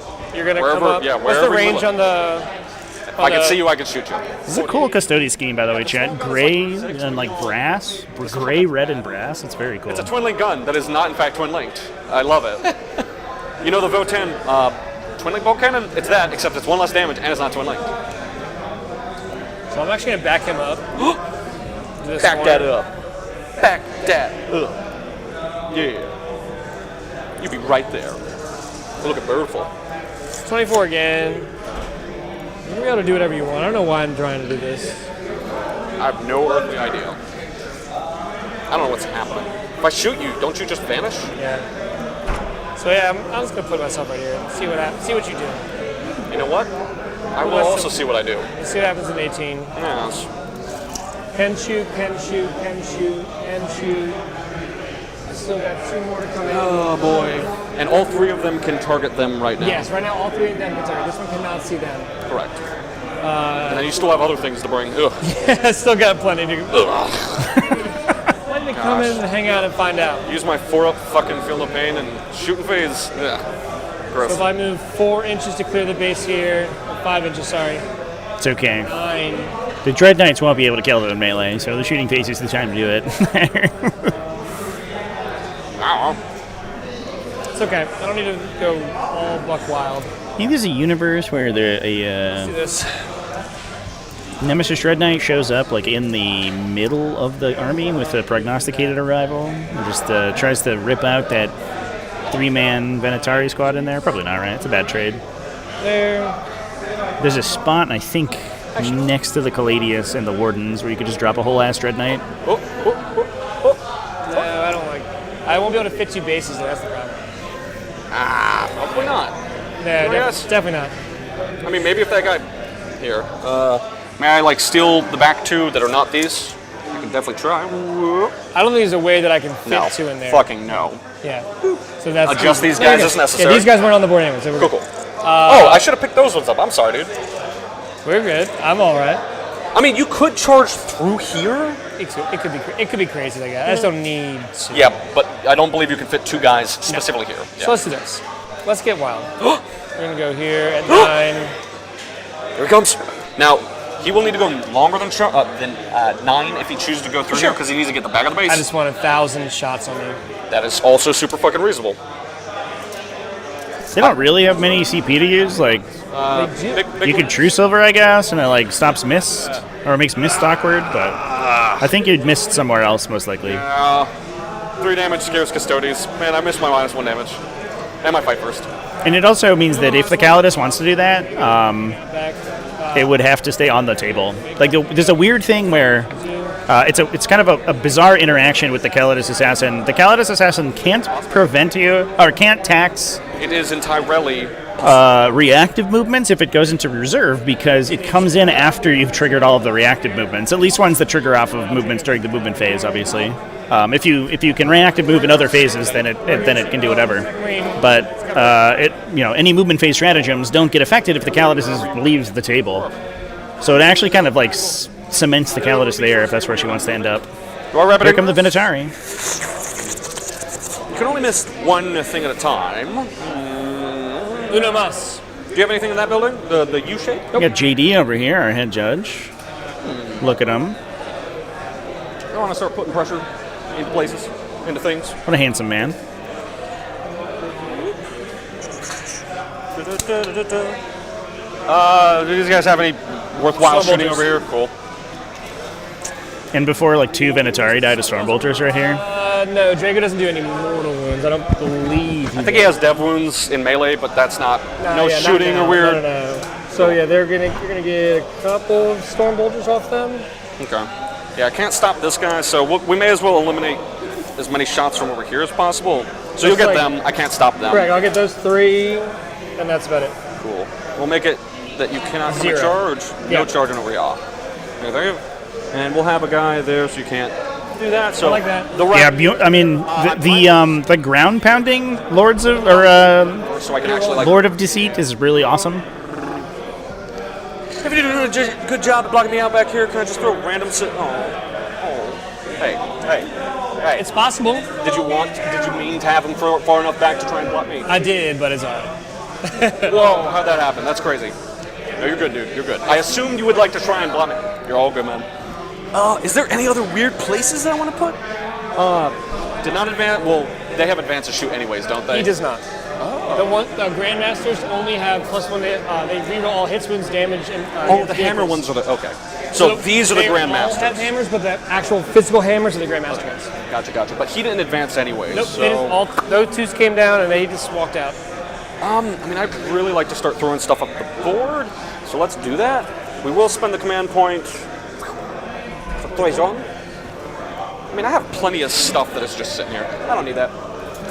Nah, we'll hold off trade for right now, so they'll free rapid ingress, and then that's everything. Alright, love that. Back to you. Back to me. Shooting phase. Side cannon here, flamer here. That's the only thing they can do. We'll do side cannon first. We're +1 to hit, so. Yeah, that's actually a little spooky. They rapid ingress directly into line of sight of that Dread Knight. It's a little scary. It's not great. It's 1 at AP2. Ignore cover. 4 up. 3 flat. If the footprint of a rune train is between you and the enemy unit, does that mean you can't be shot? It does. If neither of you are within the area of the terrain, no line of sight can be drawn over that template. 4 up, feel no pain, of course. Check out my terrain video. I don't do it. I have like a 40-minute long video on every single train roll. You should go watch it. So we'll spend it. He still dies. Remove. If you can draw a line of sight around it, though, so it doesn't cross over the template, then you're good. You tell me. True line of sight only applies if one of the units is inside the train feature. Then you draw true line of sight to them normally, using normal true line of sight stuff. 10 shots. Which is why you see everybody in here being very careful not to touch the train, because then the line of sight to them is blocked. 2, 4, 6, 8, 9, 81. 4, 6, 8, 9. Pass it over to me. I mean, you're just rolling safe. Yeah, I'm not going to. Your mates don't believe you. I mean, goodbye, sisters. Farman back. Should show them the rules. In range with a side cannon over here. Gotcha. 6 shots, no +1, so just on 3. If you watch that video, by the way, -1 in this phase. Okay. -1 in melee. then strength 10, so I have 3s normally go. those all have sources in there in the footnotes. flat 3. Let me bring him. So if you need page numbers, they're there. 3 flat. 3 Philippines. Take 2. One guy's 1 wounded. Awesome. His flamer's out of range, so I'll just move on to the next. Gotcha. We'll go my man here, who's got less than 1. He's going to do his flamer first. He's got a guy in 1. 4 shots. It's only -1 if you're above their 2 toughness. AP. 3. Okay, so It's only if it's above. 3 AP1. Ignore cover. Just ignore cover. Yeah. So 3s. 1 damage, I assume. 1 damage. Or Philippine. Oh. Yeah, the one on the top is, but that terrain feature is not really blocking line of sight to it anyway, because you could draw a line of sight around the corner regardless. So that being inside that terrain feature doesn't matter so much. That's probably not a consideration in the players' minds. Pick one. Shot. Onto this man. More over here that can see him. Yep. You show them the pictures and they're like, nah. I mean, it sounds like you should stop playing with those people. That sounds miserable. You're like, no, I swear. This is how the rules work. Here's the rule. And they're like, no, I will not play it that way. I refuse. Philippines. All right, well, we're just not playing 40k. I guess at that point. 6. Wild. 3s. And then 4s to wounds. So 3 AP2s. 4s. 3 damage each. So one guy's 1 wound. So that lad does die. And then the next one, pass 1. Oh. Big sads. Feel bads. Last guy. No one's wounded. Nope. So side cannon. 2, 4, 6. All hit. Love that. Damn. 3 wardens down out of this unit already. Still pretty good. 4 at AP2. 4s. 3 for damage. Nice. Philippines. 2 classes 1. Flamer. 6 shots. 5. Oh. 4s. Or 3s. To be fair, Chad, if there is a faction that is actually pretty good at committing to melee when there's nothing on the table, it's probably Chaos Demons. Chaos Demons yes, it is. might actually get better if there's no terrain on the board. Bellacor's a hell of a drug, man. We don't have to fight first, except on Sisters of Silence. Charges. He will go into my man. Whoa. He made it! I'm going to try. Yeah, wherever you wish to go. But we said they can't fit 2 bases. Yeah, so he'd have to go, like, through him, basically. But I can't, right? Or can I? I can't fly. I don't have yeah, fly. then no. Well, apparently you can't do it in the charge phase either way, from what I was just told. Yeah, and I can't fit there. So okay, it's just gonna be the one guy. Okay. Yeah, no fight first. I can -1 to hit you in combat for a command point. +1 hit right now, so right now I hit on 2s. I just wait. Just let it go. Oh no. Do you have any other charges? Oh, Is that it? I assume. I can't make any charges over here. Actually, you know what? Should I get weird with some? Let's get weird with some strikes. Ooh. 10. I'm under 11. Oh yeah. Get weird with strikes. Not getting weird enough. If it matters for any of Ooh, you. that was kind of close though. That would have been a wild charge. Command point to do that with anybody. Well, the Custodes stuff. Sure. That charge would have been spice right there, Chat. Weird ones to I don't think I can You make probably knock out a Venatari. You'd have to get the back of the base to fizzle through here. Yeah, there's no way. 12 now. You'd have to go like a 16-inch charge. Just say walls don't block movement. Just be like, hey man. They're like, you can't move through walls. You're like, I don't believe you. Could charge it. But it's going to be like... If I roll 12. Sure.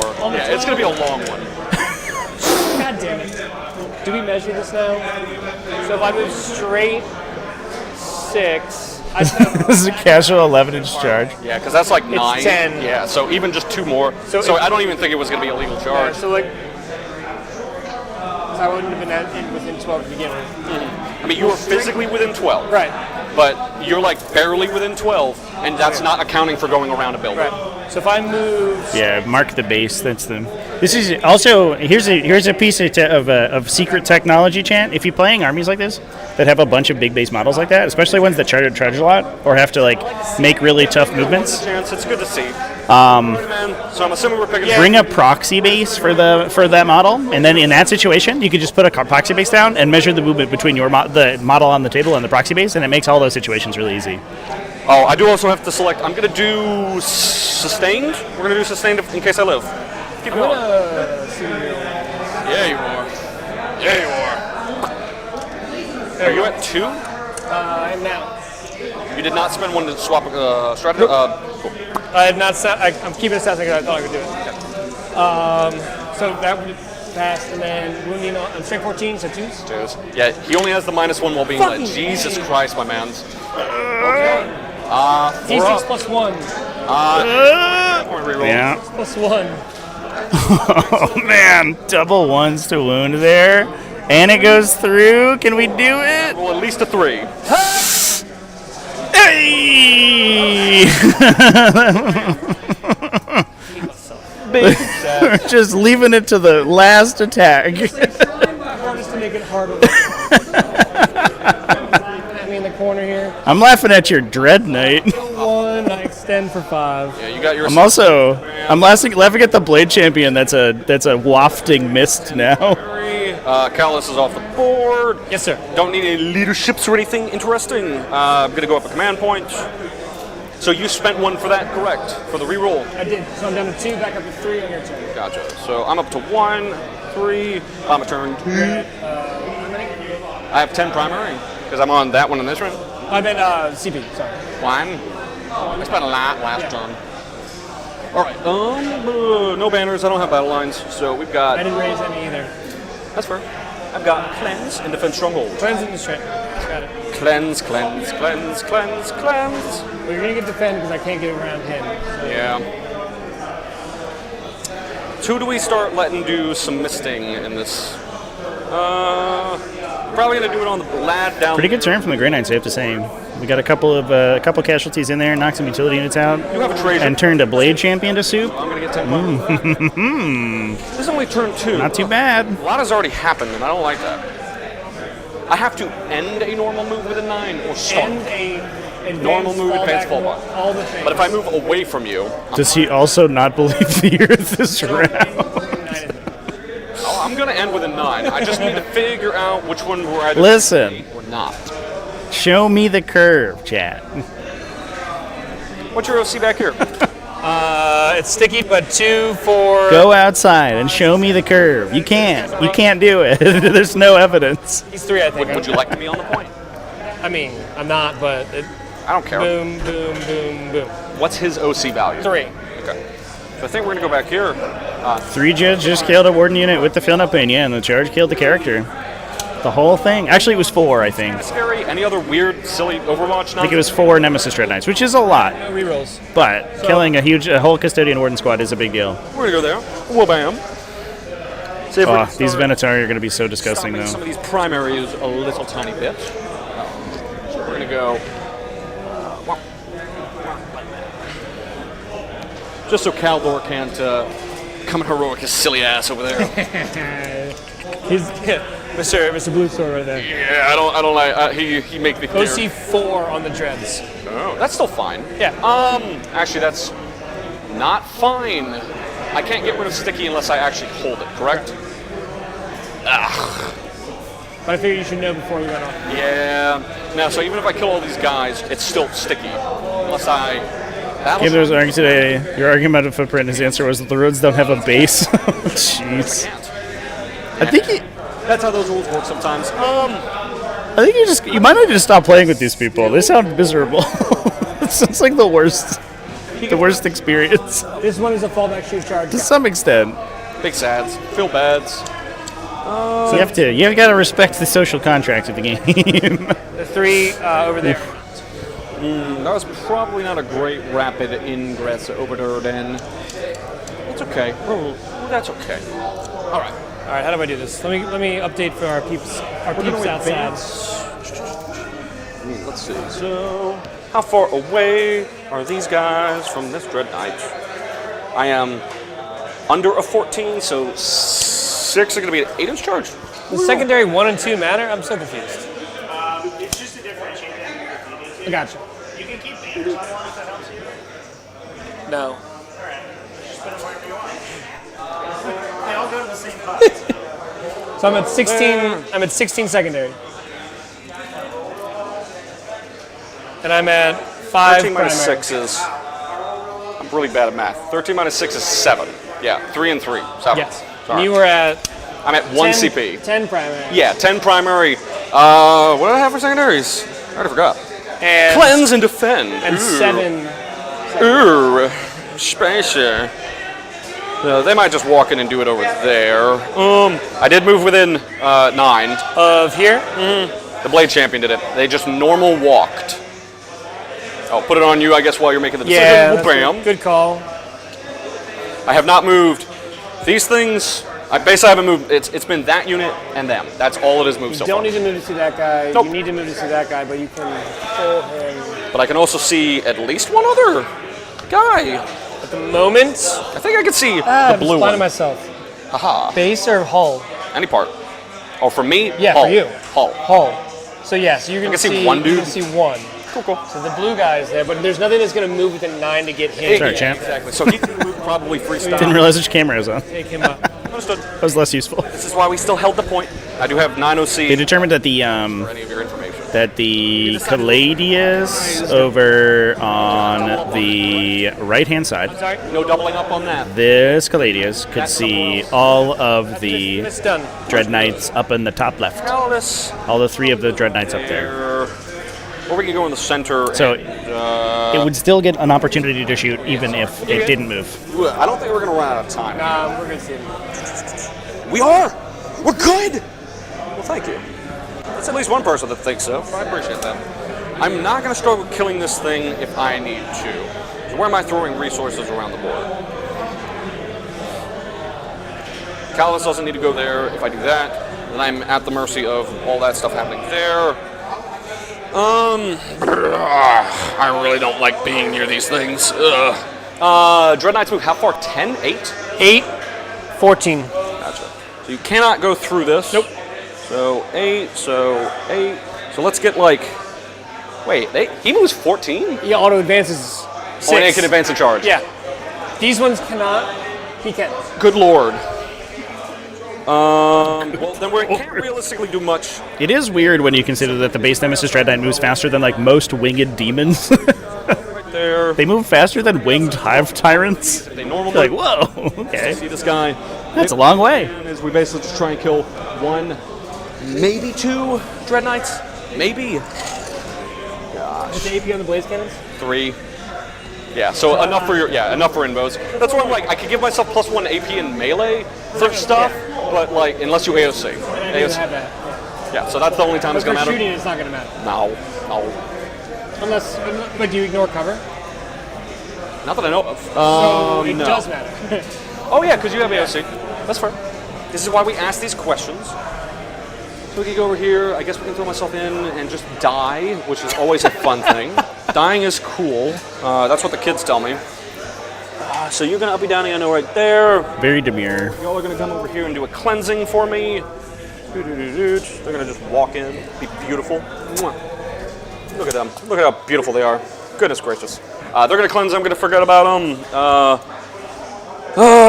Somebody else needs to go and do it in the center of the board. And unfortunately, I think that's fucking Venatari, depending on how the shooting goes.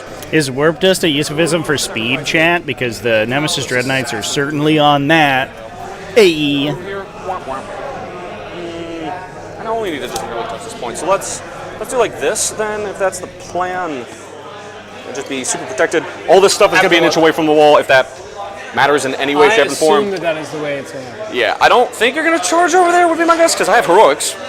But you could, so it's good to announce it. I could. You never know what the Granites are going to do. That's the best part. That's true. That is true. They can kind of just do literally whatever they want. And it makes me cry, and I don't like it. Making me cry is not a very nice thing, sir. This guy will just move barely. Yeah, it's inferior until you have to hit something with their hammer, and then you realize how bad like 3s into 3s into like a 4-up involved with no rerolls into a random damage value. Right. They do between an okay amount and literally no damage. Line that up with that corner. At least the rerolls on the Grandmaster can make up for that. Got it. I will ignore. Well, so you won't be able to see all of him. Correct. Yeah, there's nowhere I can and go all there. of him, but he's fair game. Well, I need to move him up slightly. So you don't have to block that there, yeah. Yeah. So now I am ignoring his cover but the other essentially. two Yeah, would get I can't stop that. I don't think I can. Actually, where is the other one getting cover from? That one in the back is not. You're right. Yeah, I think these two. You will really not want get to it. shoot the sigil one. Probably make you use it and It's then true. redirect my shots somewhere Correct. else. No cover is getting cover. Yeah. We're good. Yeah, so we may as well make you use it now so you don't have it to play with elsewhere, which is good for me still. Potentially. Potentially. That's true. Yeah, you could just take my shots, which is also awesome for me. I can just tank that. That's true. That's very true. We are going to try and purposely... Shout out to the game I played last week where the sigil guy just ate half my army worth of shooting. Before each sigils. What a jerk. So yes, you missed. You can't rapid ingress him. Okay. I can even rapid ingress 3.1 if I really wanted to. Not with a 3-inch deep strike, or you can? I can because this is when I arrive from strategic reserves in any way. That's fair. Do I have to control the point for cleanse? That's a You do have to control the point. You do. You're going to because either way, I'm not going to have 4. I'm worried about here. But do I actually care about that? Actually, no, because the Blade Champion can fucking charge, and they can too. So I think we're good where we are. Trajan's still off the board. Cleansing and cleansing. Yeah, Venator are going to do it over there. I technically don't have to say that yet. Like, if he comes in, I'm going to just charge here instead of cleanse, but What's your... Well, you can just break your action, doesn't matter. Well, no, I just don't declare it until the end of the shooting phase. Yeah, so we're going to defend. You can't stop that. And we're going to cleanse with both of those objectives. Cleansing. Yay. In a stronghold. Cool. All right, let's shoot you a bunch, shall we? That Caladius, we're going to shoot the guy with the Vigil. Would you like to do the thingy? 2 of them can see. You're not going to get cover against either of them. I think I'm here, nothing can do anything. You can charge me. If I stay outside of 12 here. Yeah, the fact that only 1 per battle round can get rerolls is like wild. Like if you use their Super Saiyan on your turn and then your opponent lives and then hits you back, then you lose the ability to do the next turn. It's wild. It's bizarre. It's not once per turn or once per phase. Shooting phase, so you can't rapid now. No. No, but I don't get to go into deep strike. I have to go. Oh, redeploy. I have to redeploy. Yeah. Gotcha. Yeah, can't leave. Understood. I don't think so. That's fair. Yeah, I assumed it was just picky uppy off the board.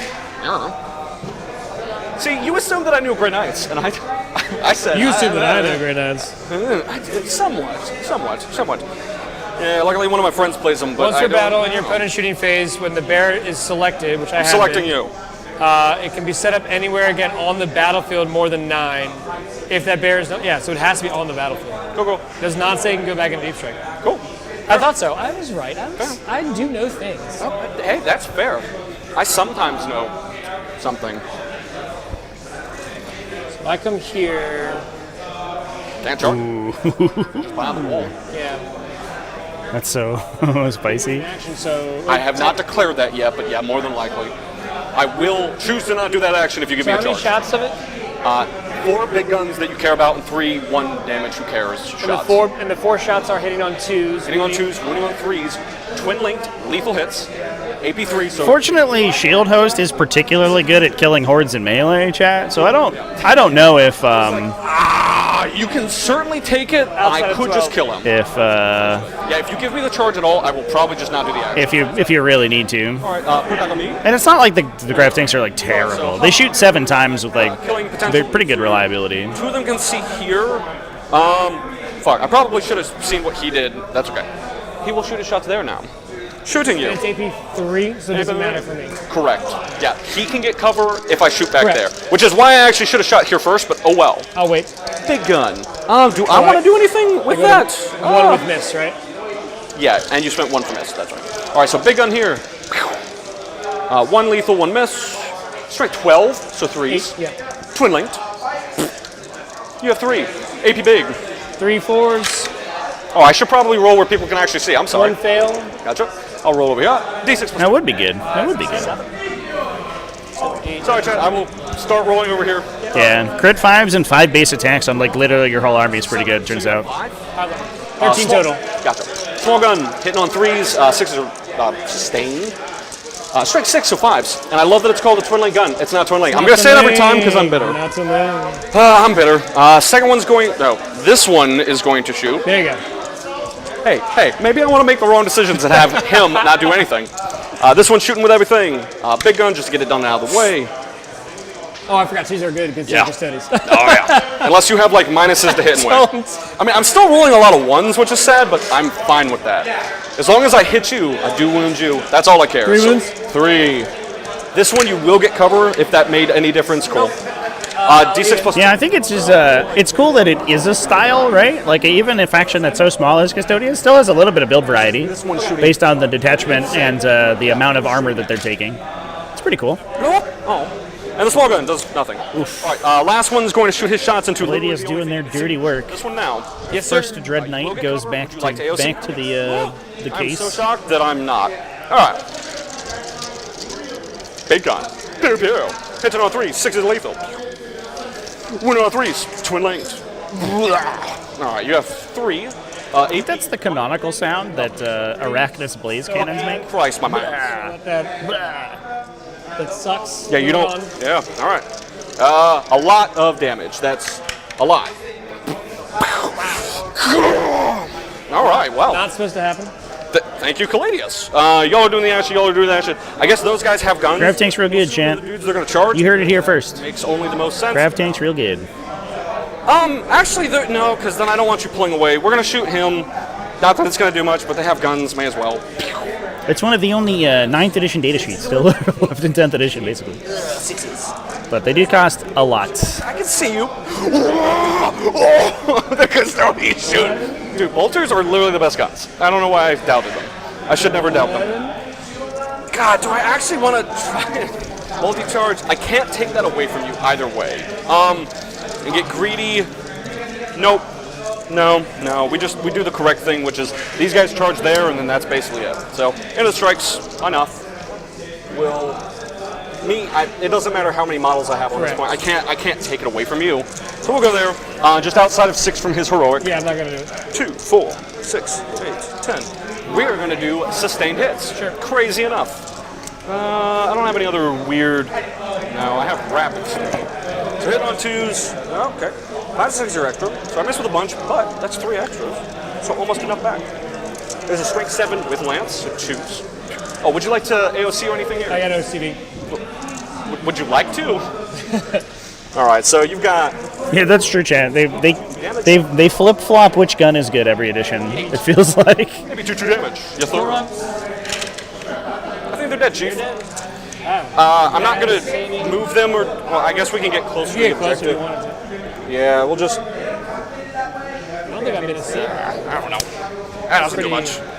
All right, so brutal saving for me. Yeah, no, that was a very excellent turn. So we don't know about defend. I'm probably gonna get it, but that'll be it for me, man. So I do cleanse for 4, and I'm gonna give you defend. I doubt that I can. It's possible. I don't it's not. think so. Yeah, even with a +3, you never know. You still have to be outside 12. Sure. Yeah, I needed an ingress back there, but it would have been. Yeah. That's true. It's possible. That's true. I'm gonna pull things. Drago. I already have him out. You can't say anything. You're out. Aha. And no more banners. So that's 1, 2. You're gonna get hold 1.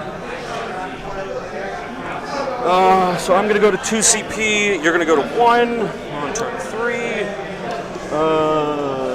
So you're gonna go to 1. So you can clear that. I'll go to 2. You can clear that to get here. Then you're gonna get another 5. Add primary 5. I'm trying to also figure out how to do this nonsense. Do we add banners to primary? Did you already banner? He said put banners in secondaries. I only have 1 per year. It should be. I should have 15 and then right. I have 10 primary for you over the last 2 turns, and raise banner for 1. So you should have. What? Right now I have 30. I have 31, 34. I have 36 for you, 31 for me. I like 36 more. 36 is better. Did you take your primary for this turn yet? I've not. That's fine. That math still doesn't work, No, that's right? still not Wait, right. hold on a second. Hold on. All right, in round one. One raise banner, area denial for 5. You had established focus and extend. Yeah, 5 and 2. Yeah. Your turn 2, you got 5 primary.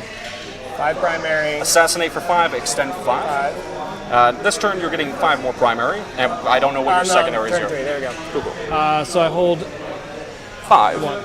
Yeah, I shot you off and made you move away from the others. Yeah. What are your secondaries? That's actually probably a pretty good question. Well, I'm still pulling. Hold on. Oh, gotcha. Sorry, I am rushing you.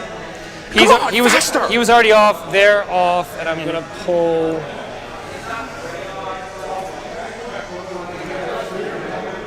He can walk here and get to there. That's fine. He can walk there to get to there. That's fine. I'm gonna pull the tech. He's got nothing going on over there. All right. And now I will pull secondaries. Oh shit. Call, which can't happen. It did not matter. I forgot that No, never mind. It didn't change anything. Don't worry about it. I set myself the Calamus Assassin over here to make you spend extra mana points. You didn't spend anything on it. Okay. So I'm just don't listen to me at all. Establish. I pulled call. I discard call, and I take storm. Gotcha. So establish and storm. Gotcha. Establish and storm. Oh no. Well, this is unfortunate. So establish it completes at my turn. Storm completes at my turn. So I just need to take this. And I get 4. Yeah, if you go into an action Deployment zone is all the way over there. Yeah, you'll get more points, so there's a big old fucking area I can't do nothing about over there. That's why I got a tech brain up in the sky. Super fair and reasonable. Barely an inconvenience. Wow. Establish and storm. Where are we geographically? We're in Fredericksburg, Virginia this weekend, chat. I'm about to try and do more.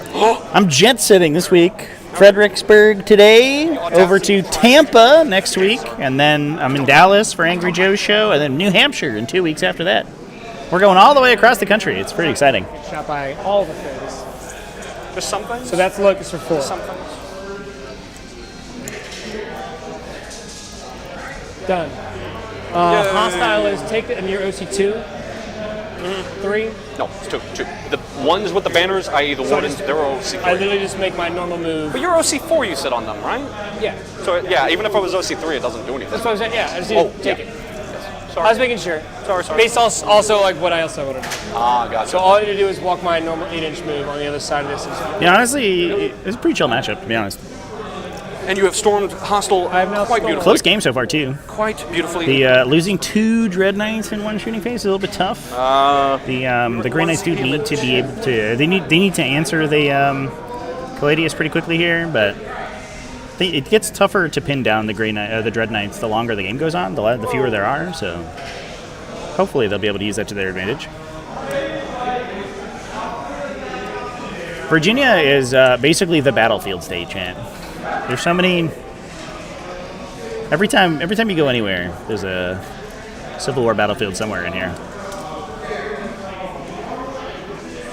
So he's got the 14-inch move. I'm just Could gonna stick out right here. Yeah, I'm just gonna walk out. He's got a 14-inch move. D-Bone's first tournament win today. Didn't have to crop dust. Congratulations, man.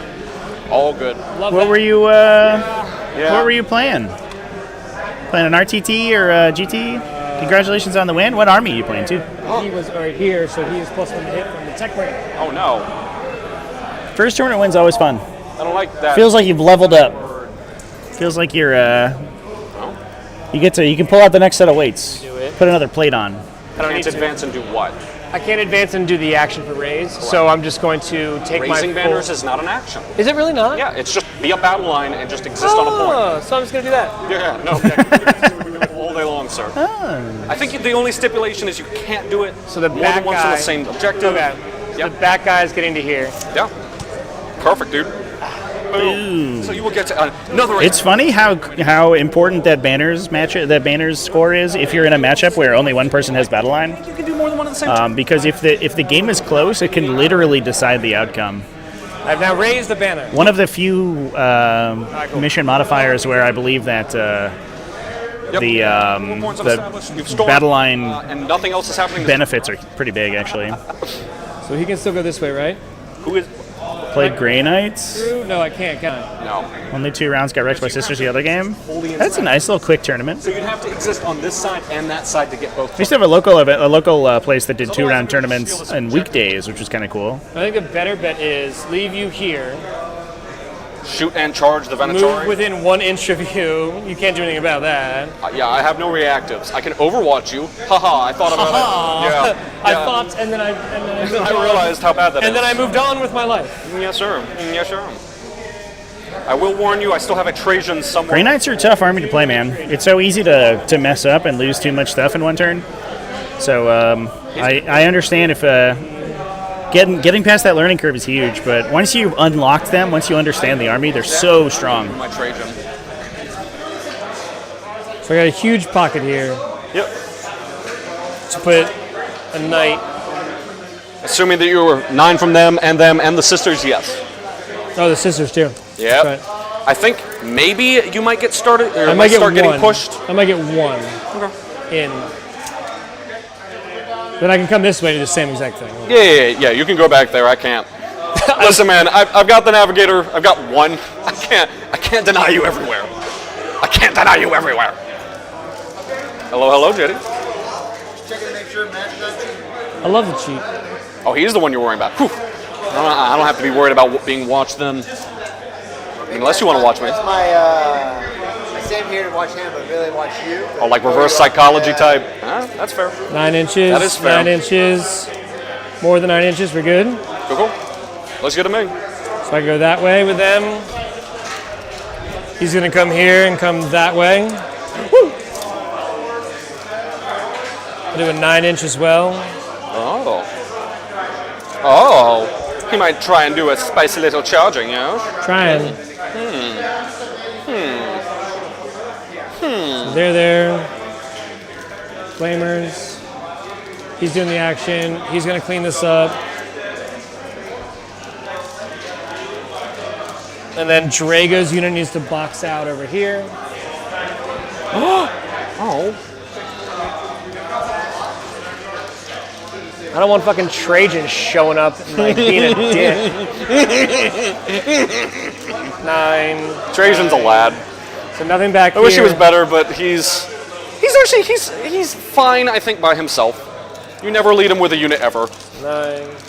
So you're not going to get in that gap. So this Tech Marine is just going to help box this out. Yeah. Go in advance or do whatever he fucking needs to. Yeah, he can just walk to here. So a 9 is to the wall, but that 9 cancels you out. That 9 cancels you out. I'm not getting anywhere in your backfield. I don't want... Trajan's scary. Trajan He's is still scary. scary. Now, are you done with your movements? No. Shooting. Oh. Hold on. I'm there. Come on. Let him come in. You've got 1 Venatori still left? You just have Trajan left. No, yeah, it's just Trajan, yeah. Yep. Hold on.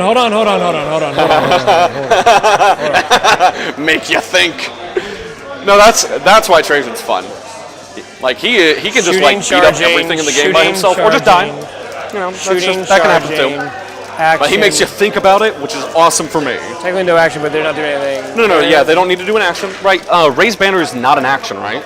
It's just you exist as a battle line near a unit or near a. If you own it? I don't think it's a action. Yeah, yes, I think I'm you're done. Then. Rapid ingress. Woo! Where are you over here? Woo! We got rapid ingress right there. Awesome. Got one. Shooting. He's gonna dump everything here. Whoa! I am so surprised by that. Shocking, right? Yeah, that was probably a bad rapid ingress. Oh well. To hit here.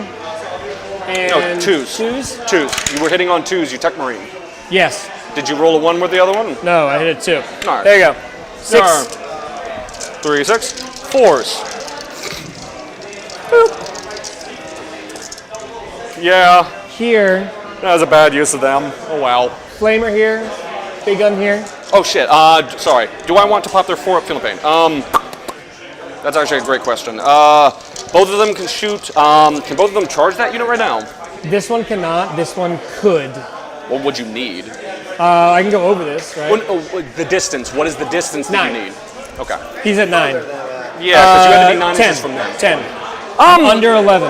I think. I hate having to pop this phase, but that's probably the correct one to try and keep as many of them alive. We're gonna pop the 4-up field paint. If you wish to redirect your shots, please feel free to put them somewhere else. No. Here's gonna do flamer. Wait. Yeah, you can see him. He's gonna go and do flamer here, cannon here. Cannons. -1. Doesn't matter. 3. Where are we still minus? It does ignore cover, correct? It does. Gotcha. So 3 flat. 3. Just 1. So we'll do it on the whatever. I'll figure out what I want to do here in a second. I'll take 1. This is why I needed to pop it. Let's put it on. The girls is getting 10 shots. Yeah, no, you're good. You're good. You're good. You keep going. Don't let me stop you. Oh, whoops. 2s, right? Yeah, I'm gonna just roll these. Yeah, please. I don't need to count. AP1. Maybe 1. Oh, 3 will die. Can I pull out of his flamer range if I do that? 18 inches. Can I do it? No, you cannot. Well. So flamer and cannon. Yeah. We'll do flamer first. Can I pull out of range? 2, 4, 6. Nope. I'm right there. I'll just roll this again. AP1. That was pretty good, I'd say. And then the pretty 2, good 4, at dying. 6 side cannons. 4s. I'll just roll these. And here's Stephen Henry playing Josh Campbell. Yeah, we'll see how this game goes. First guy. We'll take 1. That would be a mess of a game. I'd love it. All right. Well, that's the only time in the game they can do it, right? Correct. I do love that. All my 4-ups are gone now. He's going to shoot everything into the Vegetarian. Understood. 2, 4, 2, 4, 6. 2, 4, 6. Yeah, I learned versus my Tau game in the first one. I lost like 3 of my Wardens when I didn't pop their fucking 4-up Philippine versus 1 unit of Flamers. I'm like, I basically have to do it in every shooting phase now. That is generally how it goes. Yeah, into the Ventura you said? Yeah, T6. Good. And then the Flamer. Whoosh, whoosh, whoosh. 7. All right. Respectable. Respectable. Oh, 4s? Not respectable. 4 is 1. AP1. But it does ignore cover, so a 3? Yeah. Oh. It's 2 damage, 1? 1. Gotcha. Charges! Put it on. It's going to be on this back guy. That'll be the easiest way to do it. Does Trajan fight first? No. I can interrupt. I cannot interrupt. I have 1 command point. How tough is he? Give me some data. Very. I can pop a 2-up invulnerable save on him. For once per battle round. Yep. So and then he has how many attacks back? Assuming that I pop the 2-up invo, 6 attacks, crits on 5s with sustained or lethal, it's going to be sustained. Strength 10, AP 2, flat 3. Or if I don't give him the 2-up invo, it's 12 attacks if I choose to do that instead. He's going to eat that squad. He's going to murder this or that. I don't know why I just removed that. Whoops, that's his token for that. I love this Singleton Trajan chat. That's such a troll unit. So if I popped his 3, maybe a 6. Like I said in my stream the other day, I think awesome. He makes my opponents have to cheap Trajan over here is like actually sick. Sorry. Yeah, it's like a 4 or 5, plenty. It's that. That's a tech marine. I think I am going to put it on me. Are you trying to be outside of heroic? Yes, sure. And there you go. There we go. Yeah, just where you have the base. Yeah, I think you got it. Yeah. If you go like right there, heroics. Thank you. Oh, I'm sorry. The banner guy is part of that unit too. Yeah. So is it even possible? I don't know. It is not technically possible. So you go wherever you wish to go. So as far away to get away from the Blade Champion. Yeah, sorry, I was measuring for the Blade Champion who is in fact attached to somebody. Like an 8? I thought you were like an 8? Yeah, I don't... It's more... Okay. At least a 7? I think it was at least a 7. I don't have instant playback, chat. I have regular playback. Like this? Yeah, if you're outside of 6, I don't think you can physically... No, I can't. I want to try to get as far away, because you can't... You would stack models up and they have to go up. They have to go up. Yeah, but you can also just walk through your own models. True. Which is like a 5-ish inch charge, something along those lines. I did 7. 7. Thank you. I'm happy with that right there. Is that okay with the movement? I didn't. Yeah, no. You're all good, man. Put it on me while I think. Unless you're still snack. Can Trajan kill a unit of Deathwing Knights?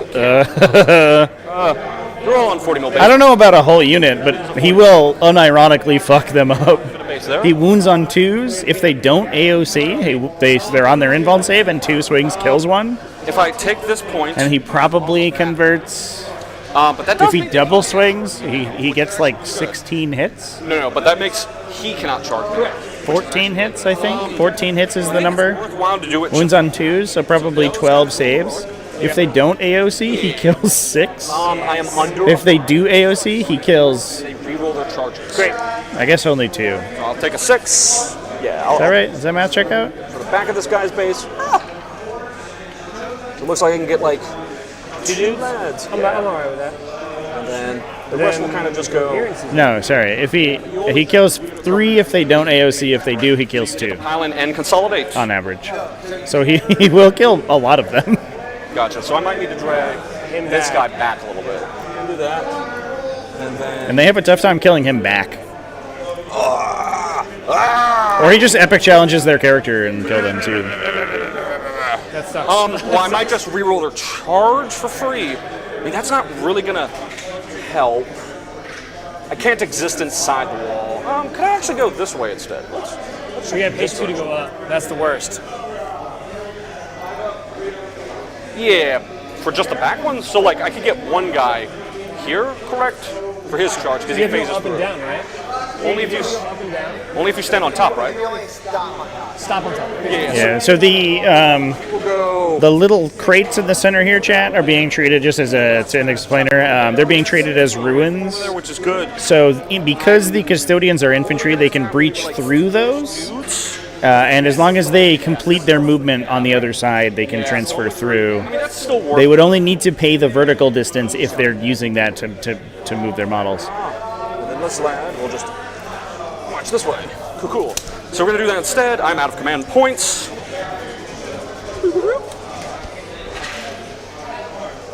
All right. Would you like to come and crump with this man's? That's the fun one. I'm incumbent over here twice, and you're I not can- up against this, so I can't make that charge now. I can what with the what? Oh. I can't make that charge now. Yeah, no, the Venator are more than an inch away. Or exactly an inch away, whatever one they can't be charged. So Trajan's gonna come hunt my ass either way. If I pop my +3 right now, I need a 6 to get in. They do have a command point. I do have a command point.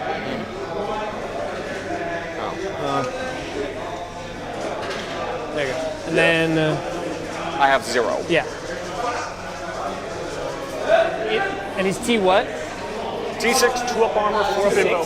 Yeah. There is no Custodes that are less than T6. Unless it's sisters. So T6 is good. I'm strength 6, so I thought you were going to be T7 or 8. Oh, that's fair. T6, 2-up armor, 4-up info, 5-up Philippine base. I can pop for a 2-up info. I don't have any command points, so I can't like -1 to hit him or any other defensive stuff. You swing on me first. I don't have command points to interrupt. Or I swing on you first. I'm going to kill either this unit or that unit next turn. Exactly. It's whatever one you decide to give me. I'm going to pop my +3 to charge on Drago's unit. Understood. I'll make it. So 7, 8, 9, 10. Yeah, plenty. Wherever you wish to go. This is so aggressive, chat. Oh my god. We burned Dragos once per game to get it on Trajan Valoris without moment shackle used. Yes. Look at this chat over here. See no one else true Emperor's champion is. The golden versus the silver.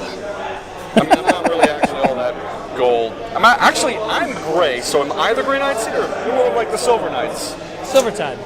That's fair. That's fair. I mean, I have some gold on me, I guess. All right. Not Here's not where gold, not Trajan gold, or shining Aramite.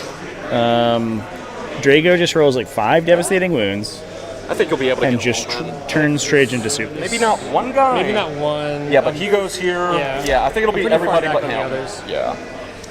But I think everybody else will be able to get him in, including Drago. I'm going to pile him on over here, because you can't interrupt, No, right? I can't. Yeah, it's free reign for however you wish to go. Drago versus Trajan. I do have to. I am going to chill. No, have to be at the beginning of the fight phase. We're going to give sustain to him. No CP for rerolls or for epic challenges, so we're hoping for the best here. So we are. Yeah, I figured. Yeah. Because hopefully I just rely on him doing a bunch of sustain in combat. Can't. Fine. Good. All right. And you can't interrupt. Nope. We'll go over here and we'll go to the Vinatari. 2, 4, 5 attacks on the Vinatari. No. I still have 1 CP. On 3s. Yeah, you have 1 CP still. Yes. On 3s, strength 14, 2s. 2s. 3 AP 3s. 4s. 2 go through. D6 plus 1. So on 1s that. First one, dead. Kills. Second one, dead. We're not going to pull him out of combat. It doesn't do anything. Over there. That's it. Shit, that was a long turn. No minuses to hit. T6. We'll do Drop in Drago. bow. Go, Trajan. Come on. Come on, Trajan. Drago always fails me. Come on. The Titan Sword. You're not a demon, are you? He doesn't have the keyword for it. Strength 8 minus 4 flat 3. Demon adjacent. He's a devil. Strength 8, so 3s. Minus 4, so 5 minus 4. He's not death wounds or anything, is he? No. 2 up in bows. Perfectly fine. Cool. And then 4 guys. I'll find it later. Come on, Trish. Come on, Trish. If he dies, I'd be very, very sad. 4 attacks each. 1, 2. JD, it'll make me so sad. 3. If Trajan dies, yeah, I'll cry. On 3s. No, he survived Drago. No damage. On 4s. Oh, yeah. No, he's died basically every game so far. Unfortunately, when you don't put him with anybody, like when he comes in, he just 2, 4, 6 AP 2s and 2 damage each. 2 up in bows. Perfectly reasonably fine. That's Super the fair only balance time or you can do the 2 up info. That is the only time I have I do access love to that. Yeah, so I basically popped. The Blade Champion here has advance and charge. He's still got that left, yeah. Yeah, that is all my other. Yep. So I had to do it, but here we go. That's it on my end, right? Yes. We're gonna start over here with Trajan just to keep it simple. So 2, 4, 6. Hitting on 2s. There's no rerolls or anything here. It is sustained on 5s though. So 2s. I miss with 1. I get 1 extra. Oh. And then strength 10. So 2s. There's 4. AB 2. 3 damage. 4 AP 2. 4 Smacky. 3 damage kills 2. Would you like me to just hand some to you? 1 and 2. Cuckoo. I'll res 1 next turn. Woo! Unless I'm still alive. Sure. Yes. All right. Over here we're gonna do the Vinatari first. I should have used Armor Contempt. I don't know if that would have changed anything. Did you roll any 3s? I don't even know. Yeah, I don't remember. Don't matter. Would you like to AOC here? What's AP? I haven't done him. Vinatari is AP2. And then these ones are all Mostly AP2. The Blade Champion can do AP3. There we go. That's what I wanted There for. you There go. we go. You knew.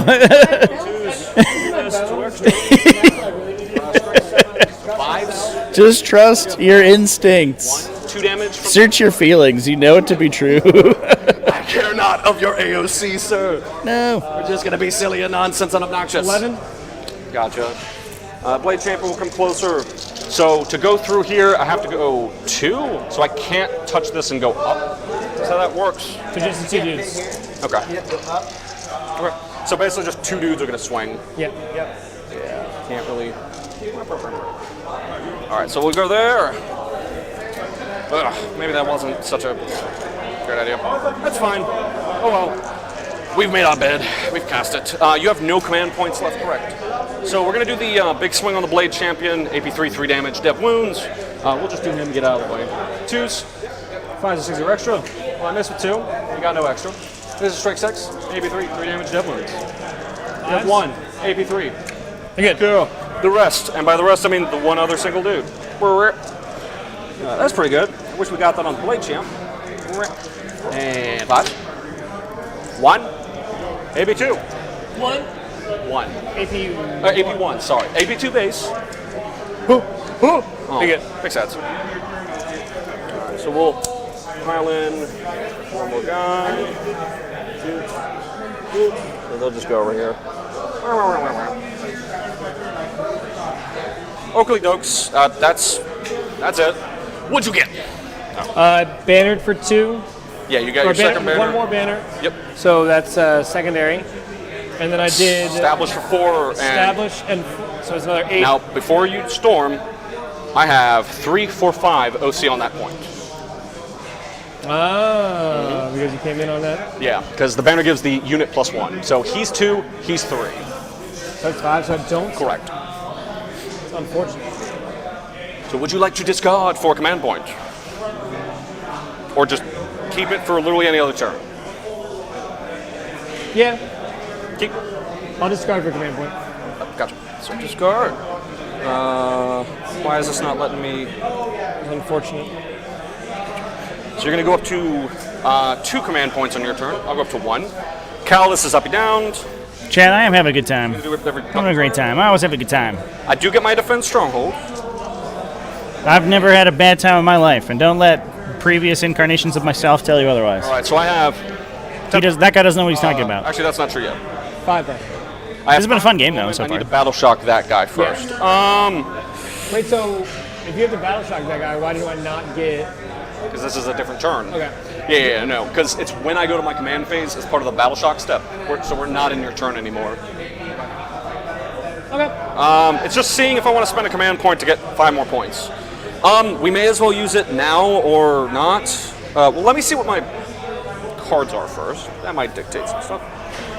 I have Bring It Down and Cull. Do you Can't do Cull. Cool. Let's try again. I have Assassination and Bring It Down. Can do that all day. Woo! So no Cull. Bring It Down. I think it's. I'd really like to fall back, shoot and charge. It sucks. Sucks. Yeah. So I can either save it for precisioning or fall back and do stuff. Battle turtle. Either of these seems pretty fucking good. And you've already popped your 3 in, +3. That's once per game as well. Finishing up your first army? Hell yeah, dude. What army are you playing? You did your sigil, you did that. Congratulations on the first army. I got one more. I got advance in charge of the Blade Champion. Come on, boy. All right. Bring it down, Assassination. Oh, put it on me, please. Sorry. Whoa. Yeah, I need to make decisions and stuff. You're off the board. Cool, you're doing stuff. Somewhere in time. Bring it down, Assassination.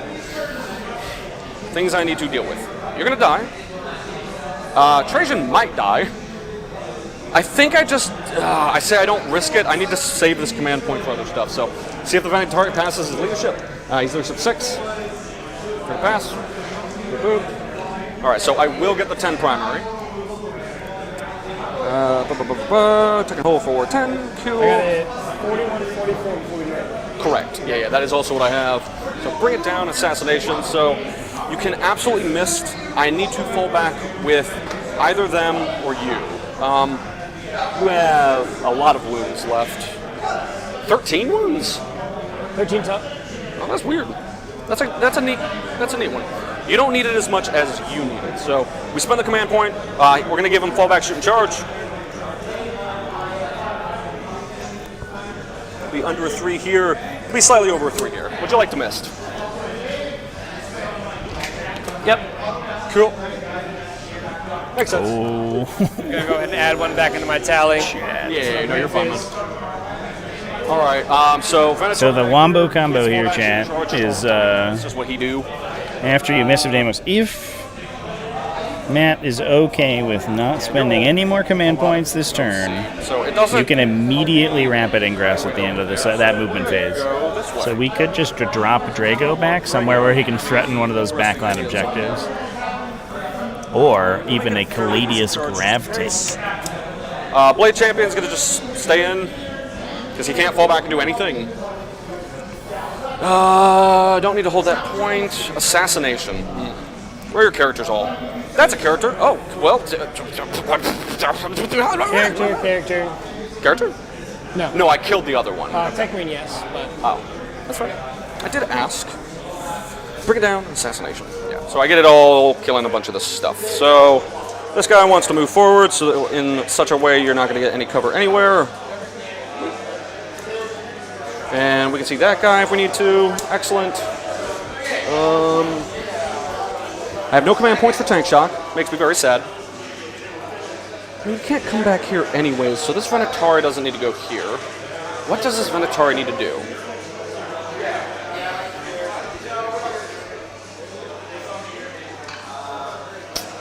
I feel like we really want him to just go over here and like set myself up for some charges over this direction, so we will. So he'll go that way instead.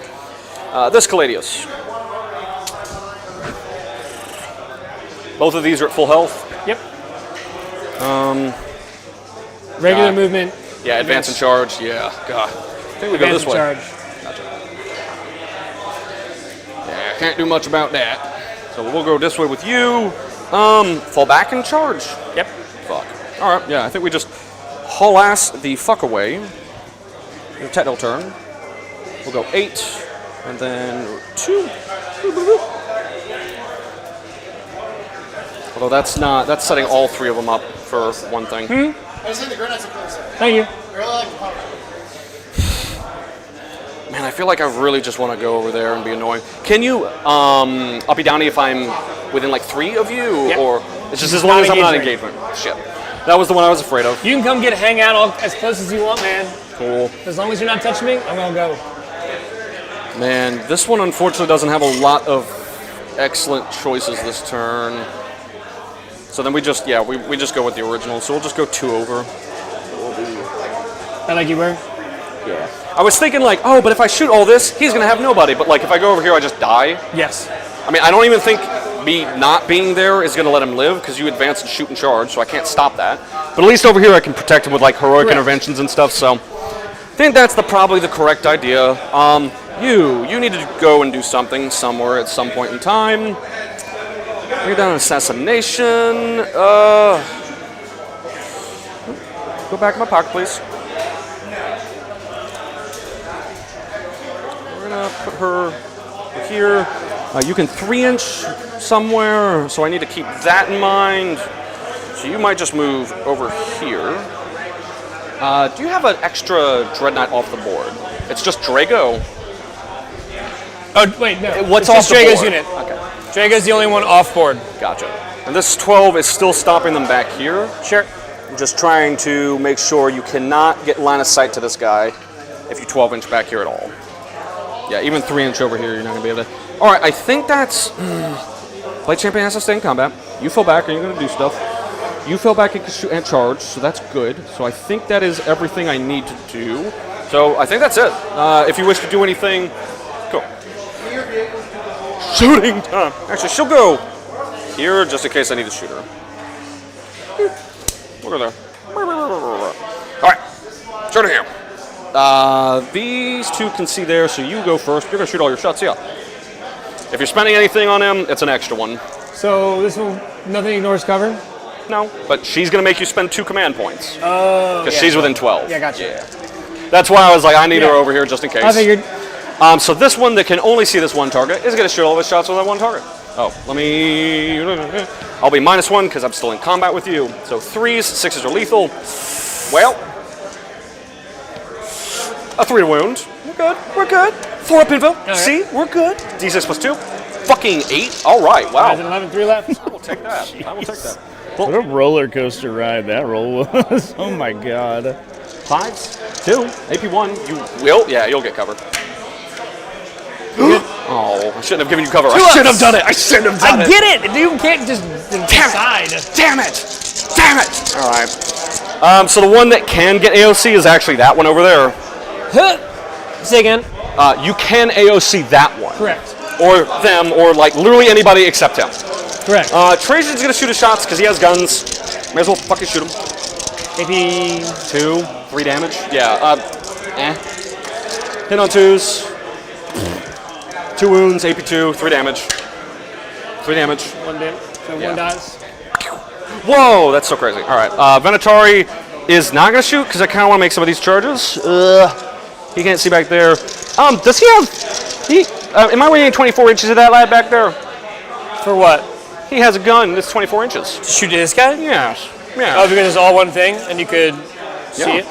Yeah, you're within 24. We're gonna shoot him. Would you like to AOC? It is AP1. No, I'm good. Boom. Both hit. 6s. Yay, that's fun. I don't have pistols in combat here. 3 wounds left means that I can actually kill you in melee.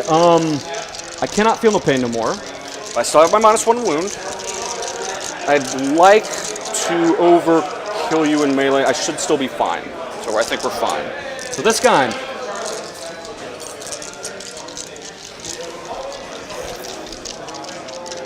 Yeah. Let's do this guy. This guy, all of his shots here. All those shots here? This guy. This guy's middle. Yep, Correct. go. And I purposely put him so no cover anyways, Nope, but you're good. The 3 big shots. Just kidding, the small ones first. Hitting on 3s, 6s are extra. 5s. That's 2 AP1s. I can see all of you. No cover. 1 damage? 1 damage. It's just 1 damage. So It's one just left. 1 damage. The big gun. Well, now I kind of wish I fucking fired over there. Well. Actually, I don't know why I did that. I'm not sure why either, but I'm gonna let you do it. Yeah. I'm gonna let you. Huh. I'm not -1 to hit that There you guy. go. Hey, that's what. See, I knew it was gonna happen. Oh, I'm sorry. I am -1 to hit this guy. That's where the big gun went. Why are you -1 to hit? Oh, because I'm in combat. Yeah. We're gonna just pretend one of those didn't do anything. I agree. Boo! It's twin linked. Yay! 3. 3 4-ups. Yeah, I got excited because I thought I made the right decision, which I didn't. So, oops. He's dead. Would you like to blow up? I would hope so. No. The other Callidius. Yeah, I don't know why I did that. Yeah, but I still should not have done it. This guy. Everything over into the other target. Would you like to AOC? It's only going to help you versus the bolt cannon. Yeah. So we'll start with that. Which actually you're going to get cover on anyway, so it literally is not going to help you at all. Right. So 1 hit. 1 on 5. No. The big gun. Watch, if I just kill you, then I don't have to have made the wrong decision. That's how we're going to do it. Well, we're already doing it. I have 0 command points because you had to fall back and do stuff. Yep. So 1 lethal, 2 AP3s. D6 plus 2. 5. Yeah, I don't... 6 left. Ugh. I don't know why I did that. Oops. We're going to charge some stuff. Wait, I was full health, right? Yeah. You did 5 damage? I did 5 damage, so No. you should have like 8 or something 8, left. 9, 10, 11, 12, yeah, 8. Yeah. I was like, my mathing isn't mathing right. I'm fine with you taking less. I if don't you want to take less. Hey, listen. If I am eligible to charge here, I will. If I can't, I can't. I'm gonna roll and just see what I get. You just 12. It might be, yeah, it might be like a 12, but I get to reroll. Is a 10? Is a 10 enough? Probably not. Well, let's do the thing that we ought to do, right? Hold this guy right here.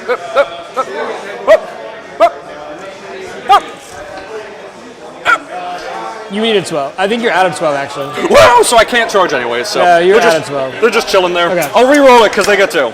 Yeah, I still failed it. Hey, everyone's happy. Treasure's gonna go here. I need like a 5. Well, bam, a 5. Oh, big sad. Venatari's gonna go in. He needs. Trajan flubbed. Oh no. Number we wish. I don't like this. Y'all are not doing. Interesting. Yeah, I don't know why I did that. Oh well. These are the decisions of life. All right. So the one and only charge that happened, we're gonna give him sustain. Deuce, 5 to 6 extra. Can I AOC this? What's the, sorry? Yeah, you can AOC it. I don't. AP2 or AP3? It's AP2. It's AP2. How many attacks? 5. Sustain on 5s. No, you already oh, you did not AOC. That's right. Naughty. I don't like it. Yeah. Gross. All right, you have 5 AP1. 5 AP1. 3 ups. 3 ups. We're good. All right, smack him back. Wow, that was Oh boy. Trajan, why did you That's shoot actually something? that's actually a huge deal there, chat. Let's pile in smartly. He's The strikes survive. They're gonna be able to swing. that way? I don't know. Yeah, you have to get closer you to the have closest model. base. You cannot get further, and if you can make base, you have to. So like he could come in front, get in his way, but if he can still make base, if you choose to move that model, he has to. Yeah. But if I do this, I can still get all 4 to swing. Yeah. Okay.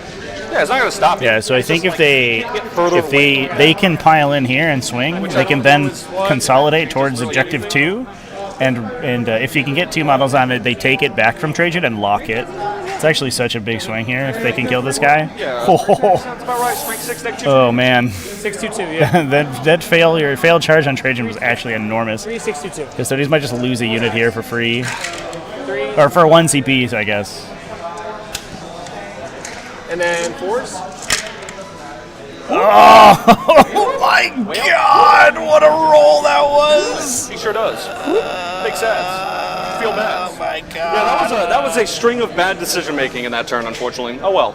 This is what tunnel vision does. And then let's pull things off the board. Yeah, Trajan did use his movement shackle. So, for those who weren't here, Yeah, you do get your... Trajan, Drago was in the back corner over here. Bring it down. I think he had picked up and teleported into the back corner over here. Trajan ingressed Pick it up. Definitely tech ring, because... over here, just off of the objective. Oh, did we not go back to the objective with the consolidate? Might be a missed opportunity there. That's it. So slow, so you'll... I don't know if that's 3 inches, to be fair. That's 1, and then... Drago jumped back in. Once again. Trajan ingressed next to him. He popped his 3-inch charge to charge Trajan. Trajan, in response, burned his moment shackle to 2 plus invuln and survived. Killed a couple of Terminators, and then fell back out of combat. Used the stratagem to fall back and operate normally, and then Drago just misted back into reserve. So these 2 epic hero characters teleported next to each other, charged, bounced off each other, and then left. Yeah, I guess. But that means he's used his moment shackle. He's done with it. Basically, all the once per game abilities on both sides have been burned, and sit there and look at you pretty for a turn. Yeah. And yeah, you have to charge. Trajan's gonna come back in and fight. Yeah. Yep. I'm with you. All right, so there we go. 1, 2, 3. I already put my guy back because he's going to res in my command phase. Because I can do that in Deep Strike because that's fun. Oh. But and then I'm going to pull cards. But they're not on the board? Yeah. Oh. Yeah. Yeah, the apothecary is special. He's a special guy. Cleanse? A little awkward draw this Things that turn. require you to do actions. Please don't attack me. So just so we're clear, we're at 4151 to you. 4150. Anything. Correct. Yeah. And I hold 1. Yeah. Top of 4. So you'll have 46 after that. So you'll go I hope that. I just pulled. I hope that consolidation isn't gonna switch the game here. I love that. I can drop here and cleanse, no problem. So tech is going to come here and cleanse outside of 9 of you and behind this thing. All right. An extra 5 points could be big in this game state because the scores are so tight. What's the scene? 3. Until that banner drops, it's 3. So I just need a 3.1 and land with 2 guys on here to cleanse there with Dragos and co. Yeah. Okay. So let me cleanse 2. Or I just walk over here and do it. True. OC. 2. There we go. We're cleansing. Cleansing has taken place. It has happened. So I've got 2 cleanses. Good. And now I need to contain. Which one's contain? That's do an action within 9 inches of different board edges outside of your deployment zone. You could be right up to you. Yeah.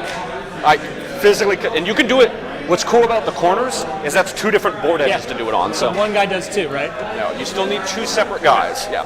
One unit or one model cannot do 2 separate actions. So I've got Drago, a tech. Just have the other tech. I need to kill wardens. You can try.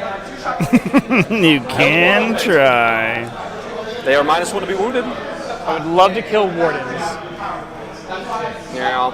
And it's outside my deployment zone. Can I shoot and do this? No. is an action? It is an action. Yeah, all of those are actions that you have. So you got to get at least 4 units doing actions to get all of them successfully. 1, 2, 3, 4.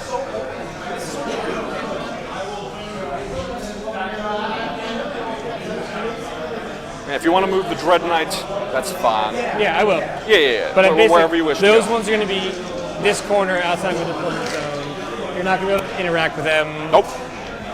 And then I get to do everything else I want to do. Pretty much. All right, here we go. 14 inches in a straight line. Yes. To here. Okay. Zum, zum, zum, zum, zum, zum, zum, zum, zum, zum. Gives me a 7. All right. 7 or a 9. I don't like that as much, but.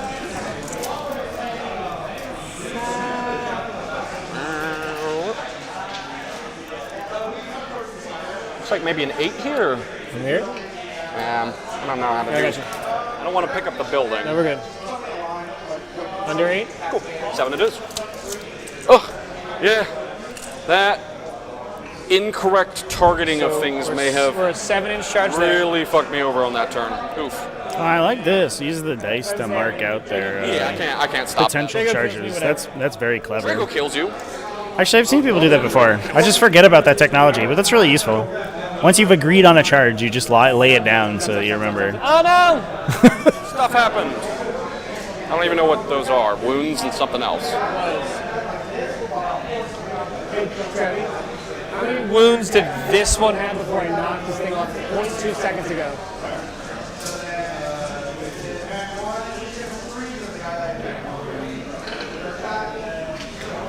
I think I did 2 wounds to him. I think so too. Oh, shit. Whoops. We're gonna be fine. Yeah, we have an hour left and we have 1 more round. The 1 was a +1 to hit. 11? Yeah, I think I did the Venatari shot you with Two the shots. 2 shot. All right, yeah. there we go. Well, with 1 2 damage. Yeah. Yeah, whatever. Then you're gonna come in 2 and get line here. But I want it on this angle so that only one MFer can mess with me. And he's got 8 left. Okay. Instant replay, chat. That's what we got over here.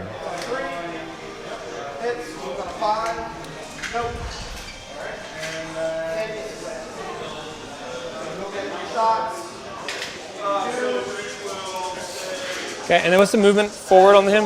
Caladius are 10. So you move 10 base, right? With the hole you measure from? Mm-hmm. But I'd be in your way. Mm-hmm. Okay. I fly, if that matters, also. Fly over me, I dare. Maybe I will.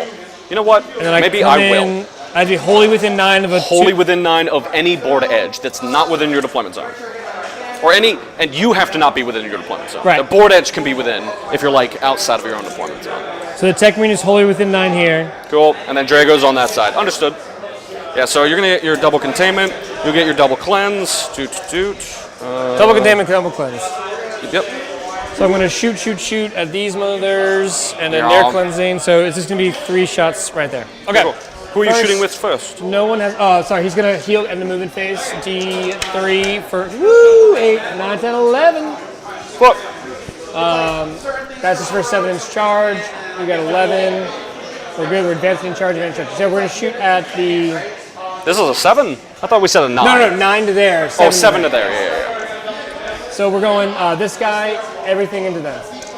You got a guy in 1? Yeah. It's that one specifically. 2d6. Whoop. 7, 2, 4, 5, 6, 7. 2, 4, 6, 7. Force. 2. AP1 freeze. He dies. End of movement phase. They give out their +1 to hit. If I'm wrong, I will take it back. But who's down? Am I wrong? Good. I'm happy about this. Doubt me. I'm still going to die here, folks. Omnissiah, in your command phase. No. If it's in your command phase, you can't. Yeah. Would you like to put him somewhere else? Okay.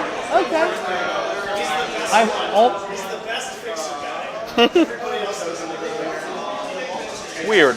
Weird. It is Was weird. there a time where it was end of moving phase for that? Like, I swear that maybe I just. I don't play. I like kids. Come on, man. Give me a break. Okay. Where am I? You shot. His flamer killed one guy. Okay, so now we're on the Big gun. side cannon. 2, Yes. 4, 6. Yes. Travis distracted me. It's not fair. Don't cheat. I don't know. Which just you. AP2. Ignores cover. 3 2. flat. Yeah. Distract you if you get your rules wrong. Get out of So we here. may as well get as far away from you as possible. So he's gonna dump. Actually, he'll go and dump everything there. Go. I'm not accusing anybody of cheating, by the way, 2, chat. 4, 5, 6. That's a weird rule timing. That doesn't really make sense, to be fair. But 2. it is what it is. It doesn't matter on these. So force. Take 3. 5, 3. 2d6 flamers. 5. 2. 81. Freeze. Gonna good. Last guy. Everything here. That's not. I don't want to leave it up to chance. Fair. 2, 4, 6.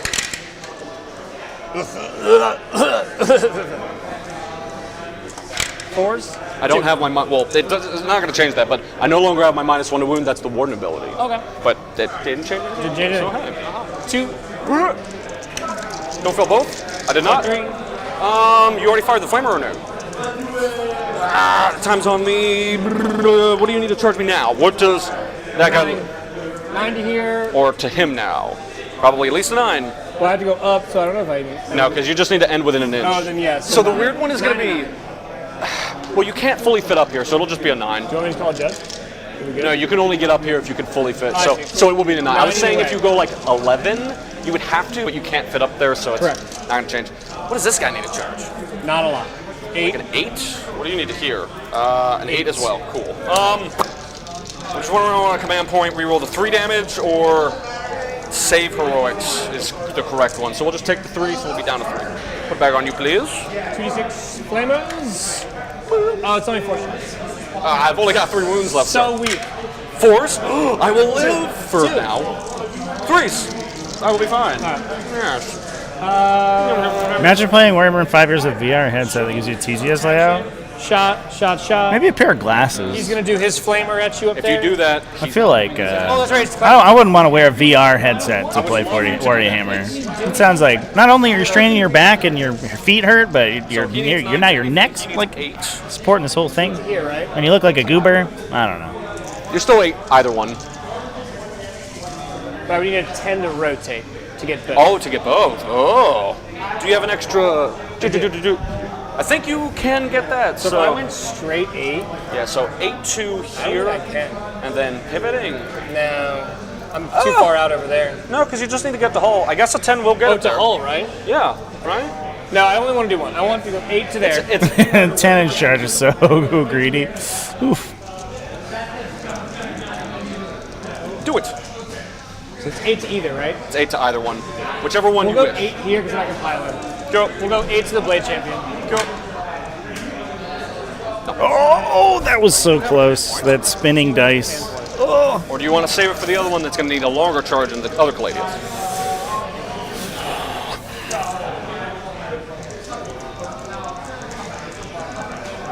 Let's do it here. Cool.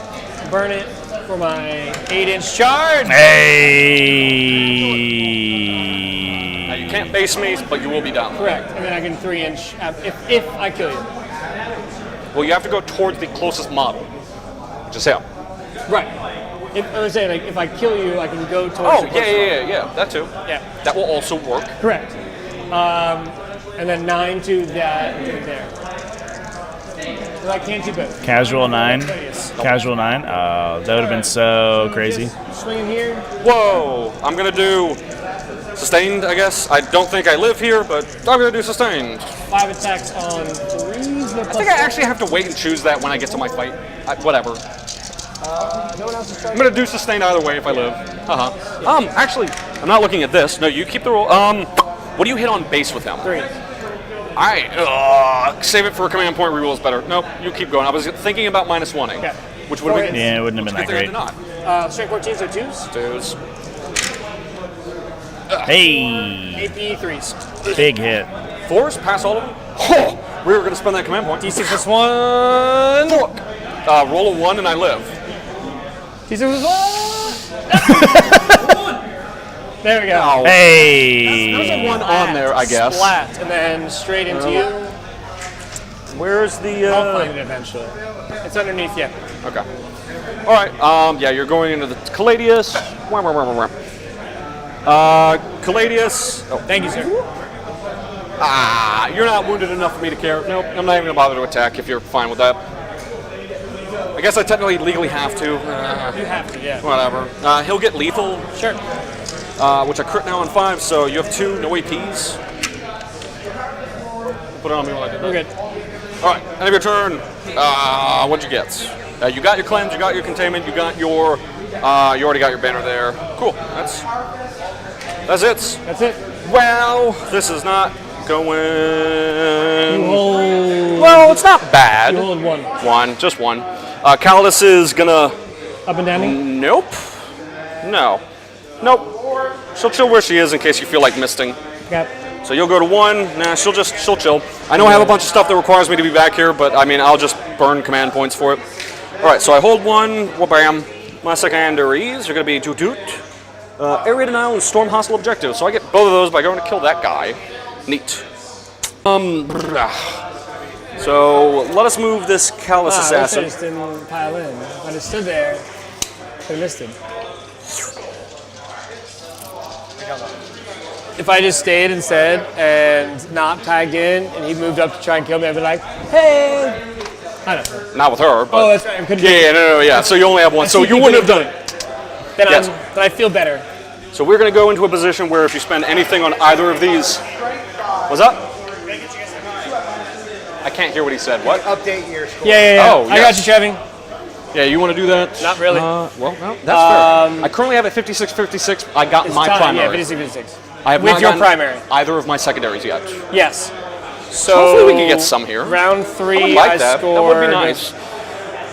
So we already said it was 2 here and then 7 You just around. have the 3 tanks and 2 characters and Drago. Yeah. Not Drago. Valdor. Yeah. Or Trajan. Yeah. He is Valdor's model, but yeah. Yep. Yeah. I think me shooting there and not shooting there actually was pretty game-changing, unfortunately. But that's what I get for tunnel visioning. All right, so I can't hold this. I go over here. We try and do some damage. He can't do anything here. So 2 of them are going to be able to attack here. This one can't see past here. I don't think so. All right. Trajan is going to move. You have 25 primary. Yes. And 21 primary. I'm at 25 primary, yes. And 21 secondary. It doesn't tell me on the thing how many secondaries. Hit the eye. The eye? 21 secondary. Yes. So we're good. So we're both on the same page. Cool. There you go, Trevor. All right. Trajan just moved. Would you like to miss the only thing that you're going to probably be able to where it's not 2 fucking command points? Yes. Whoa, I'm so surprised by that. So he needs like a 9. Ugh. We're tied. We're tied before I've got my secondaries. And what did you select? Wait. No, you have 56 as well. I have 56 and you have 56. You have 58 on that. 15 primary. 31. There you go. Cool. All right. Yo. Hate that. Gosh, I can't stop you. I killed all this one. I really need to just come over here and kill this guy. And this is the advance and do stuff guy. Advance and shoot. Yes. Cool. Both of these can fall back, shoot, charge, advance, shoot, charge. Cool. Well, hopefully this guy is going to die. Yeah, this game's going to be a nail biter. Oh my god. So no more misting. So I think we spent a command. So fall back, current a dead draw, but Steven should be good to score 10 here, so he should be up by 10. And it's going to be up to the Grey Knights to basically table from there. Turns out, how much OC do you have on this point? 4, 5, 6, 7, 8. A so lot. 4, 8, 9. If I can't stop that, you're still stickied over there, so I don't think I can stop. Yeah, I can't stop 10. Yeah, they've literally already scored Storm. Fine. They just need to get rid of the dude in the middle. Me killing this is going to be more important than that. So I think I am going to spend a command point, and you have no command points, right? Cool. So we'll spend Dread Knights, that's just what they do, chat. And then 7, yeah, so that goes to where we need. So he's going to fall back, shoot, and charge. Something like that. I just want Here's their data sheet. See several different targets. Yeah. So that one can see these 2, that one can see these 3. Yeah. I think he might need to go. So the point here, you're not going to be able to cut that. Yeah, he can't go in So there. he's going to get 1, 2. Yeah. Okay. Yeah, I'm not going to try and overextend myself and try and do that. Yeah, it's not going to happen. And he can't get any more than 1, which is fine. Correct. Can he go and see a Drago? Fuck no. I don't think this one could either, because it takes 2 to come around, so 7. Yeah, I can't even get past that lip. The best bet is after that line. That's 10. I could do it if I cheat. Please don't. Whoa, I have 12 Venatori still off the board. I forgot about them. And they 1-inch deep strike and also charge. Whoa, that's really strong. On the rules. Cool. Judge. Yeah, all right, cool. I don't even have 12 JD said it's legit, so. Oh, gosh. JD said it's legit. We're going to pivot on this guy some point. So we're going to pivot, and what we're going to do is move basically 8 inches backwards. So just kind of wherever I needs to be, so we have basically something sticking out here so we can get 2 targets. Yeah. Yep. Like I said, I'm not going to try and overextend. Yeah. You're going to live with him. I can't stop that, but there's no reason for me to try doing this. So this guy's moved 7 here, and we're going to move 3 up. Potentially just try and... I can't tank shock you because I fell back, so just to maybe out OC you on this point. It doesn't help me just sitting back there. One question I have is if this guy wants to do something. Drago can't 3-inch anymore. No. We'll call them the Tempestus Aquilons. Or there's Tempestus Aquilons, and then we'll have... We already have Aquilon Terminators. No. It'll just be a new Aquilon Terminator data sheet. Still chilling back here. This guy is... Free rapid ingress, but they can 3-inch deep strike, and they charge after deep striking. I think it's about the same charge. They can even charge after their rapid ingress in your opponent's charge phase. Now, potential nonsense over this direction. 1-inch deep strike. That's it? Yeah. Shoot juice. I got no command point, so come at. She can only see him, so we're going to shoot her flamer into you. All right. And we're going to precision you. Yeah. D6. Get precisioned, idiot. 2, 6. Strike 5, so it's the T10. 8 5s. You have 3. AP, at least 2. What a hit. 1 damage each. Hot damn. This is at least 2? At least 2. And this is cover or no cover?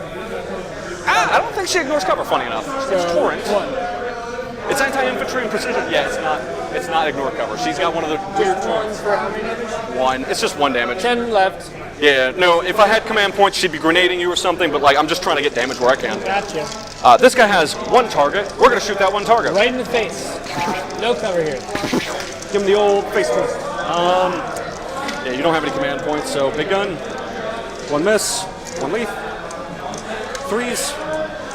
No, yep, we're good. 3. AP enough for an invo. Oh, 2 go through. At least 6 damage. Can't do anything. Damage. That's going to be 6 plus 4, so 10. Exactly. That's all I need. Cool. No. I do not blow up. All right, Trajan, you're going to hold this point for me, which is fine. And then these 2 Caladius are going to combine their shooting and go over there. So the first one, eeny, meeny, miny, I don't care which one you pick, because you can't AOC and you're going to get cover versus both of them anyway. So that one. I can't magically see anything else with either of them, correct? Cool. That's perfect. That's perfect. So this one first. So all right here, full health. Oh, he's full health. Yeah.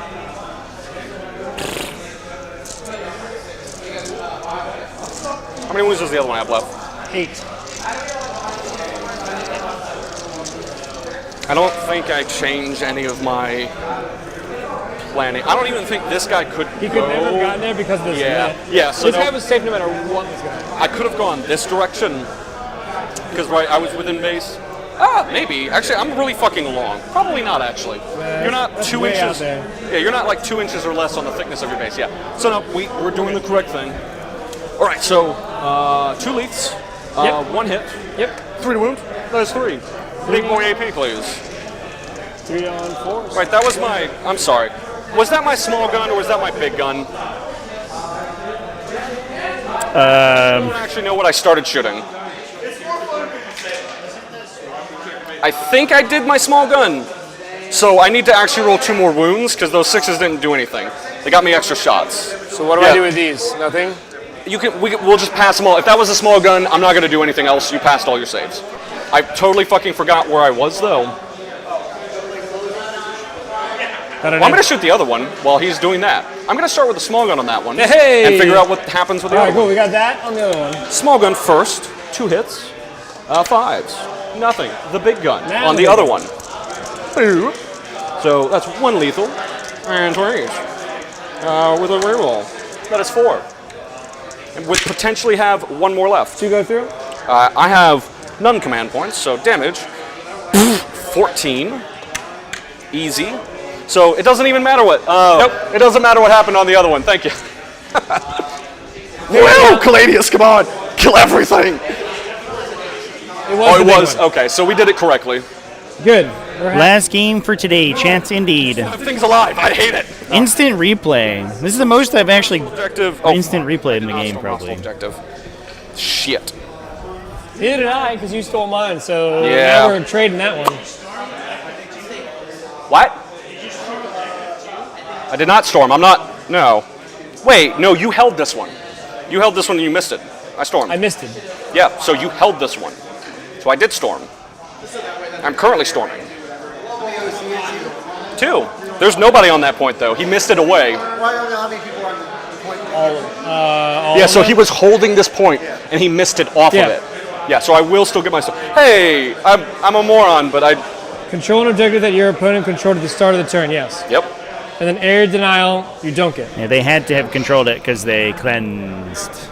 We'll ditch it for a command point. I desperately need command points for stuff. I need to look at my secondary to play this fucking game.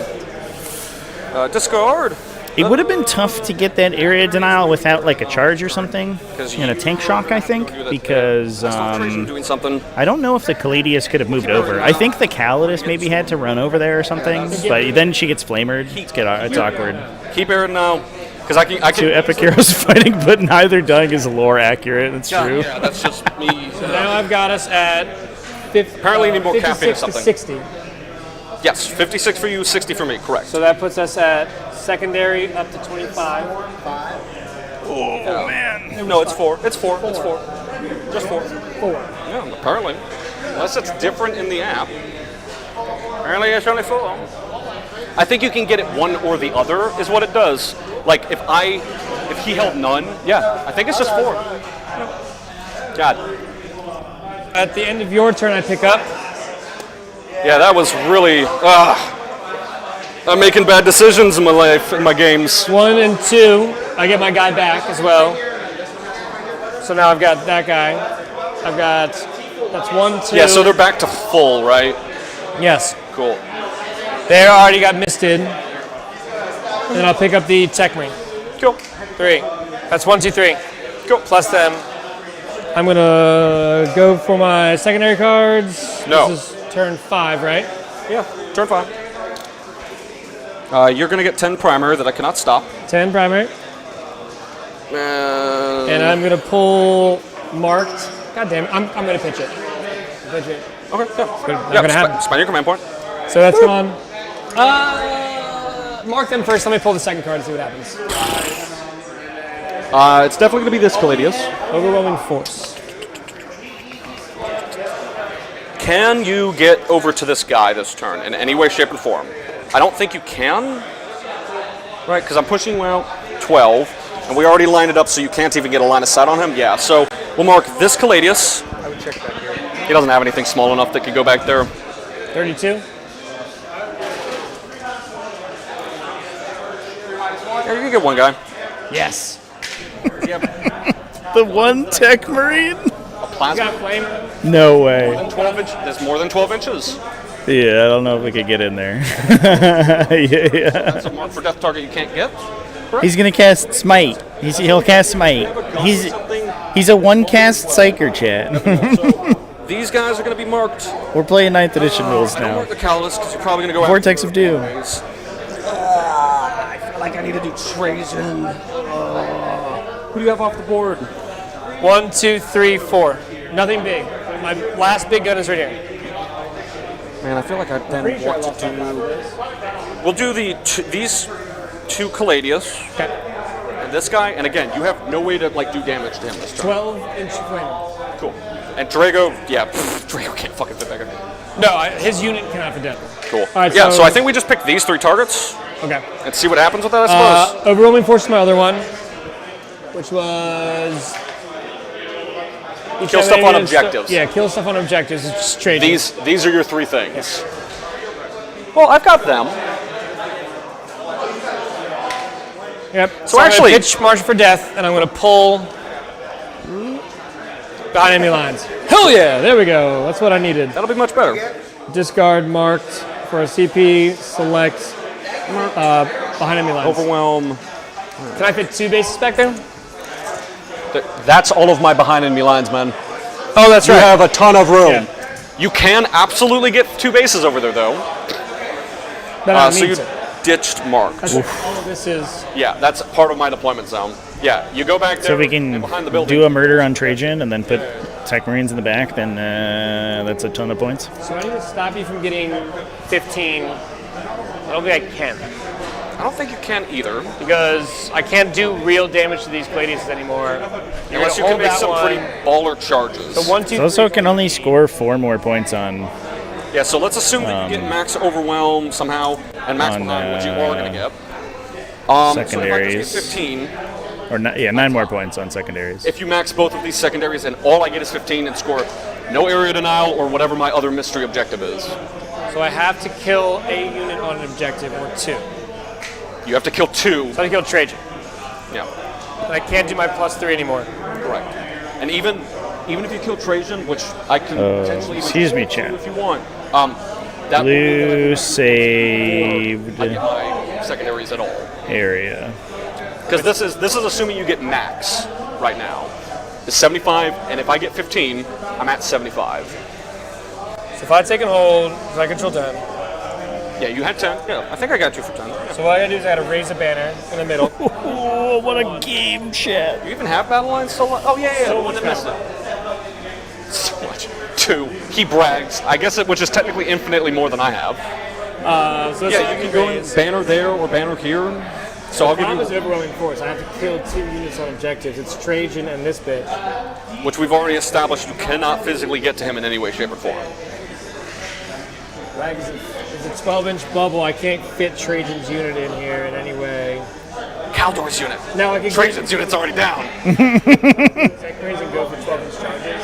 You're outside of 12. You can't. Yeah. You're right. Yeah, that's why I'm like, not a legal charge. Yeah. that's past 12. The only thing you could do is charge something next to him, and then They have a bolter that's at least like. roll like an 11 and then pile in, but it's super tough. Shot a dude that's 1 damage. What did I put on them? Tech Marine has a bolt gun, 2 shots. Each. So not even rapid fire though. It's not 2 shots. No, it's 2. It is 2 shots. Yeah, bolt guns are just 2 shots now. Nah, I'm still fine with picking this guy as one of my marked. Oh, I ditched Mark. Mark's gone. Oh, haha. Don't. Well, I'll still pick him as marked anyways, I guess. Yeah, so if you get both the bolters to go through, I do have a 4-up invo. Yeah. And a command point. But yeah, if both of them come back here, bolter him, and I fail at least, I think he's 3 wounds. Maybe 4. Well, let me check if he's 4 wounds. If he's 4 wounds, you have to hit with and wound with everything, and I have to fail on my saves. The problem is you're gonna get 15 points. Yeah. That's the real problem. He's 3 wounds. Yeah, you're right. The problem is you're gonna get 15 points on primary at the end. Mm-hmm. Can you deny it? I don't think there's any way for you. Theoretically? You could. Maybe. So I need to stop you from getting that. That's the goal. Yeah. And you have no command points, and I have 1. You discard it. Yeah, there's a Nemesis Dread Knight chat, and Drago, I think part of the plan is that we just hit the charge with Drago's unit. I can get wild with some hammers that are re-rolling. Oh, he can't, no, he's only going 8 inches. Mm-hmm. Yeah, you can kill that Calidus assassin, potentially. That's probably about it. Kill the Calidus, and then pile in. I can fall back, shoot, and charge for a CP. Yep. I don't even need to kill you. Like, no, you don't. But I can make. I'm just trying to find ways to hog area. You can't get things that you want. Ah, gotcha. Make sense? Yeah. Do you want me to check what my secondaries I have left are? If that. No, because I have area denial. It's going to be what it is. There's no point in me trying to figure out what you could or couldn't do it. I'm not that smart. Here's an 8-inch smooth. Go. To try to get for the hip. Yeah, her. The Caladius? The cow? I think, Chad, that consolidation onto Objective 2 when Trajan failed that charge with the Grey Knight, the Strike Squad, I think that might literally have decided the game. 3 each. Oh, I even said it at the time. I was like, I hope this isn't the whole game right here. Then you might be able to stop me. I'm trying to think of all the ways that I can. I think if the Strike Squad had piled in and consolidated in a way where they got 2 models on that objective after their fight, I think that Grey Knights are super likely to win here. But they didn't do that, so they're 5 points down on primary that they otherwise would have had. Oh, that's so rough. Outside 9, you're good there. That's too close. Right there? Yeah. Right there? I think that's about as far away as you can get from Trajan. All right, cool. Then for Trajan. 9 inches from Trajan, right? Looks like a little over 11. No, I was gonna move block. Game literally decided by Trajan killing one Strike Marine. Yeah, might have been. No fly. Nothing interesting. Because that unit also then just cleansed. Wall. Base or hull? Base or hull, it's both. So that's the closest I can get to them. So we'll put a guy there. Well, that's the 4,000 points of guard. Jesus. I got a stick. It is stick. It is go. You're good there. You're good there. So that hardly makes it that much longer of a charge. Maybe another inch or 2. Well, let me think about that. If it also changes your metrics at all, these are OC4 each. Yep. And if they can shoot like 2 dudes off. I'm just going to add 2, 4, 6, 8, 10. Gotcha. Okay, that's fair. Fair. There was also that area denial that got or the Storm Hostile that got denied earlier by the Heroic Intervention, which was huge as well. Every fucking move in this game made a huge difference. This game has been great. I can't come off. No, it doesn't matter if I come off this or not. I can come off this and I've already scored my points. Yeah. So these 2 dudes are getting behind me lines. Yep, you got it. I think I already gave you behind. Yeah. I discarded them from you for some reason. Let's not do that. Don't do that. You got your behind. You're at 70. The problem is I'm just not getting overwhelming force. Yep. So if I can stop you from holding 15 without your secondaries. It doesn't matter. Yeah. I will get 10 primary and I will tie the game, assuming I cannot do literally anything else. You can kill this, you can tag this, we'll still tie the game. He sits here. I mean, that's assuming I don't move or shoot you or charge you or get my other magical secondaries. So I have to try and charge this guy. It's not going to have to matter. charge that guy right there. A 9 inch from him, right? Sure. Outside of 12, so I can get a 9 to him. 12 to yeah. For it. So if I can get there with Drago for a 9, that's 9 here. So that's my sweet spot. All right. So I put Drago here. It's a non-rerolled charge. Better, because that's you're overloading. Let's even say all this dies. Sure, I'll still hold this point. Well, I mean, unless you make the charge, I suppose. But then, like, I could go over there and charge him. He holds this for 5, right? Like, actually, I just move on to this if you don't have all your OC there. So this is at least my 10 then. Unless somehow Drago kills literally both of these things. Toughness 11. T11, 14 wounds. Yeah. 2 up save? 2 up save. And even then, like... We still got a hammer. Yeah. But I can't get to them. I'm too far away. But you could charge here, kill that, which denies me some points. Maybe secondary play. I don't think you're going to be able to stop me just from getting 10 primary. No, 10's happening. There's nothing I'm trying to... because I pulled overwhelming... Yeah. Overwhelming force is killing me. Oh, you're trying to get your points on this. I have to. That's fair. Because if you pull like behind enemy lines or something like that, like it pulls you off point, but it pulls you off the point. I just ditch it. But I don't think I can. I've already done my plus 3 inch charge. I'm not going to tell you how to play. I think that is maybe smarter than this and trying to help. Because you don't have any command points. No, I got nothing. Yeah.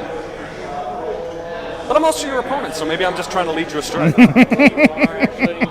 all the things, I think if I just mass OC here and hold you to 10 primary and see what your cards are,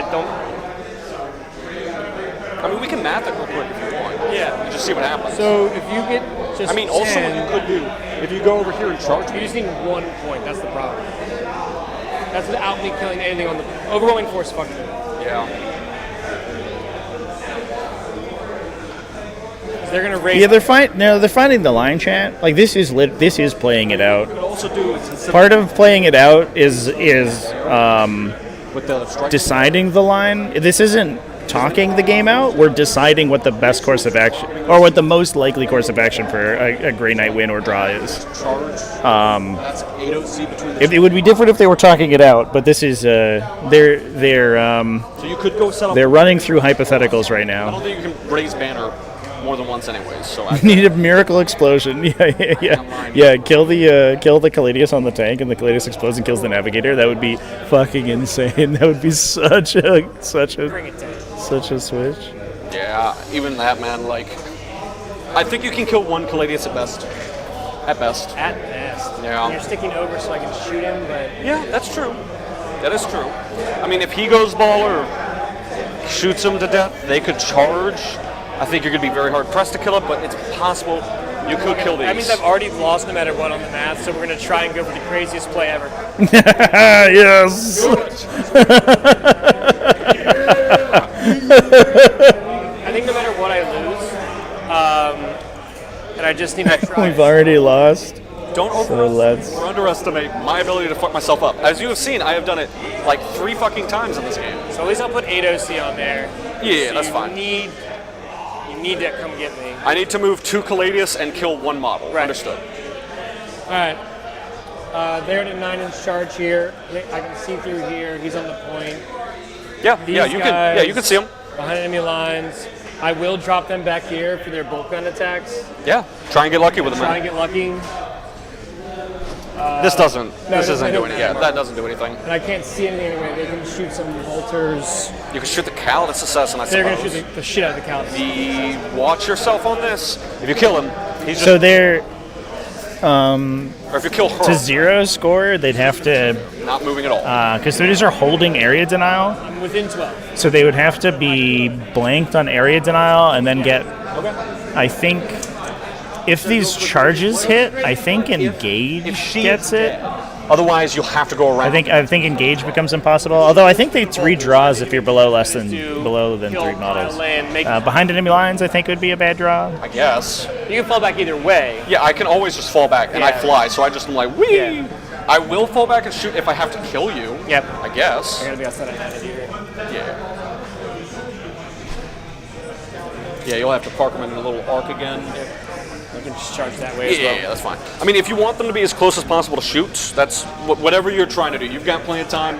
Yeah, we have basically the world. We're good. Yeah. We're good. So if you need to take a couple of minutes just to kind of think, man, No, please feel because free. no matter what, I have to kill this backfield. For the overrolling force card really wrecked me. Yeah. If it was engage or anything else, it was a different story. Yeah. So we're going to try and go for overwhelming force and stop you from getting 15 points at the same exact time. It's not going to work, but we're here for it. We're here for it. What do you mean it's not going to work? It's going to work, and it's going to happen, and I'm going to cry. And I'm going to go for the 1% play here. Each hitting on 3s. I'm doing the same time. Oh, man. I say Yeah, 2 I attacks don't think each. he has any stealth or anything. I'll check real quick. 2 Brotherhood Tech Marines shooting this guy. Cool. Yeah. He has a 4-up invo. That's what he has. Yeah, 12-inch cylinder, but 24-inch bolt gun. So 2 shots each on 3s. They all hit. And AC3s. No way. No way. use the wound, right? I can't. Nothing happens. All right, Fuck, good. dude. 1 wound. He was T3. You think there's a universe where Take it because I'm supposed to. These are the rules. I take it. Good! It's not like a master crafted bolter, is it? Grey Knight's One like damage. string Okay. out? Oh no, he's in a position where nothing can shoot him. He's gonna Yeah, they talked about that actually. Cool. Literally, that's the only position where he could be shot at. Man, navigators are so good. Threes. That was a little butt crunch moment there. If he died, that might have swung things over. Is the flamer even in range? No, yeah, it would be. It should be, yeah, because you were just like outside of. Yeah, that's fair. That's fair. 1. 3 up. Yeah. I take it. A million shots at the Lone op is model by model, and you can string out to however you need to. So put like those 2 dudes there. Perfect. Or maybe like one guy there. Because I still got to be outside of 9 of you. Yeah. And then put the other guy right there. Put that guy back in the building. Perfect. Now a million shots into me. Yay. Drago's mine bullets on 2s. I think it's strength 8. I'm gonna take mine bullets. Oh, hey. Did you scouring 18 inches? Did you want to kill her so that he can try for the 12? Is that what you wanted to do? Pretty much. I wanted to confirm. I know we're at. scouring is strength 6. I'm gonna try for 12. Easy. 2. Just going for it. It's 4. Okay. So 2. Minus 2 flat 2. 4 up in bows. Okay. Take it 2. Yep. And then a million bolters. 1. Is that the highest damage there is? Yes. 2. I'm gonna spend a command point and 3, re-roll that because keeping her alive is probably the best thing for me. 5. I still fail it. Yeah, if she dies here, then Drago's unit can re-roll their charge too, because the Grey Knights should, I believe, be. Oh no, they spent their CP to. Not that I need it. Although to a lot there too. Redraw. Just kidding. I don't believe that there's a CP reroll here. Force. 4? Yeah. Force. I'll just roll yours. And then there's a 2. There's a 2 in there. Yeah. This many 4s. She does See not. ya. Okay. See ya. All right. Charges from Drago. 9. All right, chat. Oh my God. Oh! An 11 here. 11. It's an upside down 9. And then. We rolled the 9 on the other charge. Complete that, which they did. You would lose your banner as well. Yeah. Okay. All right, man. Let's talk it out. It was close, chat. It was close. So, I'm going to get... What a game. Puppy downies, so... Overwhelm, cool. So we'll kill that. Maybe even kill that boy over there. Overwhelming and... You kept Aaron and I. Correct, yeah. Aaron and I are still active at the moment. So you're going to get that no matter what. Yep. I mean, I'm just going to do it... can I go and do it with Trajan? Not unless I charge. What does he fucking need to charge? I don't want to do any stupid here. So, we're each at 1 command point. The spinny dice at the end, chat. That was the ultimate troll. The ultimate troll, yeah. No, Oh. I need a 6 to charge. It was right there. It's less than a 7. Yes, so sir. If we Doctor Strange into another universe, then they make the charge Hopeful enough for to go sure. and get that. That would have been the most insane boxcars charge. Yeah, Take them and go all the way over here. Oh, wait, no, I can't do it like that. Yeah. That's not how this works. Yeah, that's not in the same phase, man. You can mist if you would like. It's still a 6-inch charge for me. It just doesn't do anything. No, it doesn't do anything. I forgot that it's either a 6-inch move. Would you like it to be a 6-inch move somewhere? Yeah, he should only have 1 CP, I think. Otherwise, they could ingress in the back over there. But I don't think that really means anything. Like just walking here with one of the tanks. She wouldn't get overwhelming force them on the objective anymore. Yeah, that's true. I'd get overwhelming over there. I'll still take it and do my 6 inches over here. Cool. Is it anything that started on an objective? Yeah, I believe it started. Or is currently on an objective? Each time an enemy unit that started on the objective. So I'm gonna still. Destroyed. So I'll get it for you regardless of what you do there. Well, not regardless. I mean, They could mist into reserve, though. Yeah. Does that change what you wish to do? I don't know why. I don't know why I care. So we'll just leave it the way it is. I'll get my whichever one you want, man. We're good. I think we've got plenty of time. So if you want to kind of again. No, I don't. I don't know why. It's either way you're gonna end up winning. So I just need to move on. That actually would have been a kind of a sweet troll. Really shit, by the way, and just like not do anything. Although I guess the Dread Knight will probably still die. Yeah. Oh yeah, because you got no overwhelm. Correct. Yeah. Me not getting overwhelming lost the game. That's fair. So then we just do the things that make the most sense. So take your 3 objectives. So we're gonna move 8 and pivot so we can try and hold this and see them. Fine. You're going to go this way. Let me fix the scores here too, chat. That's better there. No, I'm just kidding. Yeah, take the objective. Yeah, no, we're going to go here. As best I can, because we haven't scored out our behind enemy lines. Something like that. Go. And then you're going to go 10 inches that way. Just see what the fuck happens. Right, because that's an overwhelm for me as well. I don't know if one Caladius... Well, I have Tank Shock. We're good. We're good, Holmes. We're good. All right. You died. Yeah, so a single overwhelming would have done the... Literally anything. Would have done the trick there. I guess, Would have maxed secondaries. I can't be on this point and still see anything. So, yeah, you just chill, and then I forget about you. Shoot things. This guy, he's going to shoot all of his shots into the one target he can see. Who's the big gun? This one here? This one. That one, yeah. Into them. Yeah, I could shoot Drago, which doesn't do anything. I do not get lethal unless you're a vehicle or monster. So, 2's the wound. It's 4. Maybe 3. You're gonna... To max their score, Custodes have to kill the unit in the center, because they have area denial. At minimum 3 damage. Wait. So sorry. All of his gun shots here. This is AP3. So, AP3. Yeah. Yeah, so 3 guys are going to just zap. And the small gun. I hit with all of them unless you have stealth or something. Strike 6. And even though it's a twin link gun, it's not twin linked. Okay. All right, 2 AP1s, but you get covered. 1 damage. It's just 1 damage. But, I mean, he's going to also now shoot you with literally everything. Yeah. So I got my area. We'll see if I can get an overwhelm over here. His big gun. I don't have 2 command points. No. Yeah, and I'd rather save it for tank shock. Yeah. So big gun. And you have no command points, right? You missed it. Did not miss. Oh. 2 hits. Never mind. And then 3s with twin linked. With twin linked with passion. Oh, just 1. Good. The small gun. 3 hits. 1 wound, so I can't tank shock you to death. It's 1 damage.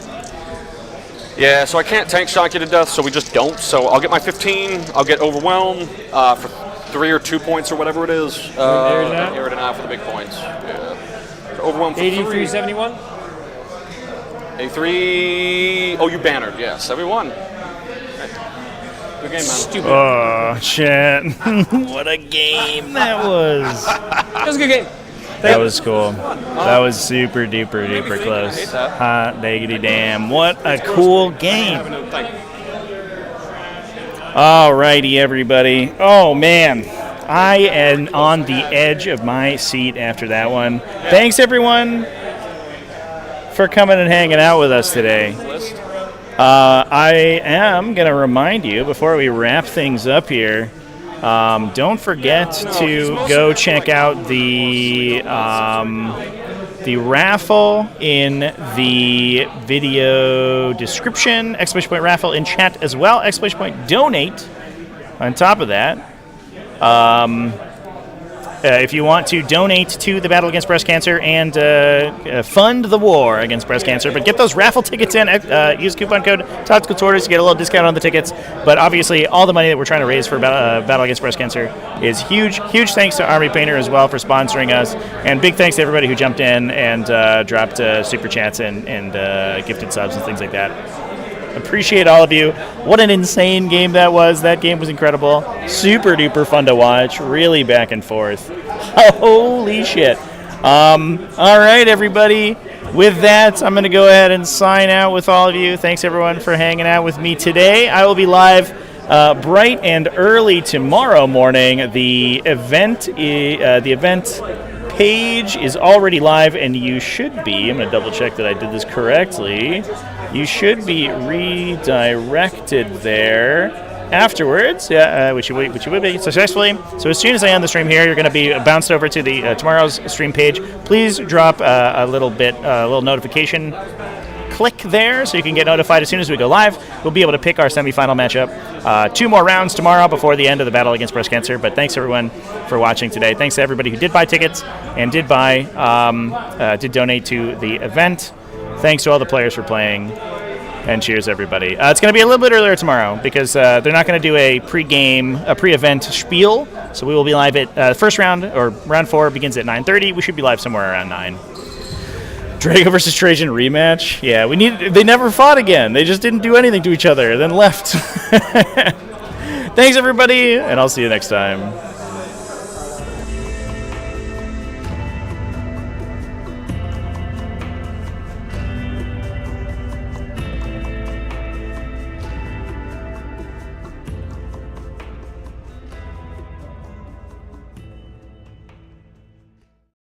These painters, they don't want to spend 100 hours in painting.